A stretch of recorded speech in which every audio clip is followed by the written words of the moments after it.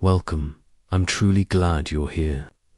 Wherever this finds you curled under blankets in the quiet blue of your room, walking slowly through dim streets with your thoughts as your only companion, or simply resting, eyes closed, letting the day fall away like silk from your shoulders, invite you to pause, to stop reaching, to stop thinking.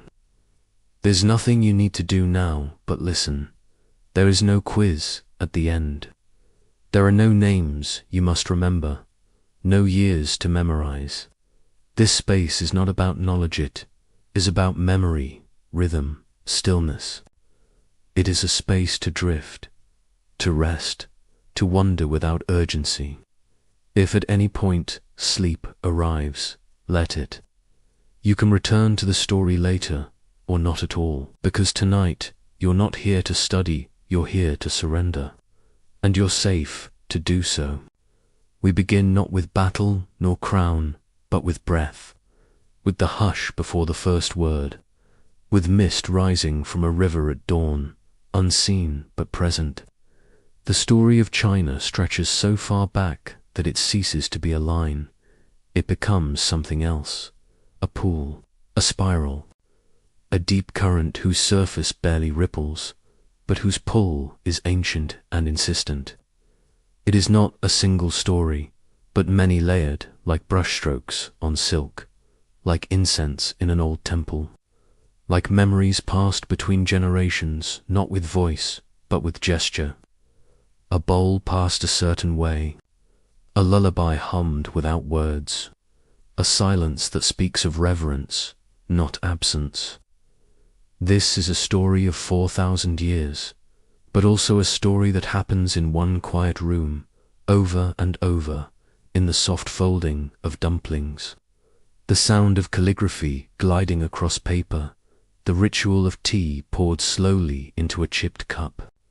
There are places in this world where time moves differently, where the clocks fail to tick, and instead the past lingers in corners like dust, woven into the wood grain of doors, the weight of fabric, the slope of old stone stairways. China is one of those places, not just as a nation, but as a sensation, as something you feel before you understand it. Here, time does not rush, it rests. It settles into bodies and language and weather. It hums in the low drone of temple bells. It flickers in candlelight reflected in polished ink. It is not loud, it is not linear. It folds back on itself again and again, whispering the same questions with different mouths. What does it mean to live, to honor, to endure? Long before the pyramids reached toward the desert sun, before Rome carved its roads into stone, before even the alphabet knew what shape it would take, China was already breathing. Along the muddy banks of the yellow river Wang, heat people began to listen to the stars, to plant seeds with ceremony, to bury their dead with care.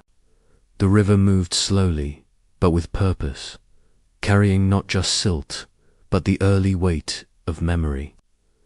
Children traced patterns in the soil. Elders spoke to ancestors whose names had become wind.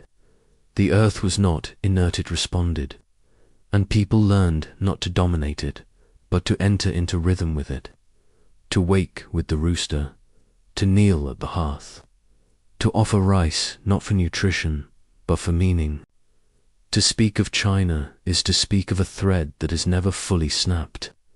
In a world where kingdoms vanish in a season, where flags are replaced and languages erased, China has remained not unchanged, but unbroken. Its continuity is not just political, it is emotional. A memory passed not through conquest, but through ritual, through handwriting, through the preparation of food, through mourning and joy and the smell of sandalwood in winter. Here, the emperor was never just a man. He was the hinge between the visible and the invisible. He was tasked not with ruling people, but with holding balance. And when drought came, or the sky turned red, or the river rose too high, it was understood not as accident, but as rupture in that sacred alignment between the heavens and the human world. In this worldview, power is never permanent. It must be renewed through virtue, through reverence, through care. But this is not a story only of rulers. Not really. It is a story of poets whose names were forgotten, but whose verses remained tucked into drawers. Of fishermen who whispered to the river before casting their nets. Of women who wove silk not for sale, but for their daughters' future. Of scholars who lit oil lamps at midnight to copy ancient texts, line by line, stroke by careful stroke. Of children who fell asleep on wooden floors to the scent of steaming rice. These people, these millions of quiet lives, are the true heart of the story, the texture, the breath, the reason it endured. The dynasty may rise and fall, but the tea still boils, the ink still dries, the spirit remains. And through all things, through war and hunger, through invasions and revolutions, through reform and forgetting, China survived. It changed, it stumbled, it burned and rebuilt, it mourned and re-emerged, it retreated inward and reached outward again. It has been both dragon and phoenix, both emperor and peasant, both silence and storm, but always, always, it has remembered something essential, that history is not only in books. It lives in the angle of a roof tile, the sound of a bamboo flute, the soft murmur of prayers whispered beside a grave. It lives in the pause between seasons, in the gap between characters, in the silence before a bell rings. So tonight we move slowly.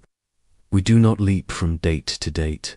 We do not measure progress in wars won or treaties signed. Instead, we breathe with the centuries. We feel the stone beneath bare feet. We walk through ancient courtyards where rain once fell and still might. We drift down rivers that know more than we do. We listen to stories not as answers, but as lullabies.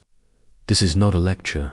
It is a reverie, a soft unfolding, a place to rest.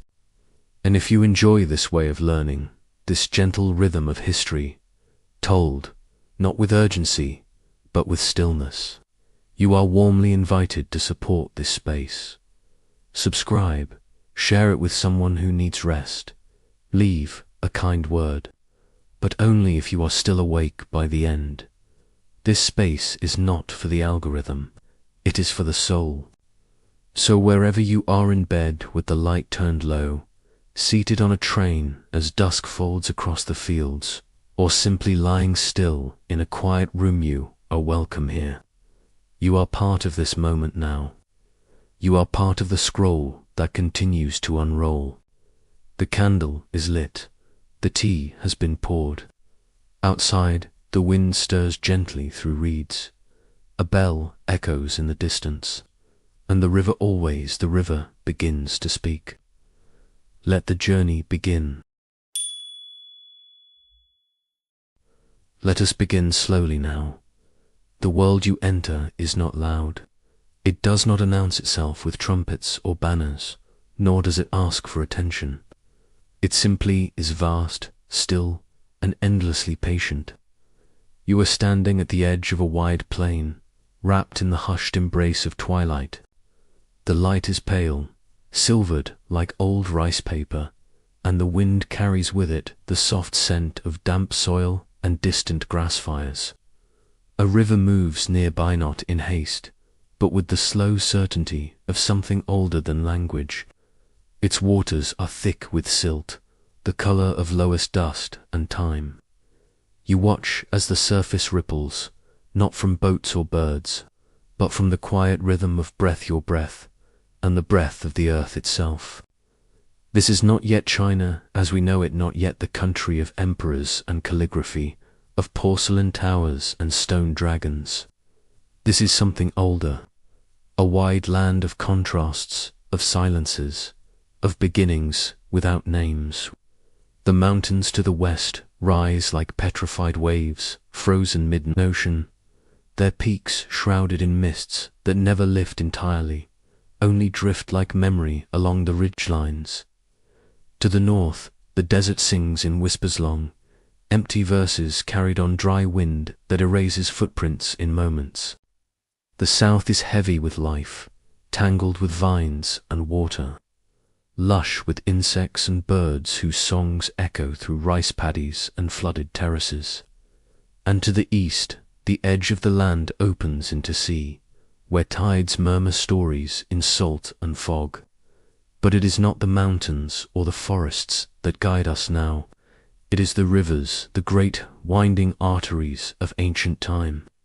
It is here, where water meets land in 1,000 variations of flow and stillness, that history began to form its first thoughts. 2 rivers shaped the soul of this landscape, and we must sit beside each one in turn. The yellow river Wang, he's not gentle. She is restless, unpredictable, and utterly vital. Her waters are thick, almost granular, tinted yellow by the fine, powdery soil she carries from the highlands. This river is both giver and taker, mother and monster. For millennia, she has flooded and receded, destroyed and nurtured. Entire villages have vanished beneath her swells. And yet those same villages have always rebuilt, again and again, planting millet in her nourishing banks, tracing ancestral rituals in the damp earth. Her presence is not one of comfort, but of truth. She does not flatter, she reminds of cycles, of fragility, of dependence. To live beside her is to accept uncertainty, to wake each morning and thank the river for not rising too high the night before, to watch children play beside her with one eye on the water and the other on the sky. Further south lies the Yangtze Changjanga River, whose demeanor is different but no less powerful. She is wide, slow, deep. Her waters move not with force but with confidence, with the quiet momentum of someone who knows they will arrive eventually. Along her basin, the climate warms, the air softens, and the land opens into patterns of green and stone. Here, rice grows in mirrored terraces that glisten like scales under moonlight. Here, villages stretch in long ribbons along the water's edge, each home with its own set of wooden stairs descending into the shallows. The Yangtze does not roar, she hums, she invites. Her banks are lined with misty mornings, temple bells, and a low, steady thud of oars. The life she sustains is slower, more meditative fishermen pulling in their nets just before dawn, potters rinsing their hands in clay-colored water, elders sipping tea on carved balconies while the sun slides lazily through gauzy clouds. Together, these 2 rivers, the wild and the calm, the northern sorrow and the southern grace, form a kind of breathing, an inhale and an exhale that shaped not only the geography, but the psychology, the language, the soul of what would become Chinese civilization. They did not merely provide water, they shaped seasons, beliefs, meals, funerals, marriages. They became metaphors. They became mothers. And in their embrace, early humans began to imagine not just how to live, but why. And yet, before all that, before cities and dynasties, and even the faintest whisper of politics, there were stories. Long, winding stories told around fires, scratched into bark, hummed while kneading grain. Stories that explained not only the stars, but the hunger, the dreams, the rain. One told of a giant named Pangu, who split the world open with an axe, his breath becoming the wind, his body the very mountains we see now, silhouetted against dusk. Another told of Nua, a goddess who shaped humans from yellow clay and sang the sky back into place after it was torn apart. These myths were not indulgences, they were necessities. They gave meaning to hardship. They made suffering noble. They linked the flood and the harvest to something larger, something watching, something that might forgive. While the gods whispered in story, human hands were busy with smaller, quieter things. Clay pots, woven mats, bone needles. By 5000 BCE, communities had already emerged along the riverbanks. The Yangshuo people crafted red pottery with careful fingers, painting spirals and fish in black pigment under flickering firelight. Their homes were dug into the earth, rounded and warm, and they lived in a rhythm of seasons, gathering in autumn, storing in winter, waiting. The Long Shan came after, with sharper edges, walled towns, signs of status.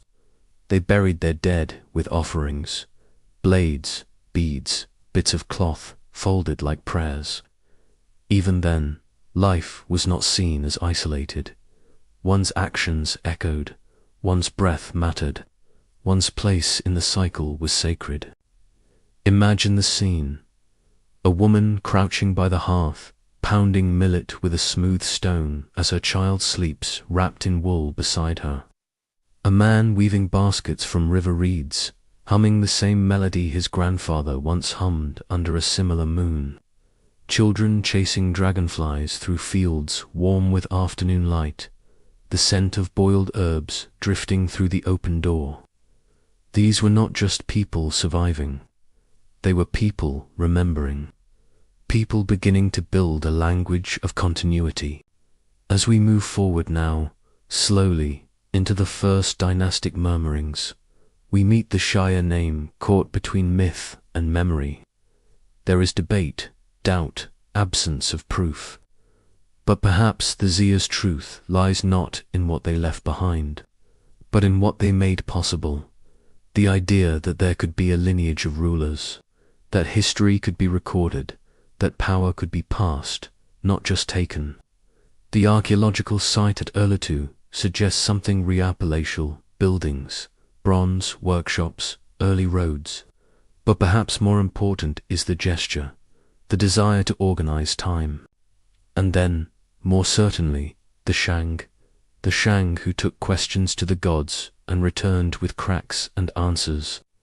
They asked the future with fire, etching characters into turtle shells, heating them until they split, reading those splits as guidance. In this sacred fracture was born writing, not just record, but invocation. The script was not for commerce, it was for communion. The Shang also crafted bronze not only for weapons, but for vessels, vessels that held wine, offerings, memory, objects so intricate they seemed made for gods rather than men. They honored the ancestors with these tools, setting them beside bones, lighting incense whose smoke wound skyward like a thread back to the dead. And the dead, they believed, were never truly gone. They listened, they judged, they lingered. When the Zhou came, they brought not just conquest, but a philosophy that would echo for over 2000 years. The mandate of heaven, the idea that power was not permanent, but conditional, that a ruler who governed poorly, who neglected the people, who let the land suffer, he would lose heaven's favor, and with it, his right to rule. This was not just political theory. It was weather, it was flood and fire. It made the earth itself into a courtroom. It made rebellion holy. But that is a story for the next chapter. For now, let us stay here, beside the river Dot. The air is cooler now. A breeze stirs the reeds. Somewhere in the distance, a child laughs. Or perhaps it is only wind.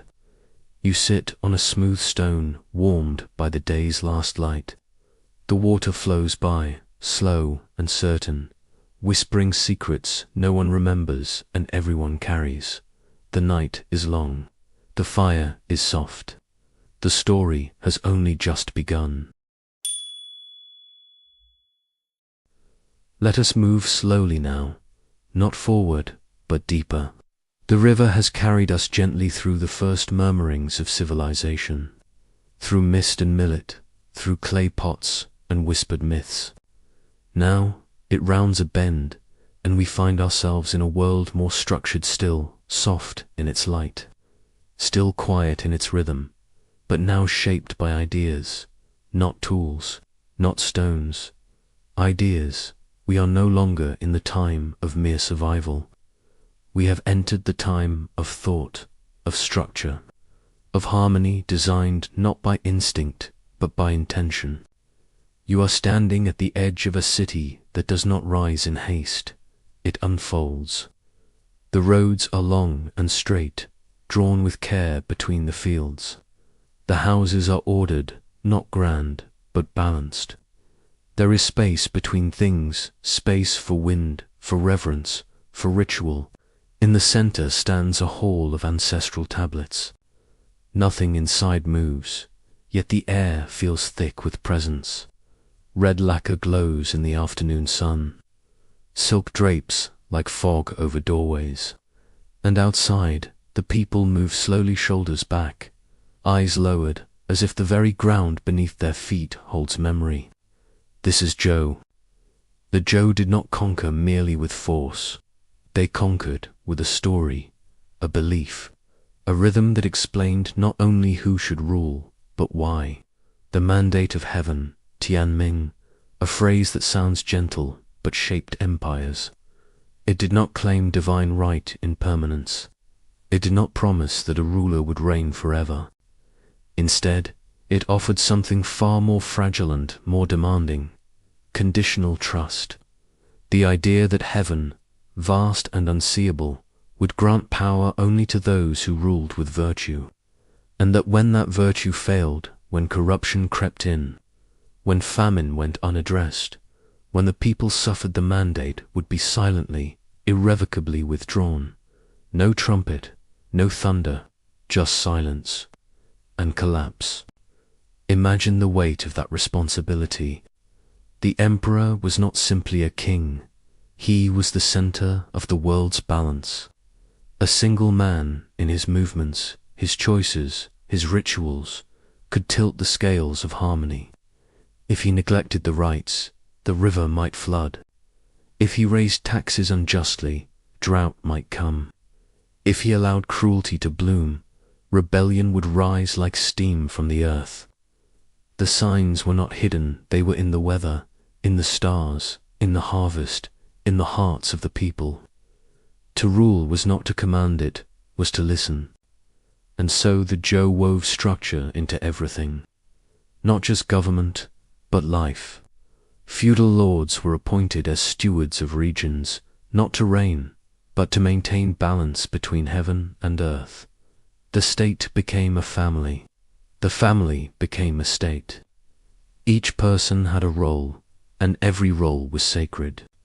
Fathers did not merely lead, they modeled virtue. Sons did not merely obey, they honored a cosmic chain. Rituals multiplied. Bowing, speaking, eating, morning jacked carried meaning beyond its surface. A misstep was not just impolite, it was dangerous. It risked imbalance, chaos. And yet there was grace in this structure, a stillness. In Joe life, time slowed. The seasons were watched with awe, not efficiency. Planting had a blessing. Harvest had a festival. Elders were not a burden, they were wisdom embodied. Children were not shaped by discipline alone, but by example. The sage did not shout, he wrote, he walked quietly, he bowed often.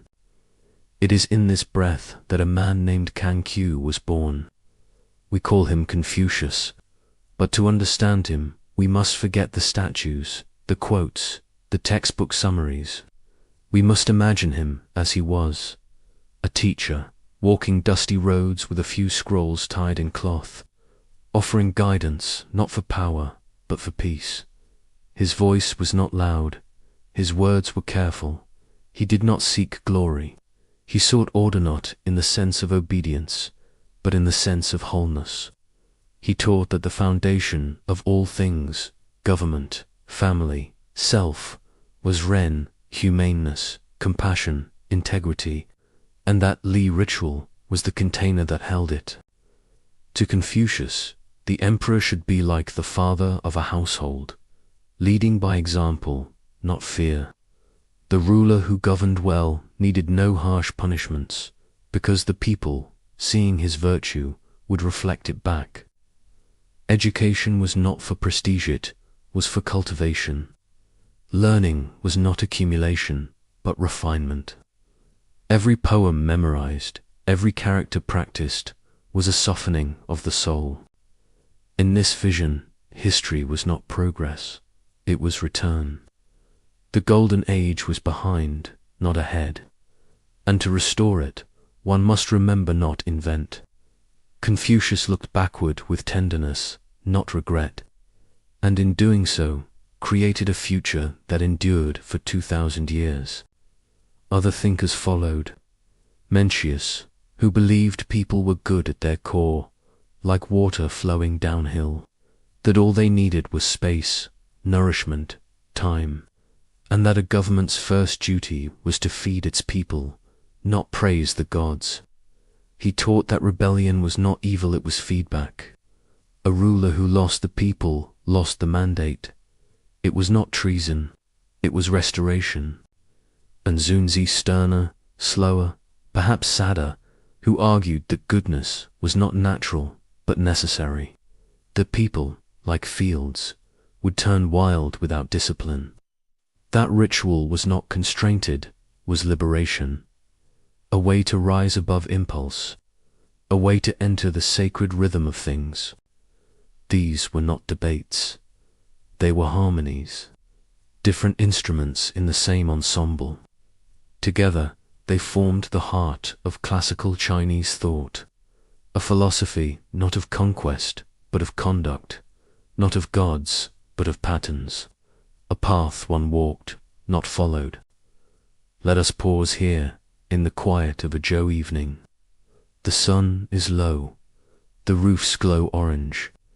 In a small home outside Luoyang, a mother teaches her daughter to grind ink on a stone slab. The scent of pine and charcoal drifts through the air. A candle flickers. A bowl of steamed grain waits by the bed. The night is slow. The father bows toward the household shrine. The child places her brush down carefully, the bristles soaked but clean. Nothing is said, and yet everything is happening. But harmony, once held, is not easily preserved. Over time, the system strains. Feudal lords grow bold. Their ties to the center weaken. They build armies. They fortify cities. The Zhou emperor, once the axis, becomes symbolic, revered in word, ignored in deed. The spring and autumn period begins, a time of polite fragmentation. States begin to act alone. Conflicts rise, not in open war, but in policy, in border disputes, in whispers. And then, eventually, the warring states. The bow breaks. Swords glint beneath the moon. Armies rise. Philosophy retreats into corners. Temples fall. The dream of unity dissolves in dust. But not entirely, because even in war, the scrolls are copied. The incense is lit. A mother still teaches her daughter to bow at the shrine. The mandate may falter, but the rhythm never disappears. It only waits. Let the day end now. Let the dust settle across the fields. Let the records be sealed, the ink dry. The wind moves gently across the palace eaves. Somewhere a bell rings, not to call to battle, but to mark the hour. The light dims, and still the mandate hovers fragile, eternal, listening. We move slowly now, not toward glory or collapse, but into the still, expansive center of something vast and deliberate. What rises before us no longer resembles a tale made of names or dates, but a living architecture, not a monument, not a legend, not a god, but a quiet and prolonged body made of straight roads, sealed decrees, bamboo slips, jars of grain, perfectly squared courts, officials dressed in grey. We are no longer in the time of sacred ritual or philosophical dreams. We are entering a new form of civilization, a machine that does not shout, does not pray, does not sing, but breathes. It has no single face, it has 1,000 hands. It speaks in parchment, it moves with the rhythm of an eternal calendar. After centuries of fragmentation, of warlords' screams, of maps drawn and erased with each spring, the unification brought by the Qin dynasty was more than a military victory. It was a structural decision, an imposition of absolute order over chaos. Emperor Qin Shi Huang not only gathered the scattered kingdoms under his authority, he imposed a singular way of counting, of weighing, of writing, of measuring the world. Coins were unified. The axles of carts were standardized. Units of distance, of volume, of farmland were carved into stone. Most importantly, a single writing system was established. Characters that every bureaucrat had to learn to copy precisely, so the state could read itself without confusion. The land was not allowed to flow like water. It was carved like sculpture. Mountains were tunneled, valleys leveled, trees cut, villages relocated, rivers forced to change course. This was no longer a nation. It was a grid imposed by will. The state was no longer an assembly of princes. It was a system in which every person had an assigned place, every function was recorded, and every movement was observed. Administration extended like an invisible net of scribes, messengers, accountants, judges, tax collectors. Power no longer resided only in the army. It lived in paper, in the red seal of official documents, in the name list carefully written by a rural official who would never meet the compeer emperor but obeyed his law with cold and exact devotion. When Qin Shi Huang ordered the construction of his tomb, he did not ask for a pyramid or a mausoleum. He ordered an underground city, a complete world beneath the earth, an army of terracotta warriors, each different, all silent, canals of mercury, ceilings painted with constellations, celestial maps buried beneath tons of soil. Death was not dissolution. It was the extension of order. But every structure too rigid begins to crack from within. The Qin dynasty, in its obsession with total control, exhausted the peasants with forced labor, the scholars with censorship, the soldiers with endless campaigns. Rebellions multiplied. The emperor died in a caravan, his corpse disguised in a box of fish. The empire that was meant to last 10,000 generations barely survived one, and yet what it left behind was not forgetfulness. It was a blueprint. The memory that it was possible to govern from the center. The design was not lost. It was picked up, examined, adapted. The Han inherited that structure and turned it into breath. They did not destroy the machine, they humanized it. They wrapped it in silk, returned the voice of Confucius, transformed obedience into ritual, law into ethics. The emperor remained absolute, but he was no longer only force. He was symbol. He was expected to embody virtue, to sacrifice solemnly, to consult ancient books, to listen not only to his ministers, but to the sky. Government became choreography, a living encyclopedia. Officials were chosen not by birth or favor, but by knowledge. The exam system began in childhood. A boy learned the characters of the Book of Rites, of the Spring and Autumn Annals, of the Analects of Confucius. He copied verses onto wooden tablets that others had copied centuries before. His calligraphy was not just aesthetic, it was conduct, discipline. Passing the exam meant entering the sacred machinery, becoming an exact piece. Not to think for oneself, but to think within the pattern. To fail meant returning to the village, to plough the land, to vanish. From the capital of Chang'an, roads stretched in all directions, with postal stations, horse messengers, detailed registers. The empire pulsed without interruptions. Each province had its numbers, its maps, its temples, its agricultural records. Bureaucrats knew how many mules were in each district, how many sacks of rice should be sent north, how many families had been born, how many had died.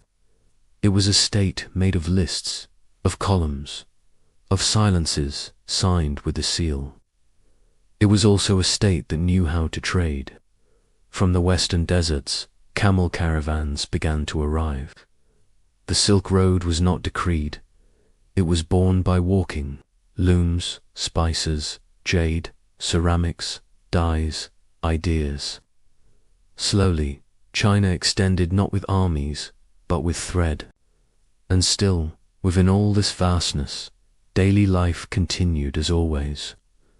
In a remote village, a woman wove beside the fire, her hands rough, thread coiled around her wrist.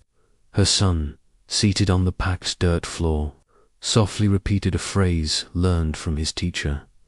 The virtue of the sage is like the wind, that of the ignorant like grass. His voice trembled, but he repeated. The sound of the loom, the scent of cooked rice, the weight of winter outside, all remained still. And in that stillness the empire lived, not in walls, not in armies, in the repeated gesture, in the copied text, in the unchanging duty. Even as the dynasty aged and the structure of the court began to warp under its own weight, even as palace intrigues festered behind silken screens and eunuchs whispered into the ears of child emperors, even as grain shipments failed to arrive on time and bandits appeared again on mountain roads once kept safe by imperial patrols, the vast and intricate machine of the Han did not simply collapse. It did not vanish like smoke. Instead, it settled slowly, deeply into the bones of the land. Its rhythms, etched into scrolls, fields, rituals, and dreams, were too deeply embedded to be undone by a single war or scandal or drought. The structure held, not with force, but with memory. The names of offices, the measurements of roads, the language of bureaucracy, these things remained in the minds of those who had lived under them. They remained in the gestures of tax collectors, in the habits of provincial governors, in the arrangement of market stalls and court etiquette and temple rites. The empire may have fractured, but the system continued to hum softly beneath the visible world, like a current beneath still water. And even when the court fell silent and the throne stood empty, even when rebel armies carved new borders into the countryside and old temples crumbled beneath moss and time, the memory of imperial rhythm remained curled inside the folds of everyday life. A mother still taught her child to bow before lighting incense. A village elder still kept records of births and harvests, even if no one asked him to. In a distant town, a schoolteacher still began the day with Confucius's words, inscribed on a wooden tablet faded by years of repetition. Bureaucrats who once served in prefectures returned to their ancestral homes, carrying scrolls and customs with them, recreating fragments of the machine in miniature, without banners, without salaries, without supervisions, simply because the pattern of order had become a kind of faith. The machine no longer needed orders from the center to operate. It had taught people to move in its rhythm, and they remembered. Now the roads are quiet. The voices of officials are gone, replaced by wind stirring through pine forests and the distant cry of cranes circling above flooded paddies. The great gates of Chang'an are closed, their red paint peeling. The halls of administration are empty, their long corridors now home to dust and echo. But the documents remain, tied with twine, neatly stacked on stone shelves, their characters intact, their ink dark against brittle parchment. Somewhere in the dark, a candle flickers briefly, and the shadows of the past stretch long across the floor. You might think the empire is gone, but listen closely. It is not. In a small home on the edge of a former province, under a roof patched with clay tiles, a boy kneels beside a table. The room is dim, lit by a single lantern whose light trembles slightly with the breeze that slips through a crack in the doorframe. The walls are bare, save for one scroll that hangs in quiet honor, its calligraphy faded, its silk mounting frayed at the edges. The boy holds a brush in his hand. The inkstone is ready. His posture is still, and with great care he begins to copy the word for virtue, tracing its long strokes slowly, not out of obligation, but from something deeper and echo that lives in his body. Even if he does not fully understand its name, he does not study to gain power. He does not study to impress. He studies because the act itself is an inheritance. The brush is not a tool. It is a thread, linking him to centuries of thought and ritual, to emperors and archivists, to farmers and sages, to the idea that order can live not in weapons or walls, but in the quiet patience of ink meeting paper. Outside, the fields wait. The seasons continue. The rhythms of planting and harvest follow the same pattern they always have. Even if the emperor no longer rules, even if the capital lies in ruin, even if the scrolls are unread and the bells are silent, the shape of the state survives, not in command, but in gesture, in breath, in the long and careful act of remembering. The machine does not need to move loudly to endure. It moves gently, like snow settling on rooftops at night, like footsteps in the corridors of memory, like a child's brushstroke stretched across silk. It sleeps, yes, but it does not forget. We arrive now in a time shaped not by conquest, but by refinement. A time where greatness no longer gallops across battlefields, but unfolds slowly, like mist across a lotus pond at dawn, settling on everything it touches with a soft, deliberate hand. The empire has not vanished. It has matured. It no longer defines itself by the reach of swords or the weight of tribute, but by the brushstroke, the stanza, the page, the song. We step into the world of the Tang and Song dynasties, where the height of civilization is not measured in fortresses or chariots, but in the quietude of scholars, in the curve of a painted mountain, in the cadence of a perfectly balanced verse. China, at this moment, becomes a landscape of texture and tone, of order woven through art, of strength made subtle. The Tang dynasty rises like a painting touched with breath and light, its borders stretching far beyond imagination, reaching into deserts, mountains, forests, and seas, absorbing peoples and customs with a grace born not of fragility, but of confidence. In the capital city of Chang'an, order and abundance dwell side by side. Long avenues cut through the city like ribbons, lined with whispering willows and lanterns swaying in wind scented with tea and sandalwood.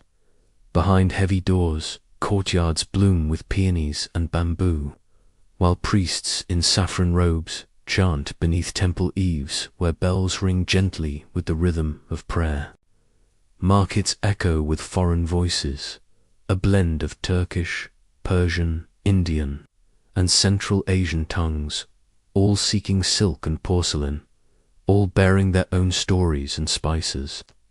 The empire is a meeting point, a vast and breathing mirror of the world, and it receives all of it with a measured, majestic calm. But what truly defines the Thames, and what will echo through centuries, is not conquest, but poetry. To be alive in the Thames court is to be immersed in verse, to wake and sleep with couplets in your mouth, to greet a friend with metaphor, to express politics through allegory, to mourn through illusion. Poets are not merely artists, they are officials, sages, historians, guides. The civil service exam tests not only governance, but lyricism. A man who cannot compose poetry cannot govern. A general who cannot recite the book of songs is not trusted to lead. Poetry flows through this empire as water through its rivers. It fills the minds of farmers and emperors alike, etched into bamboo, painted on fans, whispered into wine cups at dusk, and in its simplicity it holds everything: grief, desire, nostalgia, loyalty, the falling of plum blossoms on snow. Imagine, in a quiet scholar's studio, a man seated before his scroll. His robe is plain, his hair tied loosely with a cord of hemp. He holds a brush of wolf hair in his right hand and dips it into an inkstone that glows black like polished night. Outside, the rain falls with the sound of silk being folded. He writes a verse, carefully, not for publication or wealth, but to restore balance between his spirit and the world. 8 lines to capture a journey, a moonrise, a friendship lost. When he finishes, he does not read it aloud. He folds the page gently, as one might fold a memory, and places it in a lacquered box, knowing that the act of writing was enough. The empire has taught him that beauty is not in permanence, but in presence. And alongside poetry blooms painting, not as realism, but as philosophy. Artists do not seek to represent the world precisely. They paint as a form of reflection, to translate emotion into landscape, to conjure states of mind through ink and gesture. Mountains are not merely mountains. They are endurance. Waterfalls are not only gravity, they are freedom. The painter leaves much of the silk empty, because emptiness, too, is form. A scroll may show only a hut beside a stream, a fisherman casting his net in silence, a tree leaning into wind. There are no kings in these images, no wars, only a breath, suspended, a fragment of stillness made visible. As the Thames fades into fragility, undone by internal division and the weight of its own glory, the Song dynasty emerges, not with fanfare, but with depth. The song does not expand the borders of the realm, it expands the soul of the nation. Where the Thames reached outward, the song looks inward. It strengthens what lies within. Cities become centers not of control, but of culture. Bookshops open beside temples.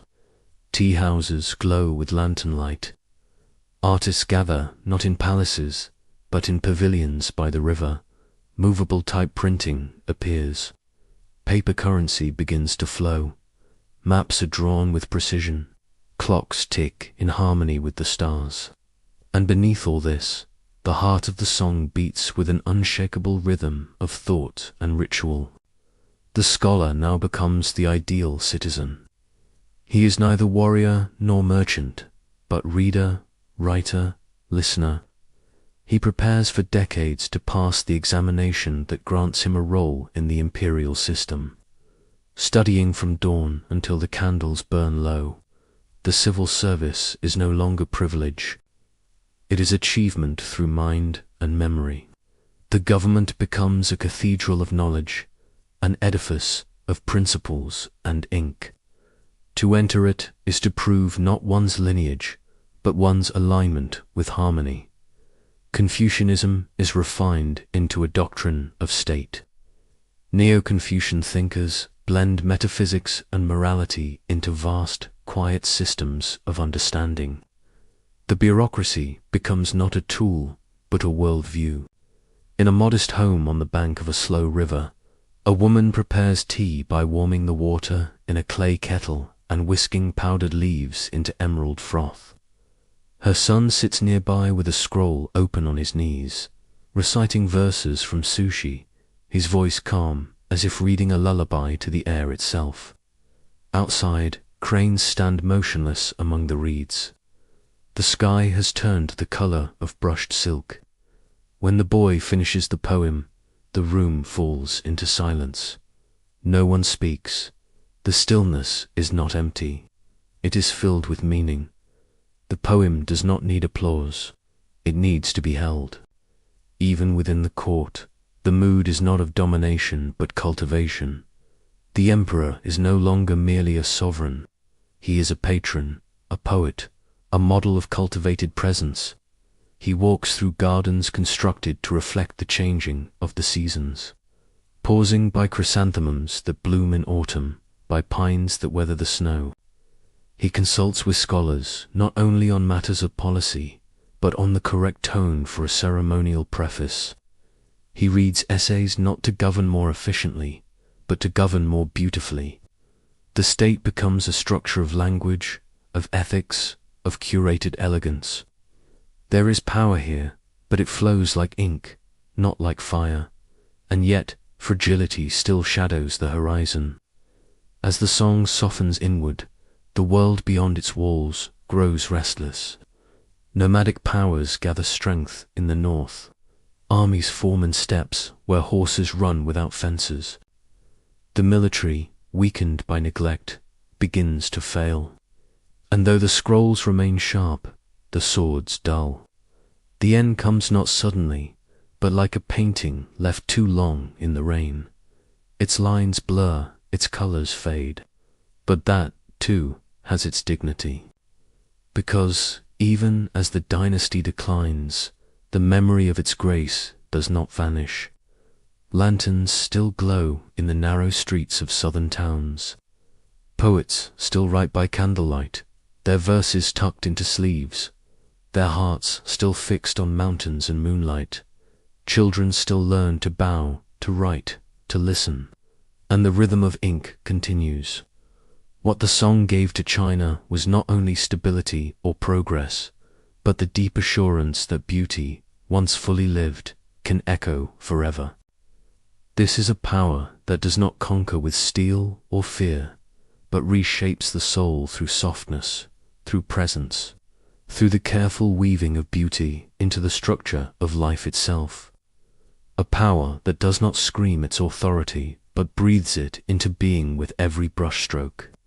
Every footstep across a polished stone courtyard, every cup of tea shared in silence beneath falling petals. It is a rule that does not impose, that does not flatten or erase, but gently invites, offering example rather than decree, cultivating harmony rather than demanding obedience. It builds not with monuments of war, but with the architecture of thought, with language crafted like woodwork, with the delicate layering of ethics and image, of tradition and renewal. And even when its era fades, and its banners are furled, and its courts emptied, what remains is not ruin, but resonance, the quiet afterimage of something deeply lived, not in glory, but in grace, a shape left in the fabric of time, like the imprint of a poem once read aloud, and then folded away in the memory of the world. Because somewhere, far from the halls of power, and long after the dynasties have crumbled into stories, a child will kneel before a small wooden table worn smooth by time and touched with the quiet fingerprints of generations. And in the dim light of a flickering lamp, he will lift a brush with steady, deliberate hands. The room will be silent, save for the gentle movement of wind through paper walls and the soft breath of ink soaking into silk. He will not write to be praised. He will not write to be remembered. He will write because something ancient stirs in him, something carried through the bones of the land, through lullabies and legends, through silence and ritual. And in that moment, when the brush first meets the page, the empire of thought and feeling will rise again, not as government or edict or monument, but as a single fragile line of verse trembling into existence, a beginning that remembers everything and asks for nothing but to be written with care. There comes a moment in the long breath of history when the harmony so carefully cultivated begins to fray. Not because it was flawed, but because something vast and unsummoned arrives from beyond the known. For centuries, China had stood like a quiet mountain, shifting subtly through dynasties and reform, but always retaining its core, a love for order, for rhythm, for poetry, for the quiet dignity of balance. The empire had protected itself not only with walls of brick and stone, but with layers of memory, with traditions repeated generation after generation, with philosophies so deeply rooted they shaped not only the palace but the village, not only the emperor but the cook, the weaver, the child tracing characters in dust.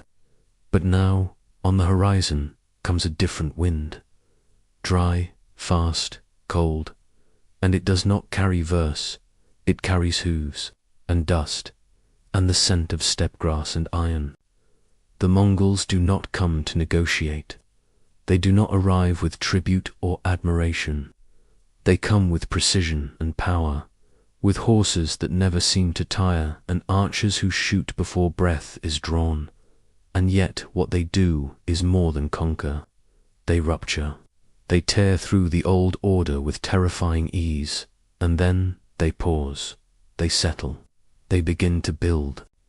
The Yuan dynasty is not a Chinese dynasty in origin. It is born of the vastness of Mongolia, of Genghis Khan's sweeping vision, of Kublai Khan's ambition to hold not just land, but legacy. And in doing so, the empire is reborn in a stranger's hands.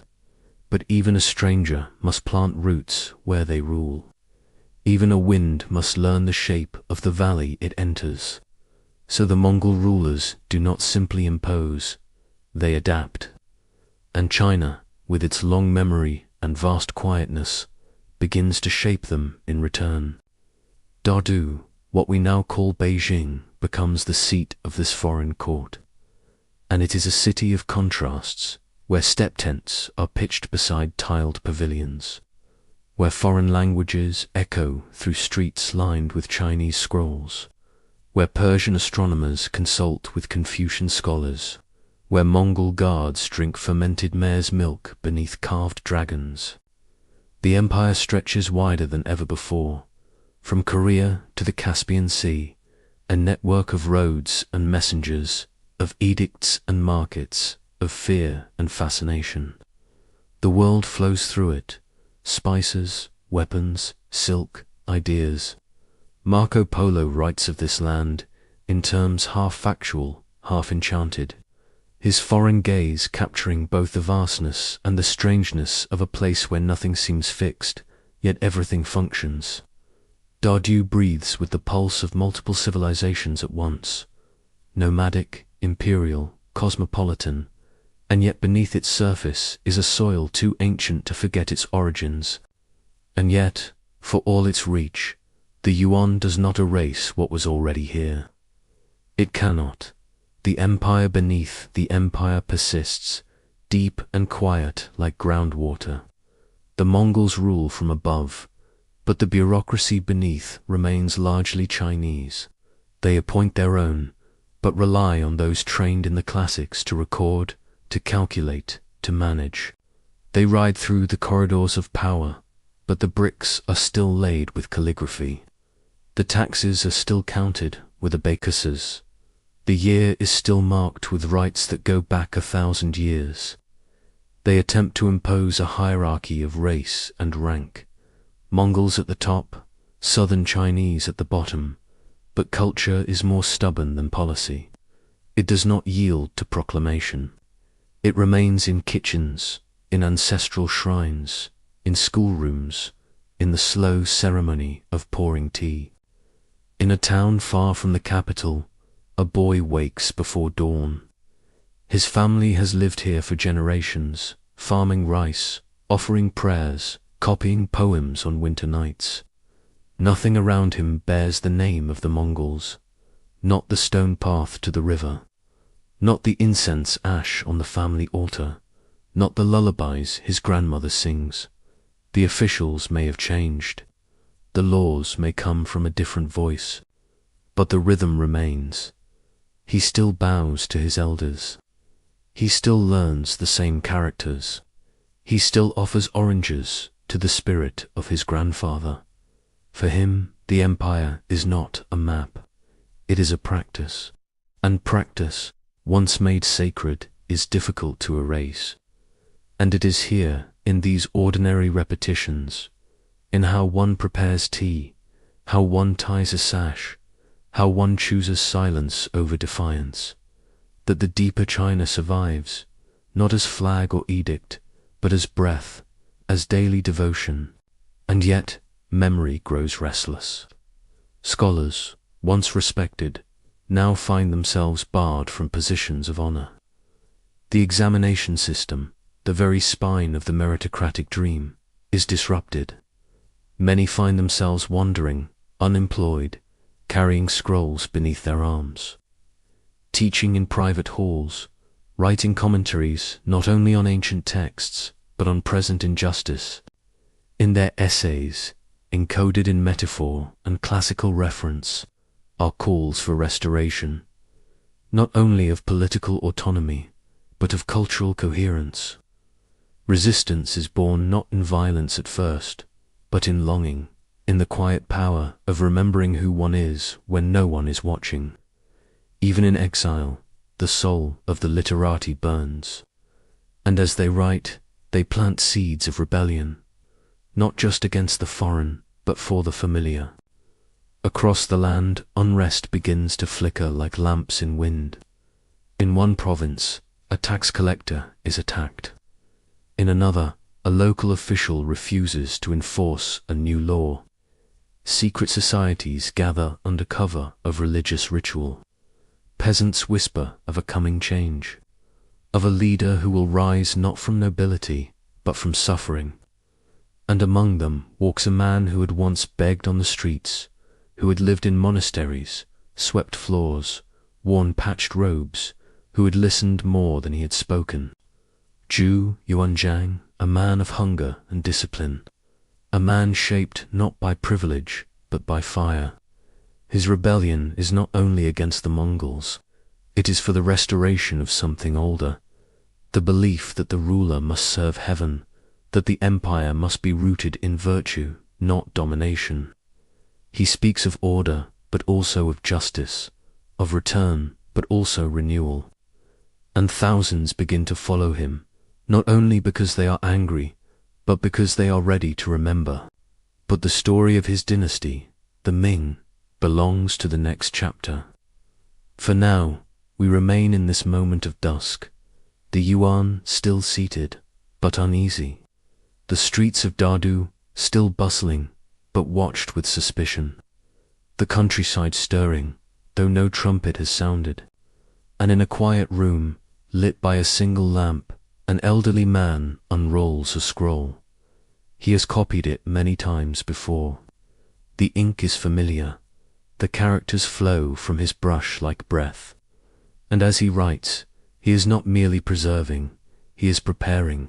His writing is an act of continuity, of stubborn elegance, of belief that no matter who wears the crown, the soul of a people lies in what it does when no one is looking. Because even when the empire is conquered, its spirit does not vanish. It goes underground. It becomes water. It becomes rhythm. It becomes a line of verse waiting to be spoken again. And when the snow melts, when the ground thaws, it will rise. Not with vengeance, but with memory. And when that memory takes form again, it will do so not as a shout, but as a bow, as a calligraphy brush lifted at dawn, as the steam of rice rising into a sky that has always belonged to those who remember how to kneel and how to write. The storm has passed, and from its retreat emerges not a void, but a shape, familiar, ancient, deliberate, a shape that does not scream its arrival but unfolds with slow gravity, as though time itself had bowed to continuity. The Mongol banners have fluttered their last above the palace gates, the symbols of a foreign rule drifting like exhausted birds into silence, and in the stillness that follows, in that weightless pause before a new era breathes its first, the land seems to exhale from somewhere deep within its oldest mountains. What rises now is not merely a new dynasty, not simply a new emperor on a new throne. What rises is memory made visible, tradition incarnated, rhythm restored after rupture. The Ming dynasty does not pretend to be innovation. It announces itself as a recollection. It walks forward while looking back. It builds not from ambition, but from an unbroken thread of return. China does not merely reassert its sovereignty. It retrieves its heartbeat. Zhu Yuanzhang, who becomes the Hongwu emperor, does not emerge from silk or scrolls or privilege. He rises from the fields, from famine, from dust. He is forged in suffering, shaped by long winters, walked without shoes, by the emptiness of rice bowls and the silence of monastic nights where he swept stone floors and memorized sutras in shadows. He is not crowned by lineage, but by endurance, and this makes his rule something elemental. His voice carries the grain of the people. His eyes have seen the bottom of society. When he ascends to power, it is not with the arrogance of conquest, but with the solemnity of one who has lost and remembers. His mission is not to construct an empire from glory, but to reconstruct a world that hunger had dissolved. He governs not from novelty, but from memory. His edicts echo the Confucian past, but they are spoken with the cadence of someone who has seen cities emptied by war, families scattered by tax, and temples turned to ash. His robes may be golden, but his hands recall labor. The early Ming court is a chamber of recalibration. It is not opulent, it is architectural. It is a forge rather than a feast. Governance is rebuilt, not only in structure, but in philosophy. The civil service examinations, once bruised by foreign rule, are restored with reverence and rigor. Young men across the empire kneel once again before bamboo scrolls and inkstones, their fingers trembling with the weight of expectation and belief. The classics return, not merely as curriculum, but as compass. They copy the analects line by line. They memorize the 5 classics. They are tested not just on facts, but on harmony, on the ability to think in rhythm with the ancestors, to weigh virtue as heavily as policy. These are not just officials in training. They are the veins through which the empire's thought must flow. And as the bureaucracy swells, it does not bloat. It aligns. It becomes not a machine of conquest, but a cathedral of form. Order is not only enforced, it is embodied. But the form the Ming restores is not only legal or literary, it is visual, it is spatial, it is tactile. It lives in the precise brushstroke of a character, in the curvature of a garden path, in the alignment of roofs beneath the stars. Under the Ming, aesthetics are not luxury, they are governance through beauty. A landscape scroll is not merely art, it is a diagram of stability. Mountains rise in measured proportion, rivers bend with balance. The white space between them is not emptiness, but presence. Porcelain is perfected, glazed in blue so soft it seems to hum, formed so thin it whispers when touched. These objects are not mere commodities. They are the fingerprints of an empire that speaks in silence. The court understands that culture is not accessory, it is architecture. In the great cities, life resumes with a steady, quiet pulse. The markets bloom again with silks and spices. The temples echo once more with ritual chants. The lanterns are lit in rhythm with the lunar cycle. The rice is planted in paddies as carefully as ink on a page. Calendars are consulted with precision. The stars observed. Festivals return to their full pageantry. Living in the Ming is not a political condition. It is an atmospheric one. The gestures of daily life, from bowing to the hearth to the wrapping of scrolls, form an invisible network of belonging. Yet even within this deep return, there is movement. Paper currency is refined to address inflation. Naval charts are updated. Port cities thrum with trade. And beyond the edge of the South China Sea, the empire begins to lean outward, not to colonize, but to gesture. Zheng He appears like a vision summoned from two worlds. A Muslim eunuch of immense stature and deeper loyalty, he is entrusted by the Yongle emperor to sail where few imagine possible. His ships are floating cities, their masts taller than trees, their hulls carrying porcelain, silk, and the weight of imperial dignity. His voyages do not seek to conquer. They are theatrical offerings of presence, to Arabia, to India, to Africa. Gifts are exchanged. Elephants return. Gold shines. But the true currency is symmetry. The idea that China has returned to itself so fully that it can extend its hand without grasping. Zheng He shows the world not strength alone, but elegance wrapped in distance. The Ming does not stay in foreign ports. It arrives, it bows, it leaves. Its message is we are whole. We do not chase, we emanate. And then the doors close, one by one, with deliberate weight, not slammed in fear, but drawn shut with the quiet finality of a dynasty turning inward, choosing containment over expansion, essence over exposure. The sails, once full and bright, are furled and stacked in storerooms that will not open again for generations, their canvas stiffening in the dark. The great archives, filled with maps and logs of faraway coasts, are sealed as if to trap the memory of salt air and foreign stars inside scrolls that no longer breathe. The court, after much calculation and ritual consultation, does not stumble into this retreat. It chooses it, not with a single decree, but through layers of policy, whispers of advisors, and a growing sense that the world beyond the walls may offer more disruption than harmony. Engagement invites instability. Contact threatens the order that has been so meticulously restored. And so the voyages cease, not because they failed, but because they succeeded too well, and success, when measured against the anxiety of loss, becomes danger.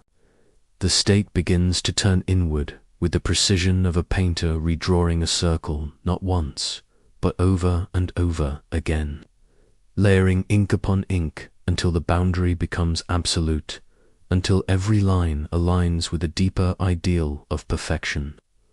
What once was open becomes sealed not by force, but by intention, by the quiet conviction that safety lies in control and that the outside world, with its unpredictability and disorder, is a threat to the balance so delicately restored. Within the walls of the Forbidden City, this turn inward is expressed in every movement. Officials walk in choreographed steps.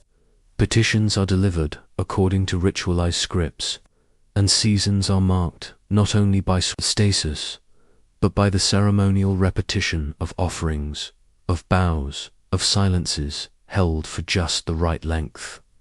Rituals are no longer accessories of governance. They are its spine. They do not merely accompany power, they define it. Ritual is now anchor. Repetition is no longer means, it is the message. The Ming becomes less a dynasty of momentum and more a crystallized atmosphere, a delicate lattice of meaning encased in aesthetic. A snowflake of absolute control, dazzling in its symmetry, yet so fragile that even the thought of deviation becomes dangerous. In such a system, spontaneity is not merely discouraged, it is treated like a crack in porcelain. Ceremony ascends above spontaneity. Proclamation yields to silence. The emperor appears less often, he speaks less. When he does, the words are formal, distant, refined to the point of disappearance. Power no longer flows in bold currents. It stills, it calcifies, it ossifies into posture, into form, into symmetry for its own sake. And in this frozen pose, the empire, once so vibrant in outward movement, so confident in the language of gesture and exchange, encases itself in a stillness that feels eternal. It does not fall, it hovers, suspended in ritual air, untouched, unmoved, luminous and cold. In a distant village, nestled between slow hills and surrounded by rice paddies that shimmer beneath a pale morning mist. The dynasty is not some far-off abstraction or imperial fiction. It is woven into the smallest acts of daily life, present in the scent of sandalwood incense curling toward wooden rafters, in the deliberate pacing of lessons where each word is pronounced like a drop of water placed gently on still surface, in the careful angle at which tea is poured into a porcelain cup so fine it catches the light like frost. A young boy kneels before the family altar, barefoot on the cool floor, placing 3 slender sticks of incense into the same cracked clay bowl his grandfather once used, a bowl darkened by years of silent offerings. His gestures are not instructed by voice, but by the weight of observation, by the repetition of ceremony that sinks into muscle and breath. His robe is simple, homespun, but his posture carries the grace of centuries. His mother stands behind him, quietly adjusting the folds of his garment with fingers that do not hesitate, hands that have remembered generations not through story, but through movement, through presence. This moment is not performance. It is prayer made motion. It is conviction passed down not in books, but in balance. The Ming lives in this household not by decree, but by rhythm. In the scroll that hangs above the hearth, its characters faded but intact. In the quiet space before ancestral names are spoken, a silence filled not with emptiness but with respect. In the crease of a sleeve, in the act of bowing, in the restraint of a meal shared without waste.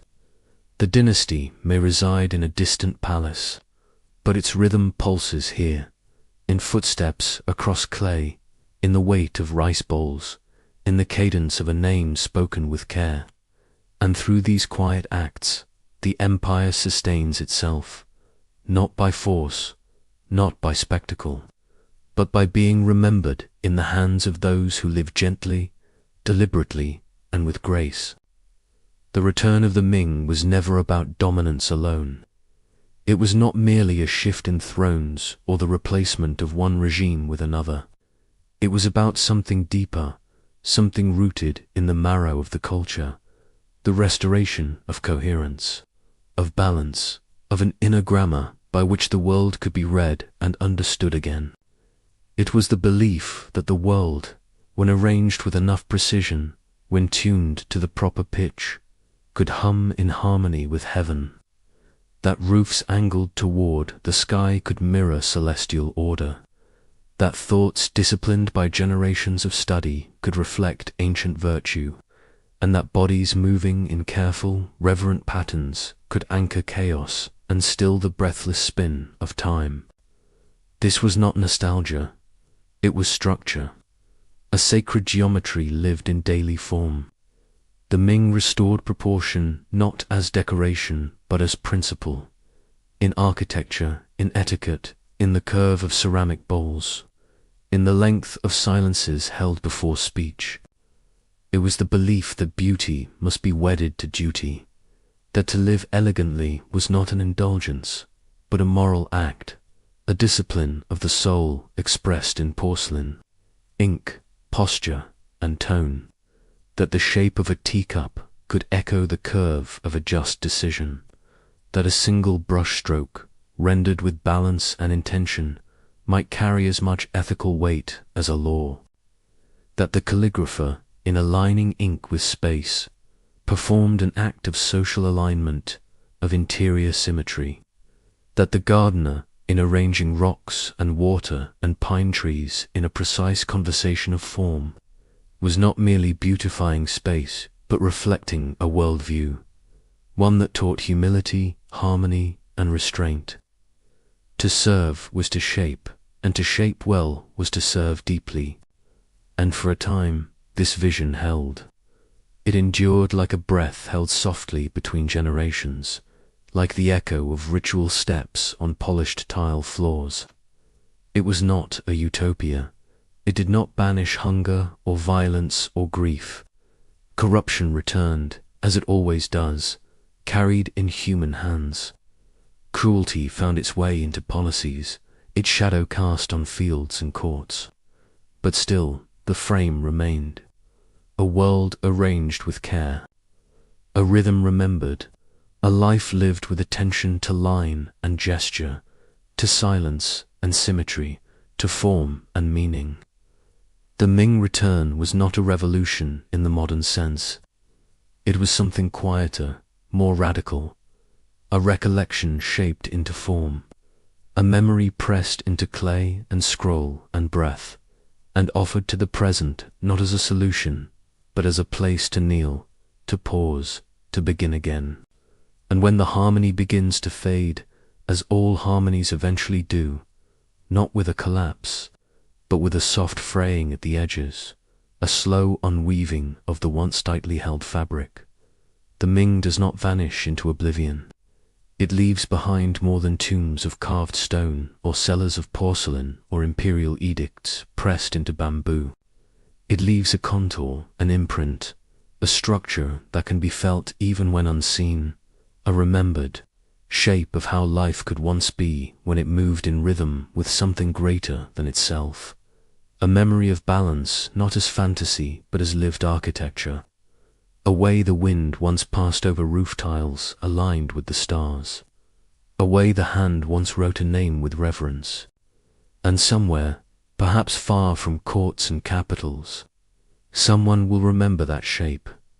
Not entirely, not perfectly, but enough. Enough to reach toward it. To rebuild not in rebellion, not with noise or haste, but with the patience of someone who understands that true restoration is rhythm reclaimed, slow, steady, unseen at first but sure. And the rhythm paused, held like breath in the lungs of time, like silence between stanzas, like a lantern waiting for the wind will begin again. Not loudly, not with proclamation or fanfare, but gently, subtly, almost imperceptibly at first. A gesture repeated, a brush lifted, a line of verse begun in the early light.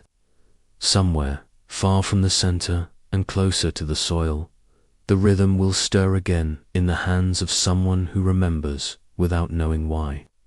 And from that small return, the whole will unfold anew. There was a moment fleeting on the scale of dynasties, but deep as the ocean, when the Chinese Empire turned not inward, but outward, and did so not with violence, but with dignity. The Ming had restored the land, secured its rituals, and rebuilt the memory of order. And in the stillness that followed, a question rose like a tide. What lay beyond the edge of the known world? And how should the empire speak to it? It was not trade alone that stirred the court, nor was it conquest. What moved the Ming to the sea was something subtler, the desire to present the restored empire not as a threat, but as an idea. The voyages that followed were not military campaigns. They were gestures, choreographed affirmations of presence, of harmony, of magnitude. As if the empire, having found its rhythm again on land, now sought to send it rippling outward across the water.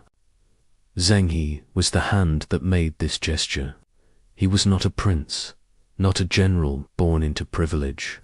He was something else, something that could only have emerged in a world as paradoxical and layered as the Ming, a Muslim born in the mountains of Yunnan, captured as a child, made a eunuch, raised within the structures of the court, and yet he became an admiral of colossal vision. His fleets were unlike anything the world had seen, floating cities with hulls broad as palaces, sails thick as woven history, and crews that spanned cultures, tongues, and religions.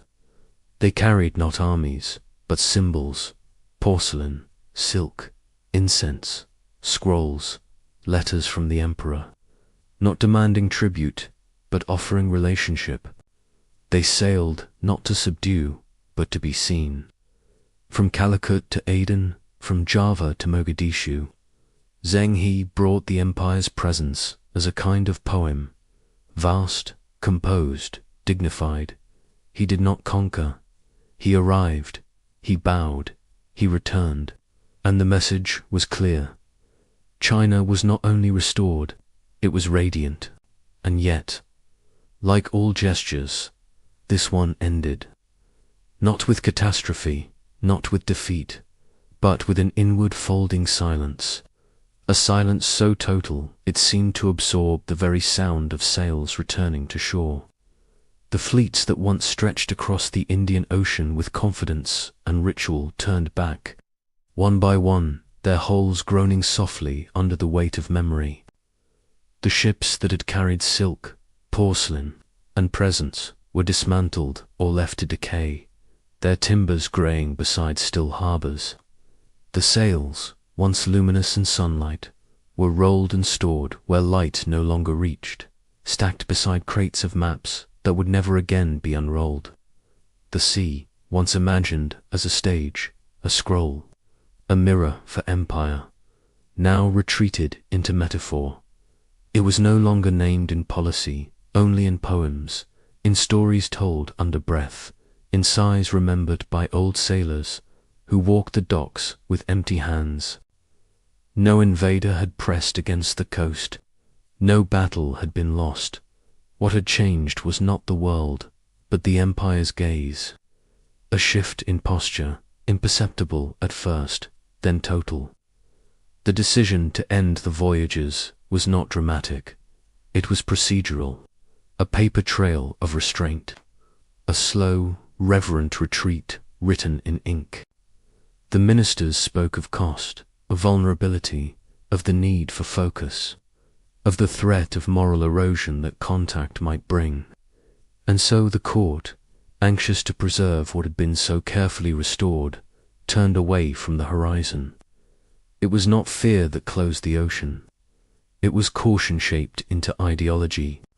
The world beyond was reimagined, not as a place of learning or exchange, but as a source of disorder, of unpredictability, of imbalance. And thus, the great maritime vision was folded shut, like a fan after ceremony. The shipyards were abandoned. The maps, so carefully drawn, were shelved and left to fade.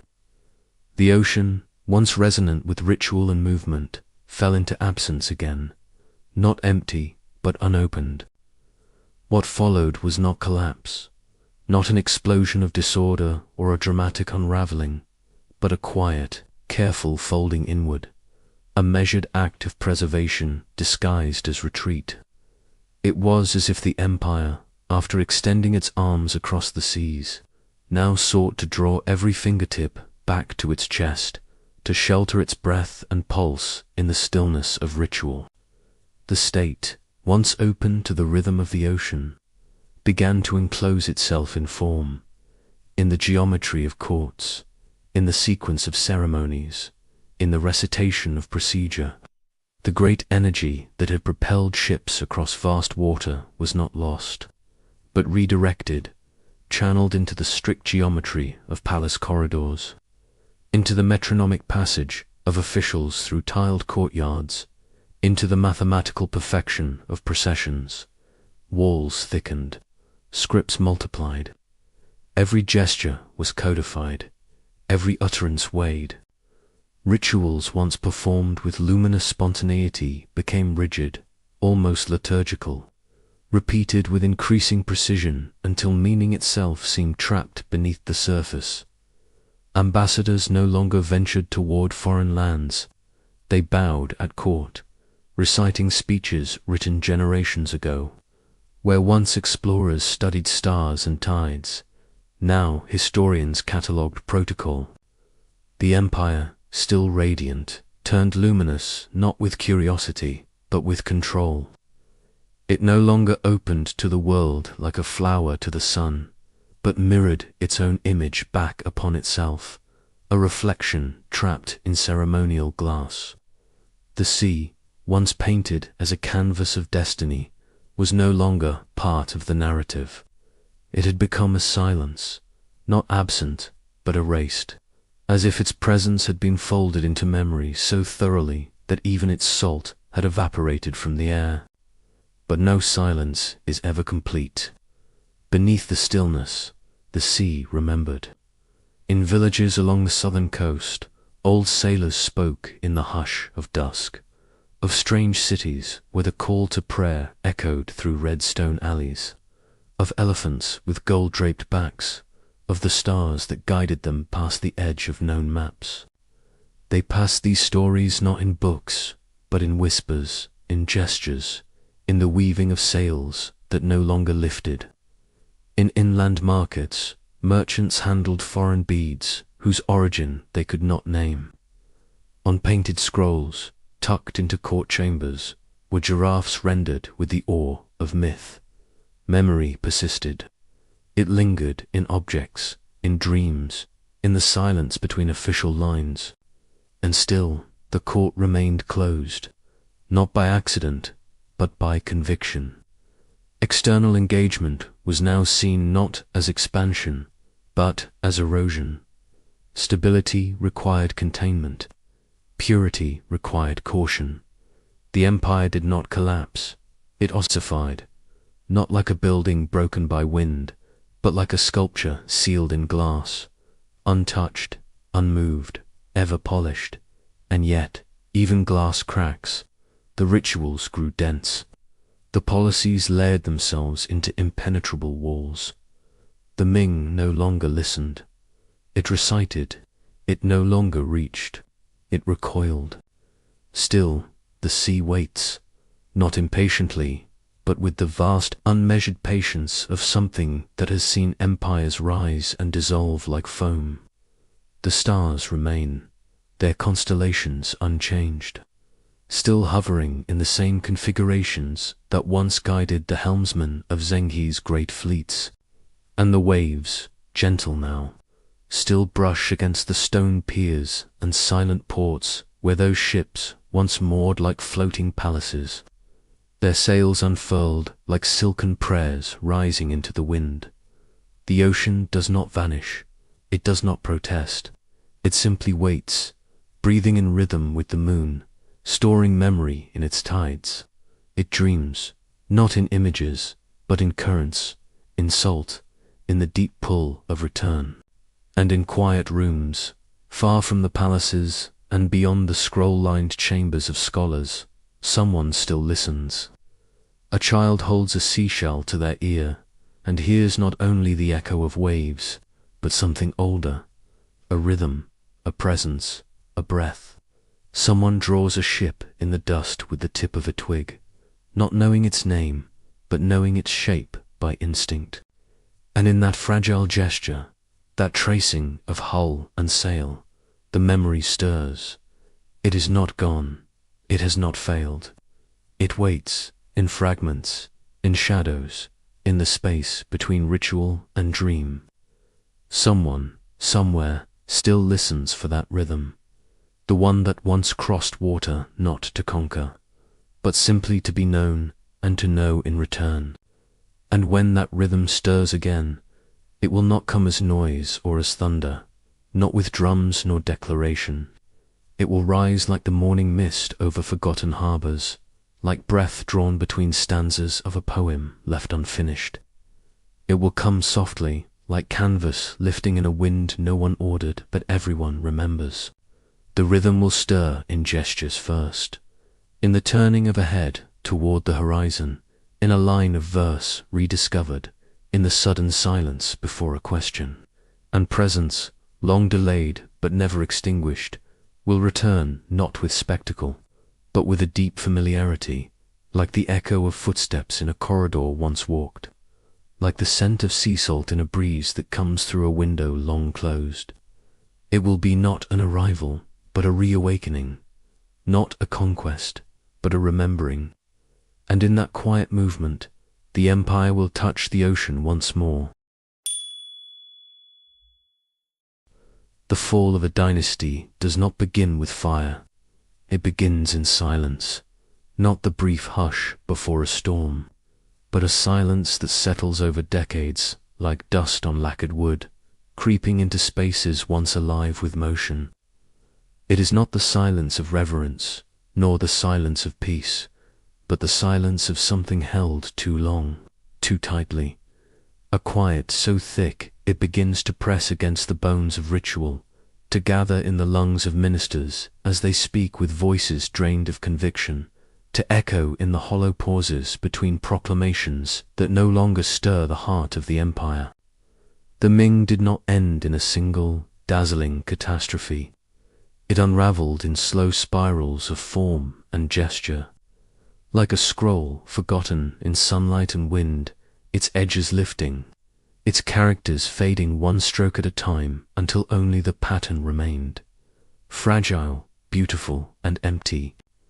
This was an empire that had once extended its presence far beyond its shores, that had once launched fleets as poems across the sea, grand expeditions woven from silk and intention, carrying gifts instead of armies, seeking not conquest but recognition, the acknowledgement of a center so vast and composed that it could afford to reach outward in grace. It had inscribed its presence across waters, with sails like calligraphy and timbers humming with ritual. And yet, not so many generations later, that same empire had come to fear even the idea of movement. What had once been gesture turned into recoil. The horizon became a rumor, the sea a mirror turned inward. It had looked inward for so long that the outside became inconceivable, its meaning dissolved into abstraction.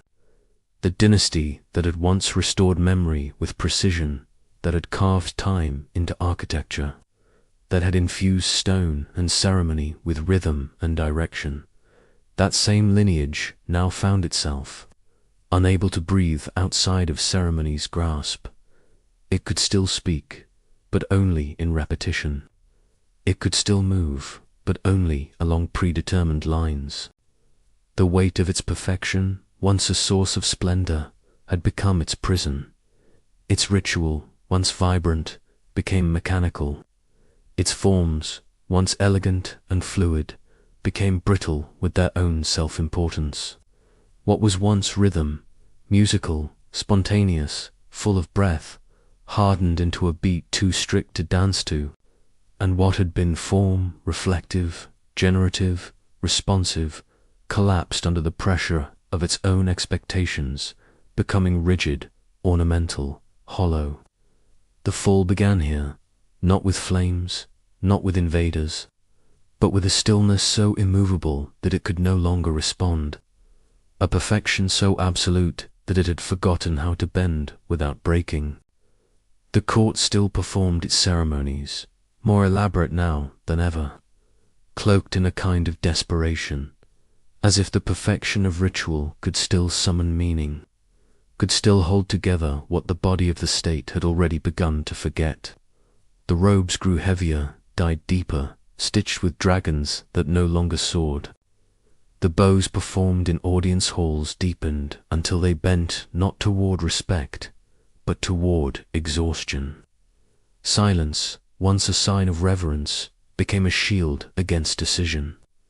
Within the forbidden city, where every hallway echoed with echoes, the emperor moved behind layers of protocol, behind silk screens, behind generations of habit. Ministers met in rooms filled with incense and worry, debating not the fate of the people, but the angle of a brushstroke on an edict. or the correct pronunciation of ancient titles. The machinery of governance still turned, but no longer knew what it was meant to move. Beyond the red lacquered gates, where the walls of the forbidden city rose high and impenetrable, the land began to tremble, not in an instant, but over seasons, over years. It was not a sudden shattering, it was a long loosening, a slow erosion of the foundations that had once held the empire together like joined beams.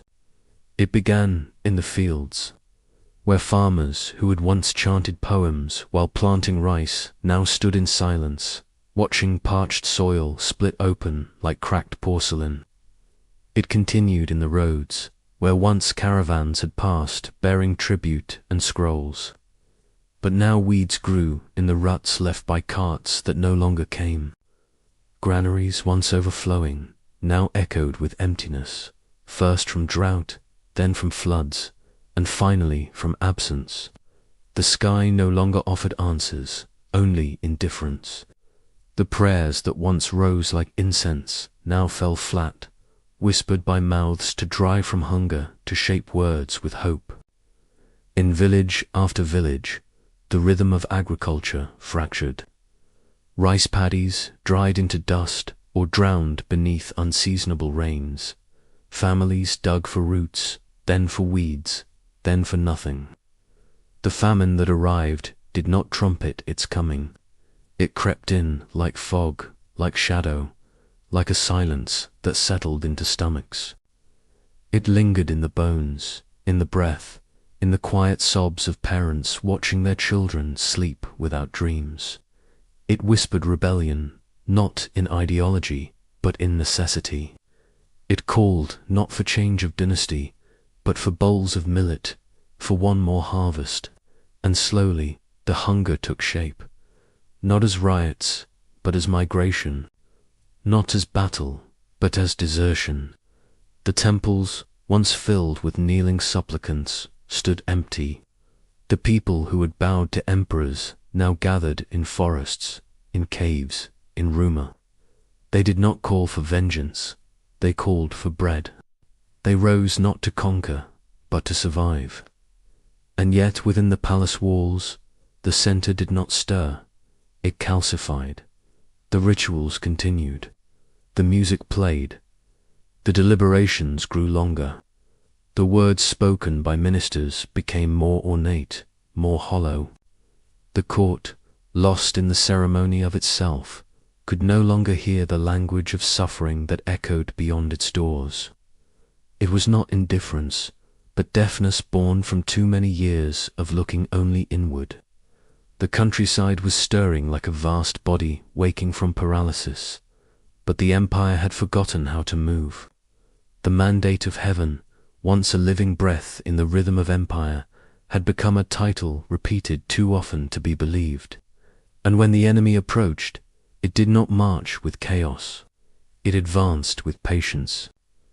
The Jurchen, then the Manchu peoples forged in the cold northern frontier, in long winters and endless winds, watched and waited. Their strength was not in scale, but in momentum. Where the Ming hesitated, they moved. Where the empire paused, they pressed forward. They arrived not only with weapons, but with vision, with order, with a promise of restored clarity.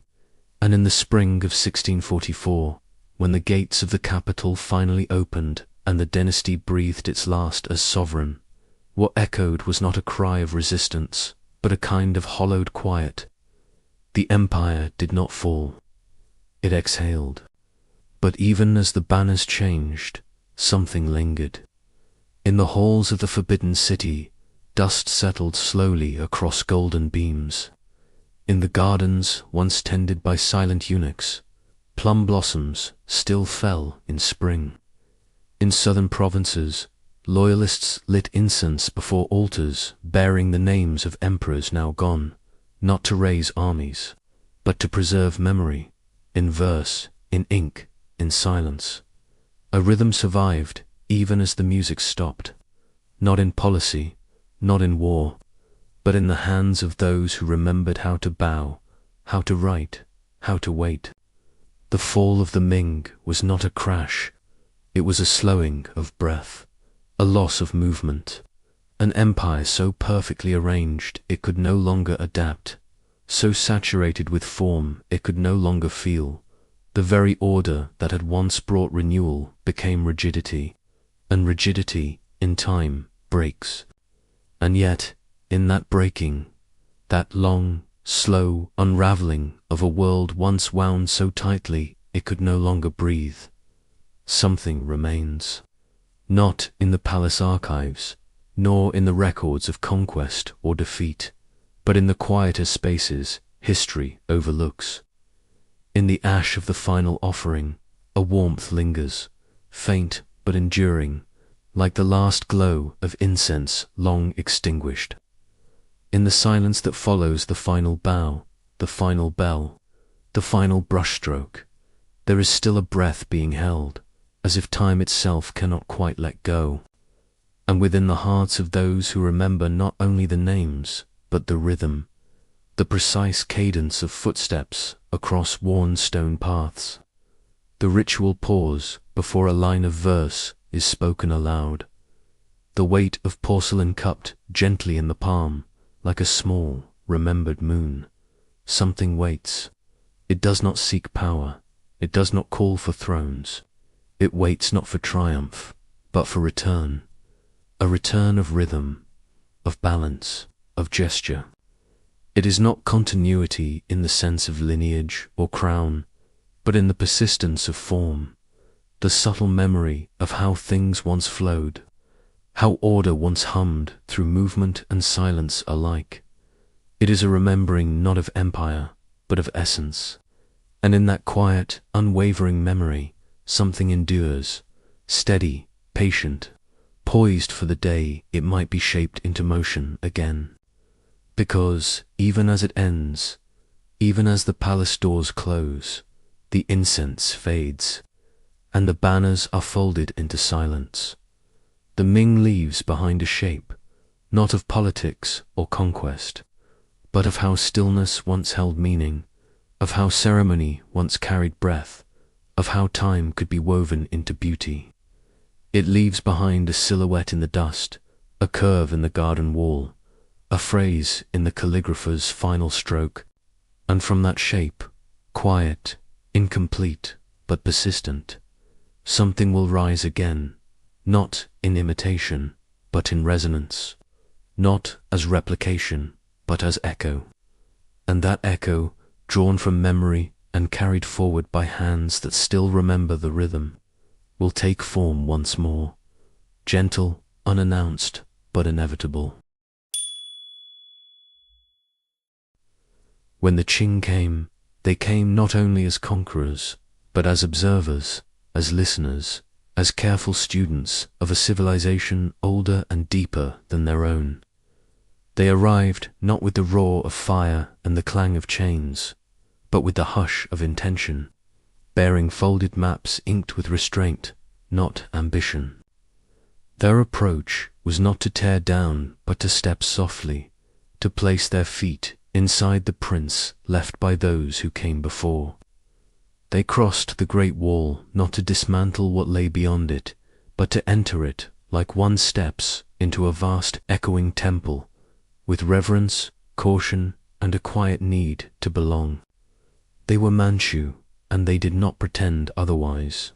They carried with them the scent of northern pine, the clipped syllables of a foreign tongue, the strength of riders shaped by snow, wind, and the silence of the frontier. Their customs were not Chinese, but neither were they hostile. They came from the steppes, wrapped in furs, mounted on horses whose breaths steamed in the cold dawn. They came bearing difference, but in the face of China's immensity, its rivers, its classics, its painted roofs and ancient scrolls, they chose not rupture, but reflection.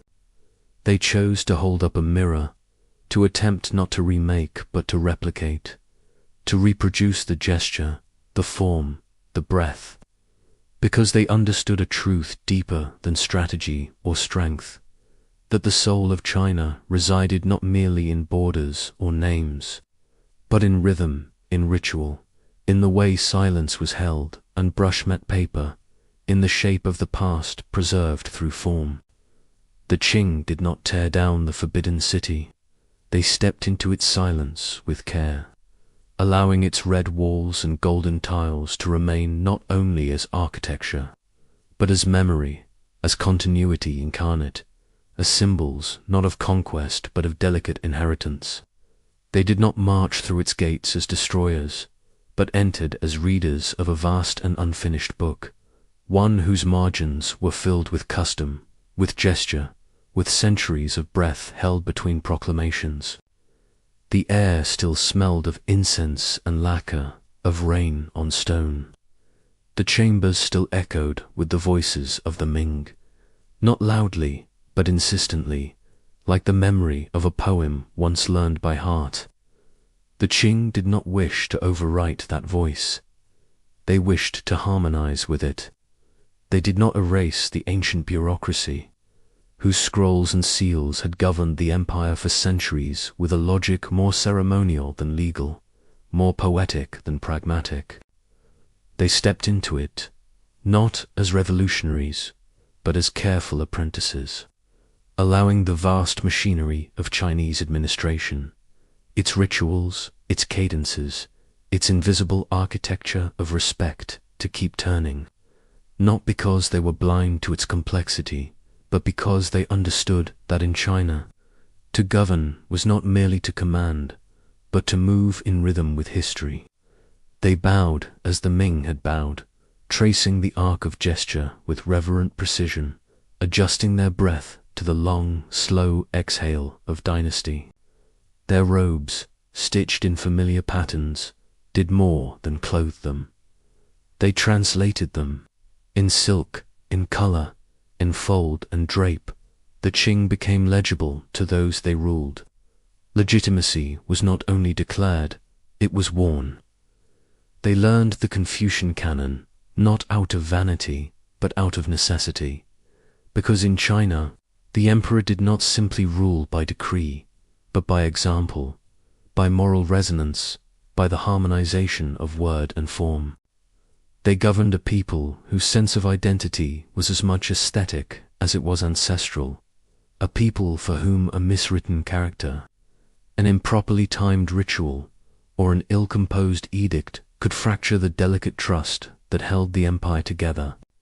The Qing learned not just to speak Chinese, they learned to breathe it, to walk in its rhythms, to thread themselves into its poetic logic. They moved through calligraphy, ceremony, etiquette, and architecture not as tourists, but as students who understood that legitimacy was not only seized, it was performed. And in return, they were permitted to remain. Not always embraced, not always celebrated, but accepted within the bounds of continuity. The people watched, measured, evaluated, and what they saw, most of all, was reflection, not invention, but inheritance, worn with care. The Qing did not claim to be origin, they claimed to be vessel, and because they knew how to mirror, they endured, and so the empire continued. The rites resumed, the fields were planted, the scholars studied, Kangxi compiled dictionaries, Yongzheng issued reforms with calligraphic clarity, Qianlong painted his admiration in scrolls and palaces, composing poems in Chinese, commissioning art that looked back even as it claimed the present. The examination system persisted. The mandarins, draped in black gauze and red coral buttons, recited the same verses their grandfathers had. Porcelain flowed from Jingdezhen. Incense rose in ancestral halls. And through it all, the Qing ruled not by force alone, but by reflection. They held up the mirror of the Ming, polished it, honored it, and in doing so, cast themselves not as invaders, but as stewards. But mirrors do not innovate, they preserve. And in time, preservation turned to performance. The reflection grew brittle. The scholars, bound to centuries-old texts, ceased to see the ground beneath their feet. The rituals remained perfect, but empty. The court, still grand, became distant, its voice muffled by the echo of its own formality, while the world beyond China surged forward, with railways, factories, treaties written in steel and steam. The Qing continued to bow, to compose, to recite. They mistook continuity for immunity. They believed that to reflect the past was to survive the future. But the mirror, no matter how lovingly polished, cannot shape what lies ahead. And yet, even in this failure, a failure not of collapse, but of stillness, of repetition without reinvention, there was grace, a quiet, measured grace that did not shout, but sustained. The Qing did not destroy what they could not transform. They did not dismantle temples or erase the calligraphy of previous reigns. Instead, they walked through history as through a garden at dusk, touching what they did not build with a gentleness born of deep, conscious restraint. They did not burn libraries. They copied them, character by character, as though each stroke carried breath. They did not silence the poets. They quoted them in imperial edicts, wove their lines into the margins of scrolls, echoed their cadences in the rhythms of official speech. They did not dissolve the shape of the Chinese world, the rituals, the rhythms, the invisible architecture of etiquette and cosmology. They carried it, not like conquerors, but like monks bearing sacred vessels through a storm. Their rule was not radiant, not flamboyant with invention or alight with modernity, but it was careful, it was durable. It was built not to dazzle, but to preserve, to carry forward what was inherited, even as time shifted beneath their feet. Not visionary, perhaps, but enduring, and in that endurance, something profound survived. Not the empire itself, which would fracture and fall, as all empires do, but the continuity of gesture, the subtle choreography of tradition, the way things moved, were spoken, were bowed to, were brewed and poured, were held. They preserved not the world, but the way of being within it. And even now, in the corridors of old academies, in the dust of porcelain kilns, in the dry pages of imperial ledgers, the Qing still linger, not as conquerors, not as heroes, but as custodians of reflection. Their mirror, though cracked, still catches light, and in that light we do not see them.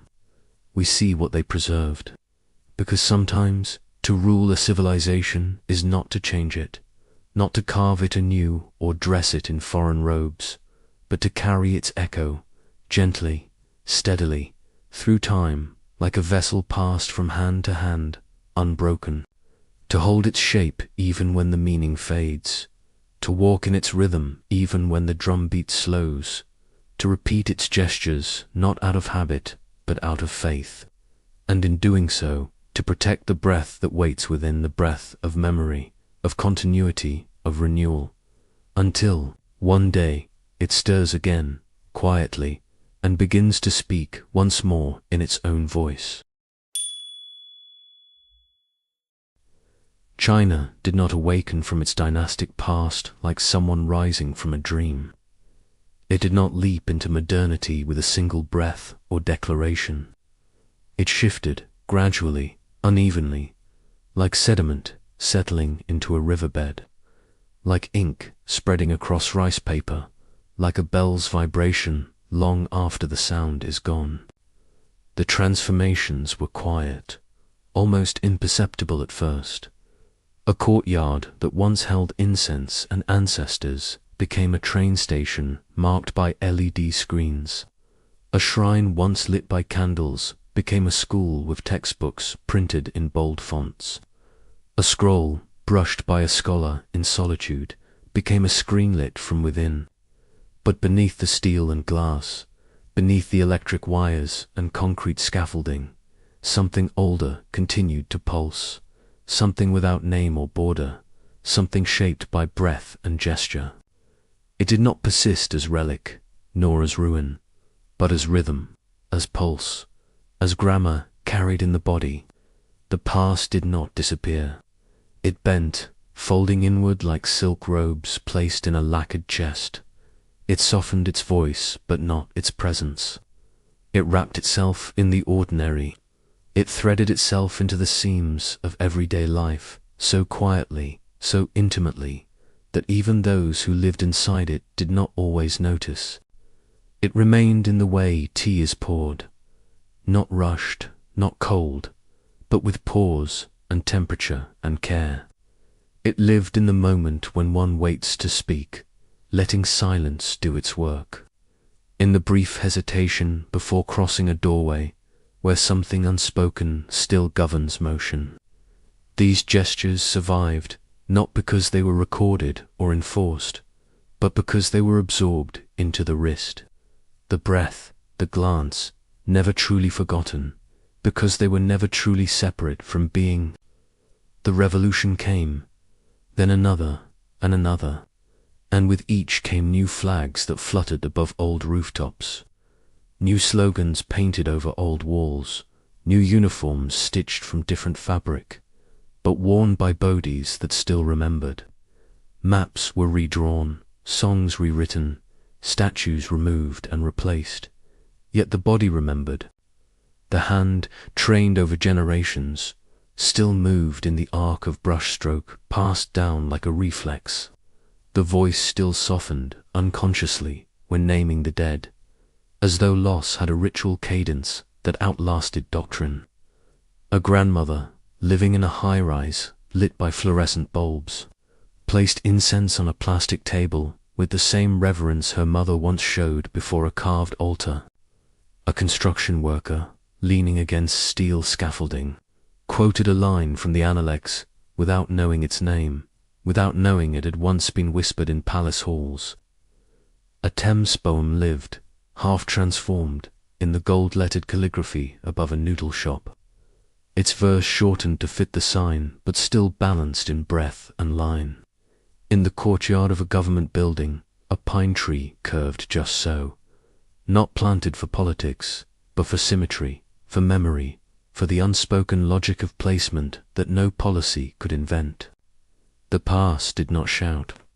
It hummed, low and steady, beneath the anthem, beneath the speech, beneath the noise of megaphones and engines. It moved not in defiance, but in undercurrent, like breath beneath silk, like rhythm in the bones, like a hand reaching for the teacup before it spills, without thought, but with centuries of instinct behind it. Even in the cities, where towers rise like metal incantations, the past walks softly, threading itself between shadows cast by neon lights, in the hush of early morning street sweepers, in the gestures of vendors arranging their stalls in the same order their parents once did. A high-speed train glides across land that once bore imperial envoys on horseback, and though its engine hums with modern precision, it follows routes not unlike those traced by ancient scrolls. A touchscreen glows in a restaurant where, just outside, red lanterns swing in wind that smells of sesame oil and rain, echoing the old marketplaces where voices once rose in a symphony of bargaining and storytelling. The skyscrapers themselves, steel-clad and luminous, lean like modern pagodas, their uppermost corners angled with a quiet reverence, their forms unknowingly paying tribute to structures that stood for balance, for orientation, for harmony with the sky. Their silhouette in twilight is not unlike that of ancient watchtowers, watching, remembering. The architecture may be different, but the instinct is the same, to shape space with meaning, to climb, not only in ambition, but in reverence. Their corners turn upward like forgotten prayers, not because anyone commanded it, but because form remembers what the mind no longer holds. The past in China does not announce itself. It has no need for proclamation.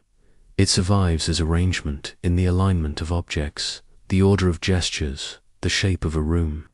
It is cadence, the unspoken tempo of daily life, how a sentence rises and falls, how one listens before answering. It is mood, not sentimentality, but a feeling folded into the folds of fabric, into the warmth of soup, into the timing of a pause. It lives in the way silence is held before a speech, not as hesitation, but as architecture. It lingers in the way rice is scooped, carefully, deliberately, with a weight that recalls both famine and plenty. It endures in the fact that doors still face certain directions, not because anyone demands it, but because harmony still whispers in the compass.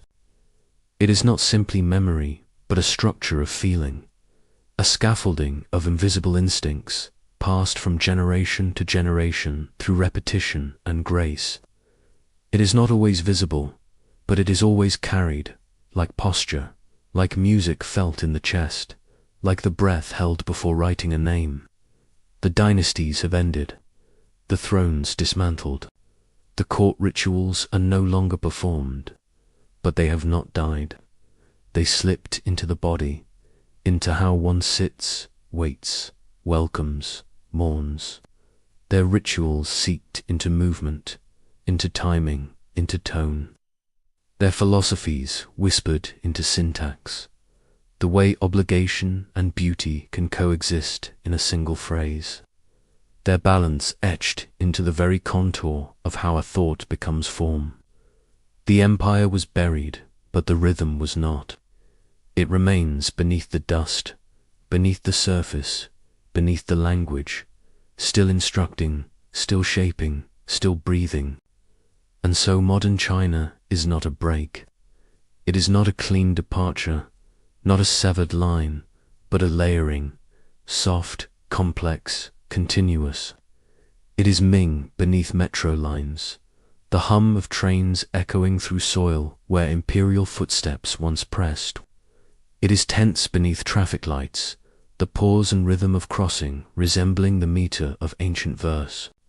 It is song beneath schools, the classroom's chalk dust swirling like powdered ink, the repetition of memorized phrases echoing the cadence of scholars once bent over bamboo scrolls. It is the brushstroke beneath the LED sign, a curve of light shaped by the ghost of calligraphy. It is the poem beneath the party slogan, its cadence shaped by rhythms far older than ideology. It is the ancestor behind the ID number, their lineage not listed, but felt in posture, in silence, in the way a name is spoken during festivals. The country moves fast, with escalators and engines, networks and screens, but not without memory. Its velocity pulses over roads paved atop footpaths once walked by philosophers. It builds, with glass and steel, ambition and invention, but not without echo. The scaffolding of its future rises from foundations that were never erased, only built upon, absorbed into the layers of time like sediment pressed into stone. The skyscraper, all glass and brilliance, still casts a shadow shaped like a pagoda, its corners reaching skyward in a gesture that once belonged to prayer. A satellite beam arcs over a temple courtyard where incense still burns in the early morning, fragrant, quiet, unresolved, and a new anthem, bright, forceful, forward-looking, is still sung with an old cadence. Its intervals carried not by policy, but by breath-long trained in ancient rhythm, because here history does not pass like a storm or a season. It does not vanish or complete itself. It continues, like breath, like music, like a path walked daily, until it becomes a part of the earth.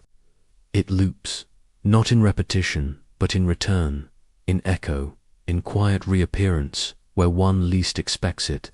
It exhales, not with force, but with patience, moving softly through gestures, through pauses, through the curve of a sentence spoken without knowing it holds centuries.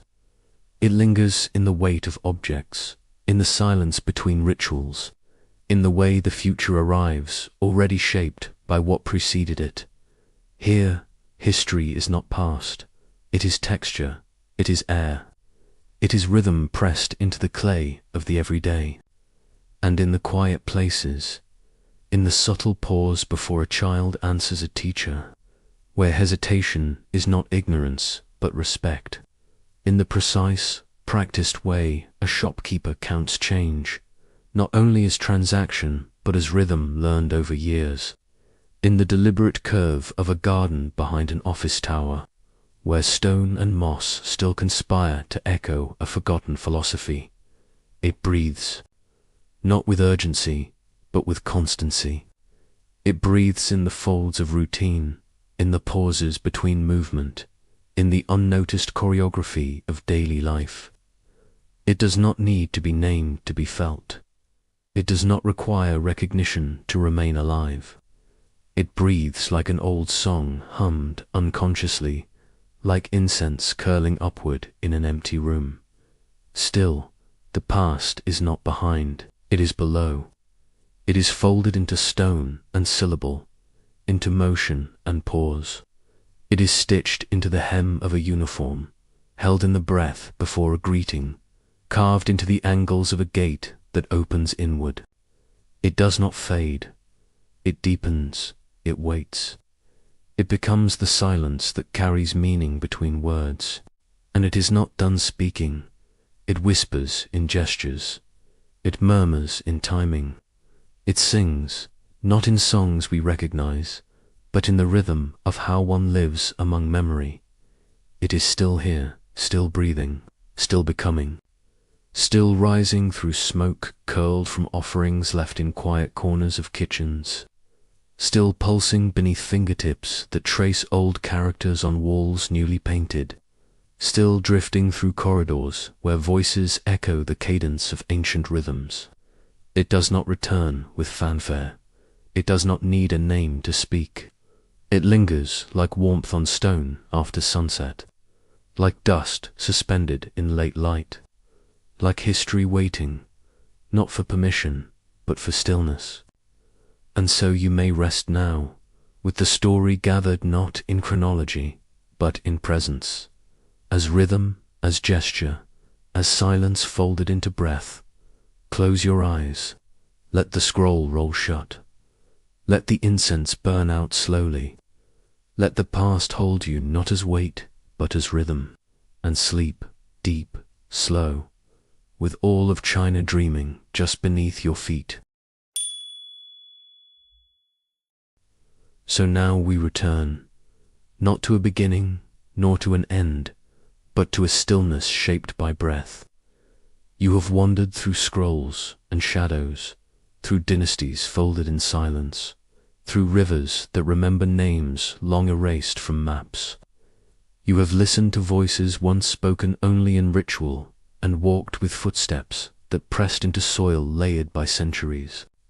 The story, like all stories worth keeping, continues, not in lines, but in circles, not in conquest, but in echo, not in victory, but in the quiet choreography of memory.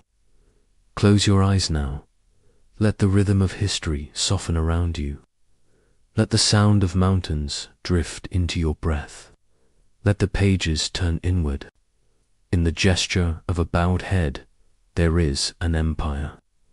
In the pause before pouring tea, there is a century. In the curve of a gate, there is a philosophy still listening. You are not outside of history. You are resting inside it. Let it hold you. Let it deepen. Let it disappear into the hush where memory becomes form. Because sometimes sleep is the only way to carry the weight of time. And dreams, slow, unhurried dreams, are where rhythm returns without asking, good night. Rest gently. Let the echoes find you. And may the breath of all that came before walk beside you until the next story begins.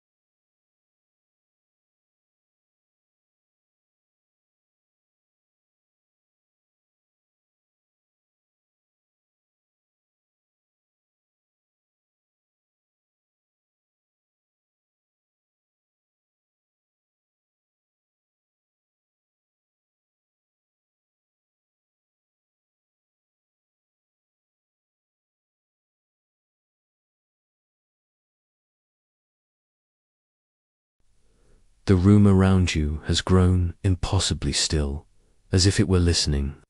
Not just quiet, but that deeper, older kind of silence that only arrives after long hours of motion. When the world itself exhales and leans gently into rest, the air feels heavy in a soft, deliberate way, like thick velvet draped across your shoulders, warm and familiar, drawing the day to a close. You've made your way here, not with urgency, but with quiet intention, through hours filled with thoughts that flickered and faded, through rooms that no longer ask anything of you, until at last you arrive in this quiet space where no one is watching and nothing is expected. Outside your window, the last hints of daylight have slipped away unnoticed, and the sky, now dark and deep and endlessly still, presses gently against the earth like a hush laid over everything.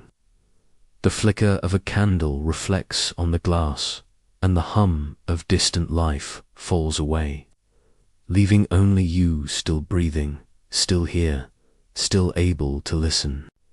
There is a particular kind of stillness that only night can offer. Not the absence of sound, but the slow retreat of noise into the folds of the world, like a cloak being lifted from the shoulders of the day. You can almost hear the shutters settling into place, the last footsteps fading down stone alleys, the wind curling into corners where it will sleep until morning. The burdens of the day, the decisions you didn't quite make, the questions you didn't yet answer have lost their shape in this darkness. They no longer push or pull at you. Instead, they sit quietly at your feet like dogs that have been fed. You are allowed now to drift, not with purpose, but with softness, with openness, with the kind of quiet curiosity that doesn't require understanding. This is not the hour of history's great dramas or thundering voices. This is the hour of breathing wood, of ink drying on forgotten letters, of candle wax hardening slowly in the chill. And so you step gently into a different rhythm, one that does not belong to today or even to this century. It is older, slower, stitched into the fabric of nights that came long before and will come again long after.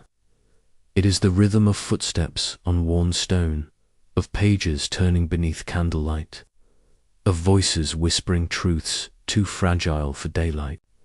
It is not the rhythm of facts, but of textures and shadows, of hands pulling blankets tight against the cold, of shutters drawn not against enemies, but against the draught, of hearths that still hold the last breath of warmth, long after everyone has gone to bed. And in that rhythm you begin to feel something deeper, recognition perhaps, or simply the sense that you have been here before. Not in this exact place, but in this exact feeling, this exact hush, the stillness of a world not yet changed, hovering on the edge of transformation. You are not here to remember battles or memorize names. You are not here to measure power or trace the geometry of politics. You are here because something in you has always known that history is not built only from declarations and smoke and drums, but from silence and doubt and the way the light flickers before it fades. It lives in the moments between the breath before the cry, the footstep before the march, the glance exchanged in the doorway before the decision is spoken aloud.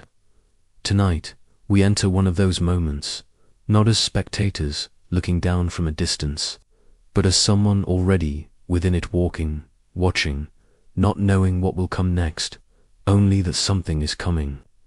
You are not a hero in this story. You are not remembered, but you were there, and that is what matters. You were there when the city still slept and the air itself seemed to wait. And before we begin, I want to pause here, just long enough to thank you, not with ceremony, not with performance, but with quiet sincerity. Thank you for arriving, for choosing this space, for bringing your breath and your attention into a story that doesn't ask to be studied, only received. This story exists because you are here to hold it. If it brings you rest, if it offers you refuge, if it keeps you company in the long hours where the mind won't settle, then your presence is not passive, is part of the telling.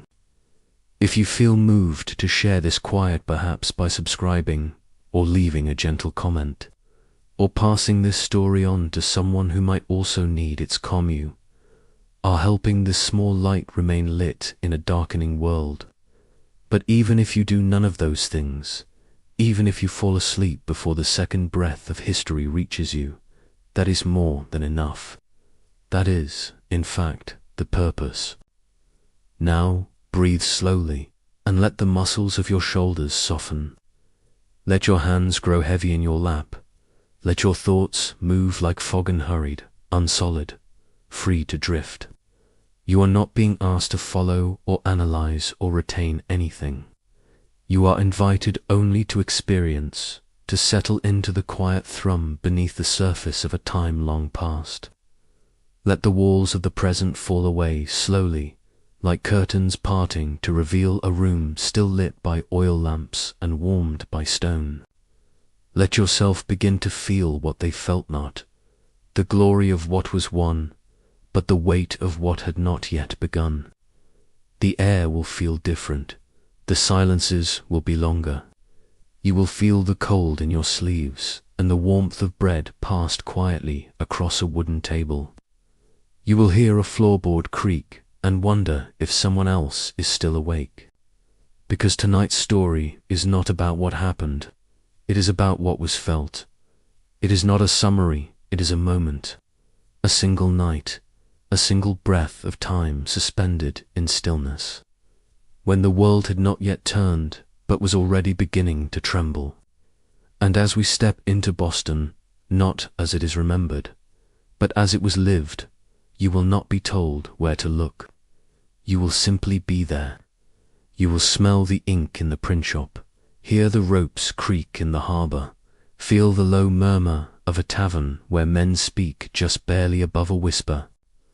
You will move like a ghost who is not unseen, only unnoticed. You will walk through rooms no one remembers and listen to thoughts that were never written down. And slowly, almost imperceptibly, you will begin to understand something deeper than dates or causes. You will begin to feel what it meant to wait on the edge of history, not with certainty, but with breath. And if your eyes begin to close, if the room begins to drift, know that there is no need to resist. The story will continue, quietly, patiently, like candlelight flickering in a room where no one speaks. The revolution has not begun yet. The muskets have not been fired, but something has shifted. The night is thick with knowing, with doubt, with possibility, and you are part of it. You were there, though no one will write your name. You were there, and now we return. You begin your approach along a narrow path carved into the hillside, a winding trail bordered by weathered stone and low, uneven fences made of dark, hand-split wood.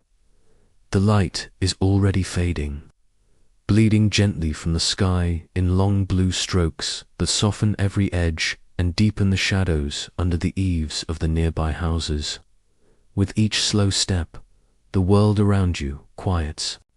The chirping of insects grows bolder as the human day recedes.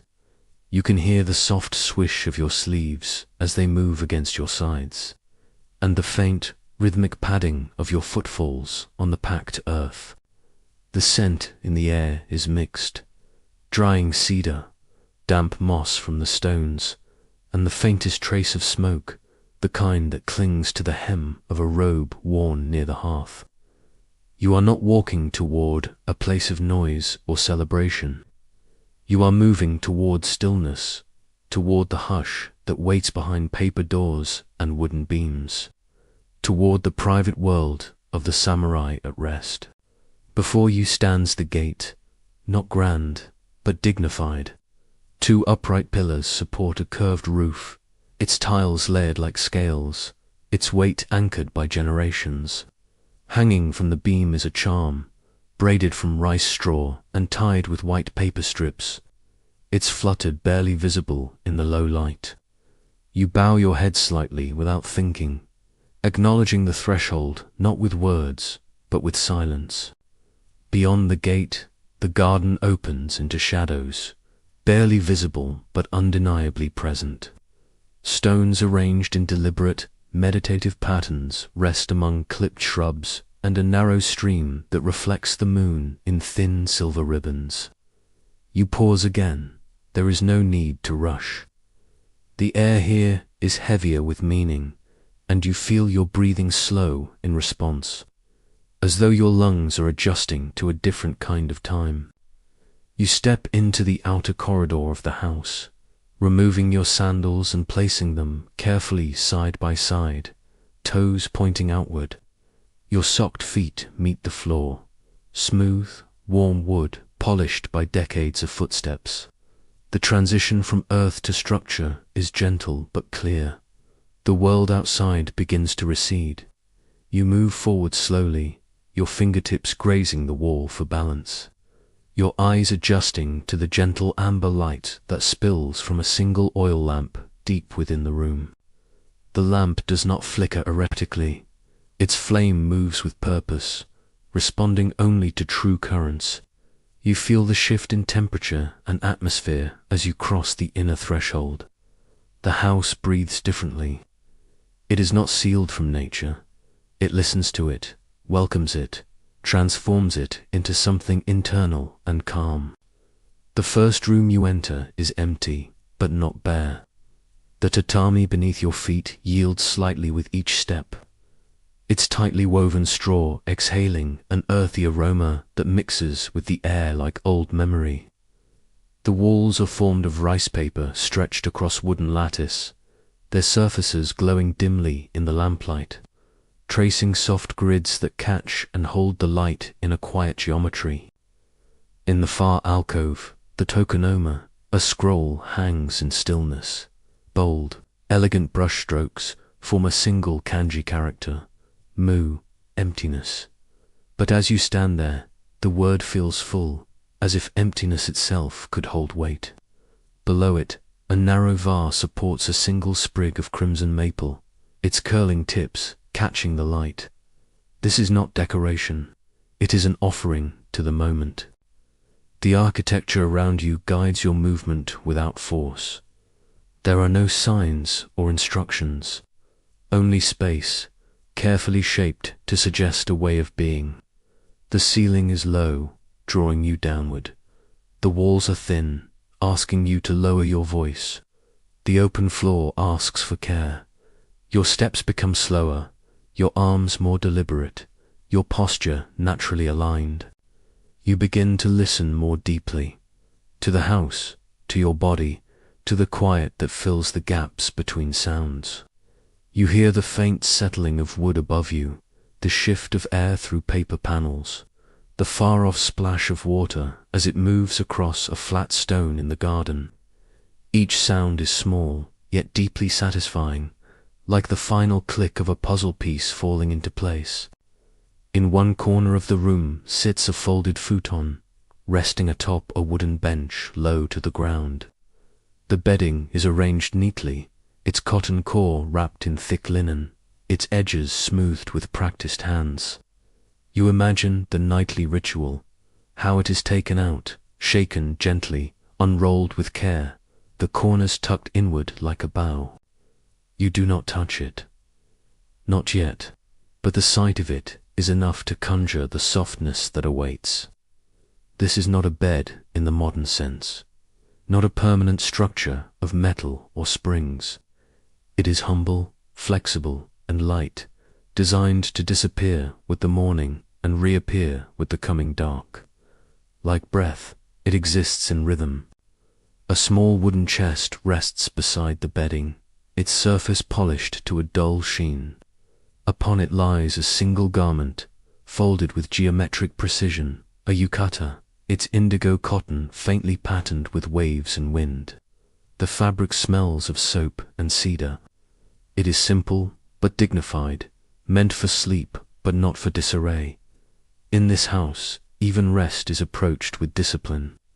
The yukata waits, not as a luxury, but as part of a sequence, part of the quiet machinery of the evening. You lower yourself to sit on the edge of the tatami, folding your knees beneath you in seiza, letting your hands rest on your thighs. The floor is cool, but not unkind. The pressure on your legs is even grounding. You sit not to act, but to absorb, to feel the space around you, to allow its shape and scent and quiet order to enter through your skin. You become aware of your own weight, your own breath, your heartbeat as it slows. You notice the faint creak of the bamboo beam above you and the smell of warm oil rising from the lamp across the room. The world outside continues, but you are not in it now. Through the open panel to the garden, the night air drifts inward, carrying with it the breath of trees, of water, of soil cooling beneath starlight. A wind chime trembles once, a single high note that shimmers, then fades. The shadows outside are long and soft, curving over stone lanterns and raked gravel. Somewhere, a frog begins to call, low and rhythmic. The garden, like the house, is not ornamental. It is a living presence, shaped not to dominate, but to remind of season, of impermanence, of the quiet movement of life outside the self. Your attention returns inward. On a shelf near the wall sits a lacquered tray with a clay teacup turned upside down, its surface mottled with the marks of hand firing. Beside it, a small box holds folded paper, perhaps for incense or poetry, though you do not open it. Everything here serves a purpose. Everything here is patient. The house does not rush. It has survived storms and snow, earthquakes and aging hands. It has been rebuilt, restored, and loved in silence. It will be here long after your voice is gone. This room, like the warrior who sleeps in it, does not boast. It contains its strength. The home of a samurai is not loud or wide. It is modest, thoughtful, ordered. It teaches through its arrangement, its textures, its shadows. You begin to feel the lesson not as something spoken, but as something absorbed. In the space between lamp and wall, in the softness of your breath, in the stillness of your folded hands, something ancient is being passed to you. And as you sit there, still and quiet, you begin to understand that this is not a house in the modern sense. It is not a place you decorate. It is not a place you own. It is a place you harmonize with. The walls do not shout. The objects do not crowd. The air is not perfumed. And yet nothing is lacking. It is, perhaps, the fullness of restraint that allows you to rest. You remain seated on the floor, your legs folded beneath you, your spine aligned with a quiet reverence that the room itself seems to request without words. Beneath you, the tatami accepts the shape of your body, as if it had been waiting for it. Its surface, woven from rush grass and layered with care, releases a scent that is not strong but persistent, the scent of dry fields, sun-warmed barns, and time itself compressed into something material. Each fiber carries the imprint of a season, each mat the memory of footsteps that have come and gone, again and again, over years and generations. The texture beneath your fingers is firm yet yielding, a faint scratch beneath the skin softened by age and familiarity. This is not a neutral floor. It is a living thing, and your presence here is not forgotten. You are, without realizing it, being held. You run your hand along the edge of one mat, following the faint seam where it meets another. The boundary is not sharp, not abrupt, but subtly felt, a delicate change in tension, a shift in weave, the suggestion of order beneath the quiet design. These seams form a silent architecture, organizing space without walls, guiding movement without instruction. Each mat, rectangular and precise, occupies a measured piece of the room's geometry. There are no markings, no colors, no numbers, yet you can feel the rhythm in how they are placed, 3 by 4 or 4 by 6, in arrangements that shape the air as much as the ground. This is a language of stillness, of placement, proportion, and breath. You are sitting inside that language now, your body part of its quiet syntax. The tatami was never meant to dazzle. It was never meant to impress. Its purpose is not visual brilliance, but tactile serenity. It serves by disappearing, by becoming so familiar, so essential, that you forget you are even touching it. And yet, when you pay attention, there is detail beyond expectation. Each woven strand bears slight variation, some thicker, some more taut, others slightly darker, as if kissed more deeply by sunlight before harvest. The subtle scent shifts as you move your head closer, dry and herbal near the edge, more earthy and compact near the center, where weight often rests. These shifts do not call out, they wait for your awareness, they reward slowness. As the light of the oil lamp shifts, its flame reacting to unseen drafts in the room, the tatami becomes a canvas of moving shadows. The tightly woven grass catches the low golden light in alternating ridges, creating a pattern of brightness and dusk that travels across the room with every breath of the lamp.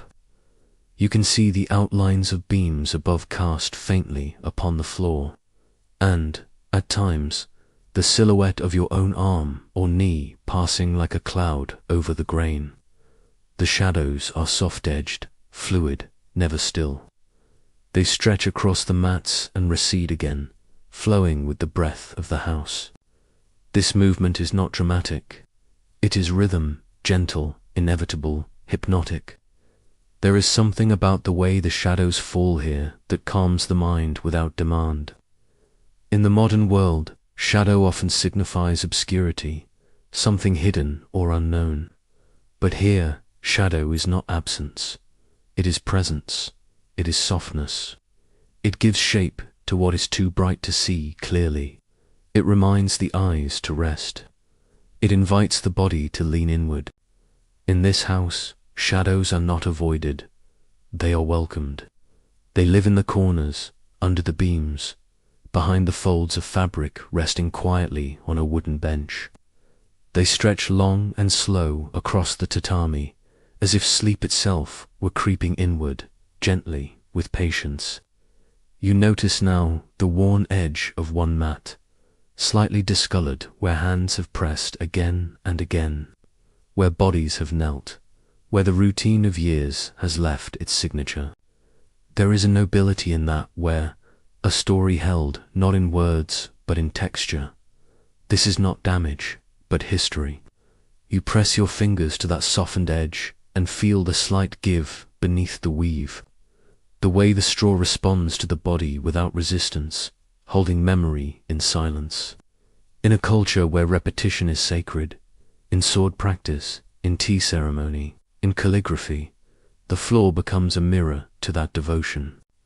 Its fibers have borne weight patiently, and they will continue to do so with grace. As your eyes follow the line where the floor meets the wall, you become aware of how little is in the room, and how much that absence matters. There are no chairs, no tables, no clutter, no shelves of books or objects to announce identity. The room does not define itself by what it holds, but by what it allows to emerge. In this emptiness, your mind begins to clear, not as an effort, but as a response. The floor supports not just your body, but your thoughts, giving them space to settle, to slow, to soften. You feel your own weight, your own breath, with a clarity that surprises you. You become aware of your posture again, the way your back meets the air, the way your knees press into the mat, the way your hands rest lightly in your lap. The tatami encourages this awareness, not with force, but with invitation. The firmness beneath you offers just enough discomfort to prevent collapse, just enough softness to make stillness sustainable. In this space, the body finds alignment naturally. It is not told what to do, it remembers. And in that remembering, a quiet dignity returns.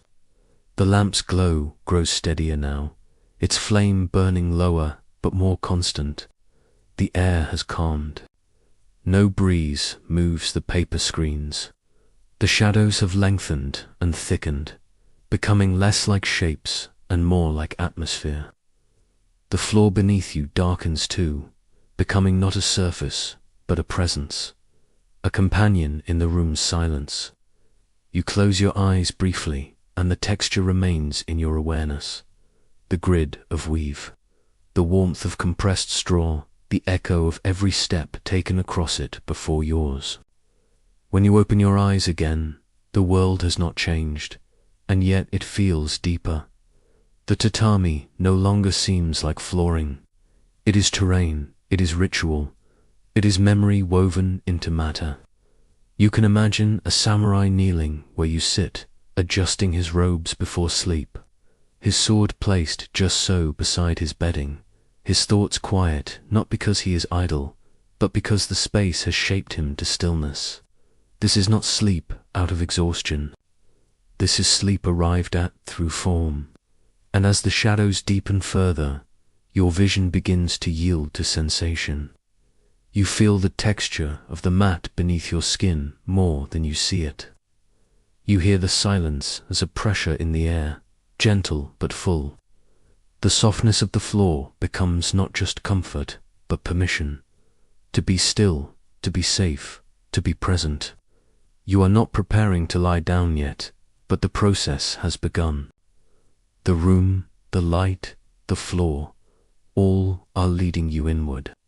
The tatami will hold your body while you rest, and the shadows will keep your secrets while you dream. There is nothing else to ask of this space, nothing it asks of you in return. It is simply here, waiting, breathing, remembering. You rise slowly from the mat, not because you must, but because the moment itself seems to suggest movement. The house does not rush you. It offers no signal, no announcement, only the steady pull of rhythm, a rhythm as old as the wood beneath your feet, as soft as the air that moves through the walls. You stretch your legs gently, allowing the tingling return of blood to warm your muscles. And then, almost instinctively, you turn toward the low wooden bench where the futon rests, folded and waiting, as it has waited every night before this one. Nothing here is prepared in haste. Nothing is tossed or thrown. Even sleep begins with a kind of ceremony. The gesture of unfolding is not simply mechanical. It is a transition, an inward bow. As you reach for the edge of the quilt, you feel the silence grow more attentive. You kneel beside the bench, and for a moment you do nothing but observe. The futon is layered with quiet care. The shikibutin, or sleeping mat, folded with its edges aligned. The cakebutin, or quilt, laid atop it in a bundle of soft cotton. And the pillow, small and firm, filled perhaps with buckwheat or beans, cradled in a clean cloth. Each piece is simple. There are no ruffles, no embroidery, no decoration.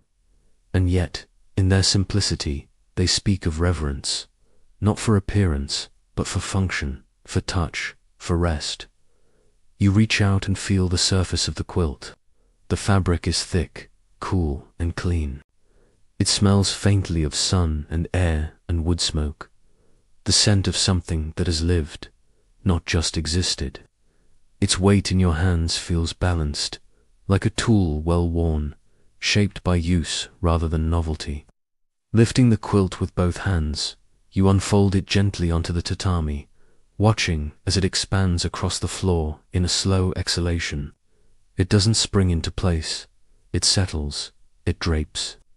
The weight of the cotton shifts like water poured from a ladle, quiet, unhurried, whole. Then comes the mat beneath it, which you place carefully, smoothing the corners so they lie flush with the lines of the floor. There is no frame, no headboard, no box. The futon rests directly on the tatami, as the body will soon rest upon it. It is intimate contact, body to bedding, bedding to straw, straw to earth. Nothing is insulated. Nothing is separated.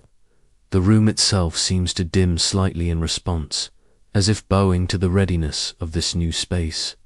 Even the shadows appear more generous. The pillow is last. You set it gently at the head of the mat, aligning it not with precision, but with familiarity, the way one places a bowl at the edge of a meal, or a brush at the corner of parchment. It is not grand, it is not indulgent, but it is enough, and in this house, enough is sacred. You pause, kneeling again, and take in the sight of the futon prepared, a resting place not just made, but created. There is no sense of vacancy now. The room feels fuller, as if it had drawn breath.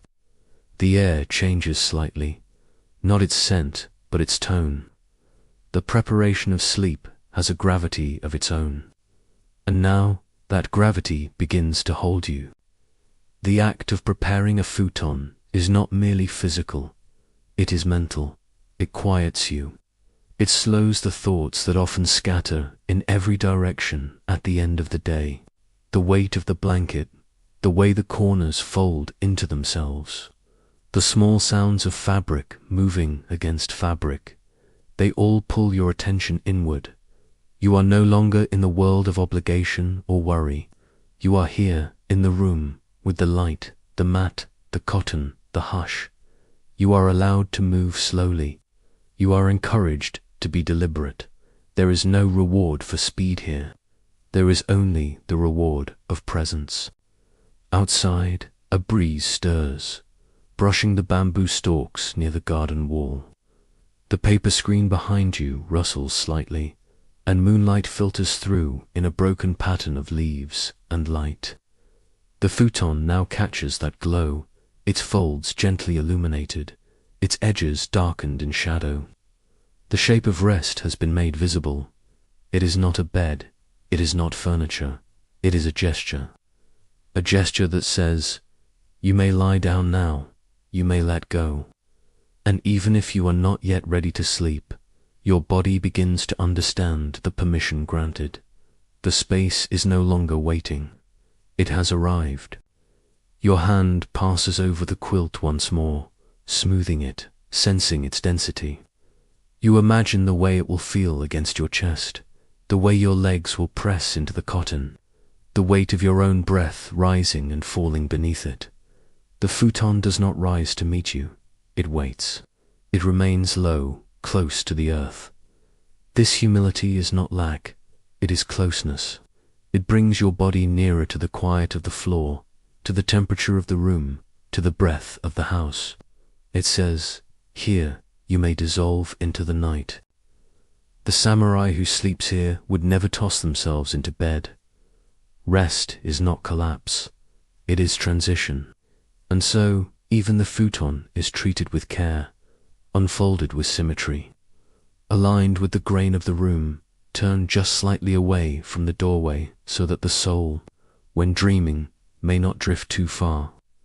These small considerations, orientation, shape, warmth, form a map of the night, a map the body can follow without language. Even in the silence, there is instruction. You imagine the weight of armor once worn in this room, the heaviness of robes folded with care, the movements of a warrior removing blade from belt, placing steel beside bedding, not as threat, but as ritual. The sword sleeps too, in its place. You glance to the side, where a low rack holds the katana and wakizashi, resting in their sheaths.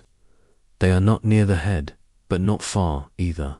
Close enough to remind, distant enough to release. Their presence is not intrusion, but witness. In the final moments before rest, the futon becomes something more than material. It becomes threshold. To lie down is to cross from the world of alertness to the world of softness, from the sharp edge of wakefulness to the rounded curve of dream. And so you do not rush. You remain kneeling beside it for a while longer, your fingers resting on the fabric, your breath now matching the stillness of the space around you. The room listens. The light has dimmed. The lamp's oil is nearly spent. Its flame flickers like a thought at the edge of sleep. The room has grown darker, but not cold. The warmth lingers in the fabric, in the straw, in your chest. You feel your heartbeat, slow, steady, present. There is no longer a line between you and the space. You are part of the futon now, part of its gesture, part of its invitation, and with that invitation comes rest. You lower yourself at last, easing your knees to the mat, turning your body as if turning a page. The blanket welcomes your weight. The floor receives your form. The pillow presses back against the base of your skull with a firmness that feels reassuring, like the hand of someone older, someone calm. You exhale. The futon responds with silence. It does not shift. It simply holds. There is no need to shift, no need to adjust. You are not trying to get comfortable. You already are. Your body has aligned itself not with the softness of modern bedding, but with the shape of rest. You are grounded. You are centered. You are low to the earth, as all living things must eventually be. And from that low place, you begin to rise, not upward, but inward. In this position, the mind begins to drift, not in leaps, but in slow circles. You hear the creak of the roof above you, the murmur of wind against the eaves, the almost imperceptible sound of a distant bell. And still, the futon holds. It does not flatten or rebound. It stays. It supports. It bears your body as if it were known. You are not falling asleep. You are being remembered. You think of the hands that stitched this blanket, the hands that filled it, the hands that folded and unfolded it through the seasons. It is not just yours. It is part of a lineage of those who rested, of those who waited, of those who survived the day and prepared for the next without knowing if it would come. The futon is not yours alone. It is ancestral. The act of lying here is not passive. It is active surrender, a choice to release, a willingness to enter stillness. And in that choice, something sacred unfolds. You are no longer preparing to sleep. You are already sleeping in spirit, even if your eyes remain open, even if the world has not yet disappeared behind lids and breath. You are halfway between. The futon teaches you how to lie down with grace, how to yield with dignity, how to become horizontal not in defeat, but in ritual. You are not falling, you are arriving, not sinking, but returning, to the earth, to silence, to yourself. And in this return, you are not diminished, you are restored. Soon the lamp will go out, and with it, the last outline of the room. But even in darkness, the futon will hold. The tatami will breathe. The house will remember. And your body, wrapped in cotton and shadow, will drift gently beyond thought, carried by centuries of sleep. And the night, ancient and slow, will welcome you home. The act of cleansing in the samurai household was never merely hygienic.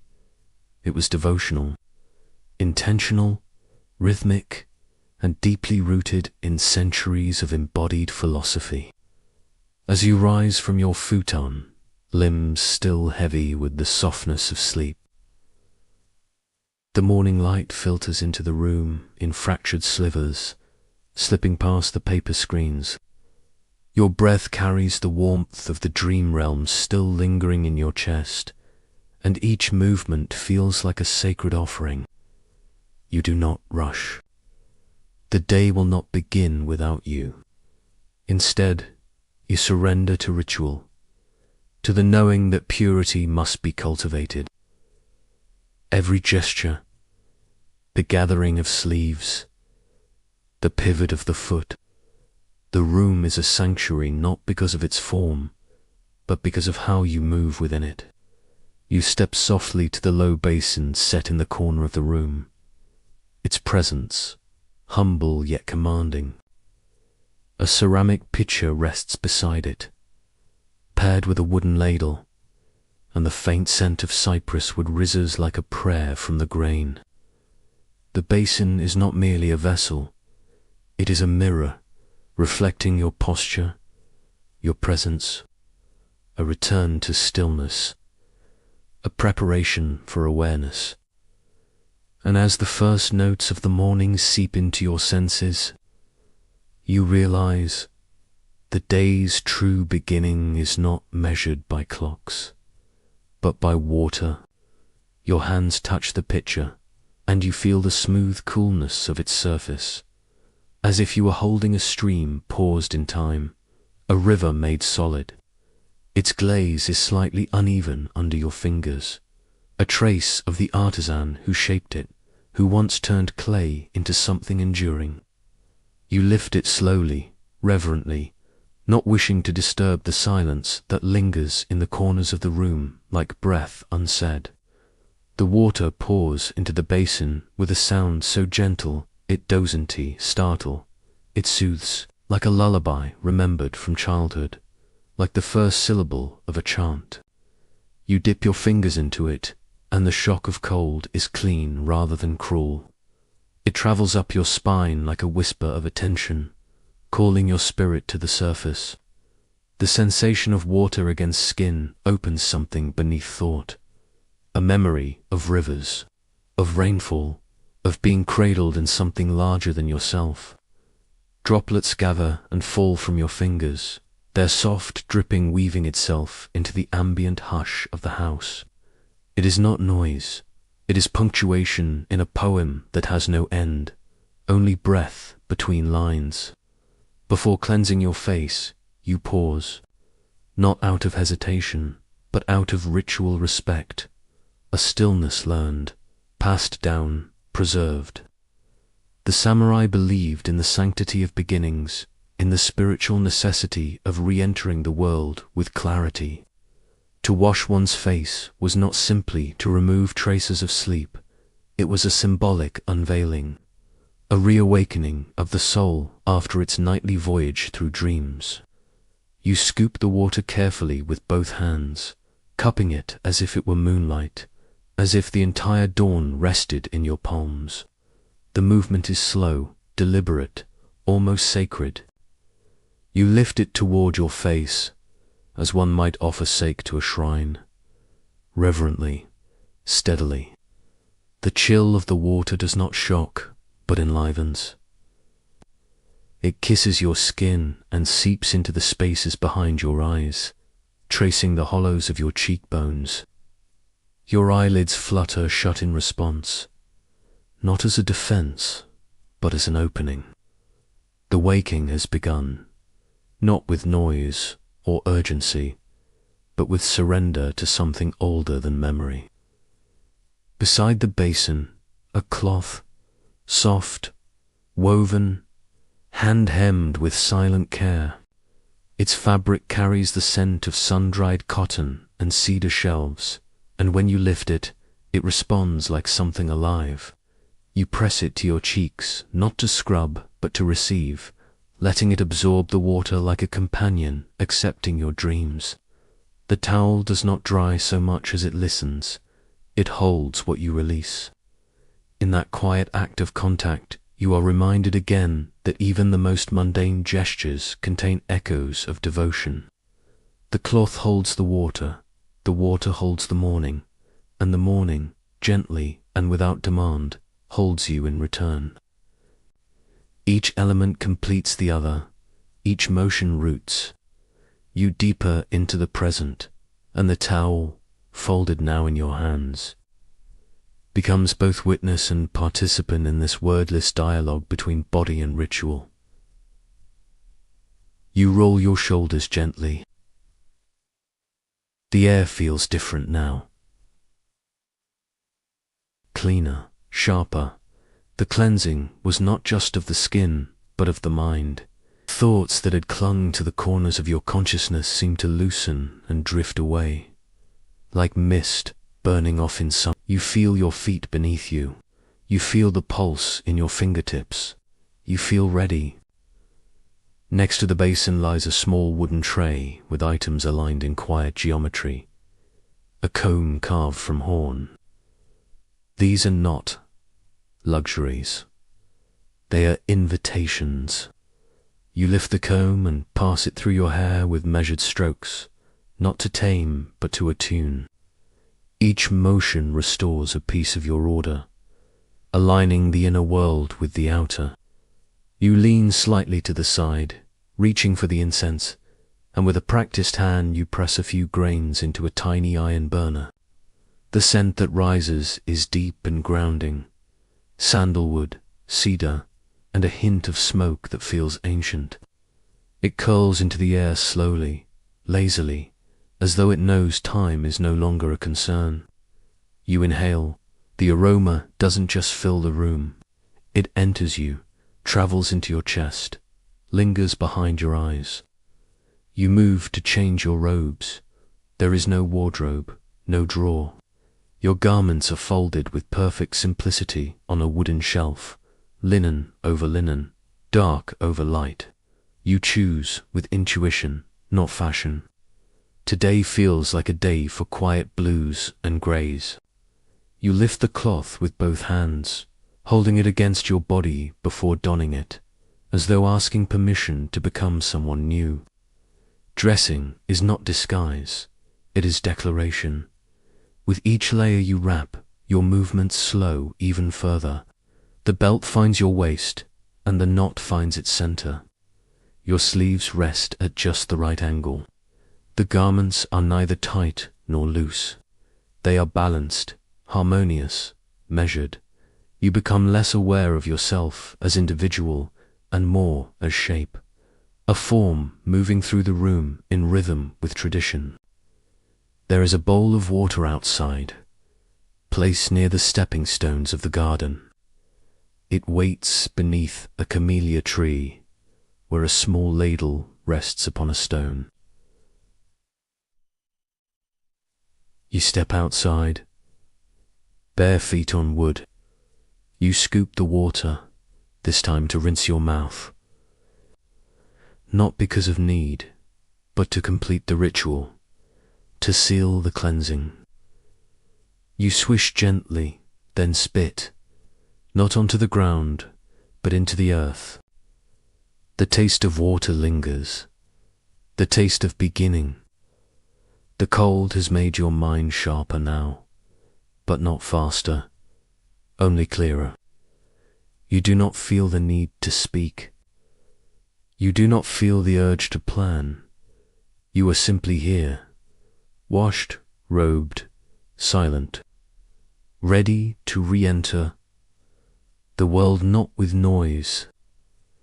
And attention in this house is the highest form of care. You return inside, but the world outside does not feel separate. It has entered with you, the scent of the air, the sound of the wind. You move toward the sitting mat with steadiness, and as you lower yourself, you realize something profound. Cleanliness is not the absence of dirt, it is the presence of intention. This moment will fade, yes. The incense will slowly collapse into embers, its last curls of smoke melting into the rafters. The basin's water will cool to stillness, untouched by another hand. The towel will dry and be folded once more in quiet reverence. But what remains is not what can be seen.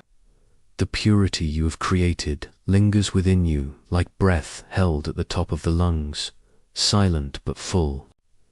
It is in your shoulders, which no longer carry the weight of dreams. It lives in your exhale, in the measured lift of your spine, in the way the cloth now embraces your shoulders like memory. It is the kind that seeps into the grain of your being and stays there, not in defiance of dirt. In each quiet ritual, the self is reassembled, fiber by fiber, until the body becomes the shrine it was always meant to be. This is where the spirit begins to steady. This is how the day roots itself before flowering. The samurai knew this, that discipline begins not in the sword, that courage is born not in battle, but in ritual, and that sleep, to be worthy, must be followed by waking with grace. Outside, the sky still hovers between indigo and grey. The world hesitates, caught in the hush before motion, where birds remain still, but you, wrapped in the scent of cedar and the memory of cold water. Your breath is steady, slow. Your senses are clean, not scrubbed, but clarified, like a lens. The inside of your skin feels different now, more receptive, more attuned. The slight shift of light, the distant rustle of unseen branches. You have begun, not with noise or alarm, but with reverence. Not by command, but by cleansing. And so, even before the sun lifts itself above the horizon, even before the birds find their morning voices, you are already awake, not just in body, but in the quiet vastness of mind, in the still architecture of spirit. The inner space has been cleared, and from that clearing you will meet the day. The day has not yet begun, but you have. The armor rests beside you, silent and immense, its lacquered plates breathing with stories untold, its joints still humming with the residual tension of worn duty. In the quiet of the room, stripped of ceremony and spotlight, it becomes not a shield but a relic, a monument to the weight once carried. You removed it slowly, as though unraveling a poem in reverse, each clasp undone with deliberation, each knot loosened like a prayer. The sword, the shoulder guards, gave first their gentle creak, releasing echoes of discipline and storm. The cuirass followed, its drop to the floor a muted drumbeat, reverberating through the silence like the slow exhale of a temple bell. Unburdened, you feel the skin beneath your robes wake again, reminded of sensation beyond armor, beyond war, beyond the choreography of preparation. This shedding is not one of weakness, but of remembrance. With every piece removed, a layer of self returns. The spine straightens not from rigidity, but from relief. The chest, once compressed by plate and fabric, begins to rise fully, naturally, rediscovering the rhythm of breath untouched by caution. Your limbs, no longer molded by constraint, stretch with the hesitancy of freedom rediscovered. There is pain, not sharp, but ancestral, carried in the memory of tension held too long. As you move, the body does not groan in protest, but sings in recognition, its voice soft and low, like a koto plucked beneath moonlight. You sit in stillness, not because you must, but because you can. Your hands rest on your thighs, fingers spread and bare. Without gauntlets, the bones of your knuckles, the veins beneath the skin. The softness of your palms return to you like forgotten companions. These are the hands that once gripped steel, that blocked, parried, held weight with unwavering command. But tonight they tremble slightly, not from fear, but from the sudden presence of sensation. The hand becomes a symbol, a map of who you were and who you may now become. The armor lies where you placed it, and it watches you without judgment. It does not demand to be worn. It does not whisper of tomorrow. It merely exists, inert yet sacred, a companion that knows its role has ended. For now, the lacquered finish no longer glistens under sunlight, but absorbs candlelight in silent gratitude. You do not turn away from it. You bow toward it, honoring its service, its weight, and the lessons etched into every dent and scratch. You recognize that every mark in the metal is a mark left upon you, not on your skin, but within, etched in patience, pain, and perseverance. The room breathes with you.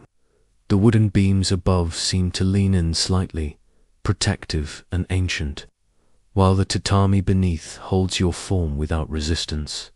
In this space, stripped of armor and title, you meet yourself, not the warrior, not the symbol, just the soul in flesh, the heartbeat beneath silence, the life beyond function. You listen to the slow movement of your breath, not as preparation, but as presence. Each inhale a thread pulled gently into being. Each exhale a surrender without loss. You are no longer in training or on guard. You are here, wholly and without defense. As you lower your body onto the futon, your muscles sing with the strange, sweet ache of return, not only from movement, but from vigilance, from containment, from the long discipline of holding back. The floor greets you not with softness, but with a firm truth, one that does not yield, but accepts. It welcomes the whole of you, not just flesh and fatigue, but memory, breath, and weight. Your spine, released from its daily choreography, finds new length as if stretching into the forgotten sky of your inner world. Your shoulders widen and melt toward gravity, no longer braced against command or expectation. Your hips settle like boats into still water, steadied by the invisible currents of calm that rise from deep below. You are no longer carrying armor, title, silence. You are being held by something ancient, wooden, and wise. In that firm cradle of tradition and wood, you rediscover the weightlessness beneath burden, the release that only comes when one stops performing stillness and instead becomes it. Your thoughts slow, their edges blurred by the embrace of quiet. The storm of the day, decisions, drills, expectations, begins to settle like dust in still water. You do not fight sleep. You do not seek it. You allow it, the way a gate allows the wind to pass, not by opening, but by no longer resisting. The ceiling above becomes a canvas for memory, where images drift past not as structured stories, but as shifting fragments of lived moments. Colors bloom in your mind, soft greens of moss along temple stones, deep browns of wooden floors trodden by generations, flashes of steel against morning light. These are not visions you summon. They arrive gently, unannounced, like honored guests. You remember a sparring partner's shout, more rhythm than sound. You remember the warmth of rice after morning training, not just the taste, but the steam rising like incense. You remember the scent of oiled armor drying in the sun, metal absorbing fire and time. You remember and you release, not to forget, but to make room. The past does not vanish. It softens, folds itself beside you like a companion with no more demands, no more weight, only presence. You breathe into the center of your chest, where the armor once pressed hardest, and feel the unfamiliar softness spread. It is not weakness, this tenderness. It is a sign that you are still alive, that not all of you has hardened into duty. Beneath discipline lies something older, the right to rest, to forget for a moment the posture of the warrior, and to simply be. There is honor in silence too, not the silence of stoicism, but the silence of peace reclaimed.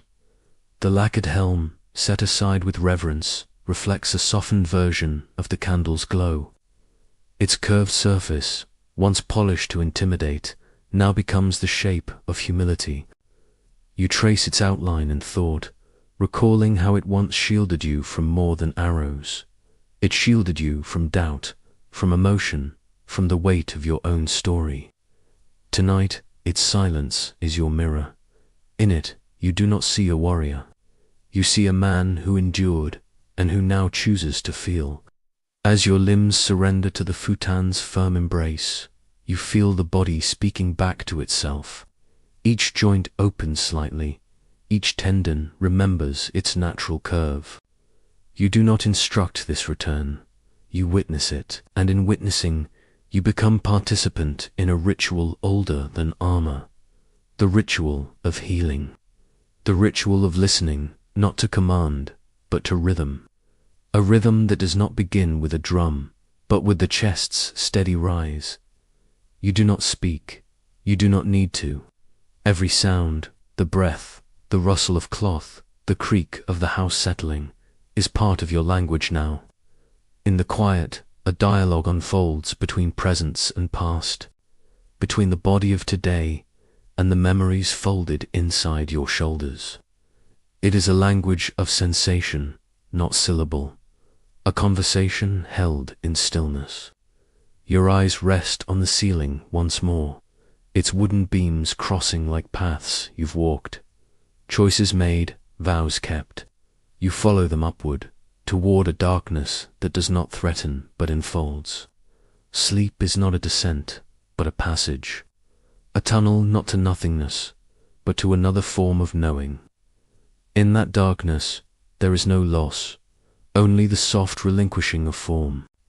The world outside recedes.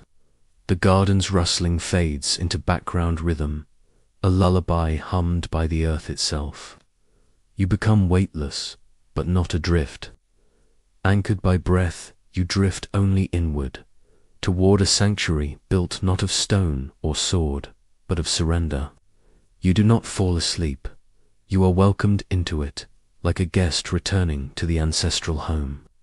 Here, in this moment, with the armor beside you and the silence within, you understand something that no master could teach, that rest is not retreat, that softness is not surrender, that to sleep fully, deeply, is to carry the code not on your shoulders, but in your breath.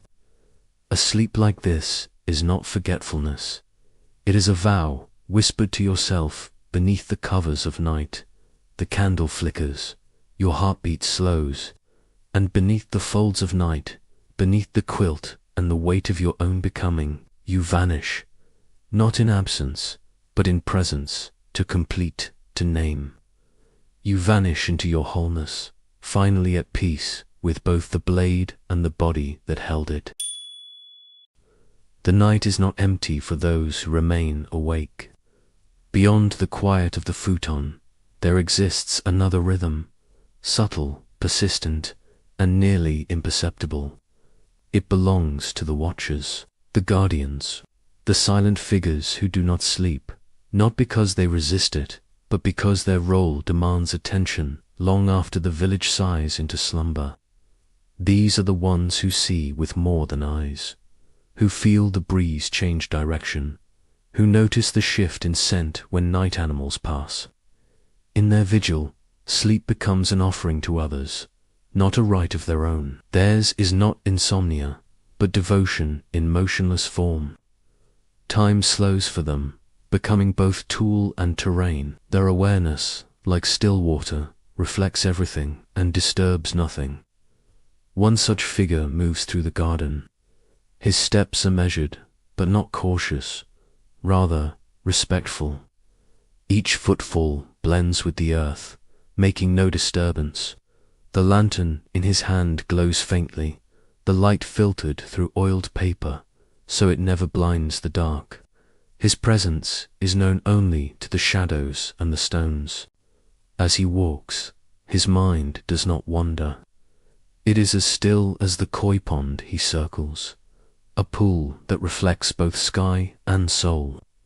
The gravel beneath his sandals shifts softly, offering a sound so delicate it seems woven from the same silence it briefly interrupts. His eyes, half-lidded, scan not for threat but for balance, for the subtle disruptions that only reveal themselves in calm. The house, from the outside, is a breathing thing. Paper walls expand and contract with the wind. The bamboo rustles, its slender trunks knocking gently like wind chimes without tone. Inside, sleepers dream. Outside, the watcher listens. His ears seek no threat. Not tonight. Instead, he listens for harmony, for signs that the world is in its rightful alignment, for silence that feels complete. His perception sharpens not in alarm, but in resonance.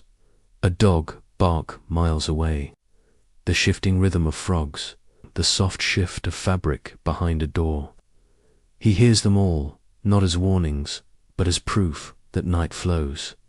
He pauses beneath a tree. The moonlight spills through the leaves like liquid silver, tracing lines on the ground that move with the breeze. He places his hand on the bark, grounding himself. It is a ritual of contact.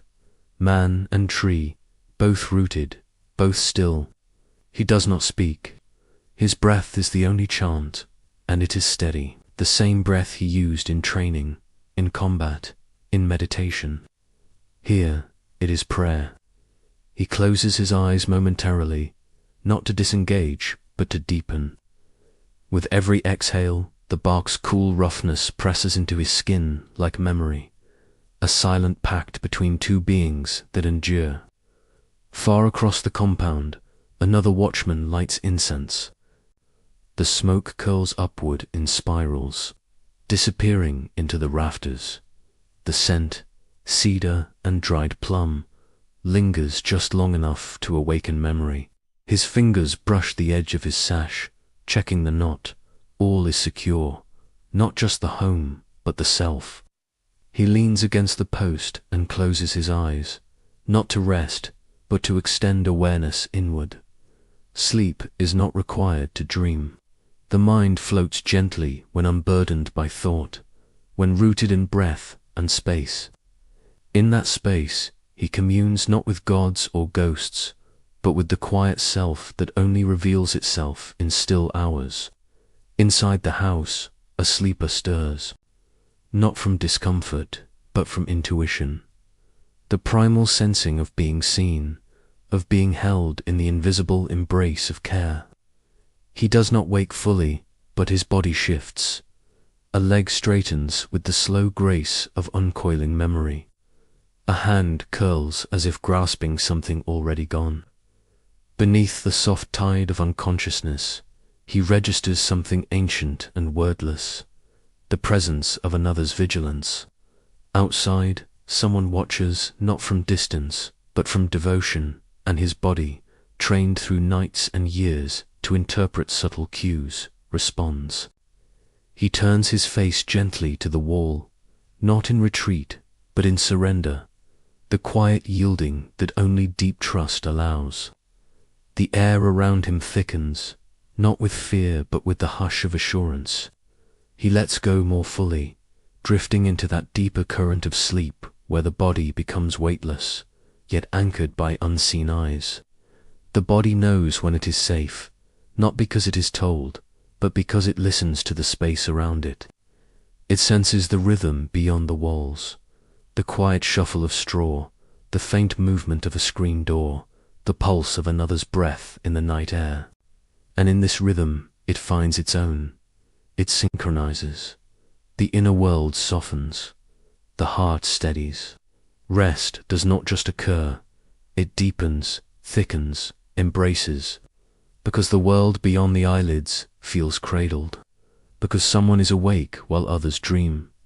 Because silence has become sanctuary. The watchers do not crave thanks.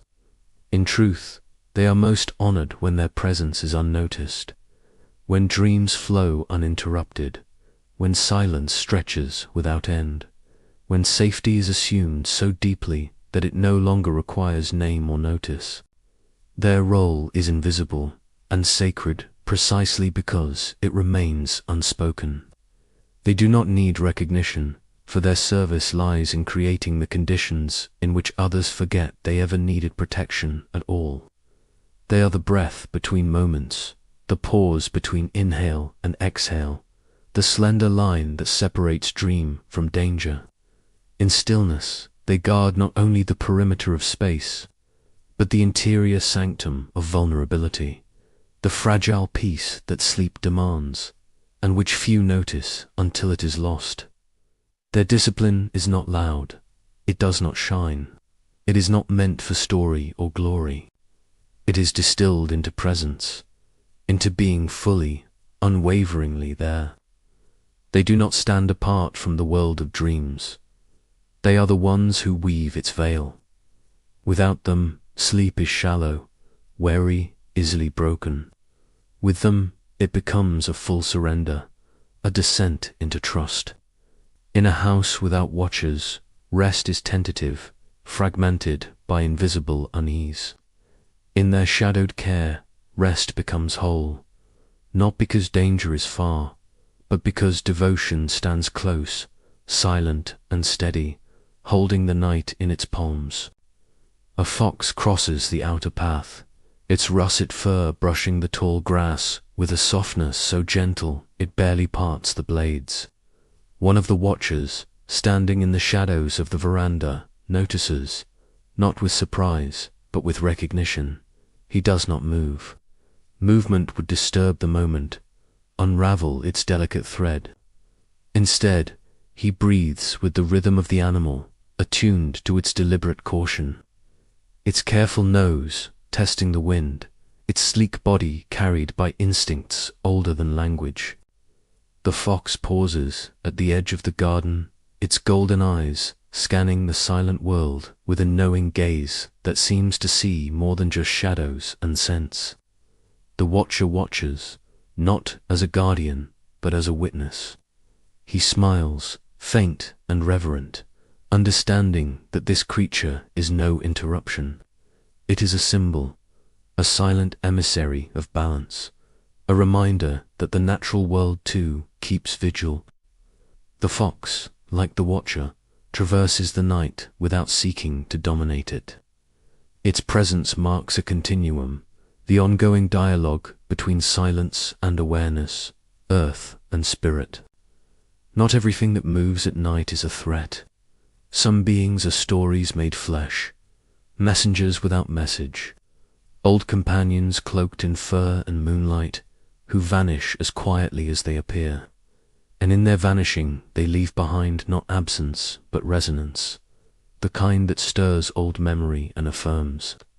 The blurring of lines between the natural and the spiritual, the mundane and the sacred, especially beneath the silver watchfulness of the moon. The candle inside the corridor flickers once, its tiny body of flame dancing as if startled by a breath from some unseen realm. The watcher notices immediately, drawn not by alarm but by a quiet attunement, cultivated over many sleepless nights. He walks over in a single fluid movement, steps soft and deliberate, and adjusts the paper screen with care so that no draught can reach the flickering flame. The wind relents, the flame steadies, its wavering silhouette finding again its center.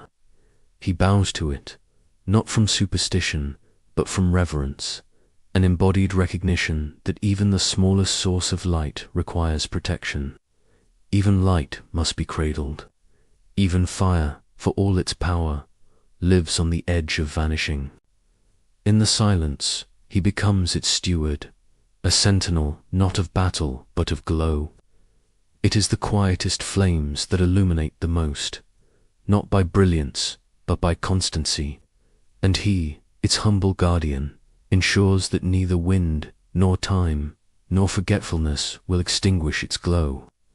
In that flame lives not only light, but memory, of other watchers, other nights, other fragile silences preserved like this one. And as he returns to his post, the flame behind him does not flicker again. His shift continues in silence. There is no boredom, no urgency, only time stretching long and even, like a taut string on a biwa. Each second resonates through him, becoming part of his presence. He is not counting time, he is being time. For those who sleep, the night is a veil. For him, it is a mirror. In its reflection, he sees not just duty, but devotion, the sacred repetition of vigilance, a quiet honor that leaves no mark, but allows every dream to unfold unbroken. Before the first bird calls, before the light spills even a hint of warmth across the paper walls, he wakes, not abruptly, not with alarm, but with the slow precision of someone who belongs to the morning as much as he does to the night. His breath draws in, deep and silent, as the body remembers its roles, its rituals. The futon beneath him no longer cradles rest. It releases him into readiness. He rises not as one who has finished sleeping, but as one who answers a call beyond time. The air still holds the hush of night, but within him the first ripple of movement begins.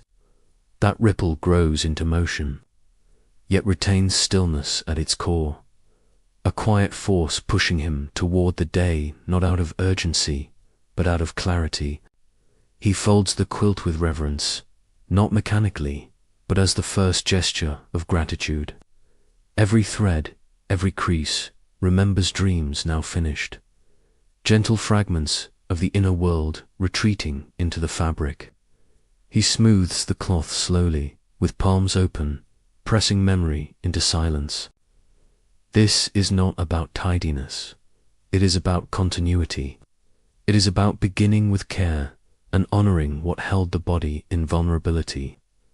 The room, like the mind, must begin the day clear, aligned. The futon returns to its place by the wall, now compact, but no less sacred. In the clearing of space, he creates the shape of intention, inviting order into both his home and his thoughts. Beside the wall, his armor waits, not worn, not ready, but present, like a companion who says nothing but sees everything. He does not rush to it. First comes the inner discipline, the calligraphy of routine written through movement, posture, and breath. He kneels on the tatami, spine erect, fingers resting lightly on his thighs. Breath in, hold, release. Each breath is a blade, sharpening attention. Each pause a moment to settle into the self. He does not seek motivation.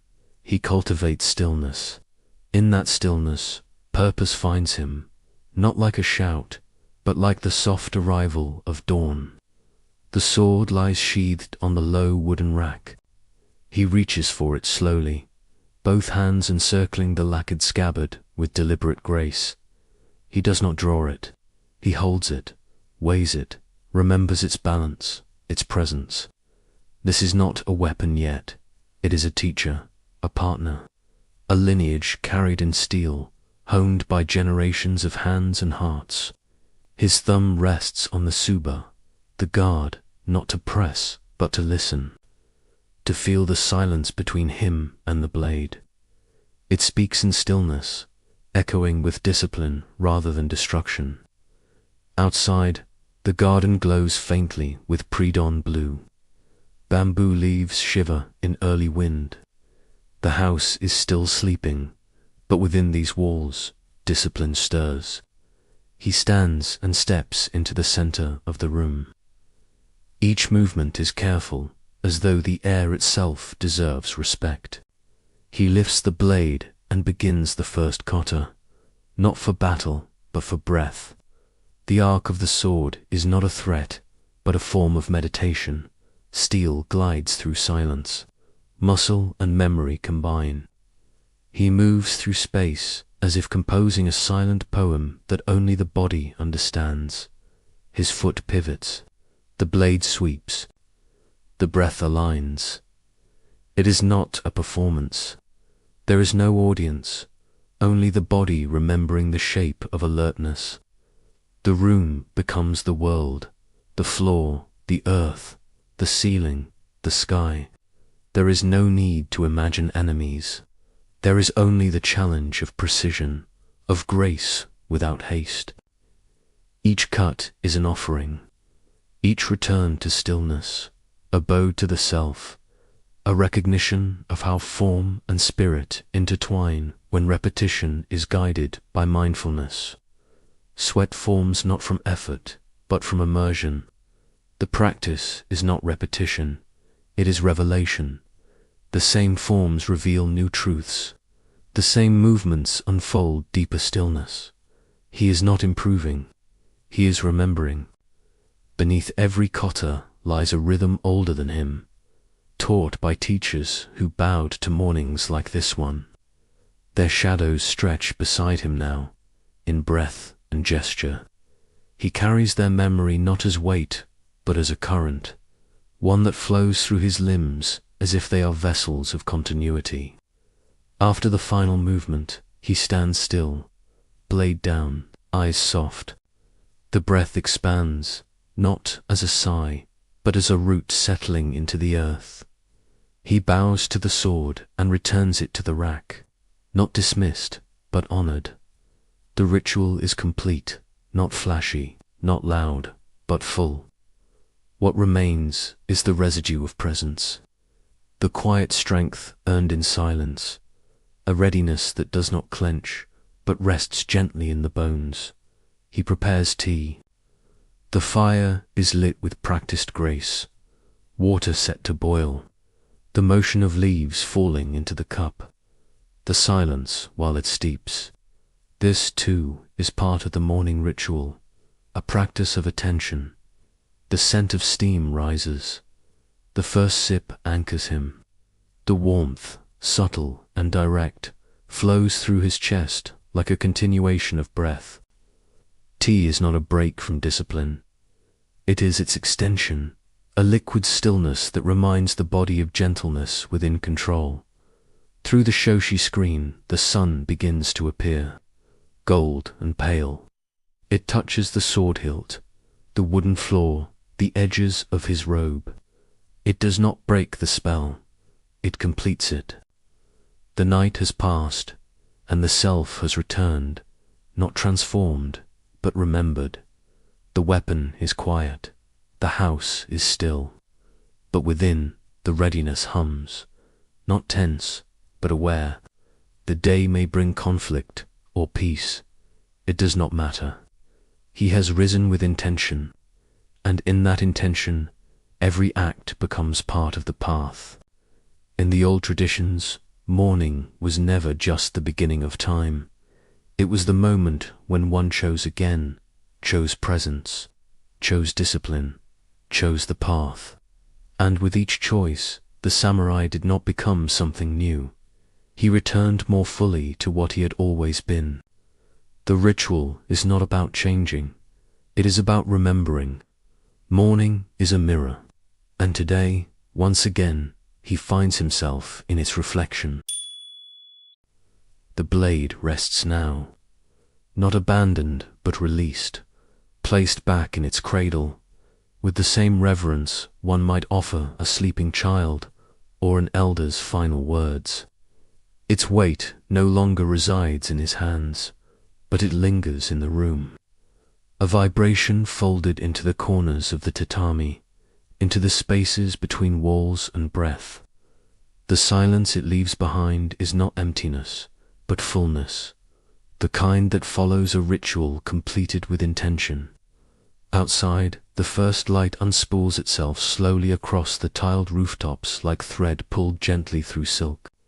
Inside, another practice begins, one softer, less visible, but equally steeped in meaning.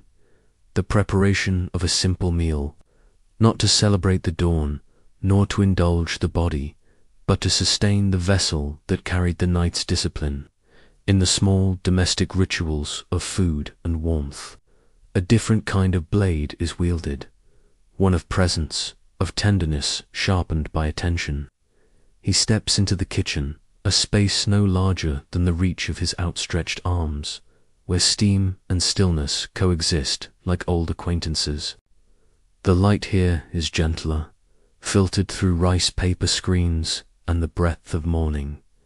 No fire roars, no clatter disrupts the air. Instead, there is the choreography of care, each motion unfolding not from habit, but from reverence. He lifts the pot with both hands, feeling the weight of the water as though it were a memory being carried from one life to the next. The ladle dips slowly, its surface catching the reflection of his face, a momentary mirror of calm. He rinses the rice again and again, watching the clouded water swirl away like forgotten dreams, until clarity remains, in the grains, in the bowl, in himself. This is not about purity, it is about readiness. The rice, like the man, must first shed its fog before it can soften and nourish. The fire crackles softly beneath the earthen pot, its heat measured, its rhythm patient.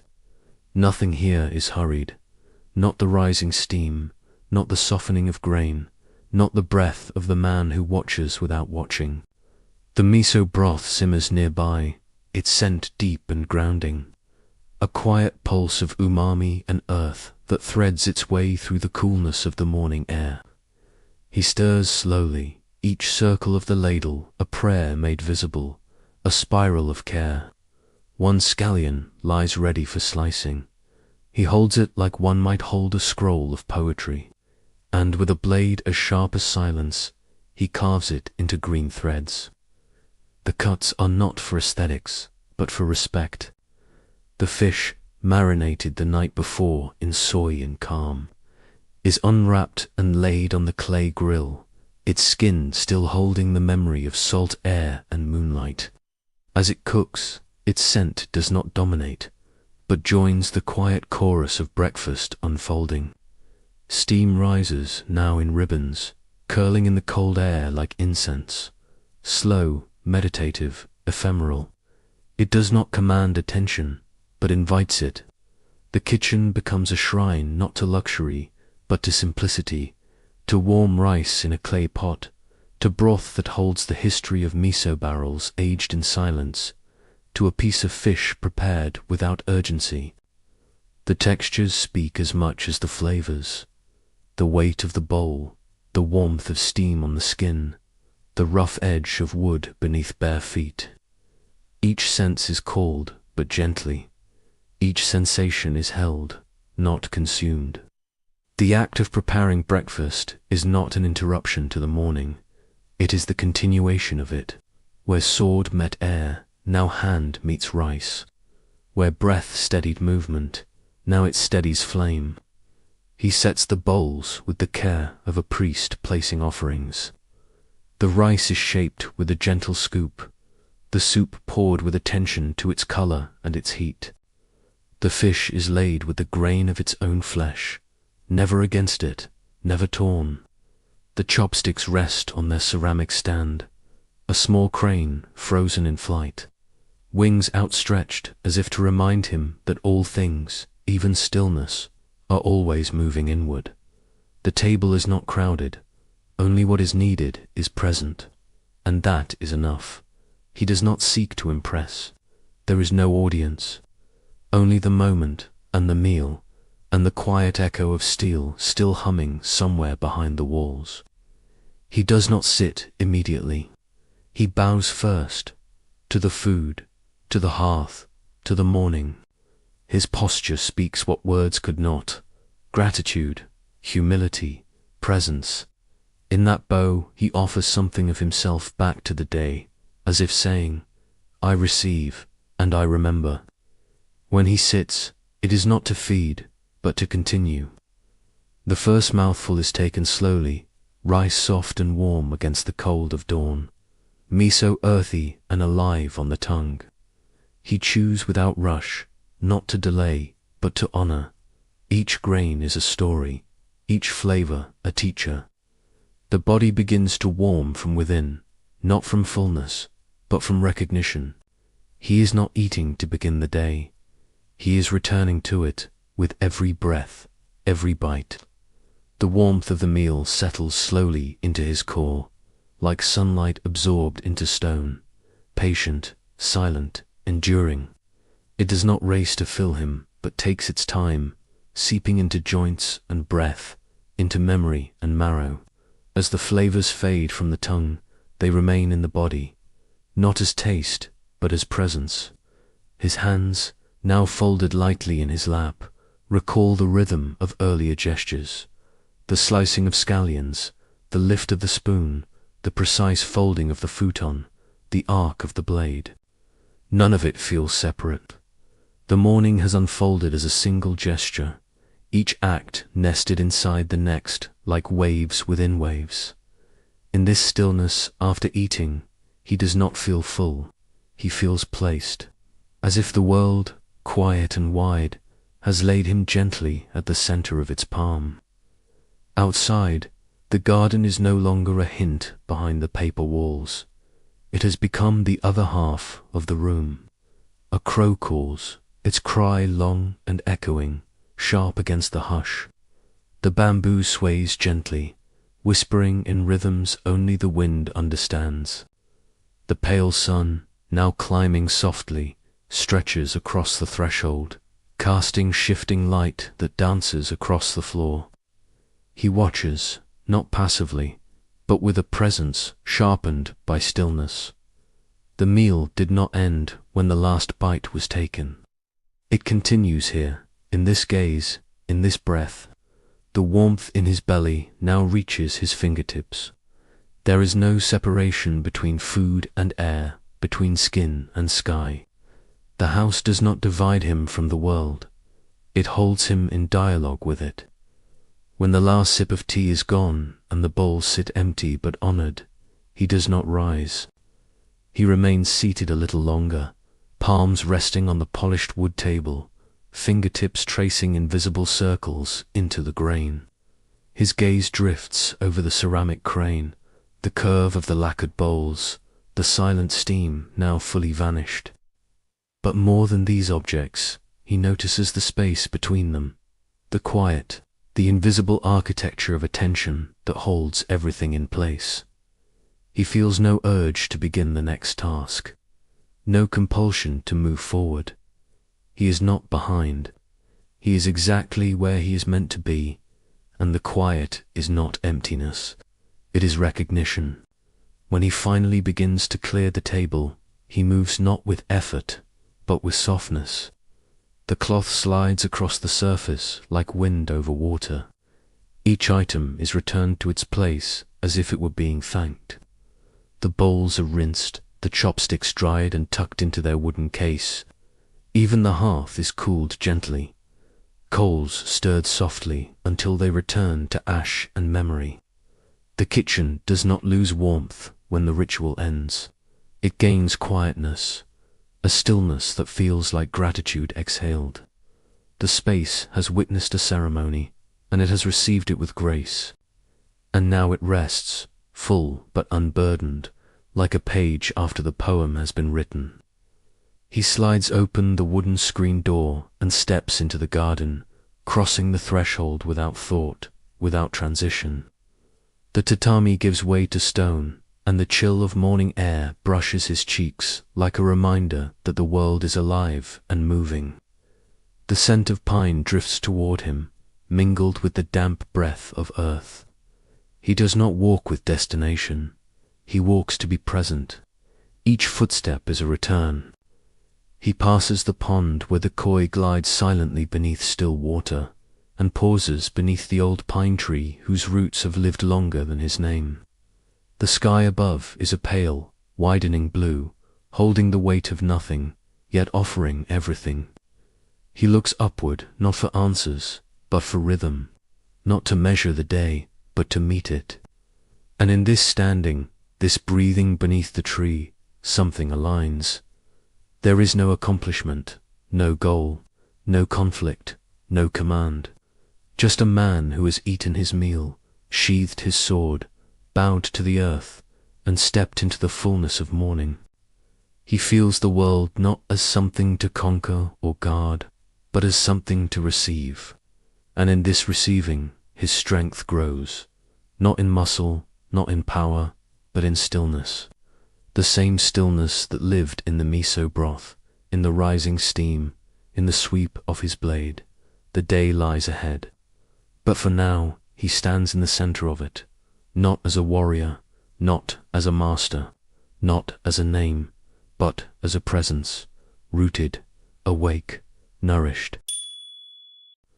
The garden, now fully bathed in soft gold, breathes quietly around him. Leaves flicker in the sunlight like small flags of peace, and shadows shift across the stones with the grace of forgotten time. He turns away from the pine tree slowly, not out of reluctance, but with the measured calm of one who knows that the ritual does not end. It merely continues in a new form. The steps he takes back toward the house are not retraced. They are reimagined. Each footfall over wood and stone carries with it the imprint of all that has come before. The silence of the sword, the warmth of the rice, the breath beneath the branches. Morning is no longer something he moves through. It is something that now moves within him. Inside, the house has changed, not visibly, but subtly. The energy has settled, like snow after wind or water in a bowl. He steps across the tatami not to perform, but to honor the next silence. There is no need for words. The bowls are clean, the blade is sheathed, the tea is gone. But the presence remains, thick in the air, soft on the skin, humming beneath the floorboards. He sits again, not out of routine, but to listen, to receive. His hands rest on his thighs, palms open, fingers loose, as if to say, I am not holding on to anything. And in that gesture, he is holding everything. The breath slows. The thoughts grow sparse. What lingers is not analysis, but echo. The sound of the morning lives on, not as noise, but as vibration. The hiss of the kettle, the soft slide of rice against ceramic, the whisper of bamboo in the wind. These are the true teachings, the subtle ones, not shouted, but offered, not demanded, but received. He closes his eyes, and in the darkness behind his lids, the light persists, pale, steady, alive. He is not meditating, he is remembering. He is not seeking stillness, he is returning to it. The rituals have passed, but they are not gone. They shape the vessel in which he now sits. Quieter, yes, but deeper too. The sword no longer rests in his grip, but its discipline rests in his bones. The rice no longer steams before him, but its warmth glows in his center. The day awaits him beyond these walls, but the morning lingers here, in breath, in stillness, in the fibers of his robe, in the softened soles of his feet. The silence is no longer empty, it is ripe.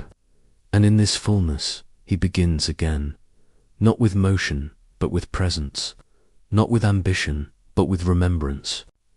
He rises again, not abruptly, but with the grace of someone moving through water. The floor beneath his feet is warm from earlier fire, now reduced to embers, yet still speaking in heat. He moves with intention, slow and exact, toward the window. Sliding the screen just slightly, he lets the breeze enter, not to disturb the stillness, but to become part of it. The wind brings the smell of pine, damp stone, and distant wood smoke, reminders that the world continues, and that peace does not require isolation, only attention. Standing there, framed by paper and sunlight, he does not think about the duties to come. He does not brace for the day. Instead, he acknowledges it like one acknowledges a friend, with warmth, not expectation.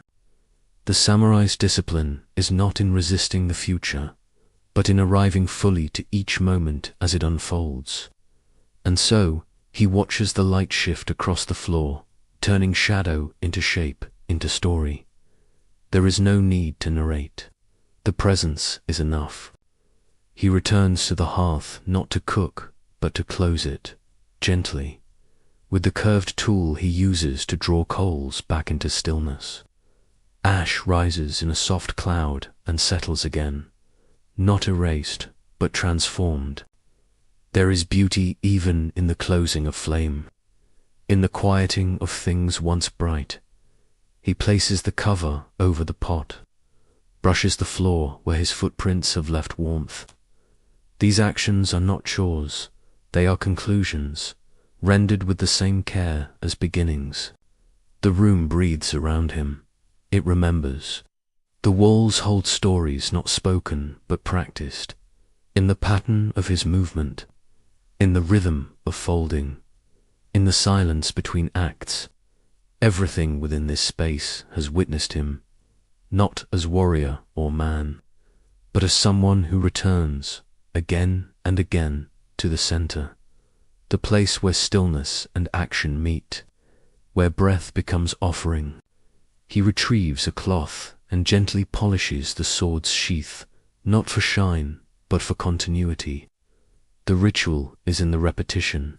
His fingers trace the lacquer, the threads of silk wrapped firm and neat. He does not need to unsheath it. Its presence, attended to with care, is enough. It remains beside him, not as threat, but as memory of motion, of strength, of all that has passed quietly without needing to be named. He takes one last sip of cool tea, now silent in the cup, its warmth transferred fully to him. The final swallow marks the true closing of morning, not as an ending, but as a seal, like wax on parchment, like the final stroke of a brush completing the character for peace. He places the cup down, not heavily, not lightly, just enough to let the wood know it is time. As he steps outside once more, the light is no longer gold, but white, clear and full. The garden has opened entirely, and the crows are gone. Only the rustle of leaves remains, only the hush of mid-morning air. He does not walk away from the house. He carries it with him, its silence, its rituals, its quiet fire. They remain in his pace, in the tilt of his head, in the softness behind his gaze. The warrior does not leave the temple. He becomes it. He moves through the gate without fanfare. The world beyond awaits, unchanged yet entirely new. He walks not to conquer, not to perform, but to meet it, step by step, breath by breath. Every act now will carry the weight of morning silence. Every motion, the echo of soft footsteps over tatami, the whisper of steam rising, the slow return of the blade to its rest. This is how a samurai greets the day, with the calm of one who has already bowed to its beginning. And as he walks, even the birds do not startle. Even the wind moves with him. The world does not rush. It waits, just long enough for his foot to land, his shoulder to turn, his mind to open. In this stillness, in this farewell to morning, there is no finality, only rhythm, only return, and the silence, once again, begins to speak. The garden, now fully bathed in soft gold, breathes quietly around him. Leaves flicker in the sunlight like small flags of peace, and shadows shift across the stones with the grace of forgotten time. He turns away from the pine tree slowly, not out of reluctance, but with the measured calm of one who knows that the ritual does not end. It merely continues in a new form. The steps he takes back toward the house are not retraced. They are reimagined. Each footfall over wood and stone carries with it the imprint of all that has come before. The silence of the sword, the warmth of the rice, the breath beneath the branches. Morning is no longer something he moves through. It is something that now moves within him. Inside, the house has changed, not visibly, but subtly. The energy has settled, like snow after wind or water in a bowl. He steps across the tatami not to perform, but to honor the next silence. There is no need for words. The bowls are clean, the blade is sheathed, the tea is gone. But the presence remains, thick in the air, soft on the skin, humming beneath the floorboards. He sits again, not out of routine, but to listen, to receive. His hands rest on his thighs, palms open, fingers loose, as if to say, I am not holding on to anything. And in that gesture, he is holding everything. The breath slows, the thoughts grow sparse. What lingers is not analysis, but echo. The sound of the morning lives on, not as noise, but as vibration. The hiss of the kettle, the soft slide of rice against ceramic, the whisper of bamboo in the wind. These are the true teachings, the subtle ones, not shouted, but offered, not demanded, but received. He closes his eyes, and in the darkness behind his lids, the light persists, pale, steady, alive. He is not meditating, he is remembering. He is not seeking stillness, he is returning to it. The rituals have passed, but they are not gone. They shape the vessel in which he now sits. Quieter, yes, but deeper too.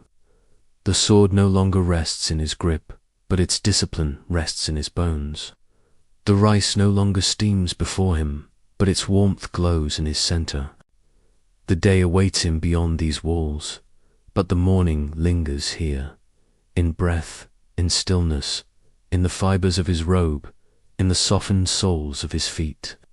The silence is no longer empty, it is ripe, and in this fullness he begins again, not with motion, but with presence, not with ambition, but with remembrance.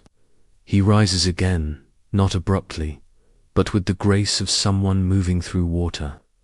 The floor beneath his feet is warm from earlier fire, now reduced to embers, yet still speaking in heat.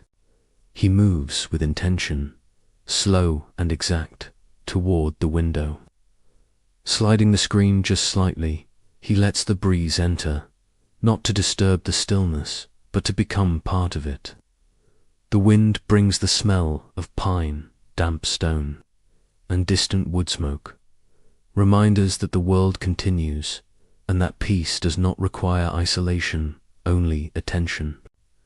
Standing there, framed by paper and sunlight, he does not think about the duties to come. He does not brace for the day. Instead, he acknowledges it like one acknowledges a friend, with warmth, not expectation. The samurai's discipline is not in resisting the future, but in arriving fully to each moment as it unfolds. And so, he watches the light shift across the floor, turning shadow into shape, into story. There is no need to narrate. The presence is enough. He returns to the hearth, not to cook, but to close it, gently, with the curved tool he uses to draw coals back into stillness. Ash rises in a soft cloud and settles again, not erased, but transformed. There is beauty even in the closing of flame, in the quieting of things once bright. He places the cover over the pot, brushes the floor where his footprints have left warmth. These actions are not chores, they are conclusions, rendered with the same care as beginnings. The room breathes around him. It remembers. The walls hold stories not spoken but practiced, in the pattern of his movement, in the rhythm of folding, in the silence between acts.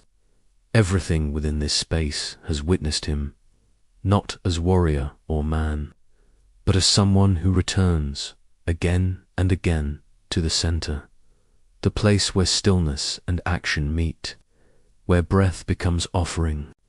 He retrieves a cloth and gently polishes the sword's sheath, not for shine, but for continuity.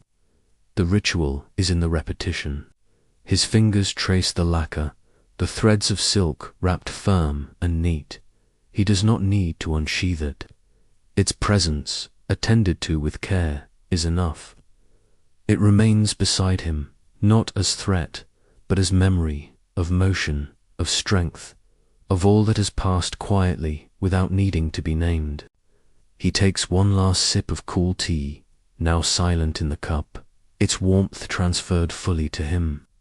The final swallow marks the true closing of morning, not as an ending, but as a seal, like wax on parchment, like the final stroke of a brush completing the character for peace. He places the cup down, not heavily, not lightly, just enough to let the wood know it is time. As he steps outside once more, the light is no longer gold, but white, clear and full. The garden has opened entirely, and the crows are gone. Only the rustle of leaves remains, only the hush of mid-morning air. He does not walk away from the house, he carries it with him. Its silence, its rituals, its quiet fire, they remain in his pace, in the tilt of his head, in the softness behind his gaze. The warrior does not leave the temple, he becomes it. He moves through the gate without fanfare. The world beyond awaits, unchanged yet entirely new. He walks not to conquer, not to perform, but to meet it, step by step, breath by breath. Every act now will carry the weight of morning silence.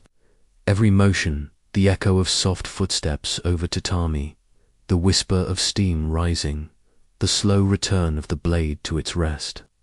This is how a samurai greets the day, with the calm of one who has already bowed to its beginning. And as he walks, even the birds do not startle, even the wind moves with him. The world does not rush. It waits, just long enough for his foot to land, his shoulder to turn, his mind to open. In this stillness, in this farewell to morning, there is no finality, only rhythm, only return, and the silence, once again, begins to speak. The sky begins to dim, not abruptly, but as if exhaling. Light softens into the folds of dusk, and the world around the samurai turns inward once more. The warmth of the day releases its final breath across the garden stones, and shadows lengthen with grace. The faint gold of the horizon bows to indigo, and birds fall silent, their flight slowing as if respecting the calm descent into evening. He walks slowly now, not out of fatigue, but with the calm of someone who understands that endings are not to be hurried. The energy of the day retreats without resistance, like a tide sliding gently from the shore.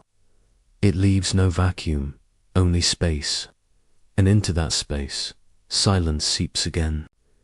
His sandals pressed lightly into the earth as he returns to the threshold of his home. The door, opened with a whisper, reveals a room dimly touched by the last embers of light. He steps inside, removing his footwear with the same care one might offer a sacred object. Evening is not an afterthought. It is another ceremony, a descent not into darkness, but into reflection. The tatami welcomes him again, the woven floor warmed by memory, not fire. The house breathes slowly now, mirroring his own rhythm, as if both structure and soul have aligned in quiet communion. The air inside carries a coolness, a sigh from open eaves, mingling with the scent of burned cedar and folded linen. He changes robes, not for comfort, but for continuity. The garments of day are folded neatly, imbued with the scent of movement, sun, and effort. The evening robe, softer, looser, carries with it the weight of dreams and solitude. Slipping into it is not mere preparation for sleep, but an invocation of the self that exists beyond function. In this attire, he is not the warrior, the host, the practitioner. He is simply the one who remains when all roles are set aside. Cloth against skin becomes a boundary between the world and what lies within. The fabric flows with his movement like a memory remembered gently, each fold embracing him with the patience of silence itself. In the center of the room, the light of a single candle flickers to life. Its glow dances upon the walls, casting slow-moving silhouettes that blur the line between presence and memory. He sits before it, cross-legged, spine tall, hands resting on knees. The ritual of evening does not require words. The flame speaks enough, in warmth, in movement, in the way it brightens only what is near, leaving the rest to shadow. He watches without desire, without direction. There is no need to analyze the day. Its lessons have already entered the body, woven into each gesture, each silence.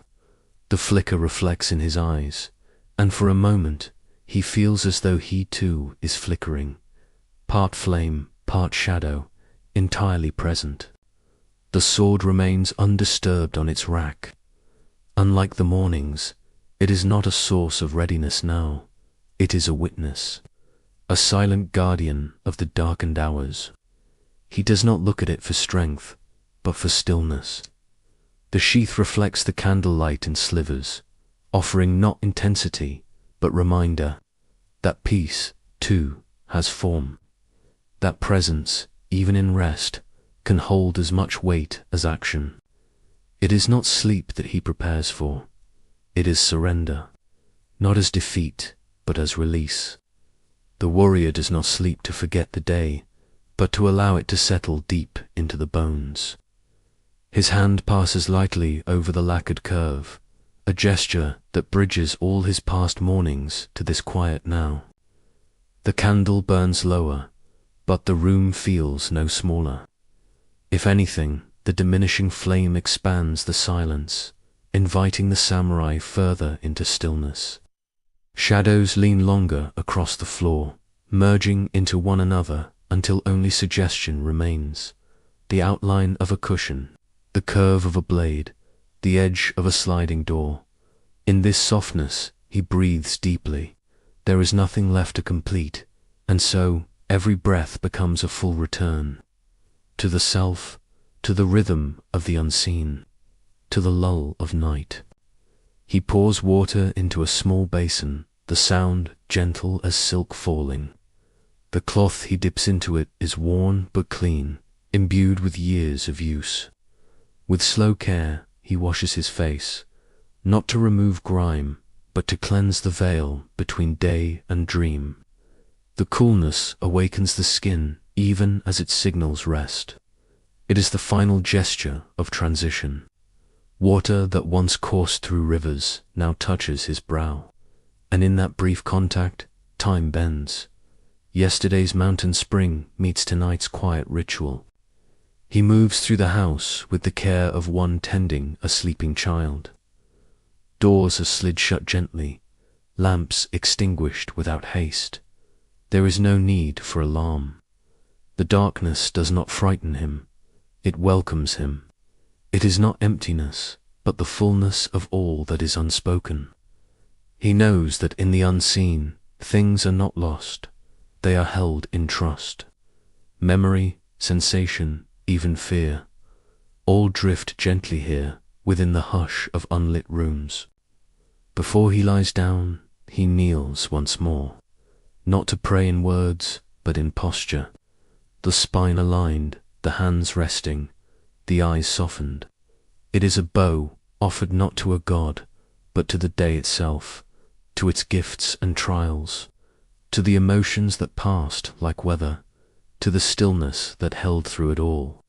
His body remembers what the mind does not articulate, that gratitude need not be spoken to be real. The futon, carefully unrolled, welcomes him back like a returning wave. Its familiar softness yields beneath him, not with indulgence, but with understanding. He lowers himself slowly, as if descending into memory. The blanket drawn over him holds more than warmth. It carries the scent of cedar and seasons, of summer rains and winter fires, of mornings both distant and recent. The world outside recedes, but the inner world brightens, lit now by the pulse of presence. He does not chase dreams, he opens the door to them. The mind, no longer burdened by choice or commentary, drifts gently, guided by breath and memory. The candle, now a nub, flickers once, then steadies, its final glow mirroring the calm just before sleep takes him. Outside, a wind stirs the trees, their leaves whispering like voices from long ago. And within, the samurai rests, not escaped from the world, but embraced by it. Night folds in around him like fabric, like a houri drawn close over the chest. Its weight is not heavy, but grounding. In this softness, there is clarity. The clarity of endings, of completion, of cycles honored rather than resisted.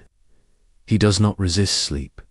He greets it as he would a master, or a mirror, or the moon. In the dark, the house is alive, not with noise, but with presence. The walls remember. The floor remembers. Every breath he takes etches memory into the wood, the paper, the stone. Long after he has drifted, the silence remains, watching, holding, becoming part of him, even as he slips into dreams beyond this world. Sleep, for the samurai, is not a severing, it is a return, to a place untouched by sword or speech, a place where form dissolves and only rhythm remains, the rhythm of wind through trees, of breath through lungs, of time through silence. And in that rhythm he disappears, not lost, but found again, in shadow, in stillness, in peace. In every quiet house, when the rest sleep, there are those who remain, gentle silhouettes who breathe in stillness and exhale peace. They are the servants of the night, the stewards of rest. They move not to disturb, but to protect. Each gesture, each breath, each placement of foot or fold of cloth becomes an act of devotion. Their presence is like incense, nearly imperceptible, yet it fills the air with something sacred. These are not mere tasks. They are rituals, older than memory, softer than silence itself. Outside, beyond the doors of paper and the garden framed in shadows, a watchman walks beneath the moon. His steps do not echo, his eyes do not wander. He is not there to see, but to feel. The rhythm of his body follows a cadence older than clocks, one bound to the stars and to the breath of the earth. His duty is not action, but presence, and presence, in the night, is its own kind of armor. He is the guardian, not of danger, but of peace. Inside, a maid folds the night with her hands, blankets drawn tight, pillows placed like offerings.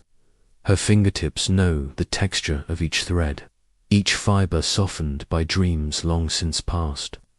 She breathes in the scent of sleep, cedar, rice, straw, human warmth, and remembers whose bed is where by intuition alone. Her service is not mechanical, it is maternal, spiritual. Each fold carries intention, a silent wish for undisturbed dreams. The Ingawa, that narrow border between house and garden, is swept not to remove dirt, but to erase the presence of the day. The broom speaks against the wood in hushed tones, whispering the language of reverence. The servant who guides it understands that dust is not the enemy. Noise is in every arc of the bristles, in every retreating speck of ash. He offers the house another breath of stillness. In the kitchen, fire is both extinguished and preserved. The kettle sings a lullaby of steam. It does not boil, it hums. Nearby, a cloth is folded. A cup is rinsed in silence. The kitchen does not sleep, but it bows its head, acknowledging the sanctity of the hour. A servant sits on a stool by the embers, watching them settle, ensuring warmth remains beneath the ash like a memory just below the surface of sleep. A boy, eyes wide, follows the path of an older attendant. He learns not through instruction, but through osmosis, from the glide of a sleeve, the patience of a breath, the reverent turning of a door handle. This education is sacred. There are no scrolls, only motion, no commands, only quiet repetition. He learns that to serve the night is not to do, but to be. In the outer garden, a gardener tends to rocks no one will see. He places them not for aesthetics, but for flow, of water, of chi, of presence. The koi ripple past, slow and golden. The moonlight bends over the leaves, and in that light, the gardener becomes invisible, indistinguishable from the calm he tends. He shapes tranquility with his hands. It is a sculpture no one notices, yet all feel. Screens are mended when torn, not tomorrow, but tonight. A craftsman, called only when needed, arrives in silence. His tools are small, precise. His hands move not quickly, but flawlessly. He does not restore what was, but renews what will be, ensuring the barrier between dream and daylight remains whole. His work is unseen, but his touch is everywhere. Underneath the house, where shadow becomes coolness, a man tends to the last fire of the day. His fingers trace the lines of ash, interpreting the language of ember and coal. He is not a stoker of flames, but a listener. To fire, to silence, to the architecture of breath in the deep hours. His task is invisible, but the warmth of morning will owe him its comfort. Along the walls a servant drifts, fingertips grazing the grain of wood, the weave of screens. He does not clean, he communes. The home speaks through textures, and he replies with quiet, careful touch. He blesses every plank he passes, not with prayer, but with presence. Bells at the edge of the property swing in the faintest breeze. Their chimes are not warnings, but whispers, a language of metal and wind. A nearby listener identifies the tone. Tonight it is clear. The house is safe. Even the air is still. And in that confirmation, he returns to his place without a word. A clerk records the day's final thoughts in ink barely visible. His script is tight, beautiful. His hands do not tremble, even though they have written all night. The ledgers are not for history. They are for continuity, proof that each hour was held, witnessed, honored. Nothing is forgotten in this house, not even silence. In the storage shed, where firewood is kept dry and the world is forgotten, a servant sits in stillness, his body unmoving, his breath so faint it disappears into the walls. He chants without sound, prays without language. He is the anchor that holds the rest in place, and the house, sensing his steadiness, breathes easier. These acts, folding, sweeping, walking, watching, may seem small, but they shape the entire space of sleep. They are the sentinels of stillness, the unnamed architects of peace. The samurai may rest, but it is because these souls do not. They are the dream keepers. And when, at last, they too lower themselves into rest, it is with the satisfaction of having guarded not just a house, but a world made of breath, of pause, of the music silence makes when honored. Elsewhere, in the quiet home, figures remain awake. Servants move like drifting smoke, tending to the coals, folding what must be folded, ensuring no flame lingers unwatched. Each step they take is measured not in speed, but in grace, as if aware that the silence itself is sacred and fragile. They do not speak, for their presence is the final thread in the fabric of the house's stillness. The floorboards, polished by repetition, remember their footsteps like lullabies. Doors of rice paper shift with the wind, but never creak. Mats are straightened, not for order, but for respect. These custodians of silence guard the perimeter of sleep as surely as the samurai once guarded the threshold of his lord. Their vigilance is not martial, but reverent, a devotion to the fragile sanctity of rest. Outside, one lone watchman makes a circuit of the grounds. His footfalls, soft against the stones, are steady as breath. The rhythm of his patrol is not dictated by urgency, but by the clock of the stars. He carries no lantern. Only his ears are lit, tuned to the faintest stir of wind or beast, to the subtle song of the crickets, to the brush of wind against paper walls. The wooden gate he passes, twice an hour, does not cry out with its hinges. Everything has been maintained for quietness, for dignity, for the sacred veil of night. These servants do not sleep so others may surrender. They are the keepers of peace, the guardians of the invisible, where the sword does not cut but shelters. In a rear chamber, a maid folds blankets with deliberate care, aligning each edge with gentle precision. Her fingers memorize the texture of cotton worn soft by time, and the scent of each futon guides her as surely as names. She knows which blanket belongs where, not because she was told, but because her senses have been trained to read the nuances of fabric and fragrance. Each fold she creates is both practical and ceremonial, a gesture of devotion to the unseen order of the night, and a final benediction before sleep settles into every corner. Another servant sweeps the ngawa, the wooden veranda that frames the garden, not for cleanliness, but to erase the footprints of the day. Under moonlight, he moves with grace, his broom whispering across the wood like a painter's brush on silk. Each stroke is deliberate, each motion a kind of prayer. His labor is not to disturb the night, but to prepare it, to make it whole again. In his movements lives the philosophy that nothing is too small to be sacred.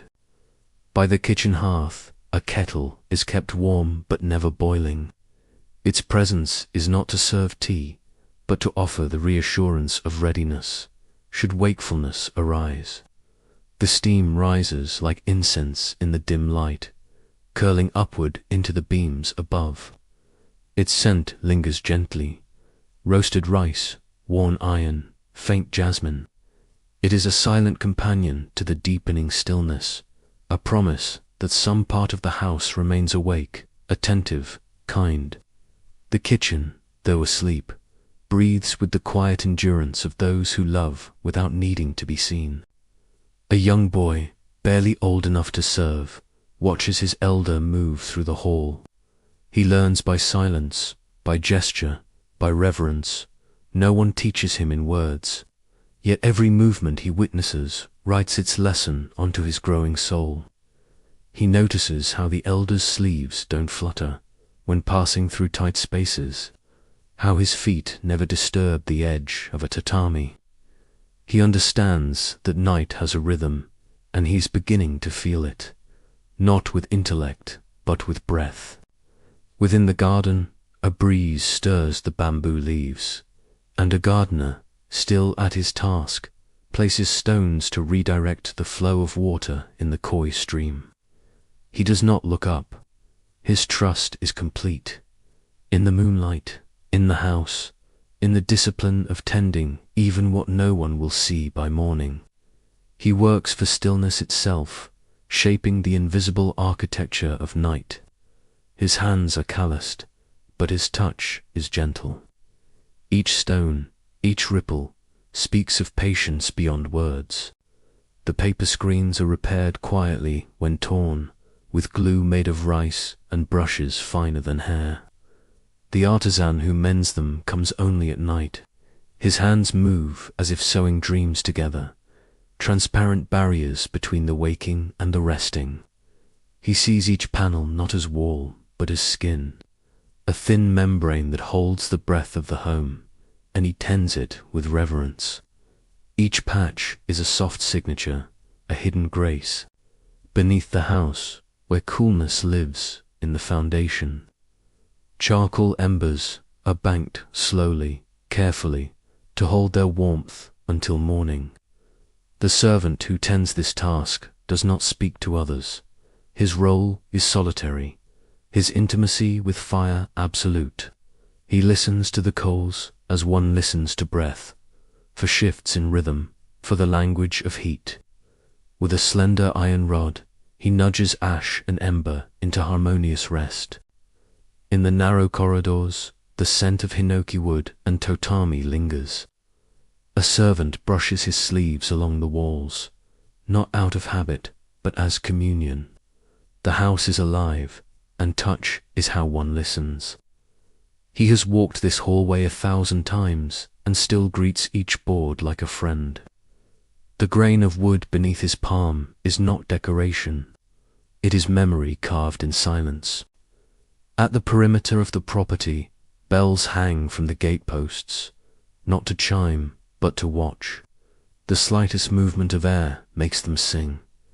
A servant hears their tone change, and knows whether it is weather or presence. The night speaks, and those who listen understand. Each chime is a syllable in the nocturnal language of the home, and their meanings are known by heart. A caretaker of records, sleepless by necessity, sits under lamplight transcribing household events.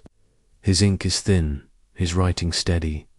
What he writes may never be read, but the act itself is a prayer to continuity, that nothing is lost in the transition between days.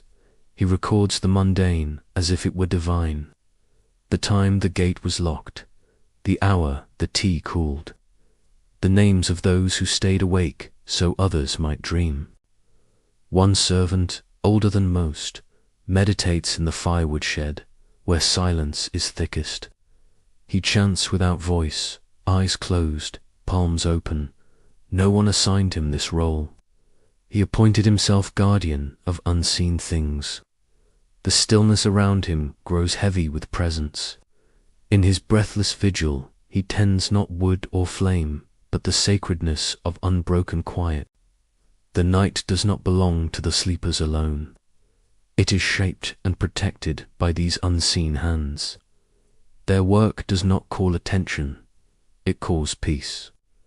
They are the threshold keepers, not of war or gate, but of quiet, of warmth, of dream. Without them, sleep would be uncertain. With them, it is whole. In the philosophy of the warrior, sleep is not merely rest. It is a rehearsal for death, for eternity, for the silence that must one day stretch beyond dawn. The samurai who rests well is not the one who forgets the day, but the one who accepts it, who lies down as if he may not rise, and yet does so without fear. The futon, in this light, becomes a kind of boat, a vessel crossing the river between two states. He closes his eyes, knowing he may open them elsewhere, in another life, in another world. Some believe dreams were messages from the ancestors. Others, that sleep itself allowed the soul to wander. In any case, it was never taken lightly. No meal was eaten too late, no blade left unsheathed. Every motion leading to rest was part of a larger ceremony, a bow to the unknown. To surrender to sleep was to practice surrender in life.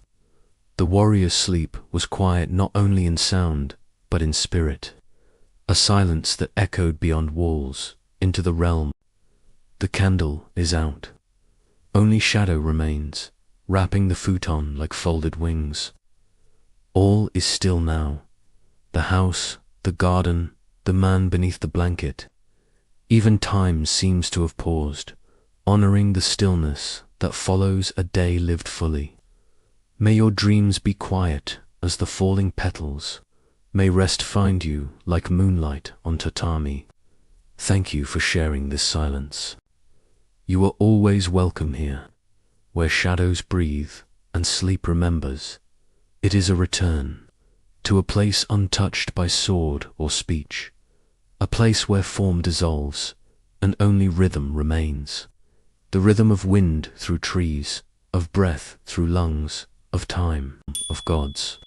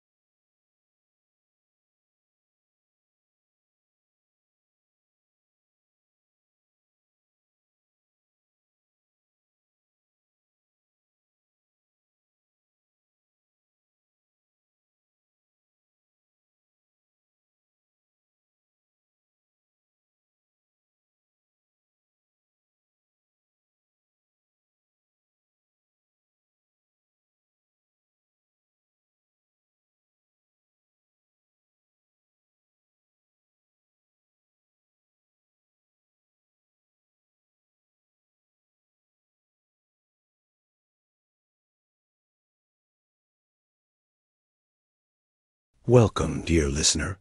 Tonight, we drift far from the present, letting the noise of the modern world fall away until only the quiet hum of another time remains.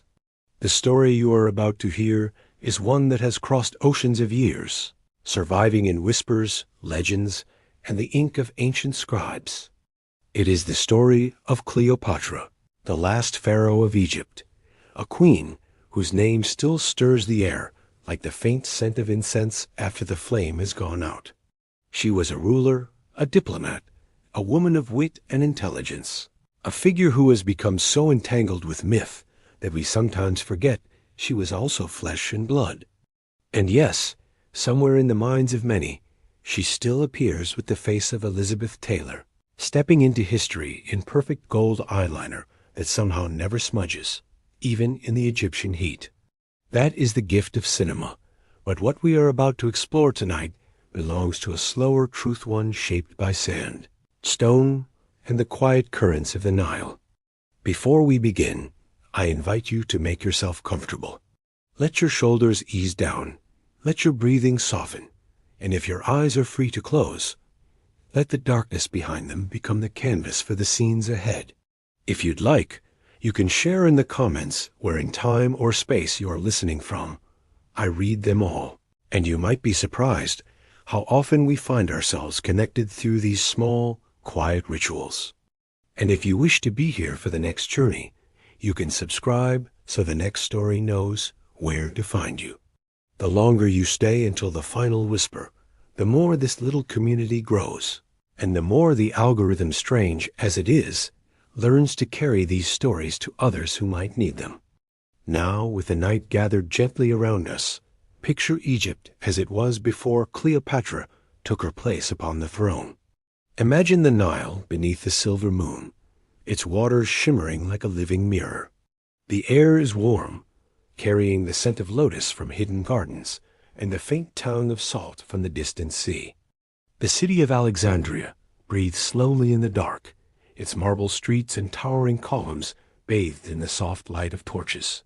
Somewhere, a flute plays a tender melody, and beyond it, the desert stretches out in endless shadowed silence.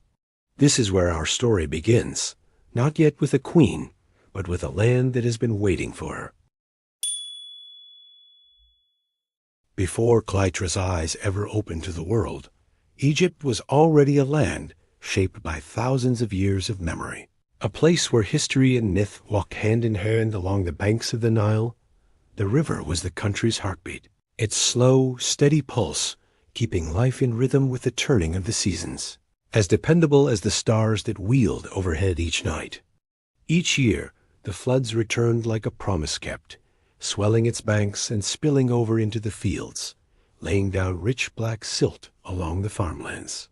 This fertile gift, brought by the river's patient labor, was the foundation of Egypt's wealth and survival, and it had been so for as long as anyone could remember.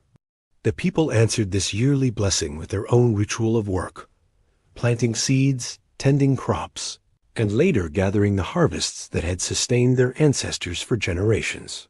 In the cool of early morning, when the horizon was only just catching the first pale gold of the sun, farmers could be seen moving like quiet shadows across the fields, their linen robes stirring faintly in the breeze, their bare feet sinking into the soft, damp earth. The low murmur of their voices mixed with the rustle of palm fronds overhead, and every so often, the bray of a donkey or the creak of a wooden water wheel would join the chorus. The smell of wet soil rose with the morning mist, and in that hour before the heat arrived, there was a serenity that belonged entirely to the river and those who lived by its grace. The Nile's waters did more than feed the soil. They carried the songs and stories of Egypt from one shore to the other. Fishermen paddled narrow reed boats through the shallows, their movements practiced and unhurried, drawing up nets heavy with tilapia and perch. The nets glistened in the sun, silver scales flashing like coins before disappearing into woven baskets. The laughter of the fishermen mingled with the cries of herons and ibis that waded nearby, their long legs slicing through the water with delicate precision. At the edges of the villages, children played along the muddy banks, their small footprints pressed into the damp ground, chasing one another with shrieks of delight and daring each other to step deeper into the current. The air here had its own perfume, a mix of cool water, crushed reeds, and the faint sweetness of papyrus blossoms that swayed in the breeze. By midday, the heat pressed down like a great hand, and the river became a place of refuge, its shade and breeze offering a gentle reprieve from the sun's relentless gaze. Even the animals, water buffalo, camels, and stray dogs, seemed to drift toward its banks, seeking the slow comfort of its touch. Beyond these rural villages and farmlands, Alexandria rose like a vision of stone and marble against the bright sky. Built by the successors of Alexander the Great, it was a city of contrasts, Greek in architecture, Egyptian in spirit, and cosmopolitan in its soul. Wide streets paved with intricate mosaics stretched toward the sea, their patterns catching the light in dazzling fragments. Sturdy white columns lined the walkways, casting deep, cool shadows where merchants rested in the heat of the day. The scent of the Mediterranean rolled in with the waves, mingling with the aroma of oil lamps, baked bread, and baskets of ripe pomegranates for sale in the market. The city's heartbeat was in its people. Greek traders haggled over spices with men from Arabia. Roman envoys passed through on their way to the palace, and philosophers in long robes gestured animatedly as they debated in shaded courtyards. Here, every face carried a story, and every stone seemed to echo with the footsteps of travelers who had come from far beyond the desert's edge. The harbor was the beating heart of Alexandria's connection to the wider world, a vast expanse of stone piers and sheltered waters that never truly slept. From the first blush of dawn, when the sky was still painted in pale pinks and silvers, the port began to stir. Dock workers, their tunics belted tight and shoulders glistening with the first signs of labor, hauled crates of amphorae, sacks of grain, and bundles of papyrus reeds, their voices rising in rhythmic calls to coordinate the heaving and lifting. The towering Pharos lighthouse, its flame burning ceaselessly within its mirrored chamber, dominated the scene, an unblinking sentinel of stone, bronze, and fire that could be seen for miles out at sea, guiding sailors through treacherous waters to the safety of the port. Ships arrived from every horizon, Greek triremes slicing through the waves with military precision, Roman merchant vessels low in the water from the weight of their cargo, and tall, lean craft from the Red Sea and beyond, their sails dyed in vivid blues, crimsons, and golds that shimmered in the sunlight. The air was a tapestry of scents. Salt spray mingling with tar and pitch used to seal the ship's hulls, the sharp tang of fresh fish laid out on woven reed mats, and the warm spice of cinnamon and frankincense escaping from half-open jars. The sounds, too, were unending ropes creaking against moorings, waves slapping against wooden hulls, sailors shouting greetings in a dozen different tongues, and the occasional call of a gull wheeling overhead. To walk through this harbor was to feel the pulse of the Mediterranean itself, to see a living map of the known world unfolding in sails, faces, and cargoes. At the city's heart, set like a jewel among colonnaded streets and marble courtyards, stood the great library of Alexandria, more than a repository of scrolls. It was a sanctuary for the ambitions of human thought. The building rose in graceful tiers of white limestone, its facades carved with geometric patterns that caught the shifting light of day, while tall columns framed its entrances like the pillars of a temple. Within its walls, the air was cool and still, scented faintly with the earthy perfume of papyrus and the sharper note of ink ground fresh each morning. It was said that no ship could dock in Alexandria without its written works being seized politely, but firmly copied by the library's scribes and preserved in the endless ranks of cedar-lined shelves. Here, mathematicians traced intricate diagrams in fine black ink, astronomers studied the movement of the heavens from sunlit courtyards, and poets recited verses in low, measured tones, their words caught in the soft echo of the halls. Light filtered in through narrow windows high above, falling in pale golden beams across scrolls bound with colored ribbons, each one holding the thoughts of another mind, another time. To walk among these rooms was to hear a chorus without sound, the voices of centuries past speaking all at once, carried forward by ink and memory. It was a place where time itself seemed to pause, as if reluctant to disturb the fragile threads binding so much wisdom together, and where those who entered often left changed, as though they had glimpsed the shape of eternity in a fragment of text. Yet for all its grandeur, Egypt remained a kingdom delicately balanced between splendor and fragility, a land where power was both visible and hidden, measured in the sweep of a robe or the tilt of a crown. The Ptolemaic dynasty, descendants of Greek rulers, carried a legacy of conquest and sophistication, blending their own customs with those of the Egyptians they governed, yet never entirely merging the two worlds. Palaces rose in gleaming white stone, their polished floors reflecting sunlight that filtered through latticed windows, while within these walls servants moved silently between scented halls, attending to the whims of a court accustomed to ease and ritual. Outside, the streets of Alexandria and the surrounding towns were alive with a different rhythm. Merchants shouted over one another, arranging spices, woven fabrics, and jars of scented oils in neat rows, while villagers carried baskets of fruit and fresh bread along sun-baked roads. The contrast was sharp, the glitter of gold and silk within palace walls versus the earthy, sun-warmed tones of daily labor, but both were essential threads in the tapestry of Egypt's life. Whispers of discontent traveled through markets and taverns alike, carrying news of heavy taxes, subtle shifts in alliances, or the arrival of foreign envoys. And even in the brightest streets, one could feel the pulse of tension, barely audible but constant, like the undercurrent of the river itself. Inside the palace, life moved at a deliberate, almost ceremonial pace, where even the smallest action carried meaning. Gardens flourished with citrus trees, flowering vines, and date palms that swayed gently in the warm breeze, their shadows tracing patterns across tiled courtyards. Fountains murmured continuously, their water clear and cool, reflecting the sky in 1,000 shimmering droplets. Courtiers glided along marble halls in flowing robes, their gestures precise, their eyes aware of every glance, every movement around them. Meals were lavish yet meticulously arranged, each dish a composition of color and texture: golden honey cakes, roasted fowl glistening with oil, bowls of figs split to reveal jewel-red interiors.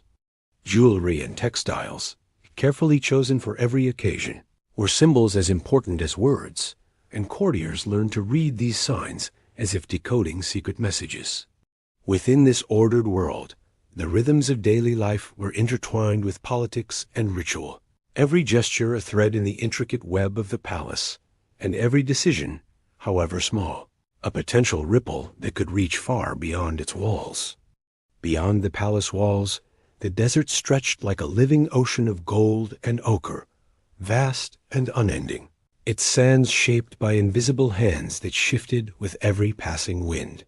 Caravans moved along ancient routes, their camels steady and patient, carrying not only goods, but the stories and customs of distant lands. The sun rose in a sky so blue it seemed impossibly vast, casting long, wavering shadows across dunes that rose and fell like gentle waves. Oases appeared as mirages, though they were real small pockets of life with clusters of palm trees, pools of fresh water, and soft grass where travelers could rest and refresh themselves. Here, merchants and nomads met to trade not only silks, spices, and precious metals, but also tales of faraway cities, battles won or lost, and wonders glimpsed only by those brave enough to journey into the unknown. The air was fragrant with the subtle scent of desert blooms and the earthy aroma of sun-baked sand, mingling with the sharper notes of incense and spices carried from far beyond. Even in the harsh heat, the desert held a strange serenity, a quiet rhythm that reminded all who traveled through it that Egypt was part of a larger, living world, constantly in motion and full of possibility. Even farther beyond the desert, the presence of Rome loomed like a slow-moving shadow across the Mediterranean. Once distant and abstract, the Roman Republic had grown into a formidable power, its influence reaching ever closer to Egypt's borders, its ambitions whispering through the corridors of the Ptolemaic court. Envoys arrived in Alexandria with gifts and carefully crafted words, their gestures smooth, their expressions measured, carrying not only friendship, but the weight of expectation. Egypt, with its fertile fields and strategic location, was a prize any empire would desire, and the royal family knew this well. Within the palace, discussions of diplomacy and alliance were conducted in quiet, hushed tones, where every word might shift the kingdom's future. The tension was subtle yet palpable, like the undercurrent of the Nile, moving beneath the calm surface, felt by all who walked the streets, by merchants in the market, by scribes in the library, and by soldiers on the walls. It was a world of invisible currents, where the sway of power was measured in glances, gestures, and alliances as much as in armies or wealth. Into this intricate tapestry of life, rich in beauty, complexity, and quiet tension, Cleopatra would be born. She would inherit a kingdom whose roots were ancient and deep, yet whose future stretched toward the uncertain horizons shaped by foreign ambitions and shifting tides of power. The Nile, ever faithful, would witness her first steps and guide the rhythms of her youth, while Alexandria, in its dazzling diversity, would become the stage upon which her intelligence, charm, and determination would grow. The palace, with its fountains, gardens, and echoing halls, would be both a sanctuary and a school, teaching her the delicate dance of politics, the importance of observation, and the weight of every decision.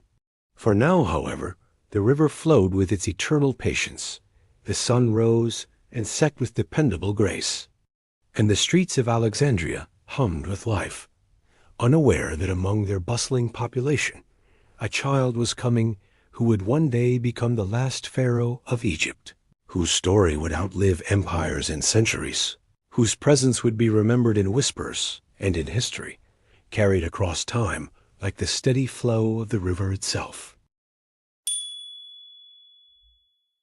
As Cleopatra grew older, the quiet observation of her childhood began to transform into deliberate action, a gentle but persistent movement toward understanding her place in the world.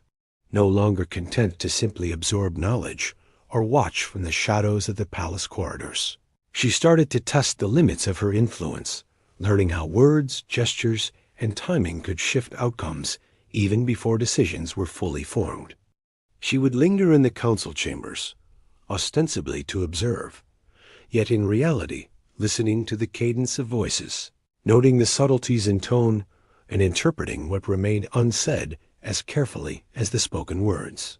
The palace, which had once been a backdrop to her curiosity, now became a living classroom in politics and strategy. Even her small actions a question posed at the right moment, a carefully framed suggestion, a glance that lingered just long enough, began to ripple outward, unnoticed by many, but shaping the perceptions of those who mattered most. The lessons of her childhood were no longer theoretical. They were alive, applied in the intricate dance of court life, where every decision, no matter how minor it seemed, carried weight and consequence. Her education took on a new intensity as well, moving beyond the theoretical to the practical, weaving together intellect, diplomacy, and observation. Tutors introduced her to the principles of leadership in statecraft through exercises that mirrored real challenges, presenting scenarios of negotiation, resource allocation, and conflict resolution. Cleopatra absorbed these exercises with remarkable precision, analyzing the strengths and weaknesses of hypothetical allies and rivals, anticipating outcomes, and imagining strategies that balanced firmness with subtle persuasion. Yet learning was never confined to formal lessons. She observed her parents' interactions with ambassadors, studied the way generals interpreted reports of distant lands, and listened attentively to advisors as they debated matters of law, economy, and military readiness. The palace became her stage, and every conversation, every ceremony, every subtle gesture was part of a silent curriculum designed to teach her the delicate balance of power. She developed an understanding that true influence was not imposed through force alone, but through the artful combination of knowledge, timing, perception, and presence. Cleopatra's exposure to the broader world intensified during her walks through the city and along the banks of the Nile, escorted by attendants yet free to observe the rhythms of life beyond the palace gates. The markets teemed with voices and scents, spices that stung the nostrils and perfumes that lingered sweetly, calls from merchants mingling with the cries of children playing, the soft thrum of artisans hammering and carving in the shade. She would pause to watch a fisherman untangle nets with meticulous patience, or a potter's hands shaping clay with careful rhythm, noticing patterns of effort, ingenuity, and resilience. Every observation fed her understanding of her people, of their hopes and struggles, and of the subtle dynamics that shaped the kingdom she would one day rule. Even the flowing river, which had accompanied her since infancy, now seemed to speak with new meaning, revealing lessons in persistence, patience, and adaptation, teaching her that leadership was as much about harmony and guidance as it was about authority. Cleopatra's awareness of her environment grew sharper each day, the whispers of life around her shaping her character and preparing her for the path that lay ahead, a path where every choice would carry not only personal significance, but the weight of an entire nation's destiny. Within the palace walls, Cleopatra began to navigate the subtle currents of power with increasing confidence, understanding that influence was often hidden beneath layers of protocol, etiquette, and expectation. She watched the advisors, the generals, and even her own family with a discerning eye, noticing how small gestures, a pause in speech, a deliberate turn of the head, the placement of a hand upon a scroll, could shift the balance of authority in a room. She experimented quietly with these observations, speaking at moments that seemed inconsequential, yet carried weight when framed correctly. The palace, once a playground of curiosity and learning, had become a theater of human behavior, where every interaction revealed lessons about loyalty, ambition, and subtle persuasion. Her awareness extended beyond individuals to systems, the intricate flow of resources, the timing of messages, and the interplay between public perception and private decision-making. Cleopatra was learning that leadership was not only about knowledge or lineage, but about the skillful orchestration of relationships, the careful alignment of influence, and the ability to anticipate the unspoken. As she matured, Cleopatra also cultivated an understanding of symbolism and presentation, recognizing that a ruler's power was conveyed as much through presence as through words or decrees. She studied attire, jewelry, posture, and expression, noting how the combination of these elements could command respect or disarm criticism. In mirrors, fountains, and polished marble floors, she observed herself carefully, practicing gestures, refining her expressions, and imagining how she might appear to allies, enemies, and observers alike. Tutors guided her in rhetoric, teaching the cadence of persuasive speech, the subtle inflection that lent authority to a phrase, and the power of silence to invite reflection or compliance. Every lesson reinforced the idea that perception and reality were intertwined, that a leader could shape both by mastering the art of timing, focus, and subtlety. These exercises, though seemingly simple in the moment, laid the groundwork for her future as a ruler, capable of navigating complex political landscapes and negotiating with powerful figures across continents.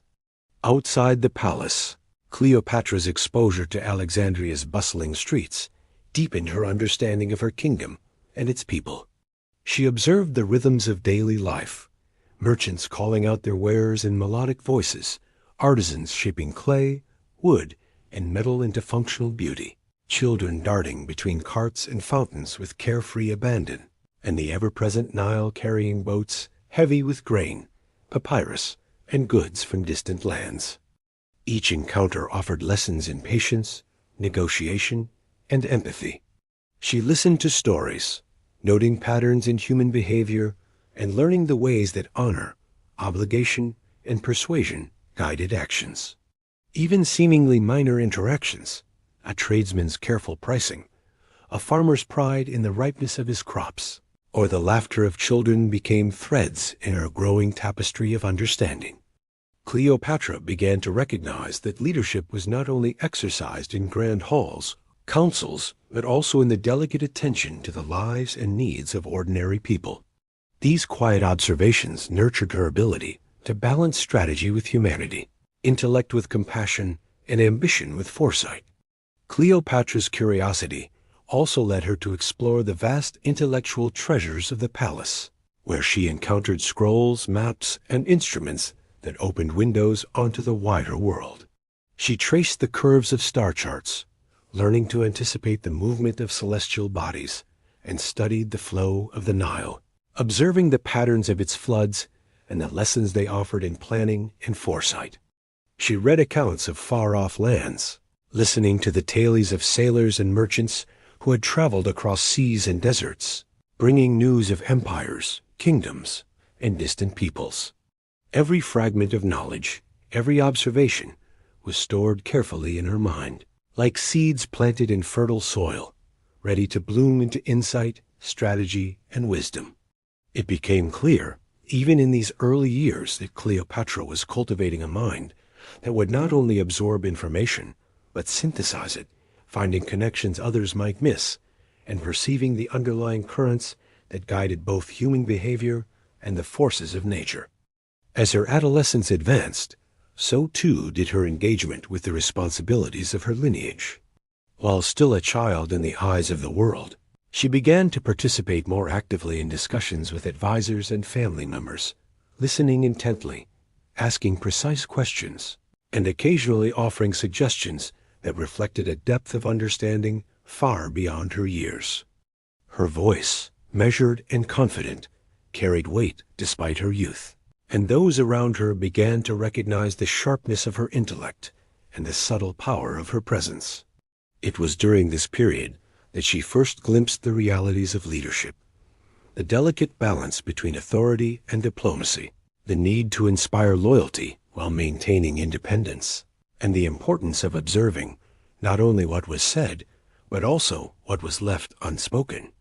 Each lesson was reinforced in the day-to-day life of the court, in the careful orchestration of ceremonies, the measured conduct of ambassadors, and the unending flow of visitors, each one bringing news, requests, or subtle pressures that shaped the kingdom's trajectory.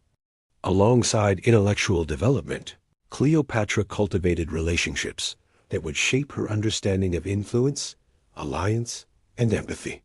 She engaged with those of different stations, observing patterns of behavior, needs, and ambitions, recognizing that a ruler's strength depended as much on insight into human nature as on inherited power. Servants, scribes, and artisans became teachers in their own right, offering glimpses into the daily lives and challenges of the kingdom's inhabitants. Through these interactions, she began to appreciate the delicate interplay between authority and care, the necessity of listening before acting, and the subtle art of persuasion that could inspire loyalty without coercion. Even in her games with peers and her excursions through the city, she applied observation and reflection, practicing strategies of negotiation and understanding that would later define her rule. Every experience, whether grand or seemingly mundane, became part of a growing repository of knowledge and skill, shaping a young woman capable of navigating both the grandeur of a royal court and the complexities of a diverse population. By the end of this formative period, Cleopatra had transformed from a curious and observant child into a young woman poised on the threshold of leadership. Her intellect, awareness, and understanding of human nature were matched by a growing confidence in her own abilities, tempered by the recognition of the responsibilities that awaited her. The palace, the Nile, and the streets of Alexandria had become her training grounds, each day offering lessons in diplomacy, strategy, empathy, and foresight.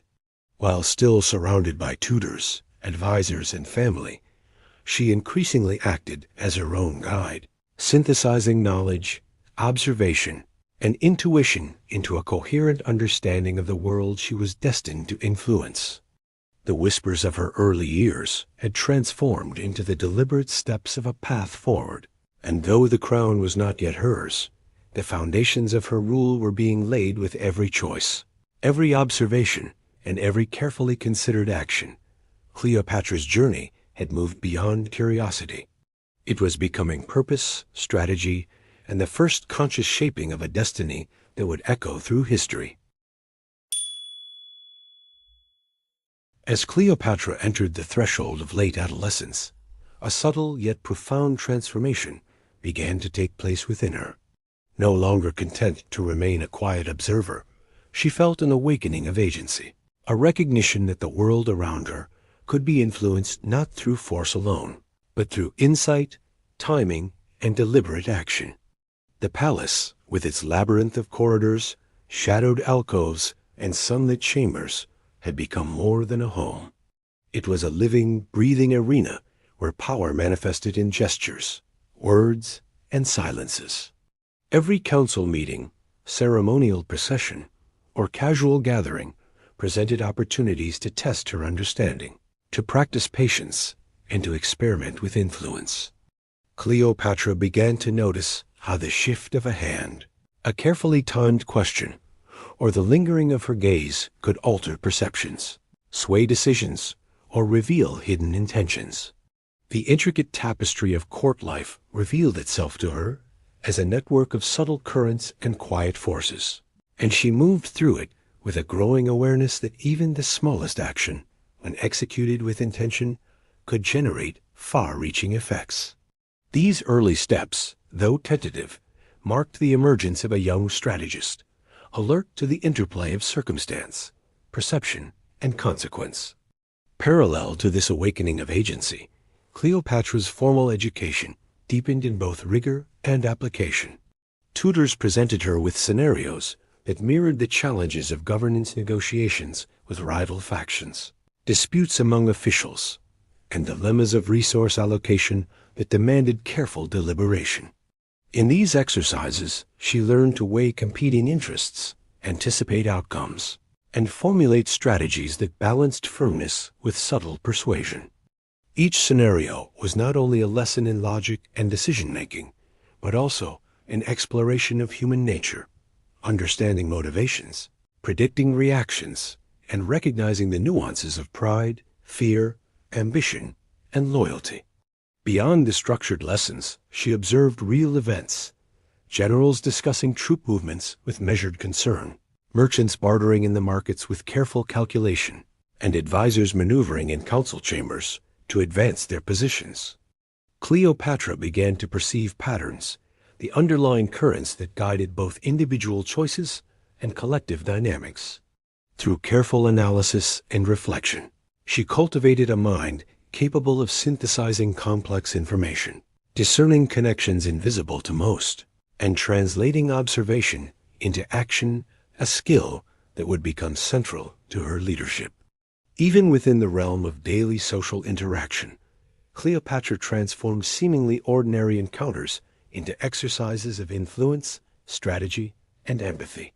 She watched the gestures, expressions, and unspoken cues of those around her, learning how subtle shifts in posture, tone, or timing could alter the trajectory of a conversation. A question posed with gentle curiosity could reveal hidden intentions, while a carefully placed remark might guide discussion toward consensus without confrontation. These lessons were amplified in interactions with peers, servants, and advisors alike, allowing her to practice persuasion, negotiation, and emotional intelligence in real time. Cleopatra developed an acute sensitivity to the dynamics of hierarchy and camaraderie, recognizing that respect, loyalty, and cooperation were nurtured as much by perception and subtlety as by authority. Each engagement became a microcosm of governance, a laboratory where observation, empathy, and deliberate action converged to teach her the profound interconnection between human behavior and influence. By the end of these experiences, She was beginning to internalize a philosophy of leadership, that mastery over oneself and an understanding of others were as critical as inherited power, and that the first steps forward required not only courage, but the skillful orchestration of observation, timing, and insight. Cleopatra's excursions beyond the palace walls became an essential part of her growing understanding of leadership and human behavior, offering lessons that no tutor or scroll could provide. Walking through the bustling streets of Alexandria, she felt the pulse of the city in every sound, scent, and movement. Merchants calling their wares with melodic urgency, the rhythmic pounding of hammers from artisans shaping wood and metal, the laughter and shouts of children darting between carts and fountains, and the ever-present flow of the Nile carrying boats laden with grain, papyrus, and goods from distant lands. Each encounter was observed with careful attention, from the meticulous hands of a potter forming clay to the patient diligence of a fisherman repairing his nets. In these moments, she discerned patterns of effort, ingenuity, and resilience, understanding that the vitality of her kingdom depended not only on the decisions made within the palace, but on the labor, innovation, and daily struggles of its people. Every observation reinforced the connection between empathy and authority, teaching her that true leadership required an intimate knowledge of the lives she would ultimately guide, and that patience, attentiveness, and subtle guidance could shape outcomes as profoundly as edicts or proclamations. As Cleopatra's awareness expanded, so too did her comprehension of alliances, loyalty, and the intricate web of human relationships that defined power. She watched how trust was cultivated and maintained among advisors, generals, and merchants, noting the delicate balance between reciprocity, obligation, and ambition. Even within her own family, she discerned subtle dynamics, rivalries tempered by protocol, favors exchanged with quiet intention, and the unspoken understanding of responsibility that bound the royal household together. Cleopatra began to engage in miniature exercises of alliance building, testing how small acts of counsel, timely attention, or thoughtful observation could nurture loyalty and cooperation. She learned that influence was rarely imposed through authority alone. It was cultivated through perception, respect, and strategic empathy. Each successful interaction, each careful negotiation or subtle guidance became part of an expanding repertoire of skills, preparing her for the complex interpersonal networks she would later navigate as a sovereign. These early experiments in human strategy reinforced the understanding that the first steps forward were as much about perception and relationships as they were about intellect and ambition. Simultaneously, Cleopatra's curiosity drew her toward the broader world, prompting her to study accounts of distant lands, listen to travelers' tales, and examine maps that traced rivers, seas, and trade routes far beyond Alexandria. She absorbed stories of empires, kingdoms, and peoples whose customs and strategies differed from her own, finding lessons in both their successes and missteps. Each fragment of knowledge was meticulously processed, compared against her observations of local life, and integrated into a mental map of political, economic, and cultural forces. She began to perceive the interconnectedness of power, trade, and diplomacy, understanding that the influence of a ruler extended well beyond the palace walls and the banks of the Nile. These insights encouraged foresight and planning, teaching her that small, deliberate steps taken in the present could resonate far into the future.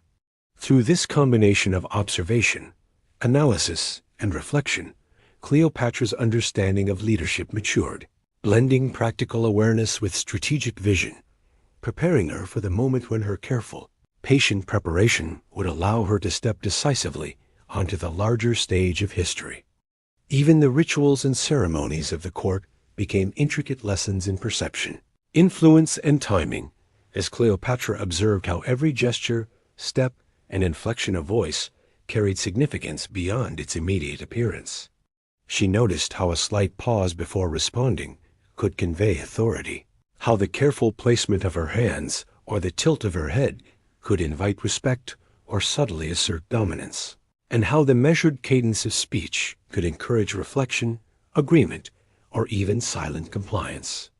Mirrors, polished marble floors, and fountains reflecting her image became tools for experimentation, where she could practice presence, posture, and expression, refining the ways in which she presented herself to allies, advisors, and potential rivals alike.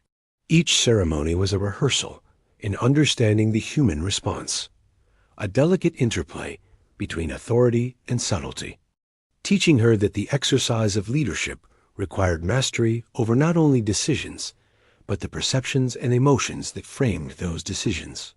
In this way, the grandeur and pageantry of the palace served as a living classroom, offering lessons that combined visual, auditory, and emotional cues, sharpening Cleopatra's awareness of influence as both an art and a skill.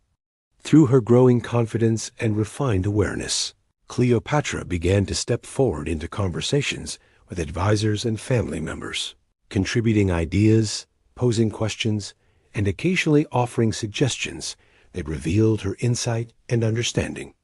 Though still young, her words carried a measured authority, enriched by careful observation, reflection, and the strategic awareness she had cultivated over years of study and practice. Each contribution was an experiment in persuasion and perception. She watched for reactions, assessed the subtle shifts in tone and expression, and noted which ideas were received with attention, hesitation, or approval. The palace, once merely a backdrop to her education, had become a proving ground where intellect, empathy, and strategy were continuously tested. These interactions reinforced her confidence in her ability to influence outcomes, demonstrating that leadership was not solely the product of title or birthright, but the result of deliberate, patient engagement with both people and circumstance. In these early steps, Cleopatra was learning to wield her presence with precision, shaping discussions and decisions subtly but powerfully, laying the foundation for the remarkable influence she would exercise in the years to come. Cleopatra's first forays into decision-making often involved managing small disputes and challenges within the palace, tasks that, though seemingly minor, demanded diplomacy, patience, and nuanced judgment. She learned to navigate conflicts among attendants, reconcile differing perspectives among advisors, and address delicate tensions within her family, all while maintaining composure and authority. Each situation required her to assess temperament, anticipate reactions, and craft responses that balanced firmness with tact, ensuring that resolutions preserved harmony without diminishing her presence or credibility. In these moments, she honed her capacity for emotional intelligence, observing the subtle interplay of pride, fear, loyalty, and ambition that drove human behavior. These early exercises in mediation and conflict resolution reinforced lessons she had learned in observation and social engagement, demonstrating that leadership was as much about understanding and guiding people as it was about making decisions. Cleopatra came to recognize that the measure of a ruler lay not only in the grand gestures or proclamations, but in the careful attention given to seemingly small actions, each one contributing to the stability and coherence of her realm. By the end of this formative stage, Cleopatra had taken deliberate and purposeful steps forward, transforming from a quiet observer into a young strategist capable of navigating the complexities of palace life and the wider world. She had begun to perceive the intricate rhythms of human behavior, the subtle ways in which influence could be cultivated, and the interplay between observation, action, and consequence. Each choice, conversation, and carefully measured act had strengthened her awareness of both her own abilities and the forces that shaped her kingdom. She had begun to understand that true leadership required patience, foresight, empathy, and the skillful orchestration of relationships, all of which could be practiced in the small, everyday moments, as well as in grand gestures. These first steps forward laid a foundation of confidence, insight, and strategic acumen that would support her future ascent, preparing Cleopatra to move from preparation into action, from learning into decisive leadership. Her journey was no longer simply about curiosity or observation. It had evolved into a purposeful path of influence, strategy, and growing mastery over both herself and the world she was destined to guide. As Cleopatra moved further into the responsibilities of her emerging role, the world around her began to shift with a palpable rhythm, as if the city itself were alive and aware of the subtle currents of change she carried within her. Alexandria, ever vibrant and dynamic, pulsed with activity. Boats drifted along the Nile with loads of grain, papyrus, and trade goods, their sails catching the golden sunlight, while the cries of merchants calling their wares intertwined with the laughter of children chasing one another between carts and fountains. The palace, once a relatively quiet sanctuary of study and observation, now resonated with purposeful movement. Couriers delivered messages from distant lands. Advisors conferred in hushed tones about the kingdom's finances, and artisans prepared gifts and ceremonial objects with meticulous care. In this environment, Cleopatra began to understand that motion, both literal and metaphorical, was a reflection of power, negotiation, and influence. The world around her was no longer static. Every interaction, every ripple of activity was part of a larger tapestry of cause and effect, and she was learning to read the subtle signs that indicated shifts in mood, intention, and opportunity. Within the palace walls, Cleopatra began to take a more active role, moving beyond observation to subtle intervention. She watched how advisors, generals, and emissaries interacted, noting the unspoken signals that guided decision-making. The slight hesitation before answering a question, the careful placement of a hand on a scroll, the deliberate cadence of a speech. She began to test her own influence, suggesting solutions to minor disputes, proposing ideas during advisory sessions, and practicing the art of timing, knowing when to speak, when to remain silent, and when a glance or gesture could carry the weight of a word. Every act, no matter how small, became part of a delicate experiment in power dynamics, teaching her how influence could be exerted without overt command, how perception shaped reality, and how subtle shifts in presence could guide outcomes across the court. Cleopatra's awareness of the complex interplay between action and consequence deepened with each encounter, revealing that leadership was as much about sensing the currents of the world as it was about commanding them. Beyond the palace, the city itself offered lessons in adaptability, foresight, and strategy. Cleopatra moved through bustling streets, observing the intricate network of relationships that sustained Alexandria. Merchants negotiating prices with precision and patience, artisans balancing creativity with practicality, and laborers executing tasks with rhythmic diligence that echoed the broader flow of the Nile. She noticed how trust was cultivated among strangers, how reputation could be leveraged in negotiation, and how alliances formed subtly through repeated, respectful interaction. Even the movement of the river, its steady flow shaping the land and life around it, became a metaphor for the dynamics she was learning to navigate. Patience, timing, and awareness could guide outcomes more effectively than force alone. Each observation contributed to a growing understanding that leadership required harmony with the world. That influence was exercised not just through decisions or declarations, but through attentiveness, responsiveness, and the ability to perceive patterns invisible to most. Cleopatra began to see herself not merely as a participant in this motion, but as an emerging conductor of it, capable of shaping and guiding events with intention, subtlety, and care. Within the palace, Cleopatra's understanding of the subtle currents of influence deepened as she observed not only individuals, but also the systems that underpinned the kingdom. She noted how resources flowed from granaries to markets, how messages were carefully timed and delivered to maximize effect, and how alliances between advisors, generals, and foreign envoys could shift with the smallest change in circumstance. Every ceremony, every council meeting, and every private conversation offered her insight into the orchestration required to maintain order and achieve objectives. She began to experiment quietly, testing the effect of her suggestions, the timing of her questions, and the careful framing of her observations.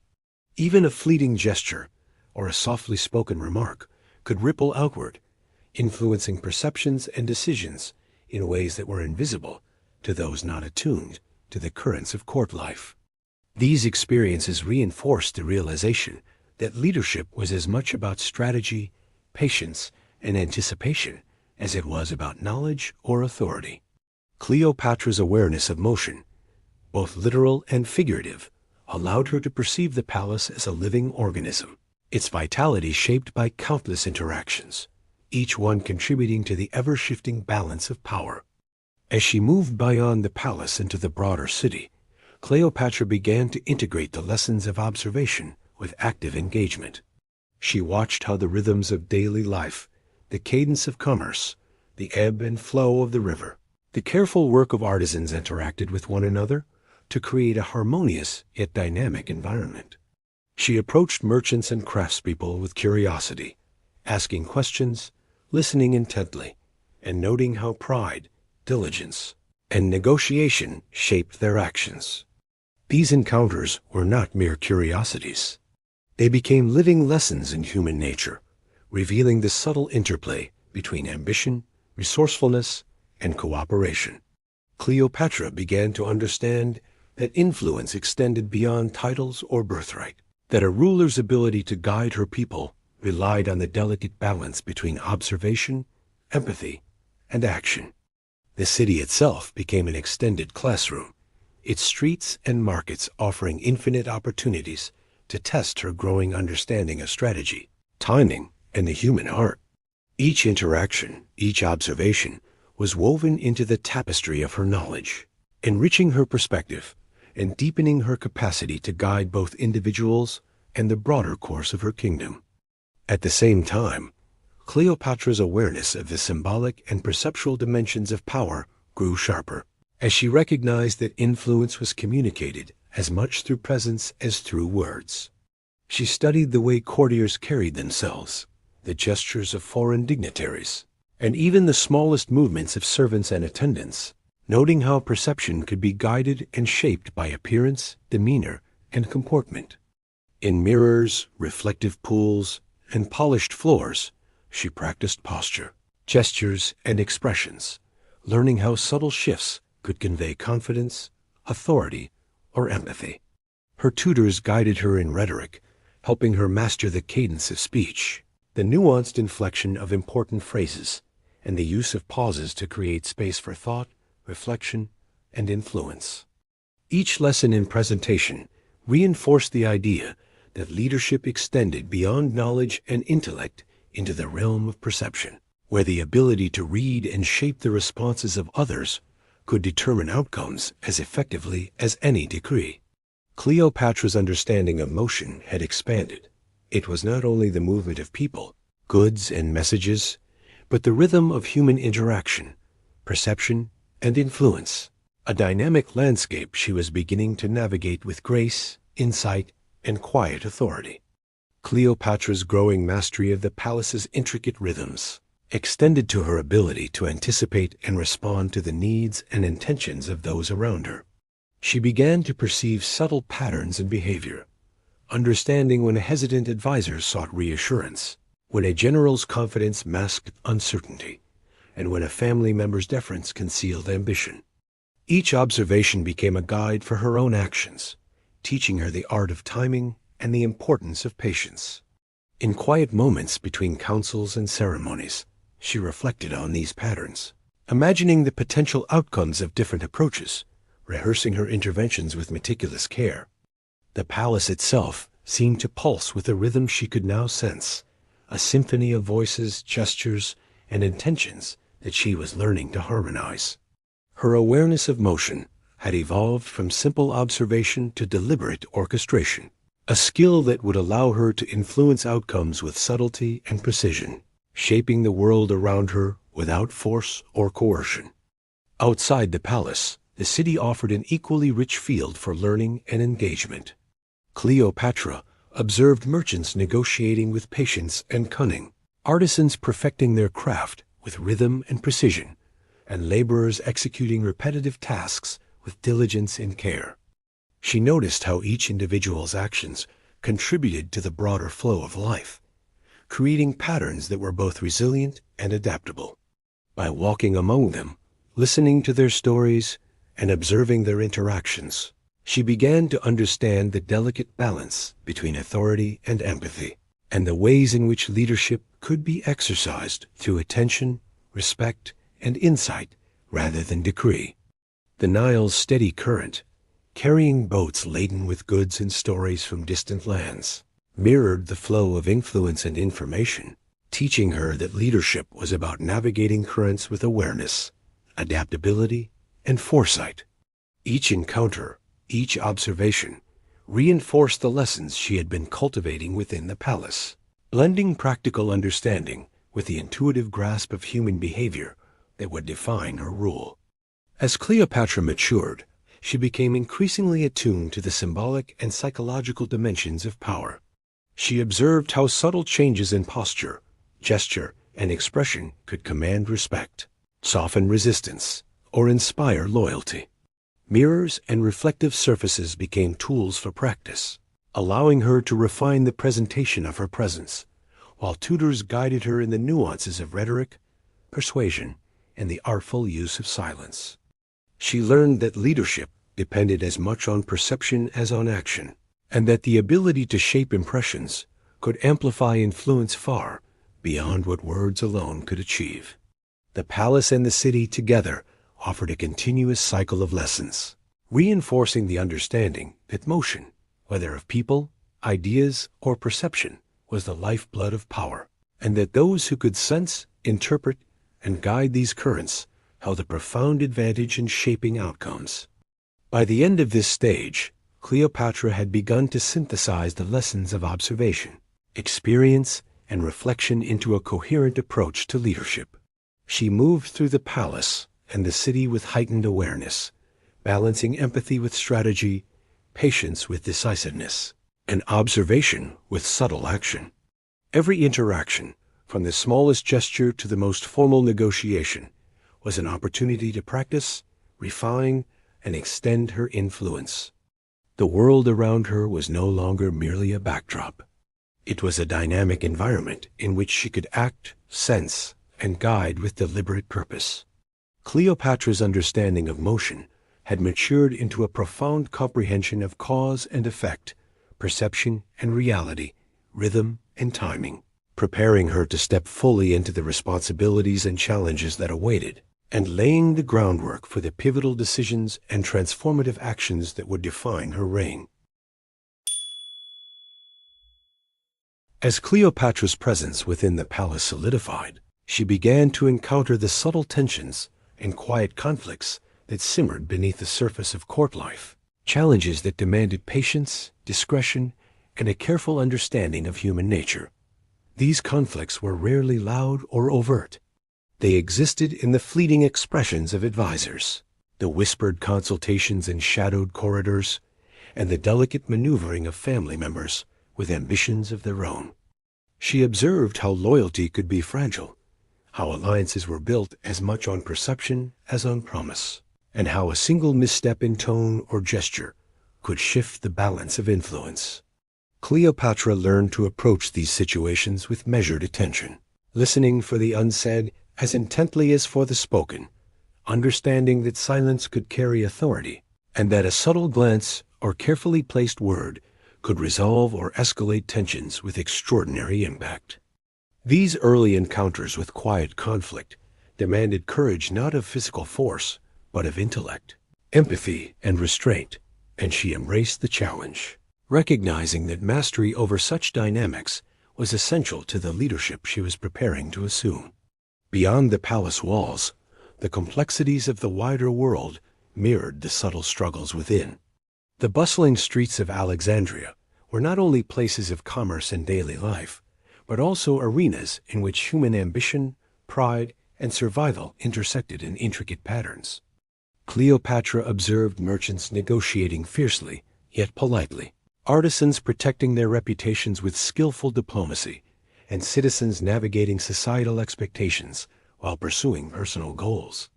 Each of these small interactions revealed lessons in strategy, compromise, and resilience, teaching her that the true measure of leadership lay in understanding the motivations and fears of others and in guiding them toward harmony without coercion. She began to see courage not as the absence of fear, but as the ability to act thoughtfully and deliberately within the currents of tension, to intervene when necessary, and to step back when patience offered the greater advantage. The silent challenges of the city, the palace, and the riverbanks combined into a living education, shaping a young ruler capable of navigating complexity with calmness, insight, and unwavering composure. Within the palace, Cleopatra began to experiment with subtle interventions, learning how to shape outcomes without overt confrontation. She observed the interplay of authority and influence, noting how a gentle suggestion at the right moment could redirect a discussion, how a carefully framed question could reveal intentions, and how her own measured silence could encourage reflection or reveal hidden truths.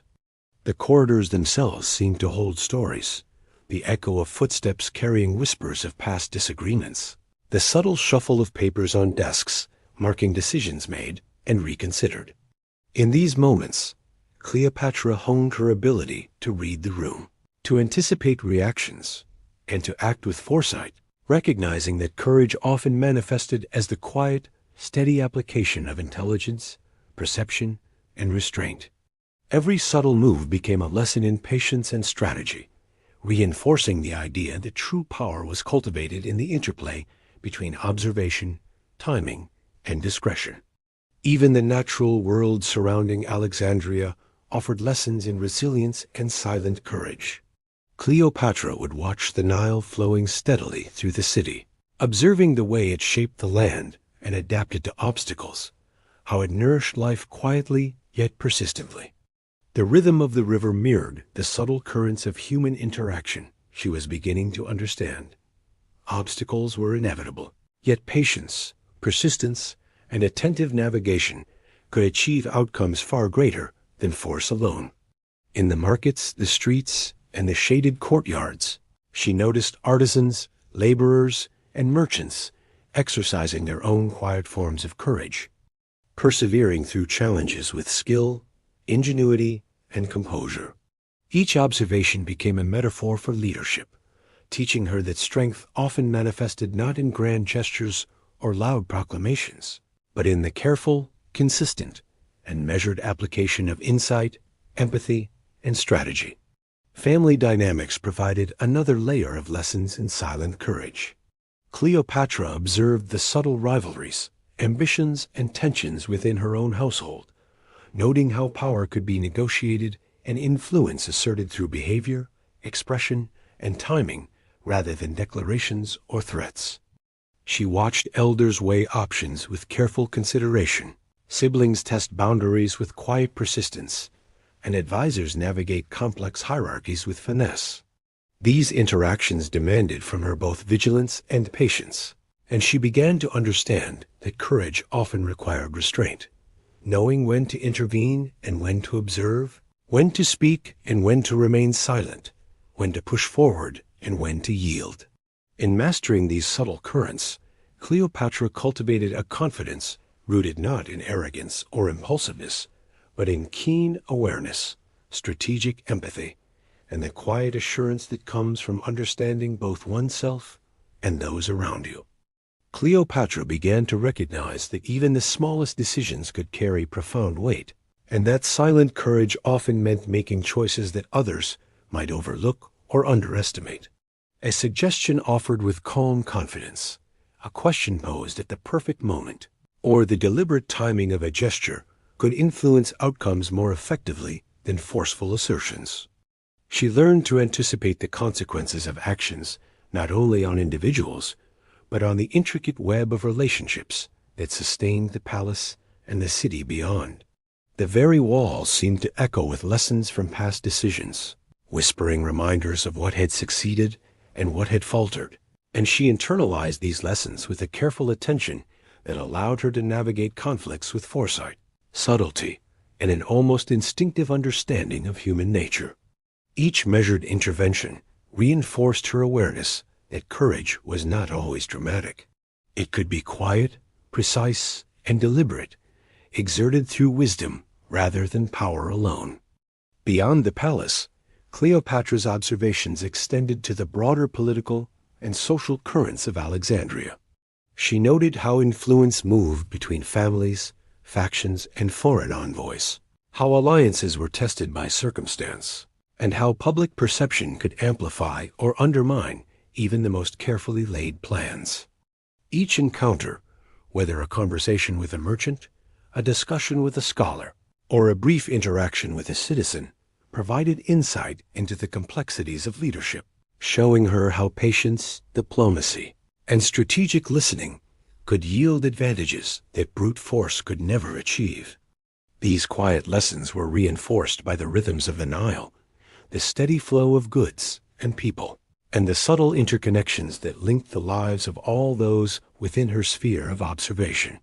Cleopatra began to perceive the intricate lattice of relationships and motivations, understanding that true courage involved navigating these complexities with foresight, empathy, and the confidence to act when the moment demanded it. At times, the weight of observation and reflection brought moments of introspection, in which Cleopatra considered the moral and emotional dimensions of leadership. She thought about the consequences of her choices, the balance between ambition and compassion, and the responsibility that came with guiding others. These contemplative moments were often quiet, taking place in shaded courtyards, along the riverbanks, or within the serene chambers of the palace, yet they were profound in shaping her character. She realized that courage required an inner steadiness, a capacity to remain centered amidst the turbulence of competing interests and hidden agendas. Every reflection strengthened her ability to act with clarity, to measure words and gestures carefully, and to understand that leadership was as much about inner resolve as external action. These lessons of quiet courage were forming the foundation of a ruler who would navigate the complexities of power with insight, balance, and enduring poise. As Cleopatra approached the later years of her formative period, she began to see the cumulative impact of her observations, experiments, and reflections. Each subtle intervention, each carefully measured conversation, and each quiet act of patience had become a thread in a growing tapestry of understanding that connected people, events, and consequences across the palace and the city. She recognized that true courage was not the absence of uncertainty, but the ability to act thoughtfully within it, to make decisions that balanced personal ambition with the well-being of those around her, and to navigate conflicts with a blend of insight, tact, and resilience. The palace corridors, the bustling streets, and the flowing Nile had all become instruments of her education, each offering lessons in the art of leadership, the subtleties of influence, and the power of measured courage. In these moments, she began to feel the quiet confidence of someone prepared to step into responsibility, ready to face the challenges of authority with both wisdom and grace. By the conclusion of this block, Cleopatra's character had been shaped not only by formal education and observation, but also by the silent, persistent encounters with conflict, challenge, and the nuanced realities of human behavior. She had learned to interpret gestures, tone, and timing with precision, to balance empathy with strategy, and to act with courage that was measured, deliberate, and profoundly effective. The lessons of quiet conflicts and silent courage had prepared her to navigate the intricacies of power with poise, to influence outcomes without force, and to cultivate respect and loyalty through understanding rather than coercion. As she moved forward toward the turning points that would define her reign, these skills, insights, and experiences would become the foundation of her leadership, allowing her to shape her destiny and the destiny of Egypt with intelligence, sensitivity, and an unshakable inner strength. As Cleopatra stepped into her late adolescence, a moment quietly emerged that would irrevocably shape not only her life, but also the future of her kingdom. It was a moment that carried no heralding fanfare, no grand procession, and no immediate public recognition. It was subtle, almost imperceptible to the untrained eye, yet brimming with profound consequence. Within a dimly lit chamber of the palace, far removed from the constant hum of the city and the ever-present flow of the Nile, she faced a situation that demanded a combination of insight, patience, and courage that she had been cultivating for years. The room seemed alive with tension, its polished marble floors reflecting the flickering glow of oil lamps, while the faint scent of incense and aged papyrus lingered in the air, wrapping the space in an almost sacred quiet. Advisors debated with restrained urgency, whispering about alliances, rivalries, and subtle power shifts, and Cleopatra, ever attentive to both the spoken word and the nuances left unsaid, felt the gravity of the moment settle softly yet decisively upon her shoulders. Every glance, pause, and carefully measured response had the potential to tilt the delicate balance of influence within the palace. In that shadowed space, she sensed that leadership was not a birthright alone, but a skill to be honed, a responsibility to be claimed with deliberate observation, strategic action, and the courage to engage thoughtfully with uncertainty. The choice she faced was layered, complex, and quietly profound, involving not only timing and allegiance, but also a nuanced understanding of human psychology, and the subtle currents of power that flowed unseen through Alexandria's streets and within the palace walls. Cleopatra approached her decision with the precision of a scholar and the awareness of a strategist, weighing the potential consequences for each participant in the chamber and for the broader social and political landscape of her kingdom. She considered the ambitions, fears, and motivations of her family, advisors, and foreign emissaries, understanding that even the smallest action could cascade into far-reaching effects. Outside the chamber, the distant murmur of the Nile reminded her of the flow of time and circumstance, a quiet metaphor for the steady persistence and adaptive strength required of a leader. In the hush of the room, candlelight casting dancing shadows across intricately carved walls, Cleopatra exercised a form of courage that was deliberate, nuanced, and immensely powerful, embracing the responsibility of foresight and measured action with an emerging clarity that would define her capacity to lead. Cleopatra's approach to this turning point combined meticulous observation, intuitive foresight, and disciplined self-restraint. She had learned through years of careful attention that power was as much about perception and timing as it was about lineage or authority. Every participant in the chamber was a living puzzle of intent, desire, and calculation, and she engaged with them as both a perceptive observer and a strategist plotting the contours of influence. The soft rustle of robes, the faint intake of breath, and the shifting light across mosaic floors became cues that she could read to gauge intent, hesitancy, and alignment. She allowed herself moments of deep reflection, tracing the potential outcomes of her words and gestures across both immediate and long-term consequences, considering the unseen repercussions that might ripple outward beyond the palace walls. Through this deliberate and immersive process, Cleopatra transformed uncertainty into a space for insight, recognizing that the quiet exercise of courage through timing, attention, and perception could shape outcomes as profoundly as any overt display of force. In these shadowed moments, she was beginning to understand that leadership was an intricate art, demanding patience, awareness, and a finely tuned sense of both people and circumstance.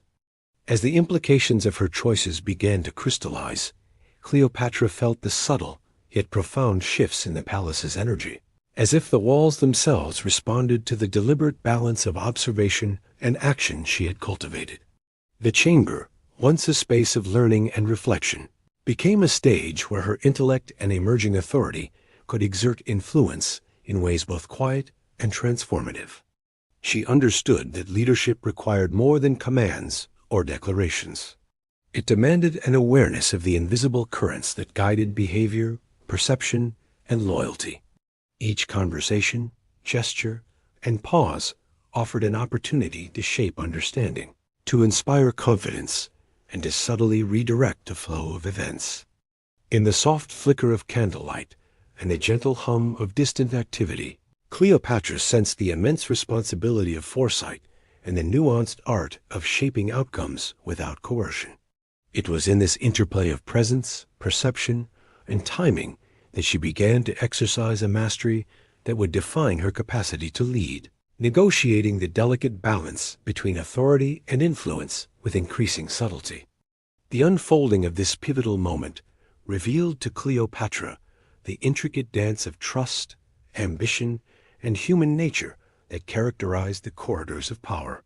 She observed how even the most confident advisors could be swayed by subtle cues, how alliances could shift in response to tone and timing, and how loyalty was earned not through dominance, but through perception, respect, and measured interaction. Each carefully chosen word, every well-timed gesture, and each silent observation became a tool in her growing repertoire of influence, allowing her to guide outcomes in ways that were both strategic and compassionate. The chamber, suffused with the muted glow of oil lamps and the distant hum of palace activity, seemed to pulse with possibility, offering lessons in patience, timing, and quiet courage. Cleopatra internalized these experiences, recognizing that effective leadership required not only intellect, but the capacity to act thoughtfully within complexity, transforming uncertainty into opportunity through perception and deliberate action. Beyond the immediate chamber, the ramifications of her decisions began to extend outward, touching the broader social and political landscape of Alexandria. Cleopatra considered the perspectives, ambitions, and needs of citizens, advisors, and foreign emissaries alike, realizing that influence could be exerted as much through understanding, empathy, and timing as through formal authority. The steady flow of the Nile, ever present and unwavering, offered a quiet mirror to the principles she was learning. Persistence, adaptability, and measured strength could guide outcomes as effectively as any overt display of power. Through this period, Cleopatra's character deepened, blending intellect, empathy, foresight, and strategic insight into a composure that allowed her to navigate both the grandeur of the royal court and the nuanced complexity of her kingdom's daily life. She was evolving into a leader capable of seeing the unseen, guiding the uncertain, and exercising a quiet yet unshakable authority that would define her reign.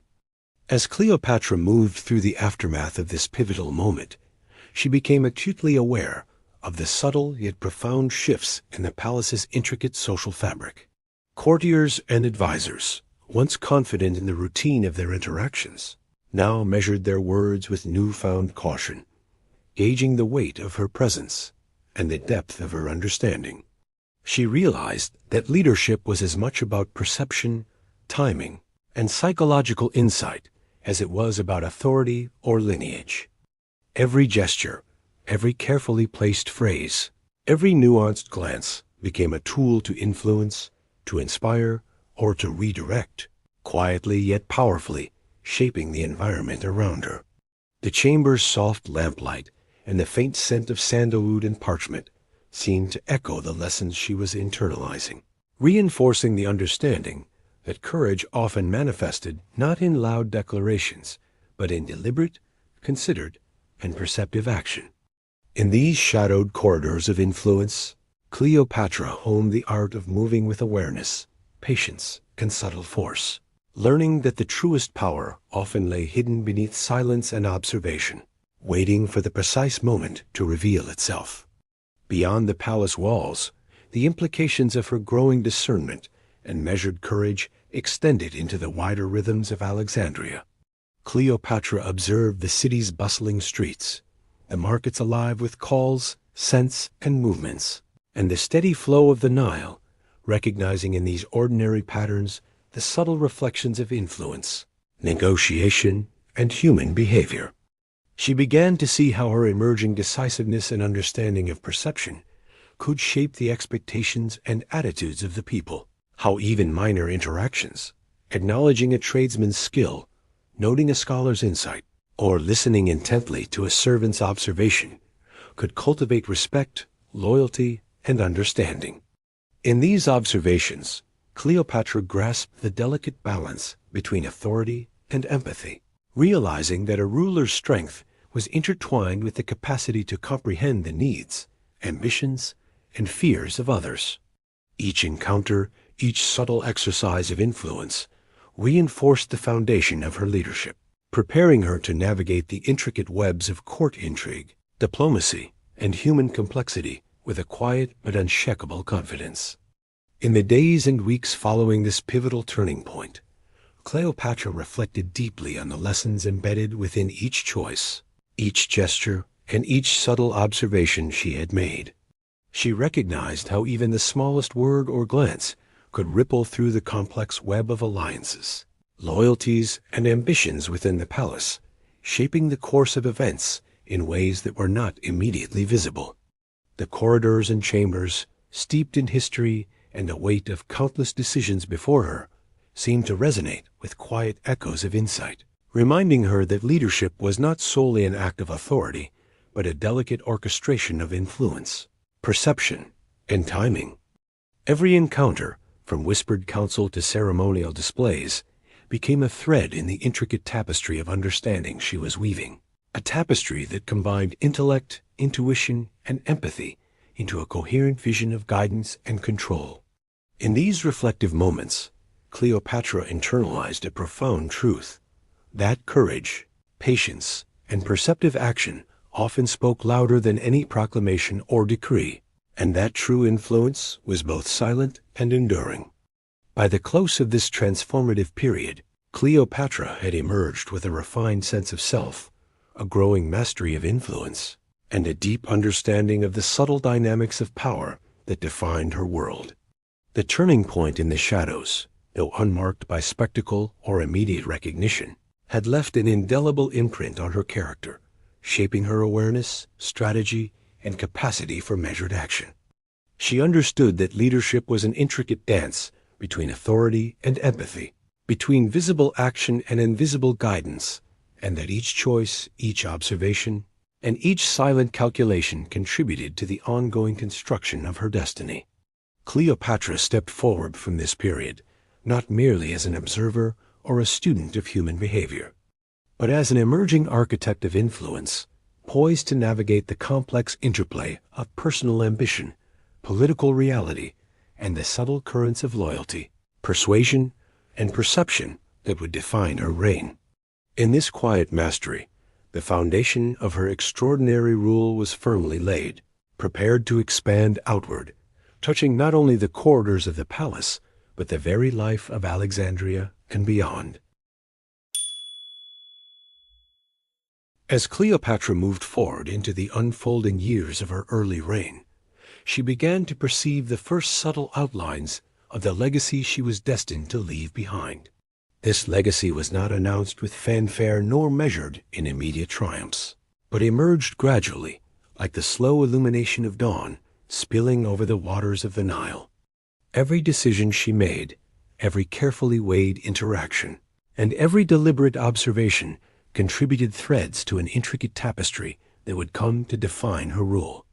In the quiet chambers of the palace, where flickering candlelight danced upon polished marble and the faint scent of papyrus and incense hung in the air, she reflected on the subtle ways influence extended beyond the reach of words.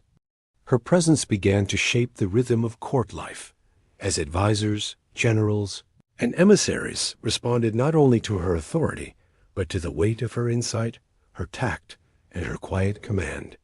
She recognized that legacy was not merely a product of accomplishment, but of perception, empathy, and the nuanced guidance of those who looked to her for direction, creating ripples of influence that would persist long after individual actions faded from memory. Cleopatra also began to sense the broader reach of her influence beyond the walls of the palace, in the very life of Alexandria and across the Nile's eternal flow. She observed the markets, the schools, and the bustling docks, noting how her interventions, guidance, and measured attentions affected not only governance, but the everyday experience of her people. Even minor decisions, an adjustment in trade policy, the encouragement of scholarship, the careful negotiation of an alliance sent echoes outward, shaping the perceptions and expectations of citizens, merchants, and foreign dignitaries alike. These small yet deliberate actions reflected the interplay of strategy and empathy, demonstrating that a leader's legacy is formed as much through understanding, patience, and subtle influence as through overt displays of power. Cleopatra's awareness of this emergent legacy filled her with a tempered sense of purpose, inspiring her to act with mindfulness, foresight, and an enduring sensitivity to the human and natural forces that would define the enduring impression of her reign. Amidst the quiet trials of her youth and early reign, Cleopatra began to understand that the weight of leadership was inseparable from the inevitability of loss. She observed that each disappointment, each miscalculated expectation, and even each small fracture in trust carried with it a lesson, a subtle whisper urging reflection and adaptation. Within the shadowed corridors of the palace, where the muted glow of lamps softened the marble's cold edges, she learned to read not only the spoken words, but the silences, the hesitations, and the fleeting glances that revealed as much as any declaration. These experiences nurtured in her a delicate balance between patience and resolve, between empathy and strategic foresight, teaching her that enduring influence required the capacity to accept what could not be controlled while skillfully shaping what could. Every setback became a teacher, every disappointment a mirror reflecting the complexity of human nature, and Cleopatra absorbed these lessons with the meticulous care of one preparing for a life that would demand both wisdom and courage. Beyond the palace, the streets of Alexandria mirrored these lessons, offering Cleopatra insight into the broader tapestry of her kingdom. She observed the resilience of artisans who turned mistakes into innovation, the patience of merchants navigating the unpredictability of trade, and the quiet ingenuity of farmers who adapted to the rhythms of the Nile and the seasons. In these daily struggles and triumphs, she recognized patterns of human behavior that informed her understanding of leadership, strategy, and the subtle art of influence. The interactions of ordinary people became a classroom as vital as any council chamber, revealing the delicate interplay between ambition, need, and cooperation.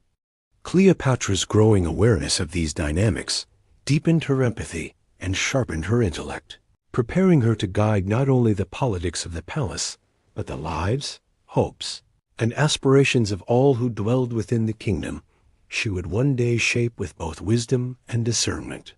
Through these experiences of reflection and observation, Cleopatra began to cultivate an inner resilience, a quiet light that illuminated the lessons hidden within moments of loss and uncertainty. She came to understand that the inevitability of disappointment and misfortune was not a barrier to growth, but a subtle guide, pointing toward understanding, patience, and strategic foresight.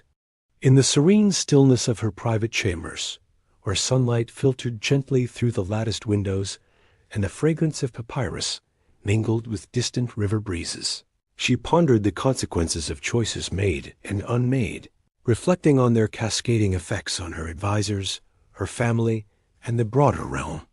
Each minor setback became a catalyst for observation, prompting questions about human behavior, loyalty, and ambition, and offering insights that would later shape her decisions with nuance and precision. Through this quiet meditation, she learned that leadership required not only intellect, but emotional acuity, the ability to perceive the unspoken, and the courage to navigate challenges with measured action. In parallel, Cleopatra's understanding of human nature deepened as she observed her companions, allies, and even rivals with increasing discernment. She noticed the interplay of ambition, desire, fear, and loyalty in the smallest of gestures, a pause in conversation, a fleeting glance, a hesitated word, and began to see how these subtleties could influence outcomes far beyond their immediate context. The palace, with its shadowed corridors, echoing halls, and ceremonial chambers, became a laboratory for the art of leadership, where each encounter offered a lesson in persuasion, empathy, and strategy. Cleopatra realized that true influence was rarely imposed by force or decree. It was cultivated through careful observation, strategic patience, and the subtle alignment of human intentions with broader objectives.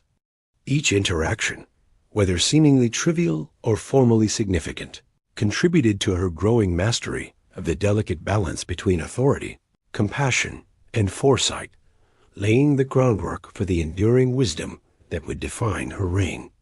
Even the subtle losses in relationships, whether a shift in loyalty among advisors, the cautious distance of peers, or the quiet disillusionment of those she trusted, became profound teachers for Cleopatra. She began to perceive that human connections, fragile and dynamic, carried wisdom in their ebb and flow, and that understanding the nature of trust and ambition was as crucial as mastering politics or strategy. In the soft glow of the palace corridors, where shadows played across polished marble and whispered echoes of past decisions lingered, she reflected on these delicate patterns. Each moment of tension or misalignment offered insight into motivations, desires, and fears, allowing her to refine her capacity for empathy, to anticipate challenges, and to cultivate influence with subtlety rather than force. Through this patient observation, Cleopatra learned that resilience was not merely the endurance of adversity, but the ability to translate experience into foresight, to convert disappointment into clarity, and to shape relationships with a blend of perception, tact, and purposeful action. Amidst these trials and reflections, moments of illumination and quiet triumph began to surface, often gentle and almost imperceptible, like sunlight slipping through a lattice window onto the palace floor. Cleopatra noticed how her careful guidance, attentiveness, and deliberate interventions could diffuse tension, inspire loyalty, and foster harmony where uncertainty or discord had once prevailed. Each small success reinforced the understanding that leadership was not simply a matter of imposing will, but a continuous mindful engagement with the intricate currents of human behavior, circumstance, and perception. The laughter of children along the Nile, the measured gestures of merchants negotiating their goods, and the subtle nods of recognition from her advisors became reminders that even minor acts of observation and insight could produce ripples far beyond their immediate context. These experiences illuminated the contours of her growing capability, showing her that enduring influence and the shaping of a meaningful legacy were rooted in empathy, patience, strategic foresight, and the unwavering cultivation of understanding amidst the inevitable complexities of human life. Cleopatra began to recognize the cumulative power of all she had observed and experienced, understanding that the lessons of loss, reflection, and quiet triumph were not isolated events, but threads woven into a broader tapestry of wisdom. Each interaction, setback, and subtle victory contributed to an increasingly nuanced understanding of leadership, strategy, and human nature. She noticed how even the smallest gestures, a carefully placed word, a pause in conversation, the attentive observation of tone and expression, could carry consequences far beyond their immediate moment. The palace and the bustling streets of Alexandria alike became mirrors reflecting patterns of human behavior, societal rhythm, and the delicate interplay between expectation, ambition, and reality. In these reflections, she found the seeds of foresight, a growing ability to anticipate outcomes, and the deepening awareness that true leadership demanded both intellect and emotional resonance, that it required patience, discernment, and the courage to act with clarity amidst uncertainty. By the close of this formative period, Cleopatra had transformed the trials and observations of her youth into a foundation of enduring strength, clarity, and insight. The shadows of early disappointments and the quiet victories of careful intervention had coalesced into a resilient intellect and a finely tuned understanding of human nature. She had learned to balance authority with empathy, ambition with foresight, and decisiveness with patience, recognizing that influence was not merely wielded, but cultivated through understanding, subtlety, and attentive engagement with the world around her.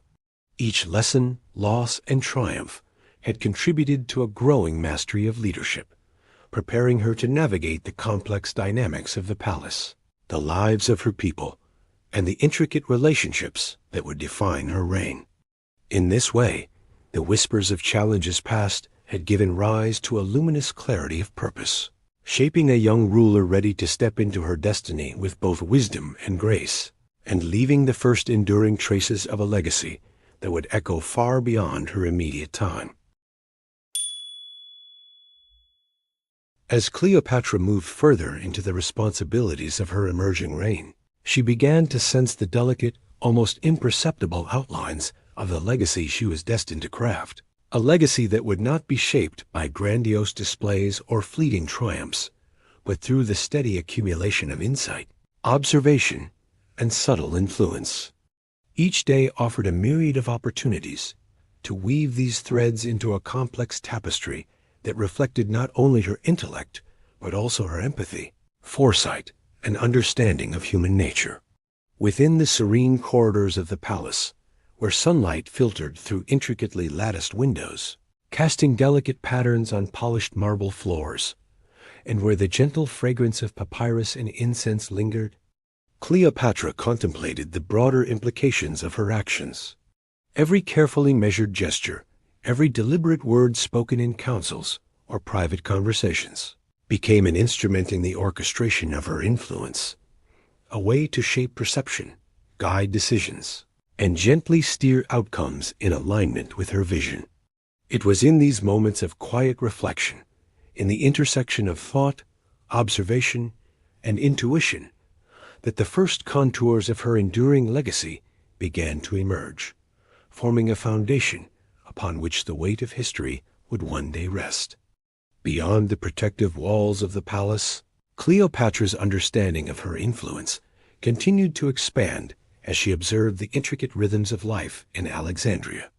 The city was a living, breathing entity, teeming with merchants calling out their wares in melodic tones, artisans shaping clay, wood, and metal into objects of both utility and beauty, and the Nile carrying vessels laden with grain, papyrus, and goods from distant lands.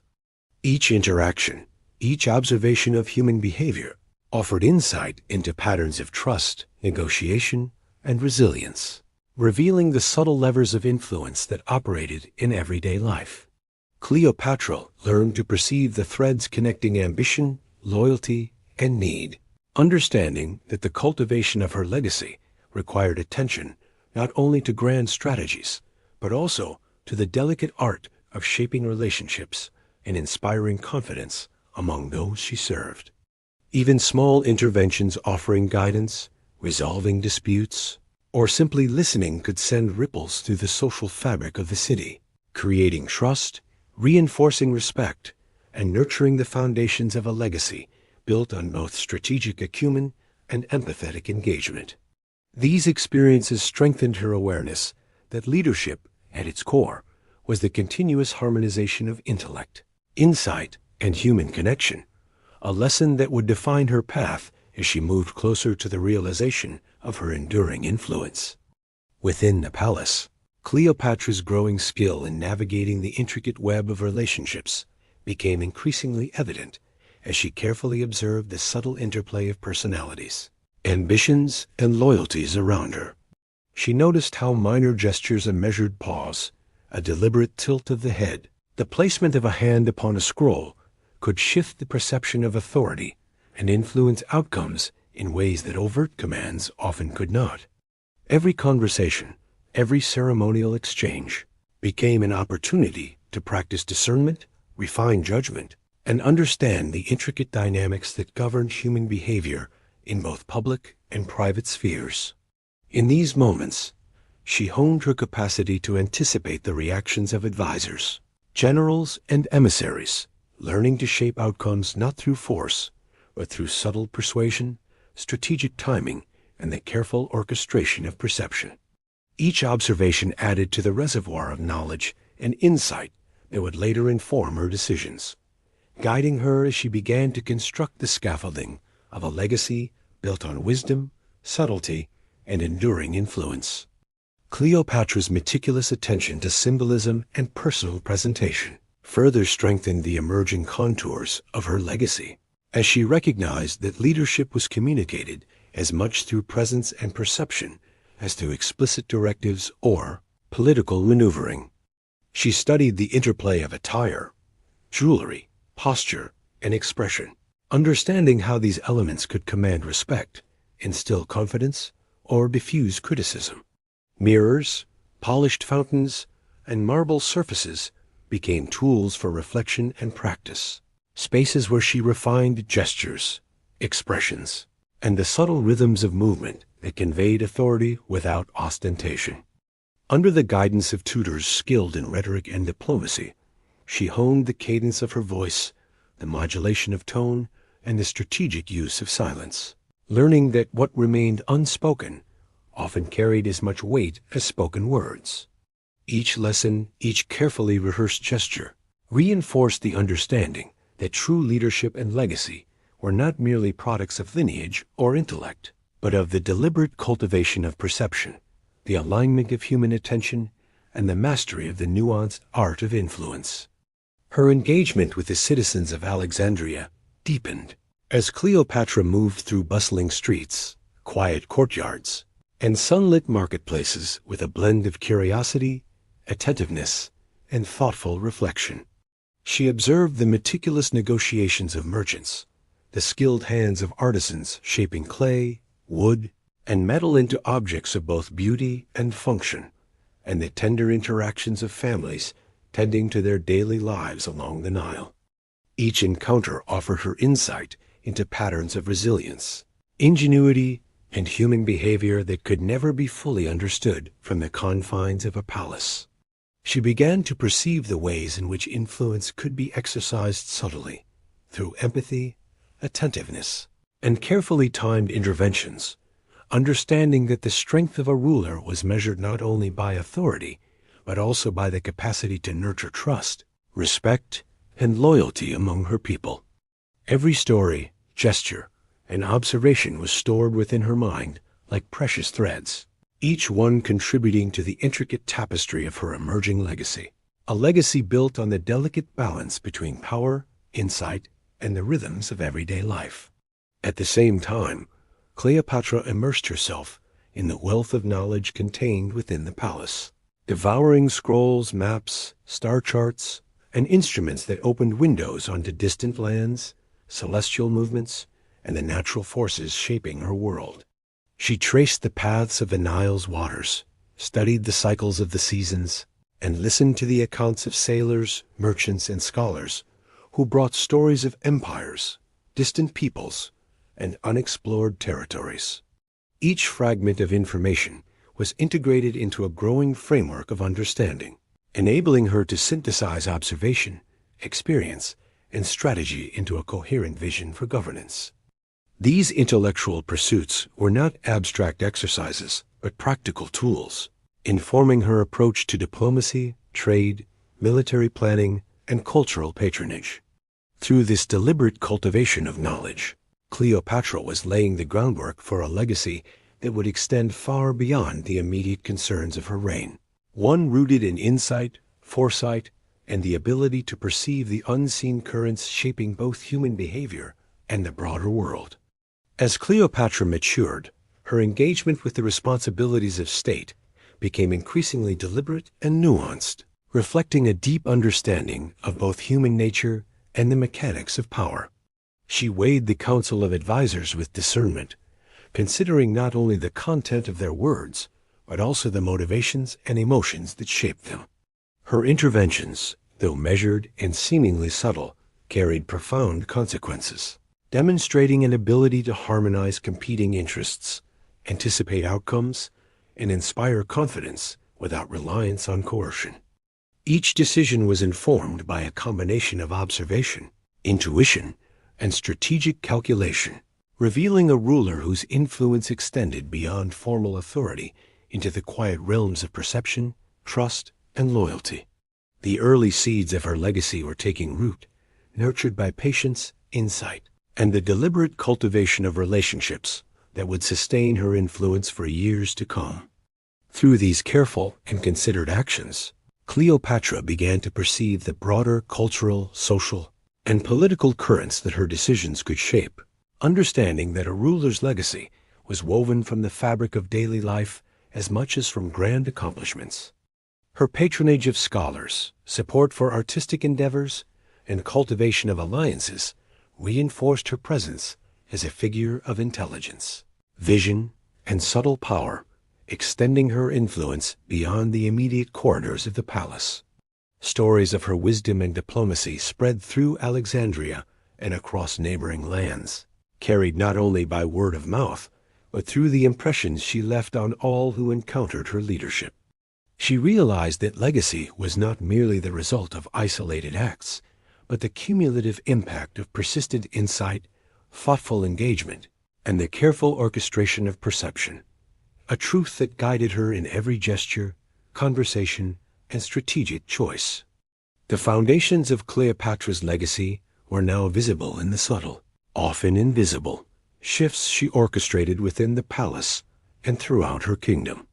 She understood that every word, gesture, and choice carried reverberations far beyond the immediate moment, influencing perceptions, shaping alliances, and guiding the expectations of those around her. Even the smallest acts a carefully framed suggestion, a quiet acknowledgement of loyalty, a thoughtful gesture toward a citizen or subordinate sent ripples through the social and political fabric, reinforcing her presence as a wise, measured, and attentive ruler. Through these cumulative experiences, she cultivated a profound awareness of cause and effect, learning to anticipate reactions, temper responses, and align influence with broader strategic objectives. Her growing mastery of perception and subtle action ensured that her leadership extended beyond commands or decrees, embedding her authority within the very consciousness of her people, advisors, and contemporaries, leaving an indelible imprint that would shape history. By the conclusion of this stage of her development, Cleopatra's early efforts had coalesced into a coherent, purposeful, and enduring vision for her reign. Her intellect, empathy, and strategic insight were complemented by a refined understanding of human behavior, the rhythms of her kingdom, and the delicate mechanics of influence and perception. The whispers of her formative years had transformed into deliberate action, guiding her as she shaped the first tangible outlines of a legacy that would extend far beyond her immediate rule. Each observation, decision, and engagement contributed to the emergence of a leadership style that balanced authority with wisdom, ambition with foresight, and strategy with empathy. Cleopatra's legacy was no longer an abstract possibility. It was actively forming, nurtured by insight, reflection, and the deliberate shaping of both people and circumstances, laying the groundwork for a rule that would echo through the ages. As years passed and the immediate pressures of rule began to settle into rhythm, Cleopatra's presence transformed from a force of active guidance to a steady current that flowed through the memories of those who had witnessed her influence firsthand. The streets of Alexandria, the chambers of the palace, and the bustling docks of the Nile carried echoes of her decisions, gestures, and subtle interventions, like the gentle resonance of a bell long after it has been struck. Those who had observed her, from advisors to artisans, spoke of her insight, empathy, and capacity for strategic foresight, often recounting moments when her quiet attentiveness had shifted outcomes or resolved tensions without fanfare. Even long after her immediate actions had faded from daily life, the impressions she left continued to shape behavior, influence expectations, and guide decisions, creating a living memory that persisted alongside the tangible achievements of her reign. Time, in its slow and deliberate passage, began to fold her presence into the collective consciousness, ensuring that Cleopatra's impact would endure not only through history, but through the very patterns of human interaction she had carefully cultivated. The city itself seemed to remember her, in subtle ways that only the attentive could perceive. The flow of the Nile, steady and eternal, seemed to echo the balance she had maintained between authority and diplomacy, providing sustenance and commerce to her people, while reflecting her capacity for measured foresight. The marketplace, alive with voices, scents, and movements, carried whispers of her influence in the practices of merchants who had learned patience, negotiation, and empathy under her observation. Artisans continued techniques refined under her patronage, creating objects of beauty and utility that reflected the harmony of intellect and creativity she had encouraged. Even the youngest generations, who had never met her, grew up in a world subtly shaped by her choices, absorbing lessons of strategy, fairness, and the power of perception as naturally as they breathed the air of Alexandria. In this way, the passage of time did not diminish her presence. Rather, it allowed her influence to settle, like sediment forming a fertile bed of memory, enduring quietly yet profoundly within the fabric of her kingdom. Cleopatra's interactions, once immediate and deliberate, began to echo through the minds and actions of those around her in ways both visible and subtle. Advisors recalled the tone of her counsel, the patience in her deliberations, and the quiet authority that required no overt demonstration of power. Generals and diplomats remembered her strategic foresight, the way she balanced firmness with flexibility, and the subtle hints she offered that guided decisions without coercion. Even the common people, who had perhaps encountered her only in passing, carried fragments of her influence in the rhythms of daily life, the manners in which they conducted trade, resolved disputes, or nurtured their communities. Each memory, each repeated observation, became a thread in the expanding tapestry of her legacy, binding her past actions to the present, and ensuring that the lessons of her reign were preserved not only in records or monuments, but in lived experience and shared human understanding. Time, patient and unrelenting, began to transform Cleopatra's tangible achievements into legend, blending the concrete with the remembered, the factual with the interpreted. Stories of her wit, intelligence, and empathy circulated among the people, told in hushed tones in courtyards and marketplaces, embellished with personal observation, yet rooted in the undeniable truth of her influence. These narratives, passed from generation to generation, carried with them subtle lessons about leadership, strategy, and the delicate balance between authority and humanity. Even the cityscape, the palaces, temples, and streets, stood as silent witnesses to her presence, reminding those who walked them of the careful thought, deliberate actions, and intricate understanding of human nature that had shaped their world. In this way, Cleopatra's memory became an integral part of the environment itself, a presence folded into the rhythms of daily life, guiding actions and shaping expectations in ways that were felt rather than always spoken, ensuring that her legacy was not confined to history books, but lived within the ongoing flow of time. As decades unfolded, the influence of Cleopatra began to intertwine with the daily rhythms of Alexandria in ways that were at once subtle and profound. The practices she had encouraged among merchants, artisans, and scholars, an attention to detail, a balance of patience and assertiveness, a respect for knowledge and skill continued to shape the character of the city long after her direct guidance had ceased. Observers noted how her emphasis on diplomacy and measured decision-making had created patterns of interaction that fostered stability, cooperation, and a shared sense of purpose. Even small, seemingly insignificant behaviors, such as the thoughtful attention paid to a request, the quiet acknowledgement of effort, or the gentle mediation of conflict, had become ingrained in the culture she influenced, leaving behind a legacy of subtlety and insight that echoed through both public and private spheres. In this way, the traces of her presence persisted, not as grand monuments alone, but in the living, breathing continuity of a society that had internalized her lessons and carried them forward. Memory, both collective and personal, became a bridge between Cleopatra's active leadership and the enduring patterns of influence she had created. Advisors who had served under her shared stories with their successors, recounting moments of wisdom, moments of careful negotiation, and the quiet power of her attentiveness. Families passed down tales of her presence in the streets and temples, embedding lessons of strategy, empathy, and foresight into daily life. The city itself seemed to remember her, its markets, workshops, and sacred spaces, carrying echoes of her attention to detail, her patronage of learning and the arts, and her subtle guidance in shaping social and economic order. In this way, the passage of time did not diminish her significance. It allowed her impact to settle deeply, layering understanding and expectation into the consciousness of those who lived in the world she had shaped.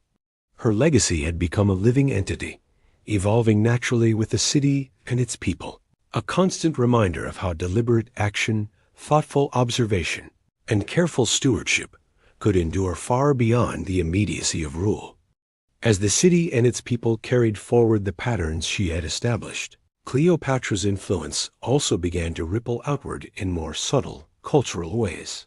Scholars and artists who had thrived under her guidance continued to produce works infused with her philosophy of balance, observation, and measured insight, transmitting her approach to problem-solving, diplomacy, and creativity across generations.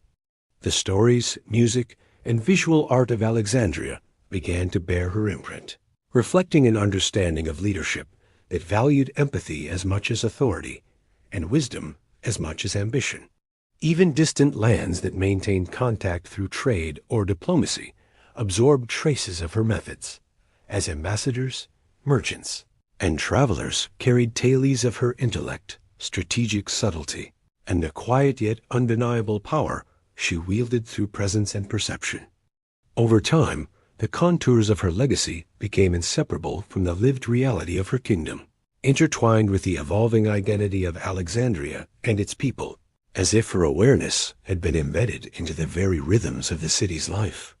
In private recollections, the advisors, friends, and citizens who had directly interacted with Cleopatra reflected on the nuances of her character, each memory adding layers to the narrative of her influence. They recalled the precise timing of her interventions, the way she listened as intently to silence as to speech, and the careful attention she paid to details that others might dismiss as trivial. These recollections, often shared over quiet conversations or in written records, became part of a larger tapestry of memory, preserving the lessons she imparted, the strategies she modeled, and the subtle manner in which she shaped her surroundings. Her presence, though no longer physically immediate, persisted in the consciousness of those who had known her, guiding decisions, inspiring reflection, and influencing behavior in ways that were both practical and profound. Through these combined memories, the essence of Cleopatra, the attentive observer, strategic thinker, and empathetic ruler remained alive, gently shaping the world she had once directly navigated. The enduring resonance of Cleopatra's influence became most evident in the ways her example shaped emerging leaders and thinkers. Young advisors and future rulers, even those who had never met her, absorbed the lessons carried in stories, traditions, and institutional memory, learning to balance authority with empathy, foresight with adaptability, and decisiveness with patience. The city itself, through the cadence of its daily life, the ebb and flow of commerce along the Nile, the meticulous work of artisans, and the careful negotiations of merchants, reflected the imprint of her approach to governance. These echoes, subtle yet persistent, revealed that a ruler's legacy was not confined to monuments, titles, or the span of personal power, but lived on in the habits, values, and rhythms of the society shaped by their presence. Time had gathered around her memory, allowing it to deepen, expand, and interlace with the consciousness of generations, transforming history into a living, breathing continuum influenced by her hand and mind. As this period of reflection and recollection settled over Alexandria and beyond, Cleopatra's life and actions transcended the immediacy of her rule to become enduring symbols of strategy, insight, and the careful orchestration of human experience. Her legacy, though rooted in concrete achievements and deliberate choices, found its fullest expression in the subtle currents of memory, the shared experiences of those who lived under her guidance, and the cultural imprints she left upon her city and kingdom. Every gesture, every act of observation, every strategic intervention became part of a narrative that continued to inform behavior, inspire thought, and shape decisions long after the moments themselves had passed. In this way, Cleopatra's presence endured not as a static monument to power, but as a living, evolving influence woven into the very fabric of the society she had touched, ensuring that the lessons, insights, and wisdom of her remarkable life would continue to resonate through time. Even centuries after Cleopatra's time, the reverberations of her choices and presence continue to whisper through history, reminding us that leadership and influence extend far beyond immediate actions. Her story has been carried through the minds of scholars, storytellers, and historians, each retelling adding nuance, reflection, and interpretation, like gentle waves that shape the contours of memory over time. In quiet moments, when one walks through the ruins of Alexandria or traces the flowing course of the Nile, it is possible to imagine the subtle currents of thought, strategy, and empathy that she once wove into the life of her city. The echoes of her reign are felt not only in monuments or texts, but in the lessons absorbed by generations who study her life, who ponder the balance of power and wisdom, and who seek to understand how observation, perception, and intentional action can ripple through time, influencing choices and shaping worlds. Cleopatra's presence persists in the rhythm of human ambition, in the strategies of rulers and leaders who study her life, and in the careful orchestration of influence that continues to shape societies. Her example demonstrates that true power is rarely loud or forceful. It is often embedded in subtle acts, in attentiveness to context, in the art of timing and perception, and in the capacity to listen as much as to speak. Through these enduring whispers, she continues to teach, guiding those willing to observe the patterns of human behavior, the dynamics of negotiation, and the delicate balance between authority and empathy. In reflecting upon her life, one can see that influence is not solely measured by the extent of one's immediate control, but by the enduring impressions left on people, culture, and the shared consciousness of generations. The lessons of Cleopatra's life resonate in the way human beings navigate power, relationships, and responsibility even today, offering insights that transcend time and geography. Observers can see the subtle artistry in her methods, the attentive listening, the careful calculation, the measured words and gestures that allowed her to guide outcomes without imposing force. Each encounter she had, whether with a trusted advisor, a foreign diplomat, or an ordinary citizen, was imbued with intention and awareness, demonstrating that influence is as much about perception and understanding as it is about authority. In this way, the echoes of her presence are not confined to historical texts or monuments. They live in the strategies employed by those who reflect on her life, in the approaches to leadership that value empathy, foresight, and nuanced engagement, and in the quiet understanding that every action, no matter how small, can reverberate far beyond the immediate moment.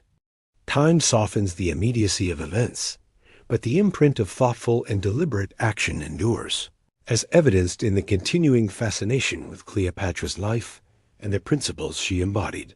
Her story has traveled across centuries, interpreted in countless ways, yet the core lessons remain clear.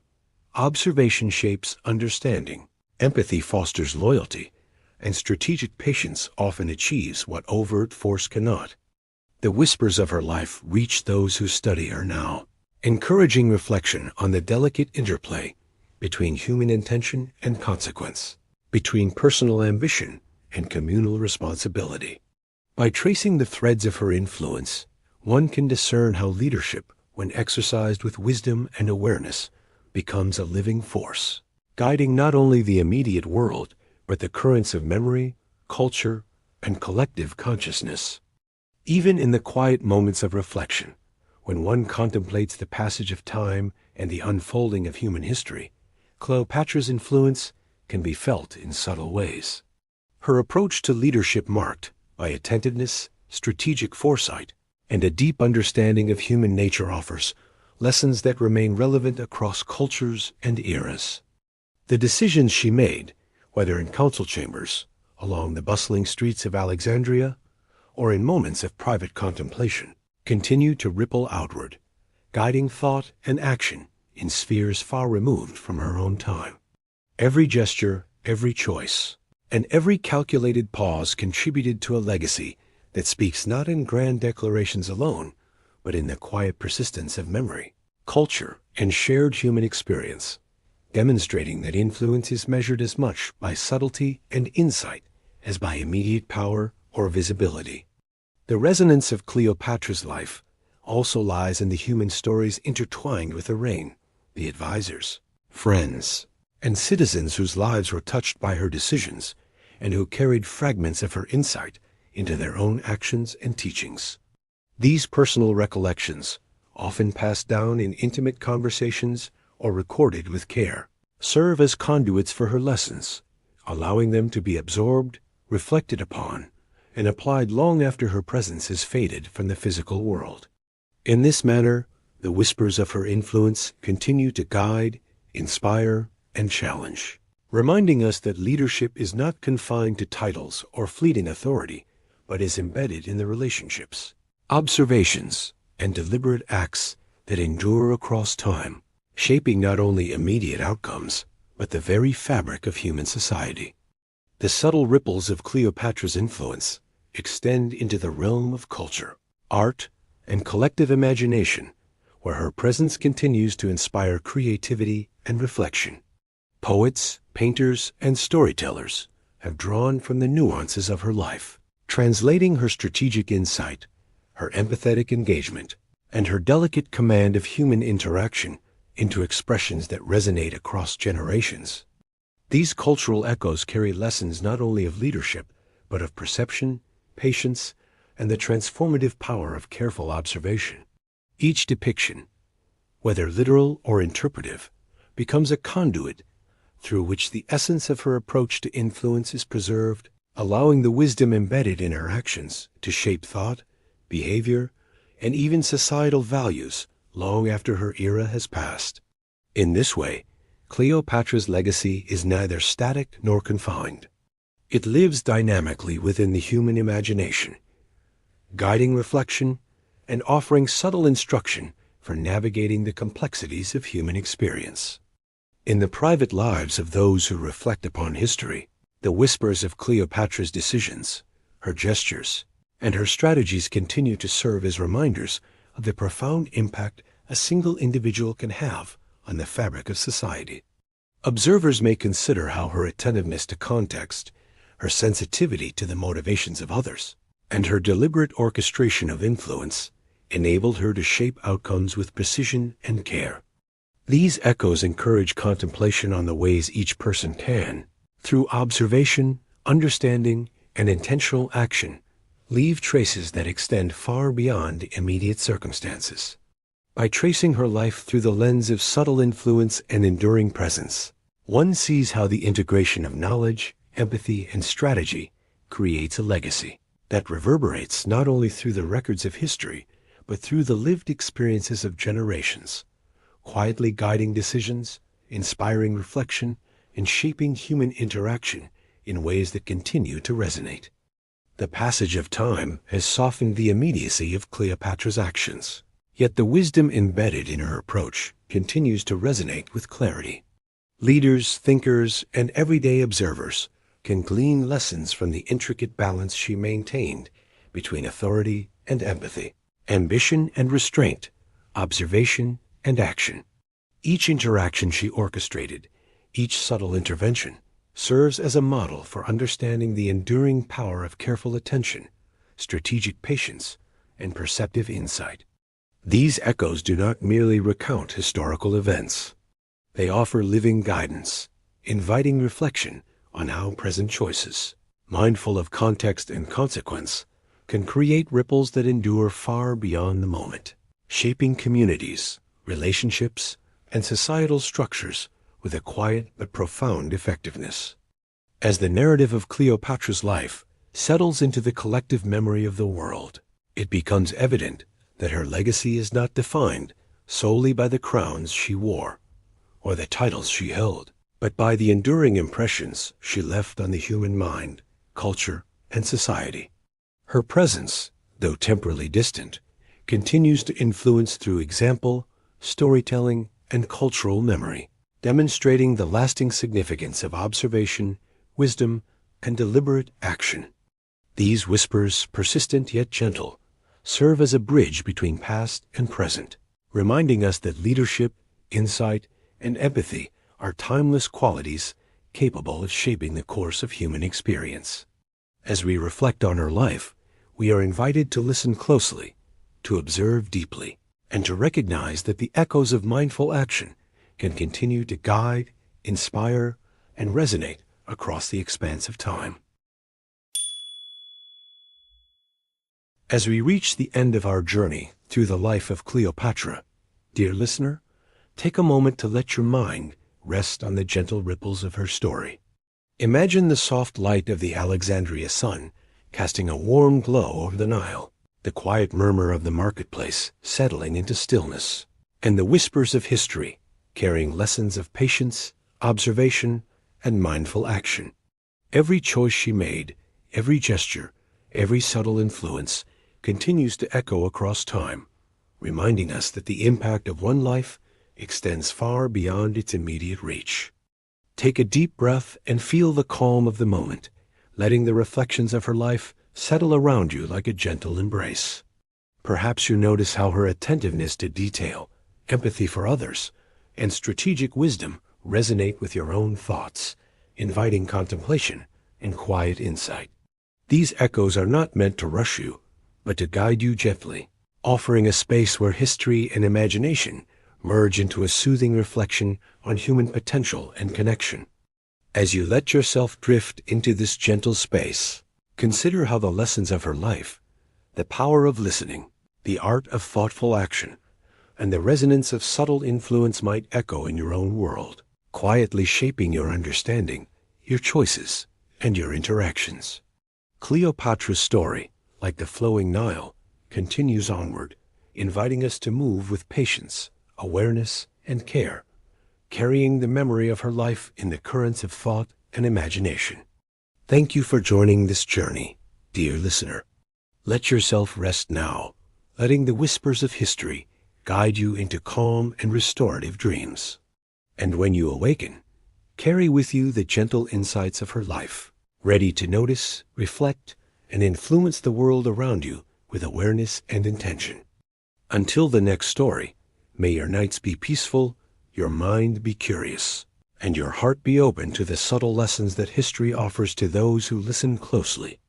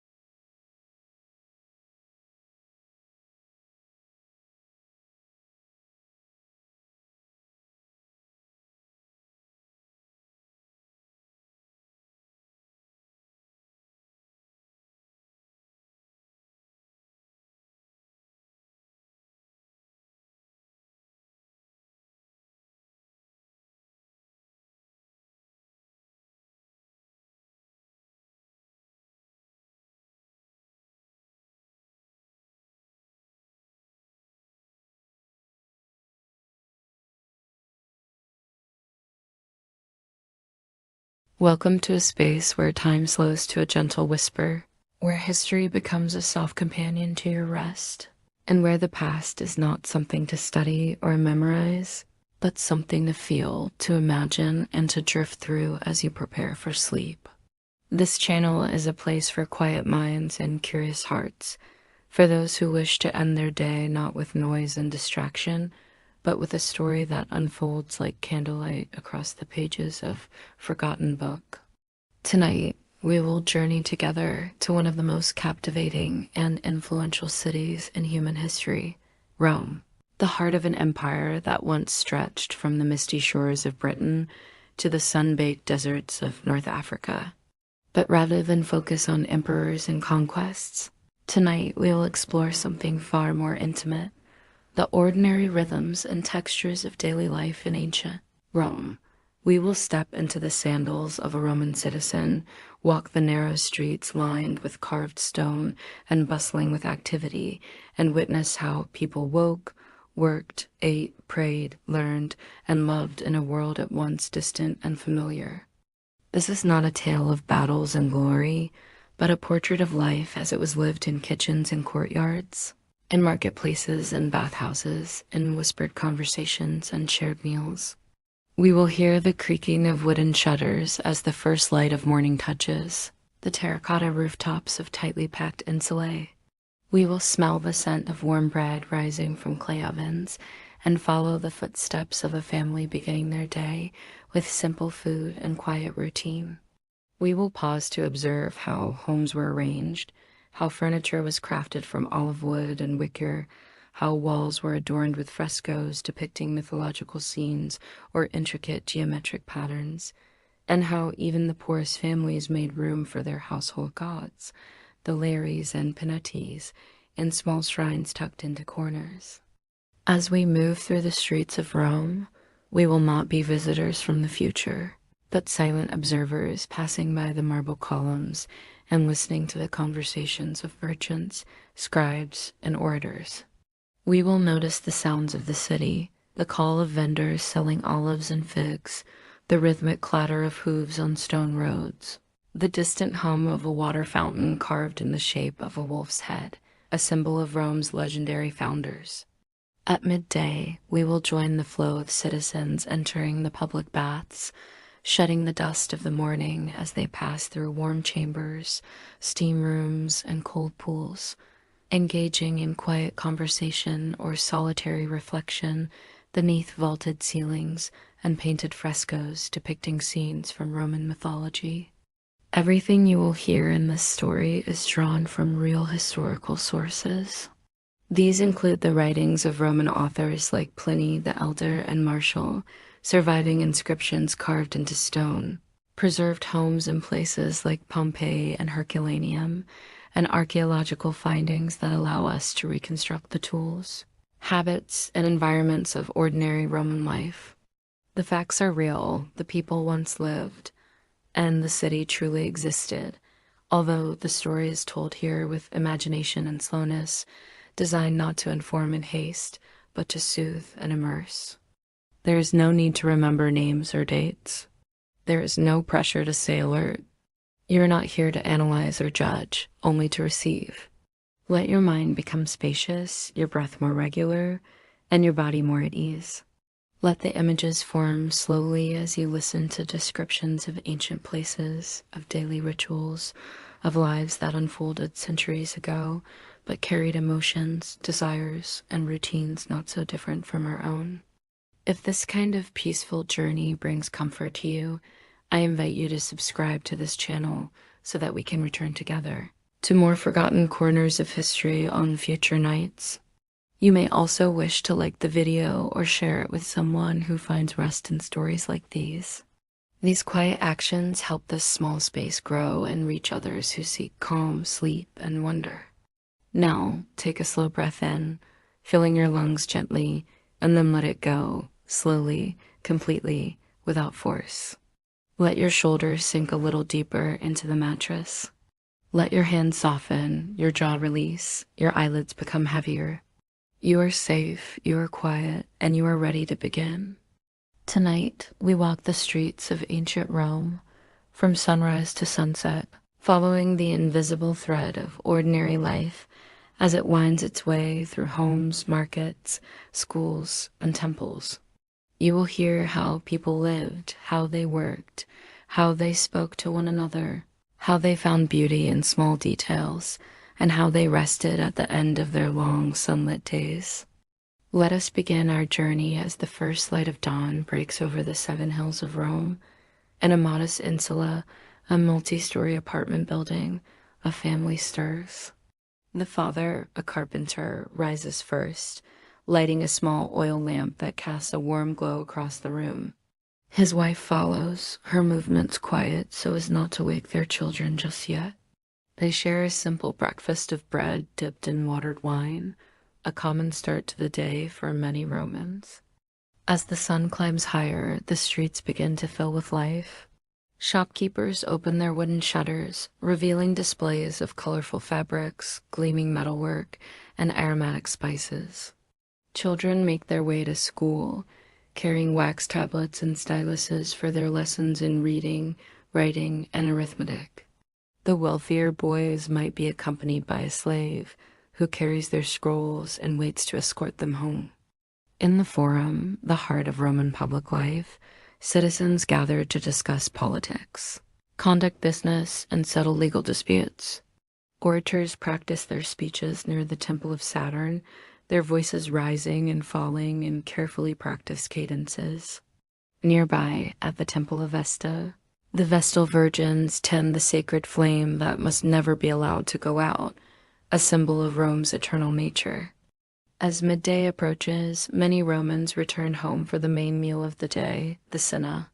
For the wealthy, this might be an elaborate affair with multiple courses and exotic ingredients from across the empire. For others, it is a simpler meal of vegetables, bread, and perhaps some fish or meat if the family can afford it. After the meal, those who can afford to rest during the hottest part of the day retire for a siesta, while others continue their work or errands. In the afternoon, we might find ourselves in one of Rome's many public baths. Here, citizens of all classes mingle, moving from the tepidarium to the coldarium, and finally to the frigidarium. The baths are not just for cleansing, but for socializing, exercising, and even conducting business. The sound of splashing water mingles with conversations and the occasional shout from the attached palestra, where men engage in wrestling and other physical exercises. As evening approaches, the streets grow quieter. Families gather for a light supper, perhaps some bread and cheese, or leftovers from the midday meal. Oil lamps are lit, casting flickering shadows on walls adorned with frescoes or simple whitewash. In wealthier homes, a slave might read aloud from a scroll, providing entertainment or education. In humbler dwellings, families might share stories of their day or simply enjoy each other's company in the fading light. Night falls over Rome, and the city settles into a different rhythm. The streets are not entirely dark. Some wealthy citizens have slaves to carry torches ahead of them as they return from evening gatherings. In taverns and inns, the wine flows freely, and the sound of laughter and music spills out into the night. But for most, it is time for rest, to sleep and dream beneath the same stars that have watched over Rome for centuries. As we conclude our journey through a day in ancient Rome, let the gentle rhythms of this distant yet familiar world lull you towards sleep. Remember, there is no need to hold on to every detail. Let the images and sensations wash over you, a soothing stream of history and imagination. May your dreams be filled with the whispers of ancient streets, the warmth of Roman sunlight, and the timeless human connections that bridge the centuries between their world and ours. Good night, and sleep well. As the first light of dawn gently caressed the ancient streets of Rome, a soft awakening stirred within the city's humble dwellings. The air, still cool from the night, carried whispers of a new day, and with it, the subtle beginnings of a ritual as old as the empire itself. In these early moments, when the world seemed to pause between slumber and wakefulness, Families across the Eternal City embarked upon the simple yet profound act of preparing their morning meal. This modest repast, known to the Romans as the Intaculum, was far from an elaborate affair. It was instead a quiet reflection of necessity and tradition, a brief interlude before the day's labors commenced. For most citizens, particularly those residing in the crowded insulae, breakfast was a swift and practical endeavor, often taken while standing near the warmth of the hearth or hastily consumed before venturing into the bustling streets. The centerpiece of this morning ritual was invariably a piece of bread, its texture coarse and its flavor robust. Crafted from spelt or barley, this staple had often been baked the previous day, its crust hardened slightly by time. Yet it was this very quality that lent itself so perfectly to the Roman breakfast custom. With practiced hands, families would break apart the loaf, dipping segments into cups of watered wine, or anointing them with golden droplets of olive oil. The transformation was almost magical, the unyielding crust softening, the grains absorbing the liquid essence, creating a harmony of flavors that spoke of comfort and continuity. For those fortunate enough, this simple fare might be accompanied by a handful of olives, their flesh dark and rich with brine, or perhaps a morsel of cheese, its sharp tang cutting through the morning haze. On special days, or in homes where means allowed, dried fruits such as figs or dates might make an appearance. Their concentrated sweetness, a rare indulgence, and an otherwise savory start to the day. As the sun climbed higher, casting long shadows across forums and fountains, the city's bakeries had long been alive with activity. The bakers, guardians of an ancient craft, began their work in the deepest part of night, when only the occasional bark of a dog or the distant call of a night watchman broke the silence. They stoked their clay ovens with bundles of dry brush, the flames licking hungrily up the stone walls, preparing for the day's first batch. The aroma of freshly baked bread, wafting through narrow alleys and seeping under doorways, became a cherished herald of morning in ancient Rome. It was a scent that transcended class and status, a common thread in the fabric of urban life. For the wealthy, bread was a refined delicacy, white, finely sifted, often made from wheat imported from the fertile fields of Egypt or Sicily. In contrast, the bread of the poor was a testament to ingenuity and resourcefulness, darker and coarser, sometimes extended with lentils, bran, or even ground nutshells to stretch precious flour further. In the homes of the patrician class, breakfast took on a different character, though not necessarily one of excess. Here, slaves might present their masters with an array of cold meats, perhaps left over from the previous evening's meal, alongside slivers of smoked fish or eggs prepared to exacting standards. Fresh fruit glistening with morning dew, and small bowls of golden honey might grace the table, offering a touch of luxury to the early hour. The bread served in these wealthier households was often still warm, its crust crackling softly as it was broken apart. Perfumed with aromatic spices like anise or cumin, it might be accompanied by creamy goat cheese or mulsum, a sweet wine that hinted at the indulgences to come later in the day. As the master of the house perused correspondence or dictated to a waiting secretary, the mistress would oversee the morning's activities with a watchful eye, ensuring that the household staff moved about their duties with quiet efficiency. Children in these affluent families often took their breakfast in silence, their minds already turning to the day's lessons in grammar, rhetoric, or mathematics. The meal was not just sustenance, but a prelude to education, a moment of calm before immersing themselves in the rigorous studies that would shape their future roles in Roman society. Yet across the spectrum of Roman life, from the humblest insula to the grandest villa, what united the culture of food was not abundance, but an innate sense of resourcefulness. Meals were crafted around what was available, what could be preserved or bartered for in the bustling markets. There was a profound connection to the rhythms of the earth, a respect for seasonality, and an admirable ability to create nourishing meals from even the most modest ingredients.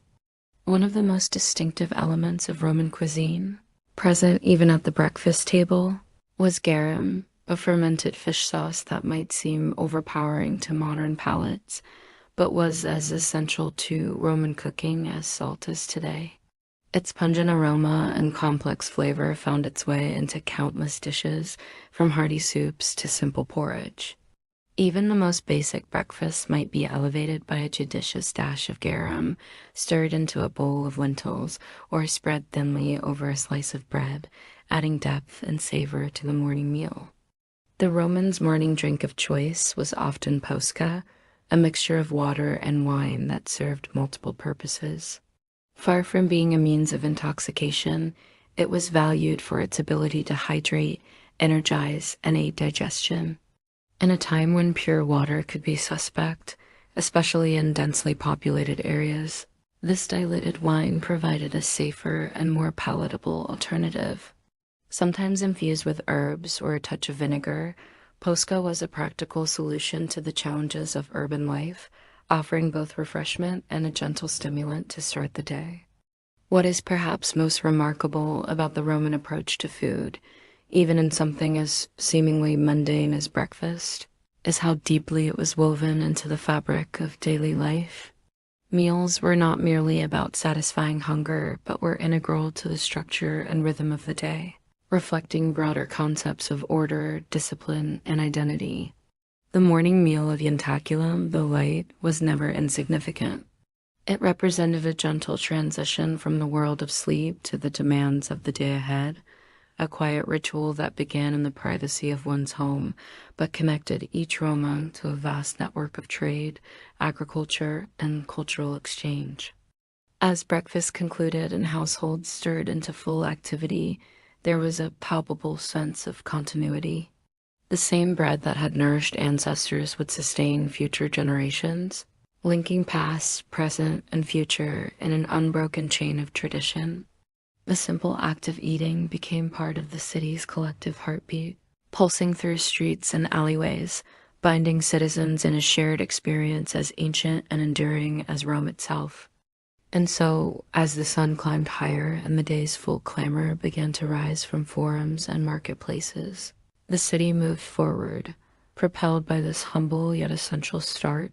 The breakfast ritual, repeated in countless homes across the sprawling empire, stood as a testament to the Roman spirit, practical, resilient, and deeply rooted in the rhythms of daily life. It was a reminder that even in the grandest of civilizations, it is often the simplest acts that form the foundation of culture and community. As the first light of dawn gently caressed the ancient city of Rome, a world of quiet beauty and subtle rhythms began to awaken. The soft golden rays of the sun slowly crept across the worn terracotta tiles that adorned the rooftops, casting long shadows and painting the sky in hues of amber and rose. In these early moments, before the bustle of the day took hold, there was a sense of tranquility that settled over the narrow streets and crowded buildings.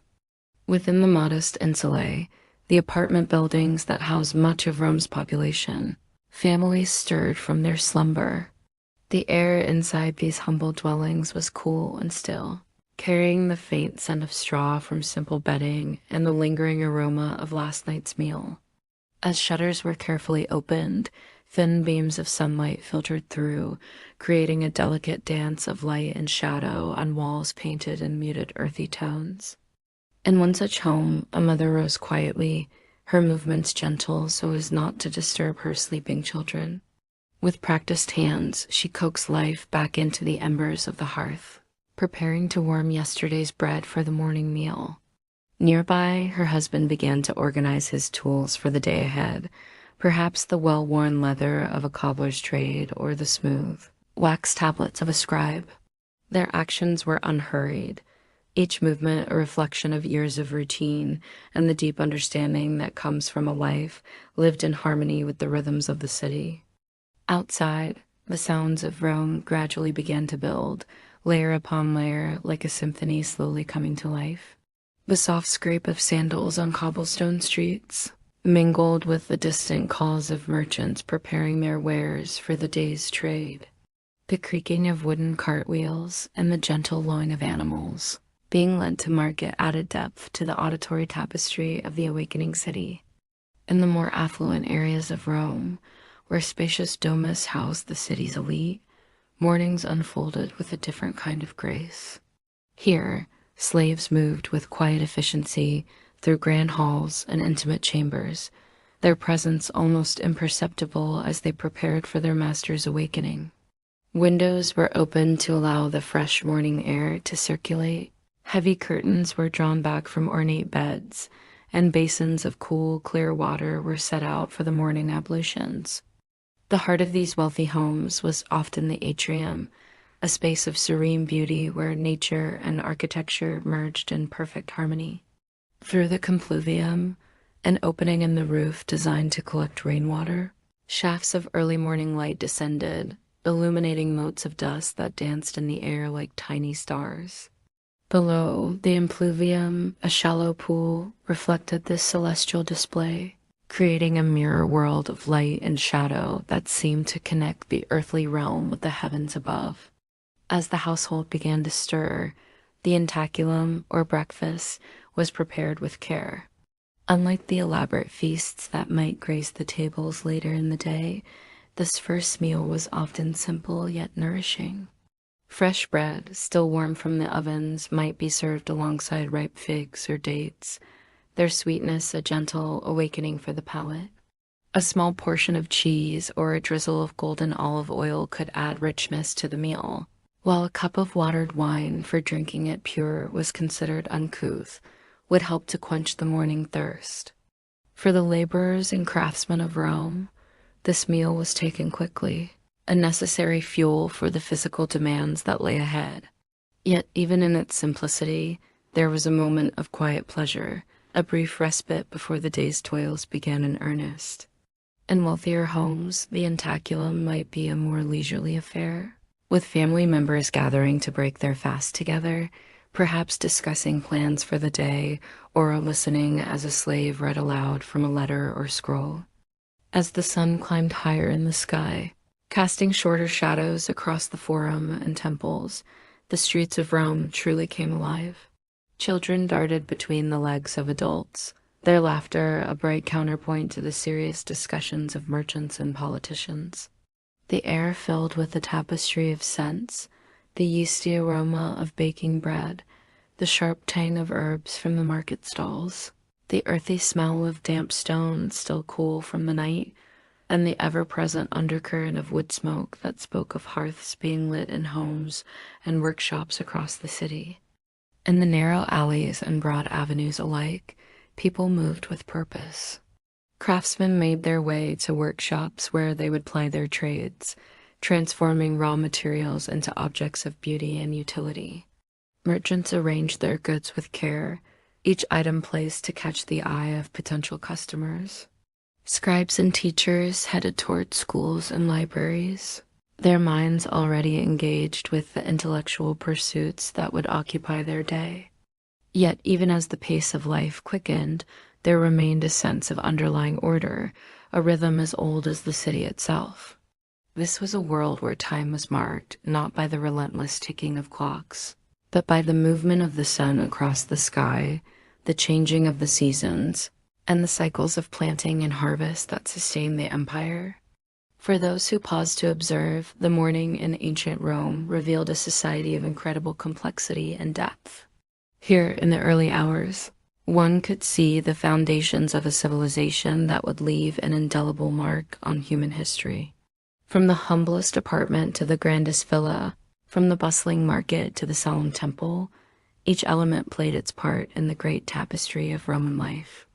As we step back from this scene, allowing the mists of time to once again obscure our view of that distant morning, we are left with a profound sense of connection. For though the specifics of daily life may have changed dramatically over the centuries, the essential human experiences of waking, of caring for loved ones, of preparing to face the challenges and opportunities of a new day remain remarkably constant. In the quiet moments of our own mornings, as we sip our coffee or tea, as we check our modern devices for messages and news. We are not so different from those ancient Romans. We too seek comfort in our routines, find strength in our connections to others, and face each day with a mixture of hope and trepidation. And so, as we go about our lives in this modern world, perhaps we can carry with us a small piece of that Roman morning, a reminder of the enduring human spirit that connects us across the vast expanse of time. In the heart of ancient Rome, a city pulsing with life and history, we find ourselves standing before the threshold of a home. This dwelling, like the society that shaped it, holds within its walls not just the practical necessities of daily life, but the very essence of Roman values, beliefs, and unspoken hierarchies. As we gently push open the door, we step into a world carefully ordered, where every beam of light, every corner of space, and every object has been arranged with purpose and meaning. Let us first wander through the crowded neighborhoods, where the majority of Romans made their homes in insulae, those towering apartment buildings that reach towards the sky. Built of brick, wood, and concrete, these structures often house 5 or 6 floors of families, their lives intertwined in a tapestry of sound and scent. Here, artisans, laborers, and merchants found shelter, though often at the cost of comfort and safety. As we climb the narrow stairs, we feel the press of bodies, hear the murmur of voices echoing off stone walls. The higher we ascend, the more cramped and airless the rooms become. These upper floors, farther from the well or street access, were less desirable and thus less expensive. We pause in a small room, its ceiling low, its walls bare.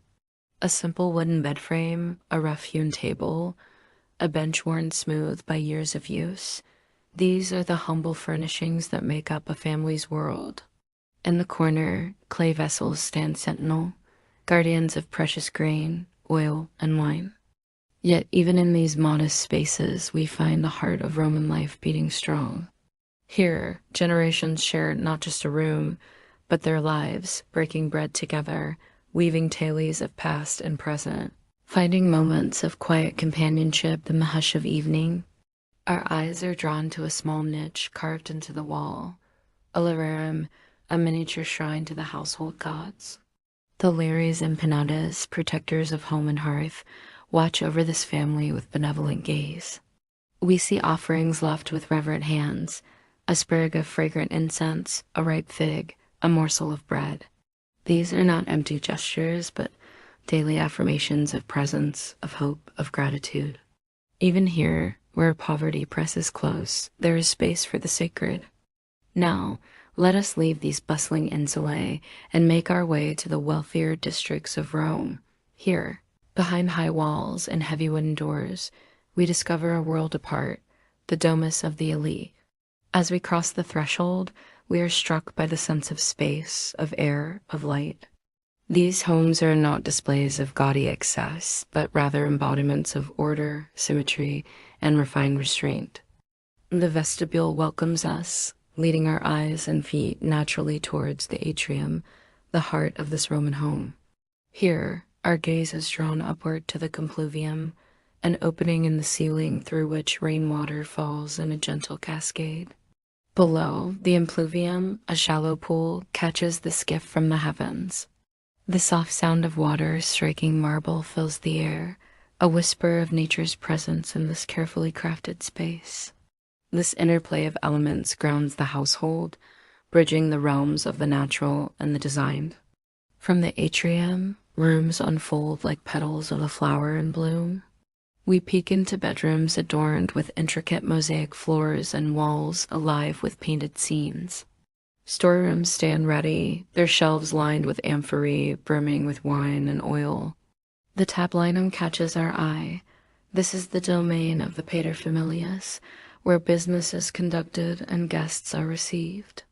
Every wall tells a story, painted in vibrant frescoes that have withstood the test of time. Here, delicate mythological scenes dance before our eyes. There, landscapes stretch to painted horizons.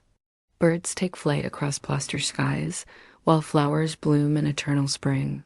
These are not mere decorations, but reflections of the family's identity, education, and aspirations. Our journey leads us deeper into the home, where a peristyle garden awaits, an oasis of tranquility enclosed by graceful columns. Here, nature and architecture find perfect harmony. Trimmed hedges form green walls, while small fountains provide a soothing melody. Statues of gods and ancestors stand in silent vigil, their marble forms softened by dappled sunlight. Shaded benches invite us to pause, to breathe in the scent of rosemary and pine, to listen to the gentle rustling of laurel and fig leaves. Birds flit from branch to branch, their song a counterpoint to the distant hum of the city. In this space, we witness the Roman ideal of otium, that precious state of peaceful leisure made manifest. As we move through the rooms, we find ourselves surrounded by objects that speak of daily life and cherished rituals. Bronze oil lamps cast a warm glow, their handles shaped like lions ready to spring to life. Ceramic plates, hand-painted with delicate fish and luscious grapes, await the evening meal. Delicate glass bottles hold precious perfumes and scented oils, their contents promising moments of luxury and refreshment. We spot bronze keys resting beside heavy wooden chests, guardians of family treasures and secrets. Woven baskets overflow with fruits from country estates, bringing a taste of the rural into this urban sanctuary. Yet, as we admire these comforts, we must acknowledge the unseen presence that makes this life of ease possible, the slaves whose labor forms the foundation of Roman domestic life. They move through the house like shadows, cooking, cleaning, serving, reading aloud, caring for children. Their stories, though often unrecorded, are woven into the very fabric of this home, a reminder of the complex social tapestry of ancient Rome. Whether grand or humble, each Roman home we've explored is more than just a shelter from the outside world. It is a living container of ritual, of rhythm, of memory. Within these walls, public identity meets private need. Here, families are nourished, negotiations are made, prayers are whispered, and intimacies are shared. Every doorway we've passed through, every fading wall painting we've admired, every worn stone we've touched, bears the imprint of those who once called this place home, their dreams, their sorrows, their quiet moments of joy. As we step gently back into the street, the bustle of Roman life enveloping us once more, we carry with us not just knowledge of architecture or furnishings, but a deeper understanding of the emotional landscape of ancient Rome. We have glimpsed its warmth and its formality, its fragility and its endurance. We have sensed the patterns of presence and absence that shaped daily life, now preserved for eternity in clay, in stone, and in the eloquent silence of these ancient spaces. And as we walk away, the echoes of those long ago lives linger, reminding us of the enduring power of home to shape our world and our hearts. As we step into the ancient streets of Rome, we find ourselves immersed in a living tapestry woven with the threads of history, culture, and the daily rhythms of life. These pathways, more than mere corridors, are the very arteries of a vast and vibrant city, carrying the lifeblood of its people as they move between their homes, the bustling markets, sacred temples, and gathering places. The roads, crafted with care from large, flat stones fitted together with precision, stand as a testament to Roman engineering, designed to withstand the constant flow of pedestrians, the rumble of carts, and the steady tread of animals. As we wander through the narrow alleyways, we feel a sense of intimacy and enclosure, the tall buildings rising several stories high on either side, creating a world unto itself. Here, in these close quarters, neighbors exchange warm greetings, their voices carrying the cadence of friendship and familiarity. Children's laughter echoes as they play with simple toys, sticks and hoops becoming instruments of joy in their hands. The soft hum of conversation drifts through open windows, a gentle reminder of the lives being lived just beyond our sight. The air is filled with a tapestry of scents and sounds, each one telling its own story of Roman life. Street vendors, their temporary stalls a colorful addition to the streetscape, call out their wares, fresh bread still warm from the oven, ripe fruits bursting with flavor, and simple tools essential for daily life. Their voices blend with the ambient sounds of the city, footsteps on stone, the distant toll of bells marking the passage of time, and the occasional musical chime of a dropped coin. As we emerge onto the wider thoroughfares, the Valle, we find ourselves in a different world altogether. These broad streets, paved with smooth stones that have borne witness to countless journeys, connect the major parts of the city like a well-planned network. Here, we might see a chariot pass by, its wheels turning smoothly over the even surface. Official processions move with dignity and purpose, and military units march in formation, their armor glinting in the sunlight. Along these grand routes, we are surrounded by reminders of Rome's power and divine favor. Monumental arches stand as gateways to history, their intricate carvings telling stories of triumph and glory. Statues of gods, emperors, and heroes look down upon us, their stone eyes seeming to follow our progress through the city. These silent sentinels speak volumes about the values and aspirations of Roman society, a constant reminder to all who pass of the greatness of Rome. Our journey leads us to the heart of civic life, the Forum. This open plaza, surrounded by imposing temples, basilicas, and administrative offices, pulses with the energy of 1,000 conversations. Here, citizens gather not just to conduct business or engage in politics, but to connect with one another, to hear the latest news from distant lands, and to engage in spirited philosophical debates. The Forum is where the individual becomes part of something greater, where personal stories intertwine with the grand narrative of Rome itself. As the day wears on, we might seek respite from the noise and heat in one of the city's many public gardens or piazzas. These oases of calm offer a different kind of beauty, one of nature tamed and shaped by human hands. Fountains, fed by the city's remarkable aqueducts, provide refreshment to weary travelers, their gentle burbling a soothing counterpoint to the urban symphony around us. Statues of deities and ancestors stand in quiet contemplation, inviting us to pause and reflect on the deeper meanings of life and legacy. The streets of Rome are not just pathways but mirrors, reflecting the complex social hierarchies of the city. In the grand neighborhoods of the wealthy, we find wide avenues lined with elegant porticos, offering shade and shelter to those who walk beneath them. These areas speak of privilege and power, of lives lived in comfort and abundance.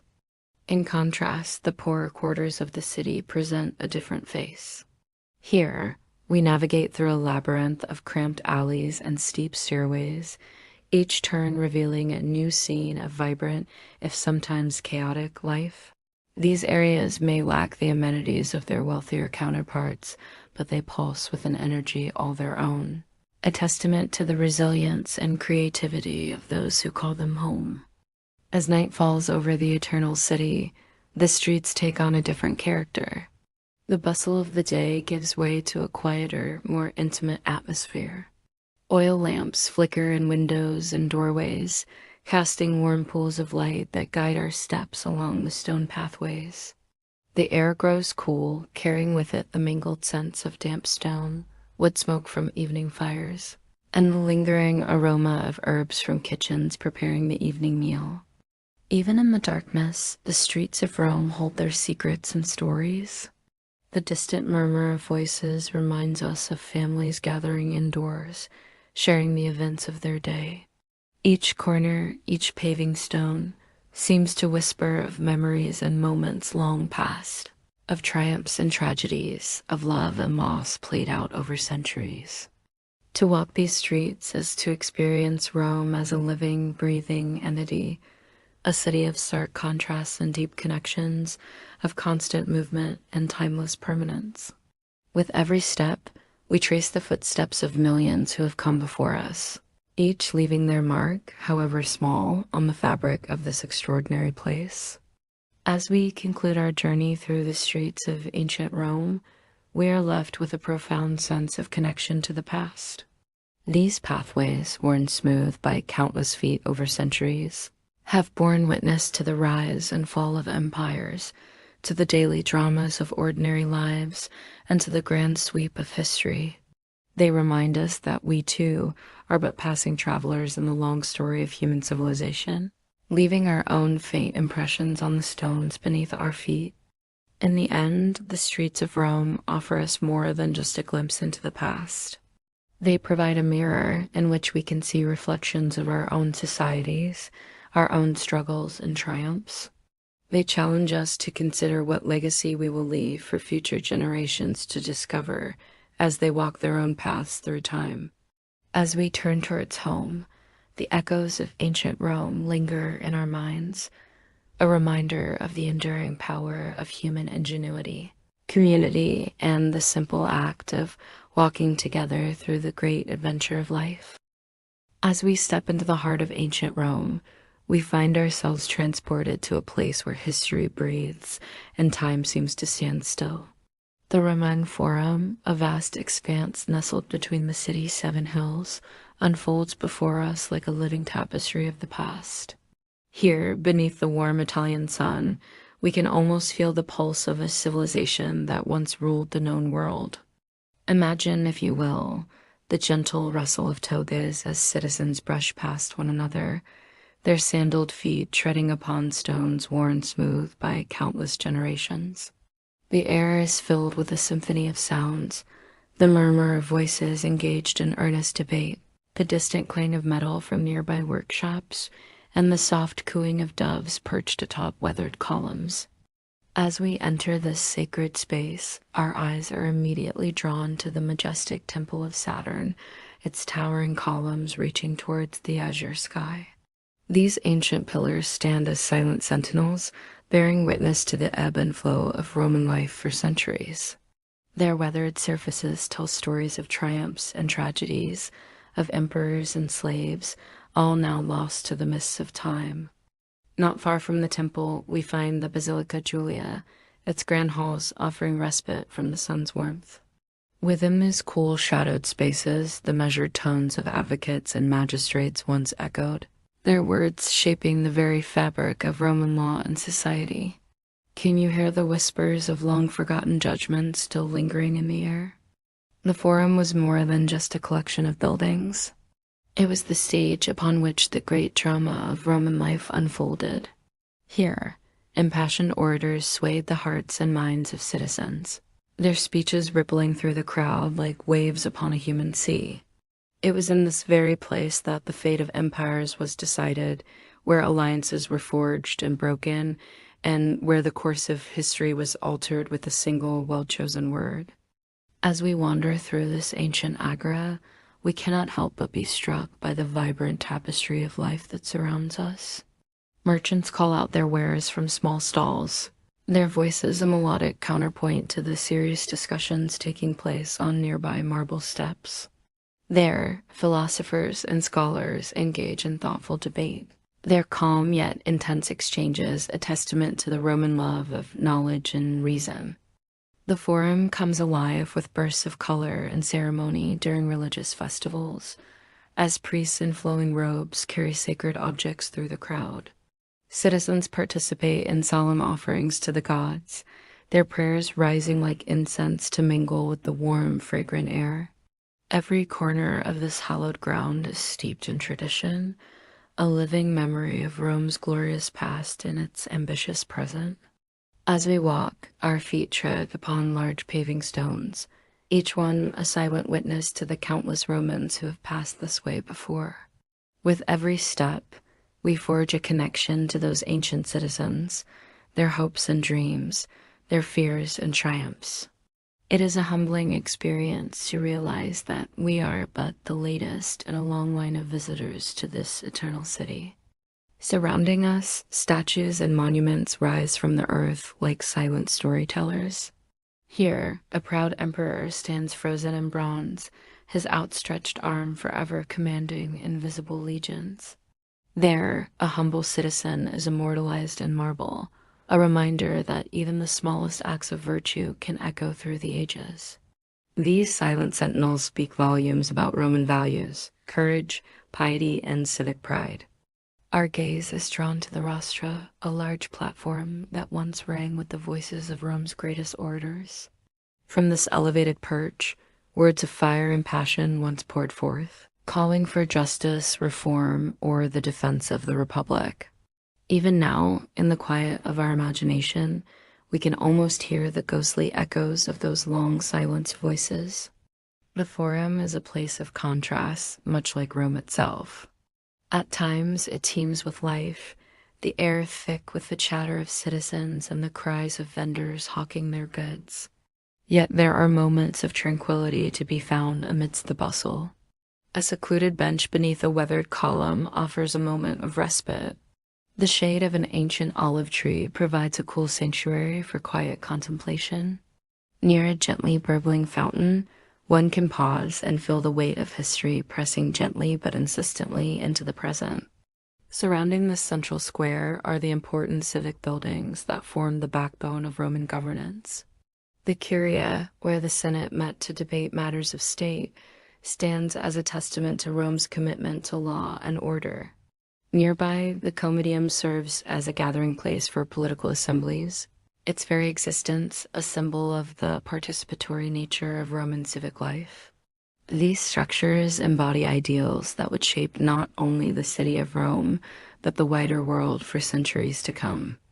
As the day progresses, we witness the Forum's transformation beneath the shifting light. The warm glow of the setting sun casts long shadows across the weathered stone, highlighting intricate carvings on temples and monuments that might otherwise go unnoticed. The evening air brings a welcome coolness, and with it, a change in the city's rhythm. The frenetic energy of the day gives way to a more contemplative atmosphere, as if the Forum itself is settling in for a night of quiet reflection. Yet even as darkness falls, this sacred space retains its central importance to the life of the city. The Forum stands ready, waiting to awaken once more with the first light of dawn and the promise of another Roman day. It is a place where the past and present intertwine, where the eternal city's heart beats strongest.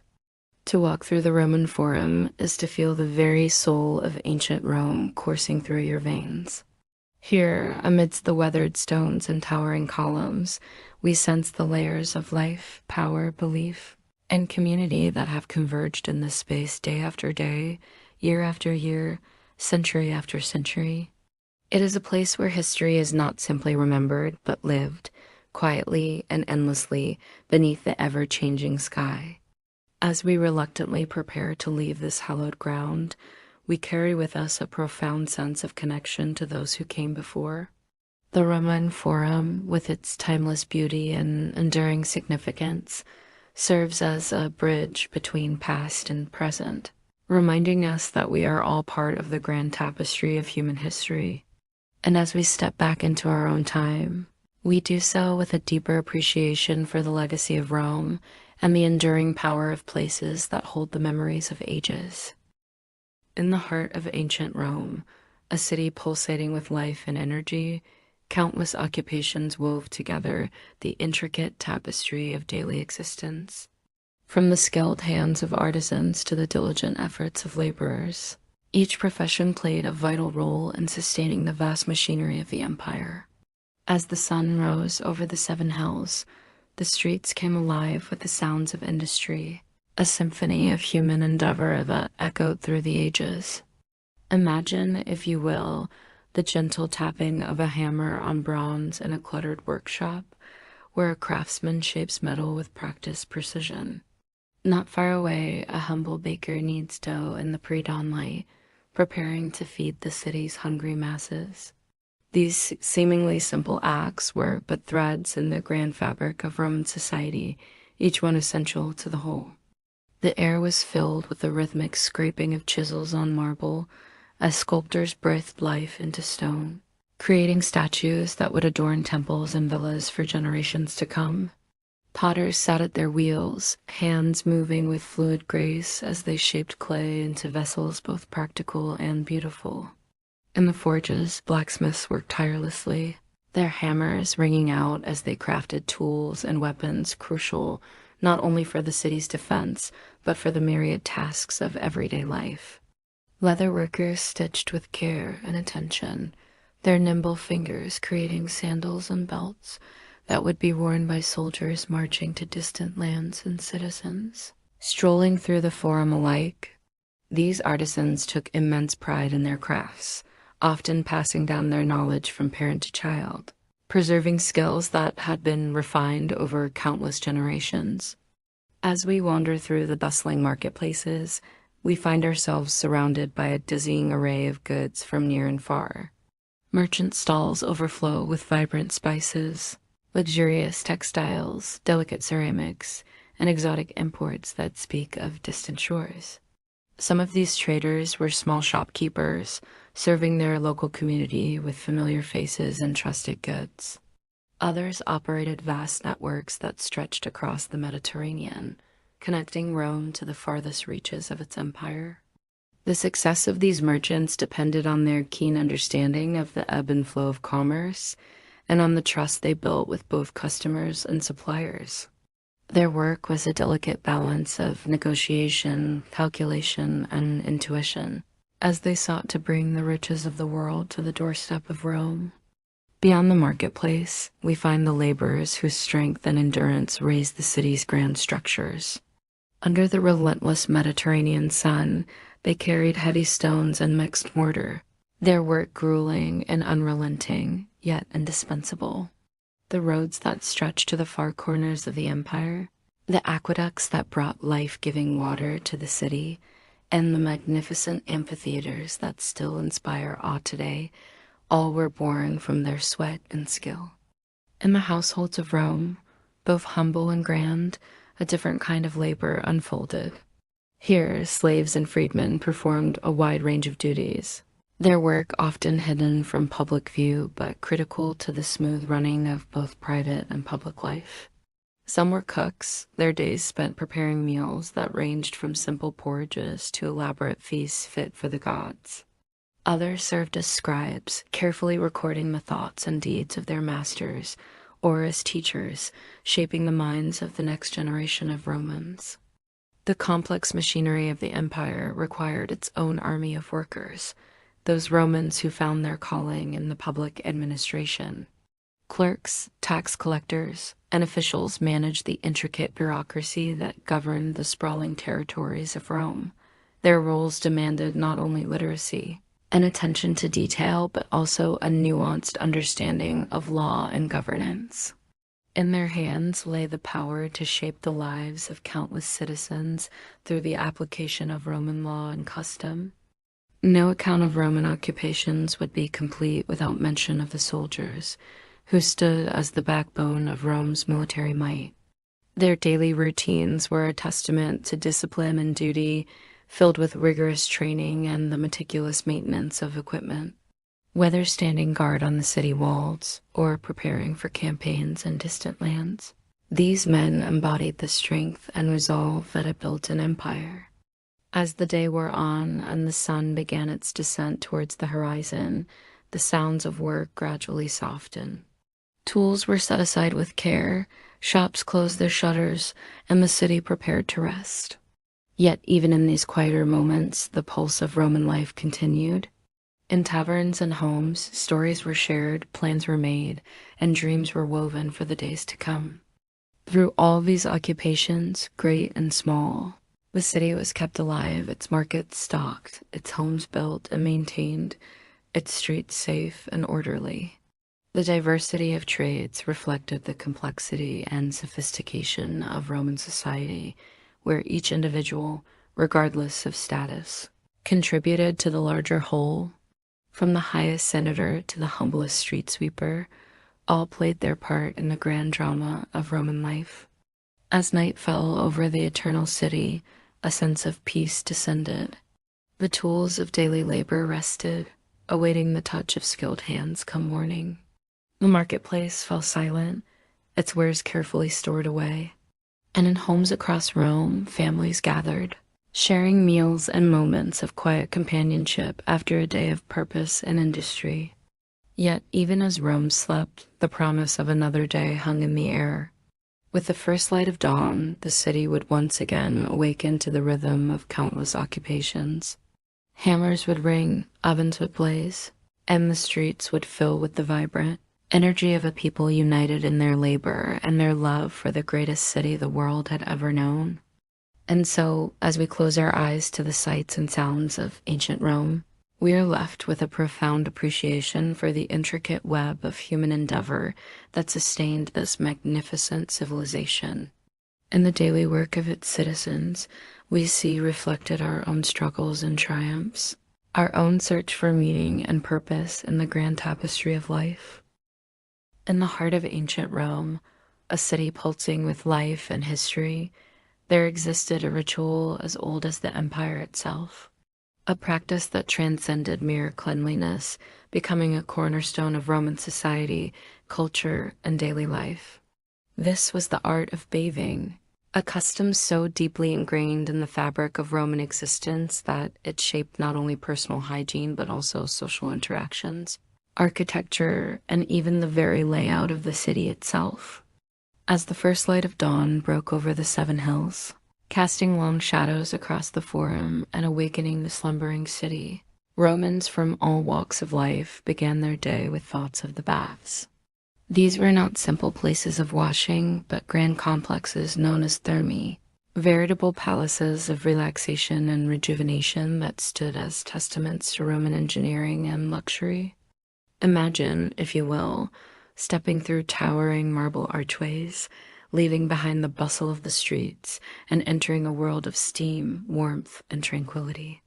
The air, thick with the mingled scents of aromatic oils and heated stone, enveloped visitors in a comforting embrace. The soft murmur of conversation and the gentle splash of water created a soothing symphony, inviting one to shed the cares of the outside world along with their toga. The journey through the baths was a carefully choreographed dance, each step designed to cleanse both body and spirit. It began in the appetitorium, a spacious chamber lined with niches where bathers entrusted their belongings to watchful attendants. Here, the ritual of disrobing marked the transition from the public persona to a state of shared vulnerability, a reminder of the equality found in nakedness. From there, bathers would move to the tepidarium, a warm room that served as a gentle introduction to the bathing process. The heat, radiating from cleverly concealed hypocausts beneath the floor, began to open the pores and relax tense muscles. It was here that many lingered, engaging in quiet conversation or simply enjoying the first whispers of relaxation spreading through their bodies. The heart of the bathing experience lay in the coldarium, a hot room filled with steam rising from heated pools. Here, surrounded by the embrace of warm, moist air, bathers would immerse themselves, allowing the heat to draw out impurities and wash away the stresses of Roman life. The sensation was one of rebirth, of emerging from the steam renewed and invigorated. For those seeking the ultimate contrast, the frigidarium awaited. This cold pool offered a bracing plunge that sent a shock through the system, closing pores and leaving the skin tingling with newfound energy. It was the final step in a cycle designed to cleanse, invigorate, and restore balance to both body and mind. Throughout this journey, skilled attendants, often slaves trained in the delicate art of massage, would offer their services. Armed with strigils, curved metal instruments designed to scrape away oil, sweat, and dirt, they would work methodically, leaving skin smooth and refreshed. The sensation of the strigil gliding across oiled skin was a unique pleasure, at once invigorating and deeply relaxing.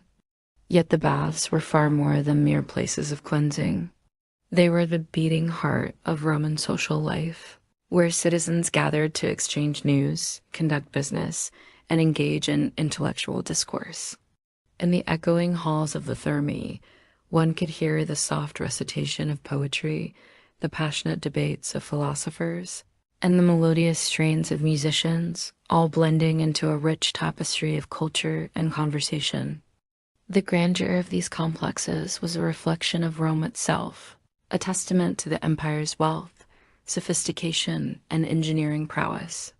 Intricate mosaics depicting scenes from mythology adorned the walls and floors, their tiny tesserae catching the light and bringing stories to life underfoot. Marble statues, lifelike in their detail, stood silent sentinel over the pools, their unseeing eyes witnessing centuries of Roman life flowing past. For the common citizen, the public baths offered an accessible taste of luxury, a daily escape from the often harsh realities of urban life. It was a democratizing space where, for the price of a few coins, one could experience comforts usually reserved for the wealthy. The ritual of bathing became a cherished part of the day, a moment to pause, reflect, and reconnect with oneself and one's community. Beyond the public thermae, the culture of cleanliness permeated Roman private life as well. Homes were equipped with an array of grooming tools, from combs and mirrors to tweezers and nail clippers. Hair was styled with great care, sometimes adorned with powders or elaborate ornaments. The use of perfumes and scented oils was widespread, serving both to care for the skin and to mask the inevitable odors of a bustling ancient city. Central to this culture of cleanliness was Rome's remarkable system of aqueducts, a marvel of ancient engineering that brought fresh, clean water from distant springs into the heart of the city. These stone channels, spanning valleys and piercing mountains, fed a network of public fountains, private homes, and of course, the beloved baths. It was a testament to the Roman belief that access to water, and by extension cleanliness, was not a luxury, but a fundamental right of urban life. As night fell over the eternal city, and the last bathers reluctantly left the warmth of the thermae, the importance of this daily ritual lingered. In the soft glow of oil lamps and the fading heat of the hypocausts, one could almost hear the echoes of laughter, conversation, and the gentle splash of water. For the Romans, cleanliness was more than a state of body. It was a state of mind, a daily renewal that helped define their identity and their place in the world. In this ancient practice, we see reflected not just the pragmatic concerns of hygiene, but the deeper human needs for community, comfort, and a sense of order in a chaotic world. The Roman baths, with their steam-filled halls and marble pools, stand as enduring symbols of a civilization that understood the profound connection between physical cleanliness and spiritual well-being. It is a legacy that continues to resonate, reminding us of the timeless importance of taking a moment each day to wash away our cares and emerge renewed, ready to face whatever challenges the world may bring. In the heart of ancient Rome, where the echoes of history still resonate through time, education was a precious gift bestowed upon the fortunate few. It was a journey that began in the warmth of one's home, nurtured by loving parents who understood the value of knowledge and character. As the sun rose over the 7 hills, young Roman children would awaken to a world brimming with potential, their minds like soft clay waiting to be molded by the hands of wisdom. The early years were a tender time, filled with gentle lessons imparted by mothers who spoke with care and patience. They would sit with their little ones, their voices soft and melodious, teaching them the proper way to form words and express thoughts. These moments were not just about language, but about instilling the virtues that would guide them through life's winding paths. Fathers, too, played their part, sharing tales of honor and duty that would inspire their children to reach for greatness.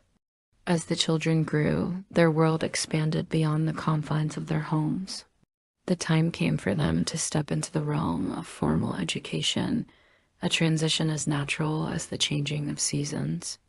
At the age of 7, many young Romans would find themselves in the ludus, a humble space that held within its walls the promise of enlightenment.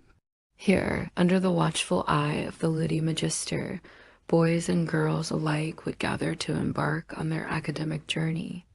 The ludus was often a simple affair, perhaps a room tucked away in a bustling marketplace, or a quiet corner of a shop transformed into a sanctuary of learning.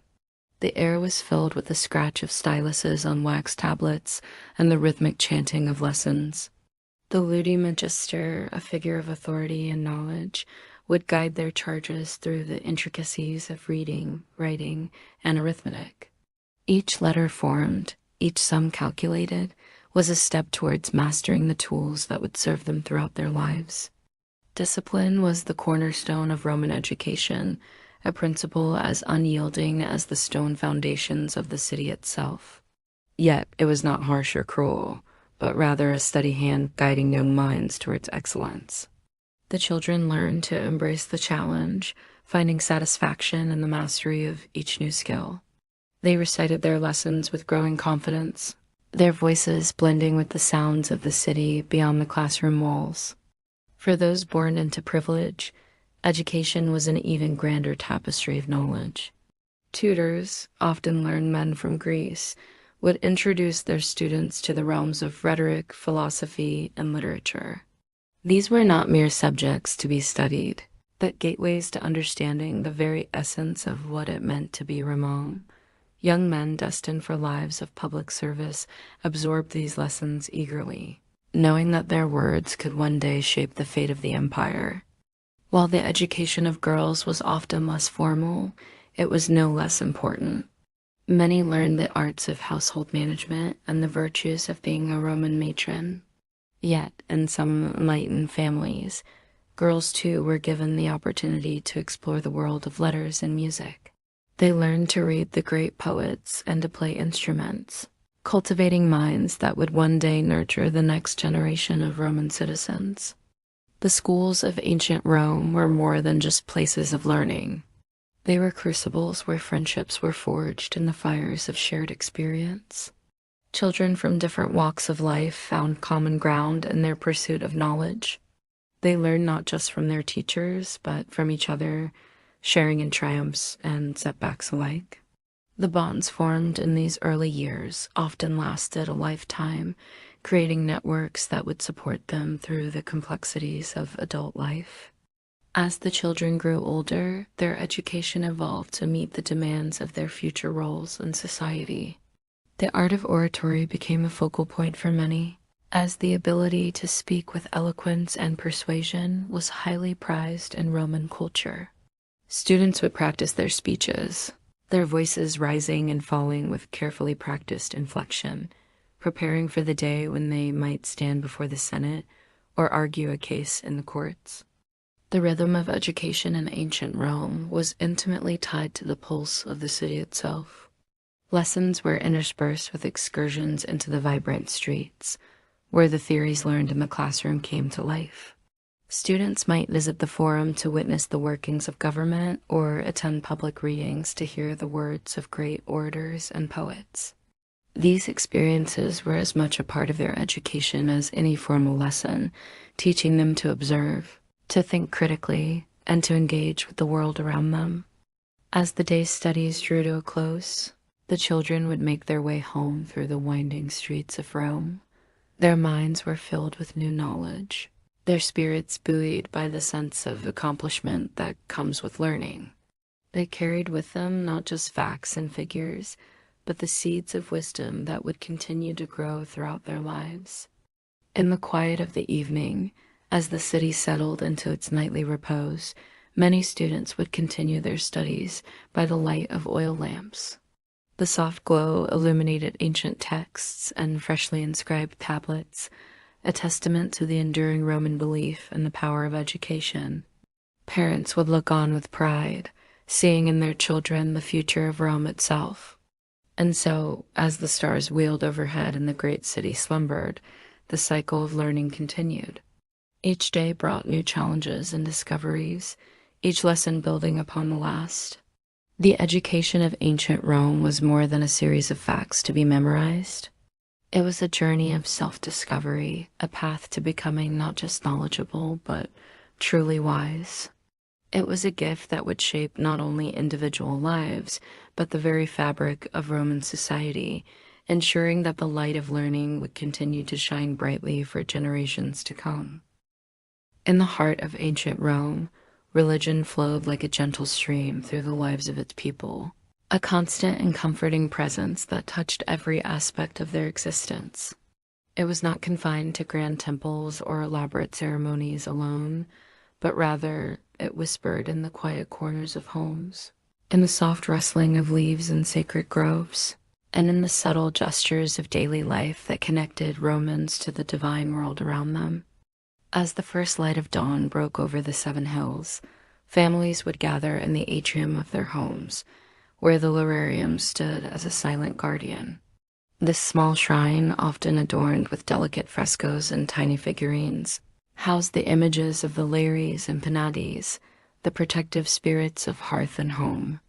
With reverent hands, the paterfamilias would offer a small portion of the morning meal, a few drops of wine, or a pinch of fragrant incense. The quiet words of gratitude and supplication that accompanied these offerings were like threads, weaving the family's hopes and fears into the tapestry of divine protection. Throughout the city, as the day unfolded, one could not help but be aware of the omnipresence of the gods. Magnificent temples rose from the bustling streets, their marble columns reaching towards the heavens as if to bridge the gap between mortal and immortal realms. Each deity had their own sacred space, a reflection of their domain and power. Jupiter, father of gods and men, presided over the grandest temple on the Capitoline Hill, while Mars, god of war, had his altar on the outskirts of the city, a reminder of Rome's martial prowess. The Roman calendar was a rich tapestry of religious observances, each day holding the potential for connection with the divine. Festivals punctuated the year like jewels on a necklace, bringing color and joy to the rhythm of daily life. During these celebrations, the streets would come alive with processions, the air filled with the scent of sacrificial offerings and the sound of hymns. Citizens, adorned in their finest garments, would join in these communal expressions of faith, their individual devotions blending into a collective affirmation of Roman identity and piety. At the heart of Roman religious practice lay the concept of ritus, the meticulous adherence to traditional forms and rituals. It was believed that the favor of the gods, and thus the prosperity of Rome itself, depended on the precise performance of these sacred acts. Priests and priestesses, their robes flowing as they moved with practiced grace, would carry out elaborate ceremonies, each gesture and word carefully chosen to please the divine audience. The people watched with bated breath, understanding that their fate was intertwined with the success of these rituals. As important as the grand public ceremonies were, the Romans also sought more personal experiences of the divine. Mystery cults, often originating from distant lands, offered initiates the promise of secret knowledge and a deeper connection to the supernatural world. In dimly lit sanctuaries, away from the public eye, devotees would participate in rites that stirred the soul and ignited the imagination, adding layers of richness to Rome's already diverse spiritual landscape. The intersection of religion and politics was a defining feature of Roman life. Magistrates and emperors often held religious offices, their temporal power reinforced by divine sanction. The Vestal Virgins, guardians of Rome's sacred flame, were revered figures whose purity and dedication were seen as vital to the city's well-being. Public rituals and sacrifices were not merely acts of devotion, but also affirmations of Rome's special relationship with the gods, a relationship that justified its dominion over the known world. As the sun began to set, casting long shadows across the Forum and the surrounding hills, the pace of life in the city would slow. In homes and temples alike, oil lamps were lit, their gentle flames casting a warm glow on sacred images and household shrines. The evening air carried the lingering scent of incense and the soft murmur of prayers, a soothing reminder of the day's devotions and the constant presence of the divine. In the quiet of night, as most of the city slept, priests would still be found tending to their sacred duties. In the Temple of Vesta, the eternal flame flickered, a symbol of Rome's enduring spirit. Elsewhere, in private homes, individuals might pause before their lararium one last time, offering a final prayer of thanks or a plea for protection during the vulnerable hours of darkness. To live in ancient Rome was to be immersed in a world where the sacred and the mundane were inseparable. Every action, from the grandest state ceremony to the simplest household task, carried the potential for divine significance. The gods were not distant, unapproachable beings, but rather constant companions in the journey of life. Their presence felt in the rustling of leaves, the crackling of a sacred fire, or the quiet splash of water in a temple fountain. This deep integration of faith into daily life provided a sense of continuity and purpose that extended beyond individual existence. Romans saw themselves as part of a great cosmic order, their lives and actions woven into a tapestry that stretched back to the founding of their city and forward into an eternal future. The rituals and beliefs that guided their days were not mere superstition, but a profound expression of their place in the universe and their relationship with forces greater than themselves.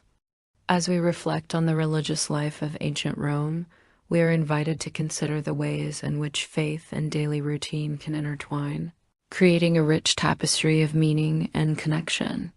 The Romans' ability to find the sacred in the simplest moments offers a gentle reminder of the potential for depth and significance in our own lives, encouraging us to pause, to observe, and to connect with the world around us in ways that transcend the ordinary. In the end, the religious practices of ancient Rome were not just about appeasing gods or securing divine favor. They were a means of understanding the world, of finding one's place within it, and of creating a sense of community and shared purpose. As the first light of a new day would once again touch the temples and shrines of the eternal city, the cycle of devotion and daily life would begin anew, a testament to the enduring power of faith to shape and give meaning to human existence. In ancient Rome, life was woven together like an intricate tapestry, where each thread represented a unique story. The cobblestone streets echoed with the footsteps of patricians and plebeians, slaves and freedmen, each carrying their own hopes and struggles. The rising sun bathed the majestic marble buildings, slowly waking a city that never truly slept. Slavery, a deeply rooted institution in Roman society, was an integral part of the urban landscape.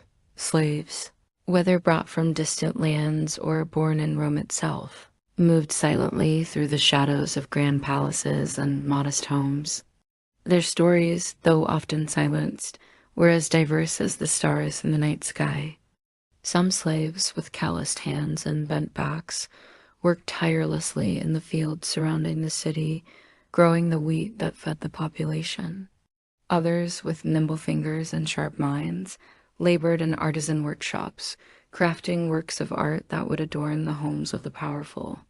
In the kitchens of grand houses, slaves prepared elaborate feasts, their aromas drifting through the air like a promise of pleasure for the senses. But not all slaves were condemned to a life of manual labor.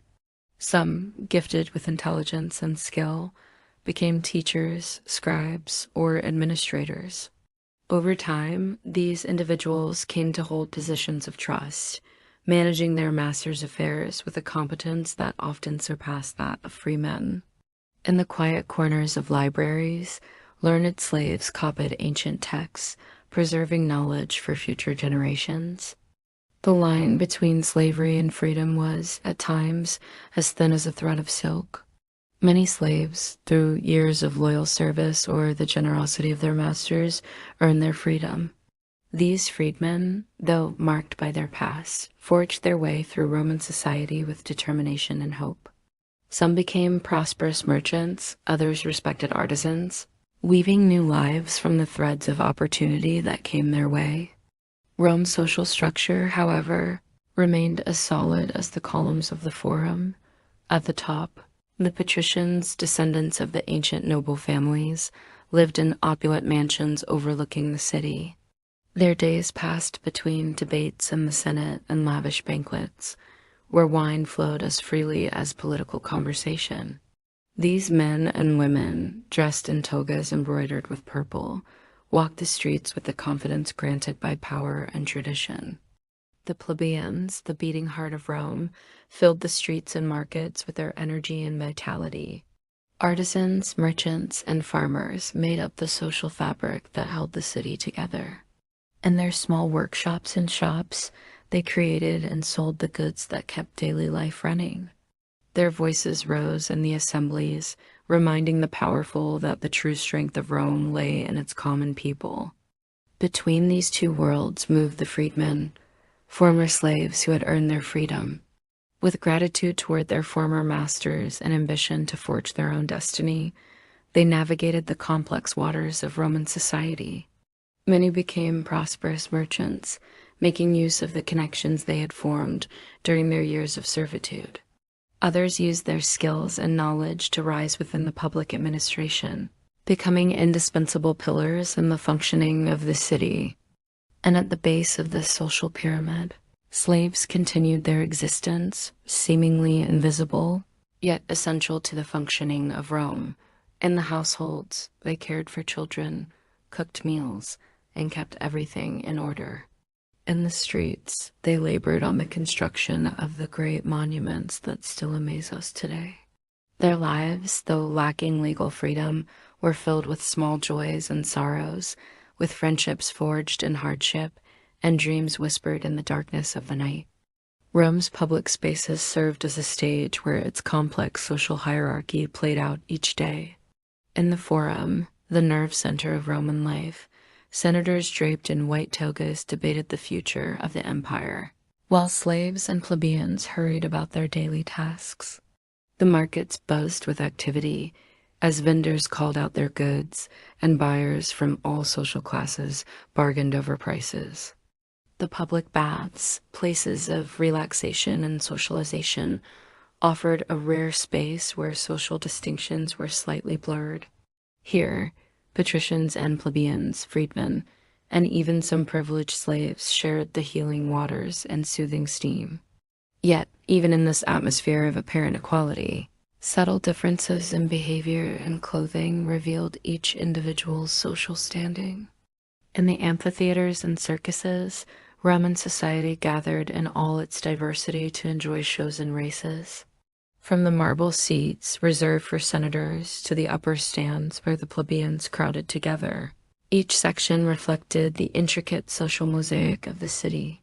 The shouts of excitement and cheers briefly united everyone present, momentarily transcending the barriers of class and status.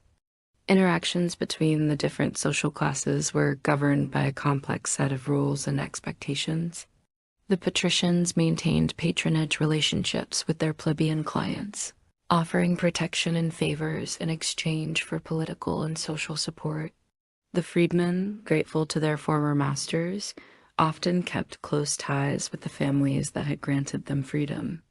These networks of obligations and loyalties formed a social fabric that, although sometimes tense, upheld the stability of Roman society. As the sun set over the 7 hills of Rome, the city transformed. The once bustling streets gradually quieted. In the Grand Domus, slaves lit oil lamps, preparing the houses for the night. The plebeians returned to their modest homes, tired but content after a day's work. In the patricians' palaces, conversations grew more intimate, discussing the day's events and planning strategies for tomorrow. In the dimness of night, social distinctions seemed to soften, though they never disappeared entirely. The dreams and hopes of slaves, freedmen, plebeians, and patricians mingled in the night air, reminding us of the shared humanity beneath the layers of Roman society. Each, in their own way, contributed to the great tapestry of life in the eternal city, weaving with their lives the story of a civilization that still fascinates and challenges us today. Thus, as Rome slept, it prepared for another day of greatness and contradictions, of power and servitude, of tradition and innovation.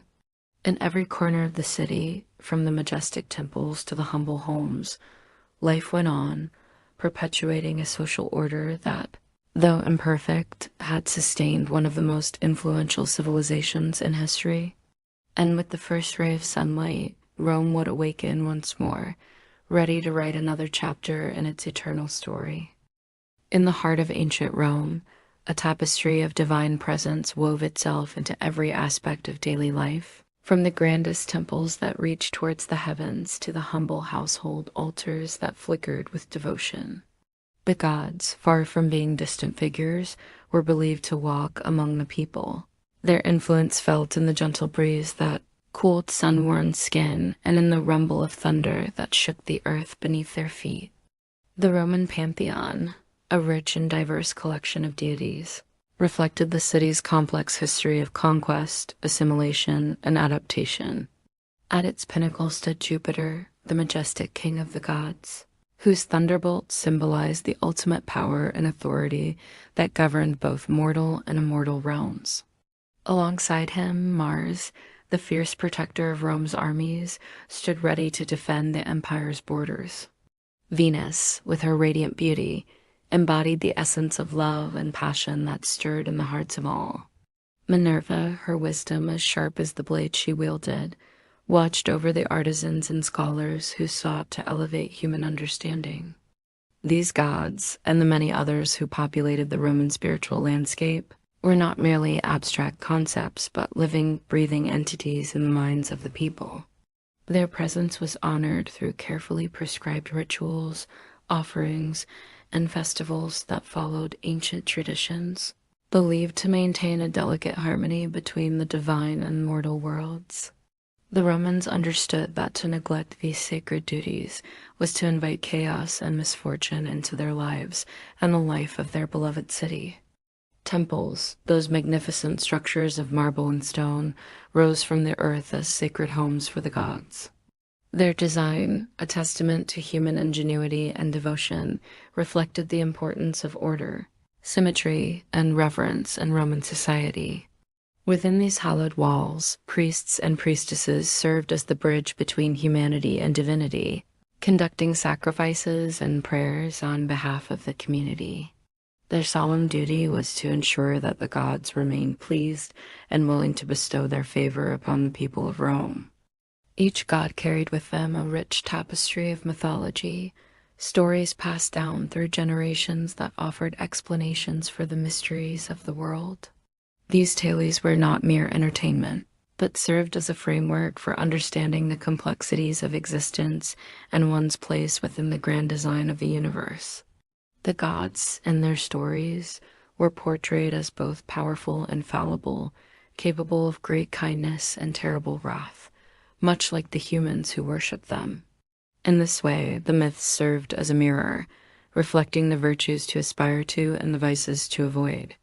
Beyond the major deities that commanded grand temples and public worship, Romans also found comfort in a multitude of lesser gods, spirits, and household divinities. The Lares and Penates, guardians of hearth and home, were invoked daily, their presence a source of protection and prosperity for individual families. These intimate relationships with the divine allowed every Roman, from the wealthiest senator to the humblest slave, to feel a personal connection to the spiritual realm that governed their lives. The bond between humans and gods in ancient Rome was one of deep reciprocity. Piety, or pietas, was considered a fundamental virtue, encompassing respect, duty, and unwavering devotion to both family and the divine. This sacred obligation extended beyond personal belief, becoming a cornerstone of Roman identity and civic duty. To honor the gods properly was to ensure the continued prosperity and safety of not just oneself, but of the entire community. Throughout the year, the Roman calendar was punctuated by festivals that honored the gods, marking the passage of time with cycles of celebration and reflection. The beloved Saturnalia, a winter festival that temporarily upended social norms, brought joy and merriment to the darkest days of the year. For a brief time, masters served their slaves, and the usual strictures of Roman society loosened, allowing all to revel in the spirit of equality and abundance. Other festivals, like the Lupercalia, with its ancient rites of purification and fertility, or the Vestalia, honoring the sacred flame of Vesta, reinforced community bonds and paid homage to the fundamental aspects of Roman life and culture. In the rhythm of everyday existence, small acts of devotion were as common as breathing. A merchant might drop a coin into a roadside shrine before embarking on a journey, silently asking for the protection of Mercury, god of travelers and commerce. A young mother might light a candle to Juno, whispering a prayer for the health of her newborn child. A farmer, eyes turned to the sky, might murmur words of supplication to Ceres, hoping for rain to nourish his crops. These moments, brief though they might be, connected individuals with the divine in intimate and personal ways, creating a continuous thread of faith woven into the very fabric of Roman society. To truly understand the role of religion and its gods in ancient Rome is to glimpse a world where the sacred and the mundane were inseparably linked, where every action held spiritual significance. The gods themselves were reflections of the hopes, fears, and aspirations of the people they watched over, their stories and attributes evolving as Roman society grew and changed. This dynamic relationship between the mortal and divine realms created a rich tapestry of belief that colored every aspect of Roman life, from the grandest public ceremonies to the most private moments of personal reflection. As we look back across the centuries, we can see how this intricate system of belief shaped the Roman world, influencing art, literature, politics, and social norms. The legacy of Roman religion extends far beyond the crumbling ruins of ancient temples, living on in the stories we still tell, the art we create, and the ways we continue to grapple with questions of faith, duty, and our place in the universe. In the end, the gods of ancient Rome were more than just figures of worship. They were the embodiment of the Roman spirit itself, resilient, adaptable, and ever-present in the hearts and minds of those who looked to them for guidance, protection, and understanding in a world that was often as mysterious as it was beautiful. In the bustling streets of ancient Rome, where the echoes of daily life intertwined with the grandeur of empire, there existed a world of leisure and entertainment that captivated the hearts and minds of its citizens. From the humblest plebeian to the most esteemed patrician, Romans found solace and joy in moments of respite, weaving a tapestry of experiences that enriched their lives beyond the toil of their daily routines. As the golden light of dawn broke over the 7 hills, the city would slowly awaken to the promise of spectacle and delight. The air, thick with anticipation, carried whispers of the day's events, grand gladiatorial contests, theatrical performances that would stir the soul, and the simple pleasures of companionship in the public baths. The Colosseum, that magnificent amphitheater of stone and human drama, stood as a testament to Rome's passion for entertainment. Within its towering walls, thousands would gather, their collective breath held in suspense as gladiators stepped onto the sand-covered arena.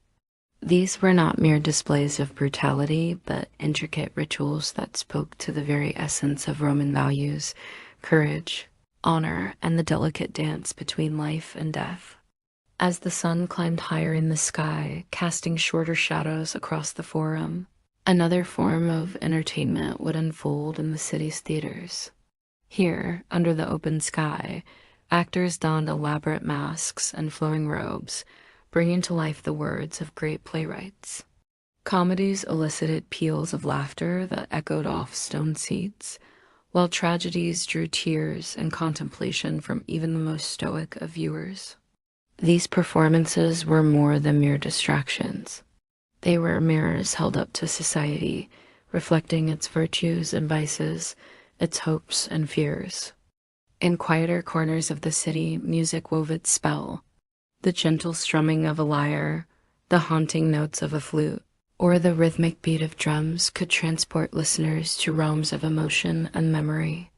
Dancers, their movements fluid and graceful, told stories without words, their art a celebration of the human form and spirit. These performances, whether in the intimacy of a private banquet or the jubilant atmosphere of a public festival, bound communities together in shared experience and cultural expression. As the heat of the day began to wane, many Romans would seek refuge in the public baths. These were not simply places for cleansing the body, but sanctuaries for the mind and spirit as well. Friends would meet, their voices a gentle murmur above the splash of water, to discuss the latest political intrigues or ponder philosophical questions. The baths were a great equalizer, where social boundaries blurred in the steam and warmth, allowing for connections that might otherwise never form. For those seeking tranquility amidst the city's ceaseless activity, gardens and courtyards offered havens of green serenity. Here one could stroll along paths lined with fragrant herbs and colorful blooms, the sound of trickling fountains of soothing balm to weary souls. These spaces, whether public or private, allowed Romans to reconnect with nature and find moments of quiet reflection. The streets and squares of Rome were alive with the sounds of play and competition. Children chased hoops with sticks, their laughter a bright counterpoint to the serious faces of adults engaged in games of strategy and chance. Latrunculii boards, with their intricate patterns of light and dark pieces, challenged the mind and sharpened wits. Physical games, too, held their allure, wrestling matches that tested strength and agility, foot races that celebrated the power and grace of the human body. As evening approached, casting long shadows across the city's marble edifices, the pace of life would begin to slow. Families gathered for the evening meal, sharing stories of their day's adventures. In wealthier homes, the dining room might echo with the strains of music or the recitation of poetry, while in more modest dwellings, the simple pleasure of good food and loving company sufficed. The night would deepen, and with it came a different kind of leisure. Some sought the excitement of taverns, where wine flowed freely and dice rattled across tables. Others preferred the quiet companionship of close friends, gathered around a brazier to share confidences and dreams. And for some, the greatest luxury was solitude, a chance to reflect on the day past and the one to come, perhaps by the light of an oil lamp, with a scroll of beloved literature in hand. In all its forms, leisure in ancient Rome was a reflection of the city's vibrant spirit and diverse populace. It was in these moments of joy, relaxation, and shared experience that the true heart of Roman culture beat strongest. From the grandest spectacle to the most intimate gathering, these pursuits nourished both body and soul, providing balance to the demands of Roman life and fostering a sense of community that transcended social boundaries. As the stars wheeled overhead and the city settled into slumber, the echoes of the day's pleasures lingered in the air. The Colosseum stood silent, its arena empty but for memories of valor and drama. Theaters lay quiet, the passion of performance giving way to the hush of night. In homes and inns across the city, the last embers of conversation flickered and faded. Yet even in sleep, the promise of tomorrow's delights colored the dreams of Rome's citizens. For in this eternal city, each dawn brought with it new opportunities for joy, for connection, for the simple yet profound pleasures that made life worth living. And so, as night gave way to the first pale light of morning, Rome would stir once more, ready to embrace another day filled with the richness of leisure and the warmth of shared humanity. In the gentle embrace of ancient Rome, a tapestry of life unfolds, woven with threads of tradition, duty, and quiet strength. As we journey through the streets of this eternal city, we find ourselves drawn to the stories of its women, whose presence, though often overlooked, was as essential to Rome's greatness as the very stones that built its mighty walls. Picture, if you will, the soft light of dawn breaking over the 7 hills, illuminating the bustling households where Roman women began their day. These were not mere spectators to the grand drama of Roman life, but active participants, shaping the very fabric of society from within the heart of their homes. The Roman domus, or household, was a world unto itself, a microcosm of order and purpose over which women presided with quiet authority. Here, in the atrium and the peristyle, in the kitchens and the sleeping quarters, women orchestrated the daily rhythms of family life. They managed slaves with firm but fair hands, prepared meals that nourished both body and soul, and ensured that the household supplies never ran short. But their influence extended far beyond these practical matters. Roman women were the guardians of family traditions, the keepers of ancestral wisdom passed down through generations. They taught their children the values that would shape them into upright citizens, instilling in them a deep reverence for the mos maiorum, the customs of the ancestors that formed the bedrock of Roman society. Education, that precious gift of knowledge, varied greatly among Roman women. For those born into privilege, the world of letters opened before them like a blossoming flower. They learned to read the great works of poetry and philosophy, to write with elegance and clarity, and to manage the complex finances of a wealthy household. Some women of letters gained renown for their intellect and creativity, their words echoing through the ages alongside those of their male counterparts. Yet, even for those of humbler origins, learning was not entirely out of reach. Many acquired practical skills and knowledge that served them well in their daily lives, from basic arithmetic to the intricacies of religious rites and social customs. This education, formal or informal, equipped Roman women to navigate the complex web of relationships and responsibilities that define their world. Marriage, that sacred institution, marked a pivotal moment in a Roman woman's life. It was a transition laden with both excitement and trepidation as young brides stepped into new roles as wives and, in time, mothers. The ideal Roman matron was celebrated for her virtues of pietas, modesty, and loyalty, qualities that were seen as the foundation of a stable and prosperous society. In the quiet moments of the day, when the bustle of the forum faded and the family gathered around the hearth, it was the Roman wife and mother who stood at the center of this intimate circle. Her presence was a source of comfort and strength, her wisdom a guiding light for those who looked to her for counsel and care. Yet the world of Roman women was not confined solely to the domestic sphere. In the vibrant markets and bustling streets, in the solemn temples and joyous festivals, women played active and visible roles. They haggled with merchants, participated in religious ceremonies, and sometimes even served as priestesses, their voices raised in prayer and supplication to the gods who watched over Rome. Among these religious figures, none were more revered than the Vestal Virgins. These chosen women, guardians of the sacred flame of Vesta, held a unique and honored place in Roman society. Their purity and dedication were seen as vital to the very survival of the state, a living embodiment of Rome's spiritual well-being. In the realm of commerce and finance, too, women found ways to assert their influence. Widows who had inherited property or businesses often managed these assets with skill and acumen, while others engaged in trade or crafts, contributing to the economic vitality of their communities. Though their participation in economic life was often discreet, it was nonetheless crucial, helping to sustain families and build prosperity in the ever-growing urban landscape of Rome. The bonds between women, forged in shared experiences and mutual understanding, formed a powerful network of support and influence. In the quiet corners of gardens, in the intimate spaces of women's quarters, friendships blossomed and alliances were formed.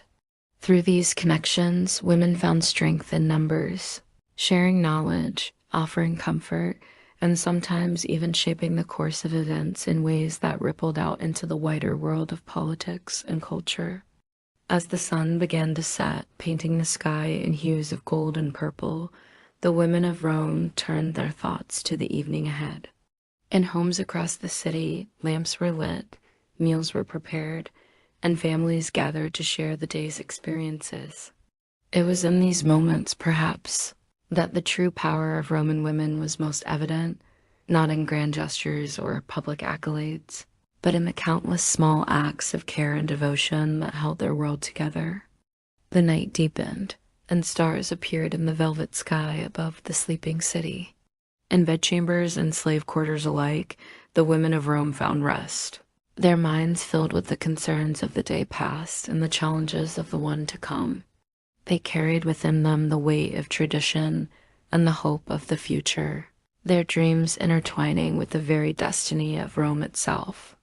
As we draw our journey to a close, we are left with a profound appreciation for these women of ancient Rome. Though their names may not always be recorded in the annals of history, their legacy lives on in the enduring spirit of resilience, adaptability, and quiet strength that they embodied. In the tapestry of Roman life, their threads were woven with care and purpose, creating a picture of beauty and complexity that continues to captivate us across the centuries.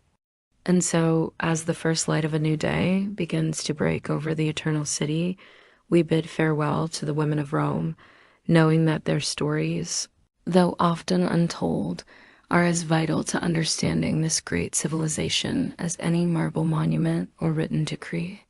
In their lives, we see reflected the very essence of Rome itself, a blend of tradition and innovation, of duty and aspiration that would shape the world for generations to come. In ancient Rome, life was woven together like an intricate tapestry, where each thread represented a unique story. The cobblestone streets echoed with the footsteps of patricians and plebeians, slaves and freedmen, each carrying their own hopes and struggles. The rising sun bathed the majestic marble buildings, slowly waking a city that never truly slept. Slavery, a deeply rooted institution in Roman society, was an integral part of the urban landscape. Slaves, whether brought from distant lands or born in Rome itself, moved silently through the shadows of grand palaces and modest homes. Their stories, though often silenced, were as diverse as the stars in the night sky. Some slaves, with calloused hands and bent backs, worked tirelessly in the fields surrounding the city, growing the wheat that fed the population. Others, with nimble fingers and sharp minds, labored in artisan workshops, crafting works of art that would adorn the homes of the powerful. In the kitchens of grand houses, slaves prepared elaborate feasts, their aromas drifting through the air like a promise of pleasure for the senses. But not all slaves were condemned to a life of manual labor. Some, gifted with intelligence and skill, became teachers, scribes, or administrators. Over time, these individuals came to hold positions of trust, managing their masters' affairs with a competence that often surpassed that of free men. In the quiet corners of libraries, learned slaves copied ancient texts, preserving knowledge for future generations. The line between slavery and freedom was, at times, as thin as a thread of silk. Many slaves, through years of loyal service or the generosity of their masters, earned their freedom. These freedmen, though marked by their past, forged their way through Roman society with determination and hope. Some became prosperous merchants, others respected artisans, weaving new lives from the threads of opportunity that came their way. Rome's social structure, however, remained as solid as the columns of the Forum. At the top, the patricians, descendants of the ancient noble families, lived in opulent mansions overlooking the city. Their days passed between debates in the Senate and lavish banquets, where wine flowed as freely as political conversation. These men and women, dressed in togas embroidered with purple, walked the streets with the confidence granted by power and tradition. The plebeians, the beating heart of Rome, filled the streets and markets with their energy and vitality. Artisans, merchants, and farmers made up the social fabric that held the city together. In their small workshops and shops, They created and sold the goods that kept daily life running. Their voices rose in the assemblies, reminding the powerful that the true strength of Rome lay in its common people. Between these two worlds moved the freedmen, former slaves who had earned their freedom. With gratitude toward their former masters and ambition to forge their own destiny, they navigated the complex waters of Roman society. Many became prosperous merchants, making use of the connections they had formed during their years of servitude. Others used their skills and knowledge to rise within the public administration, becoming indispensable pillars in the functioning of the city. And at the base of this social pyramid, slaves continued their existence, seemingly invisible, yet essential to the functioning of Rome. In the households, they cared for children, cooked meals, and kept everything in order. In the streets, they labored on the construction of the great monuments that still amaze us today. Their lives, though lacking legal freedom, were filled with small joys and sorrows, with friendships forged in hardship, and dreams whispered in the darkness of the night. Rome's public spaces served as a stage where its complex social hierarchy played out each day. In the Forum, the nerve center of Roman life, senators draped in white togas debated the future of the empire, while slaves and plebeians hurried about their daily tasks. The markets buzzed with activity as vendors called out their goods and buyers from all social classes bargained over prices. The public baths, places of relaxation and socialization, offered a rare space where social distinctions were slightly blurred. Here, patricians and plebeians, freedmen, and even some privileged slaves shared the healing waters and soothing steam. Yet, even in this atmosphere of apparent equality, subtle differences in behavior and clothing revealed each individual's social standing. In the amphitheaters and circuses, Roman society gathered in all its diversity to enjoy shows and races. From the marble seats reserved for senators to the upper stands where the plebeians crowded together, each section reflected the intricate social mosaic of the city. The shouts of excitement and cheers briefly united everyone present, momentarily transcending the barriers of class and status. Interactions between the different social classes were governed by a complex set of rules and expectations. The patricians maintained patronage relationships with their plebeian clients, offering protection and favors in exchange for political and social support. The freedmen, grateful to their former masters, often kept close ties with the families that had granted them freedom. These networks of obligations and loyalties formed a social fabric that, although sometimes tense, upheld the stability of Roman society. As the sun set over the 7 hills of Rome, the city transformed. The once bustling streets gradually quieted. In the Grand Domus, slaves lit oil lamps, preparing the houses for the night. The plebeians returned to their modest homes, tired but content after a day's work. In the patricians' palaces, conversations grew more intimate, discussing the day's events and planning strategies for tomorrow. In the dimness of night, social distinctions seemed to soften, though they never disappeared entirely. The dreams and hopes of slaves, freedmen, plebeians, and patricians mingled in the night air, reminding us of the shared humanity beneath the layers of Roman society. Each, in their own way, contributed to the great tapestry of life in the eternal city, weaving with their lives the story of a civilization that still fascinates and challenges us today. Thus, as Rome slept, it prepared for another day of greatness and contradictions, of power and servitude, of tradition and innovation. In every corner of the city, from the majestic temples to the humble homes, life went on, perpetuating a social order that, though imperfect, had sustained one of the most influential civilizations in history. And with the first ray of sunlight, Rome would awaken once more, ready to write another chapter in its eternal story. As the golden sun begins its gentle descent over the ancient city of Rome, a soft hush falls upon the bustling streets and grand forums. The warm light of late afternoon caresses the marble temples and terracotta rooftops, painting them in hues of amber and rose. The day's frenetic energy slowly ebbs away, replaced by a more tranquil rhythm that seems to whisper of centuries past. In these quiet moments, Rome reveals a different face, one less hurried and more contemplative. The chatter of merchants in the marketplace fades to a gentle murmur, and the footsteps of citizens become more measured and deliberate.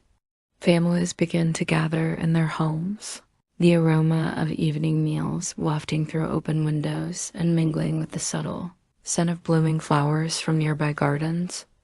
As the sun dips lower on the horizon, the public spaces that were once teeming with life gradually empty. The Forum, once alive with debates and proclamations, now stands in silent reverence to the approaching night. The great baths, where citizens gathered to cleanse both body and spirit, slowly cool as the last bathers make their way home. The marble surfaces, still warm from the day's heat, begin to cool, their smooth textures a testament to the enduring craftsmanship of Roman artisans. In the distance, the faint murmur of voices and the gentle clinking of cups can be heard from taverns and inns. These sounds linger in the air like a soothing lullaby, accompanying the settling shadows as they stretch across cobblestone streets and quiet courtyards. Street lamps, carefully tended and fueled by fragrant oils, begin to flicker to life, casting pools of warm light that dance softly on the worn stones below. As darkness deepens, the city is enveloped in a quiet mystery. The cool night air replaces the heat of the day, bringing with it a sense of calm and reflection. Citizens retire to their chambers, their minds winding down from the day's labors, thoughts turning inward toward rest and dreams of tomorrow's possibilities. The fading light seems to hold within it the whispered stories of countless generations, tales of triumph and tragedy, of love and loss, all played out beneath the vast Roman sky. It invites a gentle pause, a moment of stillness between the vibrancy of day and the silence of night, offering a perfect space for relaxation and contemplation. In the quieter corners of the city, the soft rustling of leaves in private gardens can be heard, as if nature itself is settling in for the night. The scent of night-blooming jasmine mingles with the earthy aroma of herbs used in cooking, creating a fragrant tapestry that speaks of home and comfort. As the last rays of sunlight paint the sky in breathtaking shades of purple and gold, the silhouettes of Rome's iconic structures stand in stark relief against the twilight. The majestic Colosseum, a testament to Roman engineering and spectacle, casts long shadows across the ground, its arches framing the fading light like a grand portal to another time.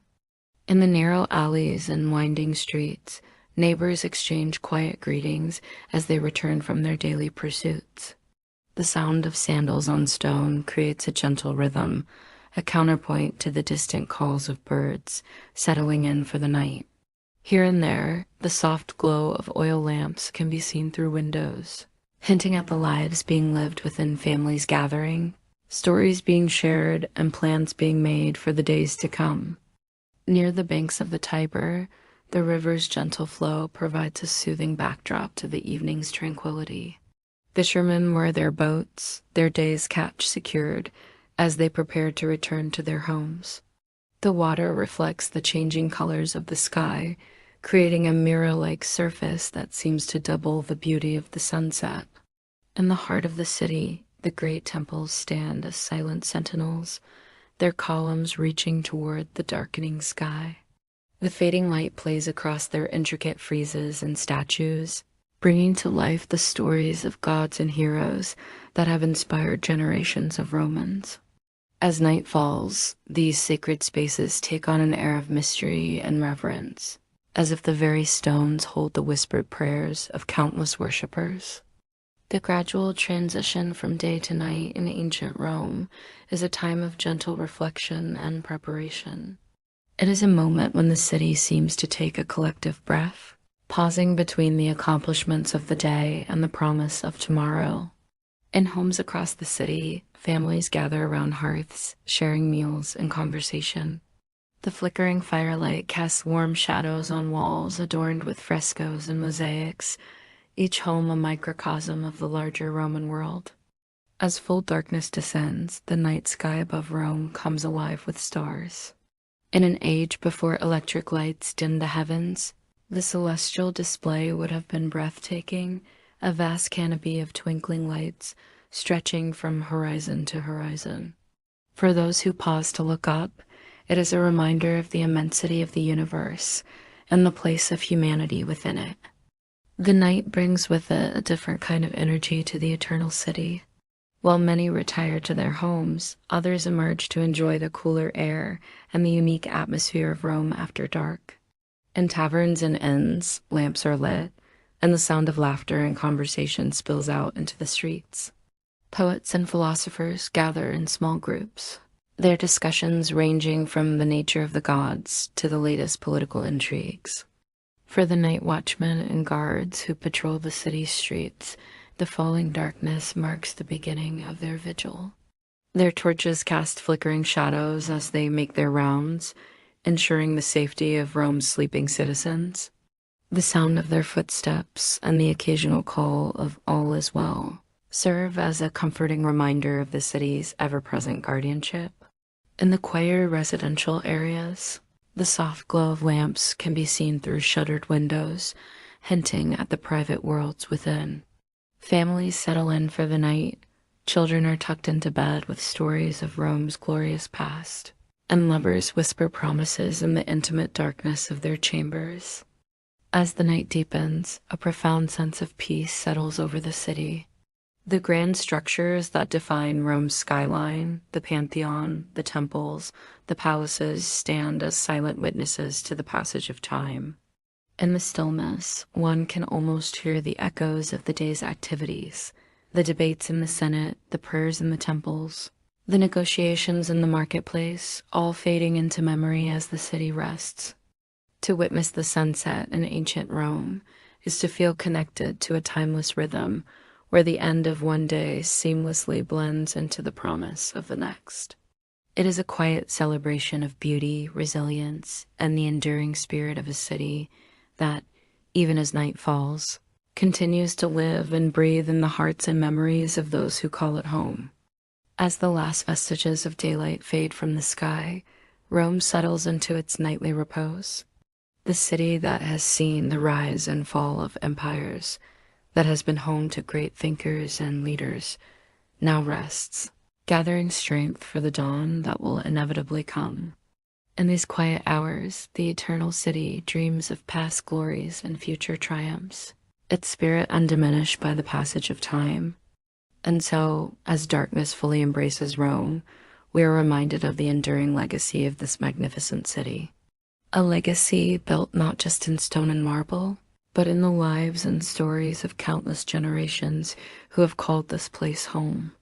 As night falls on ancient Rome, it carries with it the promise of renewal, the certainty that with each new dawn, the city will once again rise to face whatever challenges and triumphs the new day may bring. As our gentle journey through the vibrant streets of ancient Rome slowly draws to a close, allow yourself to settle more deeply into the comfort of your surroundings, letting the tranquility of this historical tale envelop you like a soft, warm embrace.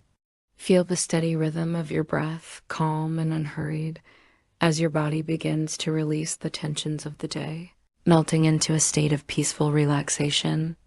Imagine the warm, golden light of the Roman sunset softly fading beyond the city's ancient walls, casting its final gentle glow before the night quietly takes its place.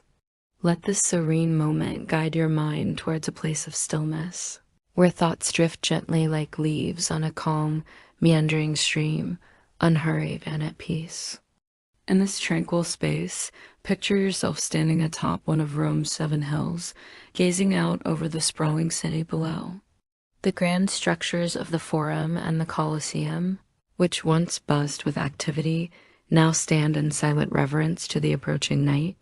The marble columns and intricate mosaics that adorn the city's buildings throughout the day now gleam softly in the fading light, their beauty a testament to the skill and artistry of Roman craftsmen. As you breathe deeply, inhaling the cool evening air, allow your mind to wander through the narrow, winding streets of ancient Rome. Envision the small shops and homes, their doors now closed for the night, where countless stories of daily life unfolded. The laughter of children playing in courtyards, the animated discussions in bustling marketplaces, and the solemn prayers in temples dedicated to various gods. All these memories of the day gently fade into the peaceful quiet of evening. Let your thoughts drift to the grand villas on the outskirts of the city, where wealthy Romans are now retiring for the evening. Imagine the soft glow of oil lamps illuminating richly decorated rooms, the gentle sound of fountains in private gardens, and the hushed conversations of families gathering for their evening meal. These moments of domestic tranquility, so similar to our own, bridge the vast expanse of time between their world and ours. As night slowly descends upon the eternal city, picture the gradual lighting of lamps along the streets, creating a warm, comforting glow that guides late travelers home. The soft flickering of these lights casts dancing shadows on the cobblestone paths, adding a touch of mystery and enchantment to the familiar surroundings. In the distance, you might hear the faint sound of music drifting from a nearby taverna, where patrons enjoy their last cups of wine before heading home. The melodic notes of a lyre mingle with gentle laughter, a reminder of the joy and camaraderie that filled the city's social spaces. Now, as you continue to relax, let your mind wander to the outskirts of Rome, where the countryside stretches out beneath the darkening sky. Visualize the rolling hills covered in olive groves and vineyards, their leaves rustling softly in the evening breeze. The gentle sounds of nature, chirping crickets, and the distant call of night birds create a soothing lullaby, inviting you to sink deeper into relaxation. As you breathe slowly and deeply, feel the weight of your body melting into your surroundings, just as the day in ancient Rome melts into night. There's a profound sense of continuity in this moment, a connection between the past and present, reminding us of the enduring human experiences that transcend time. In this peaceful state, allow your thoughts to drift to the countless individuals who called ancient Rome their home. From emperors and senators to merchants and slaves, each person played a part in the grand tapestry of Roman life. Their hopes, dreams, and daily struggles, though separated from us by centuries, resonate with our own experiences, creating a bridge of understanding across the ages.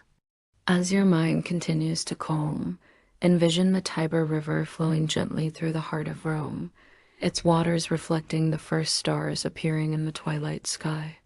The river, a lifeline for the city, carries with it the whispered stories of countless generations. Its steady flow, a reminder of the passage of time and the enduring nature of human civilization. Now, as sleep begins to softly beckon, let the peacefulness of this ancient Roman evening fully envelop you. There is nothing more you need to do at this moment but rest, allowing your mind and body to renew and refresh as slumber gently carries you into its soothing embrace. With each breath, feel yourself becoming lighter, more serene, as if floating effortlessly through the quiet streets of Rome, where the hum of the city fades into a tranquil silence and dreams begin to take shape. In this calm state, you might find your thoughts drifting to the grand libraries of Rome, where scrolls containing the wisdom of ages are carefully preserved. Imagine the soft rustle of papyrus and the faint scent of ink, as the knowledge of philosophers, poets, and historians waits patiently to be rediscovered with each new day. As you continue to relax, picture the majestic aqueducts that brought life-giving water to the city, their arches stretching across the landscape like silent sentinels. These marvels of engineering, standing strong against the test of time, serve as a reminder of the ingenuity and vision of those who came before us. Let your mind wander to the bustling port of Ostia, now quiet under the night sky, where ships from all corners of the empire once docked, bringing exotic goods and new ideas to the heart of Rome. The gentle lapping of waves against the shore and the creaking of moored vessels create a soothing rhythm, inviting you to drift even deeper into relaxation. As you breathe slowly and deeply, feel a sense of connection to the countless individuals who have gazed upon these same stars, pondering their place in the vast tapestry of the universe. The timeless questions of human existence, our purpose, our dreams, our legacy unite us with those who walked these ancient streets long ago. If you have found peace and tranquility in this gentle journey through ancient Rome, consider subscribing to our channel so we may share many more calming historical narratives together. A kind like or a thoughtful share helps our community grow, bringing moments of serenity and learning to others who, like you, seek a peaceful respite in the stories of the past. Now, with a heart full of calm and a mind ready to rest, allow your eyes to close softly, drifting peacefully into sleep. Know that the timeless tales of ancient Rome will be here waiting whenever you wish to return for another soothing journey through history. As you settle into the comfort of sleep, imagine the soft whisper of a warm breeze carrying the echoes of ancient lullabies, sung by countless Roman mothers to their children over the centuries. Let this gentle sound be the last thing you hear as you slip into a deep, restful slumber where dreams of marble columns, flowing togas, and sun-dappled forums await. Good night, and may your dreams be filled with the wonder and beauty of ancient Rome, carrying you on peaceful adventures through time until the morning light gently calls you back to the present.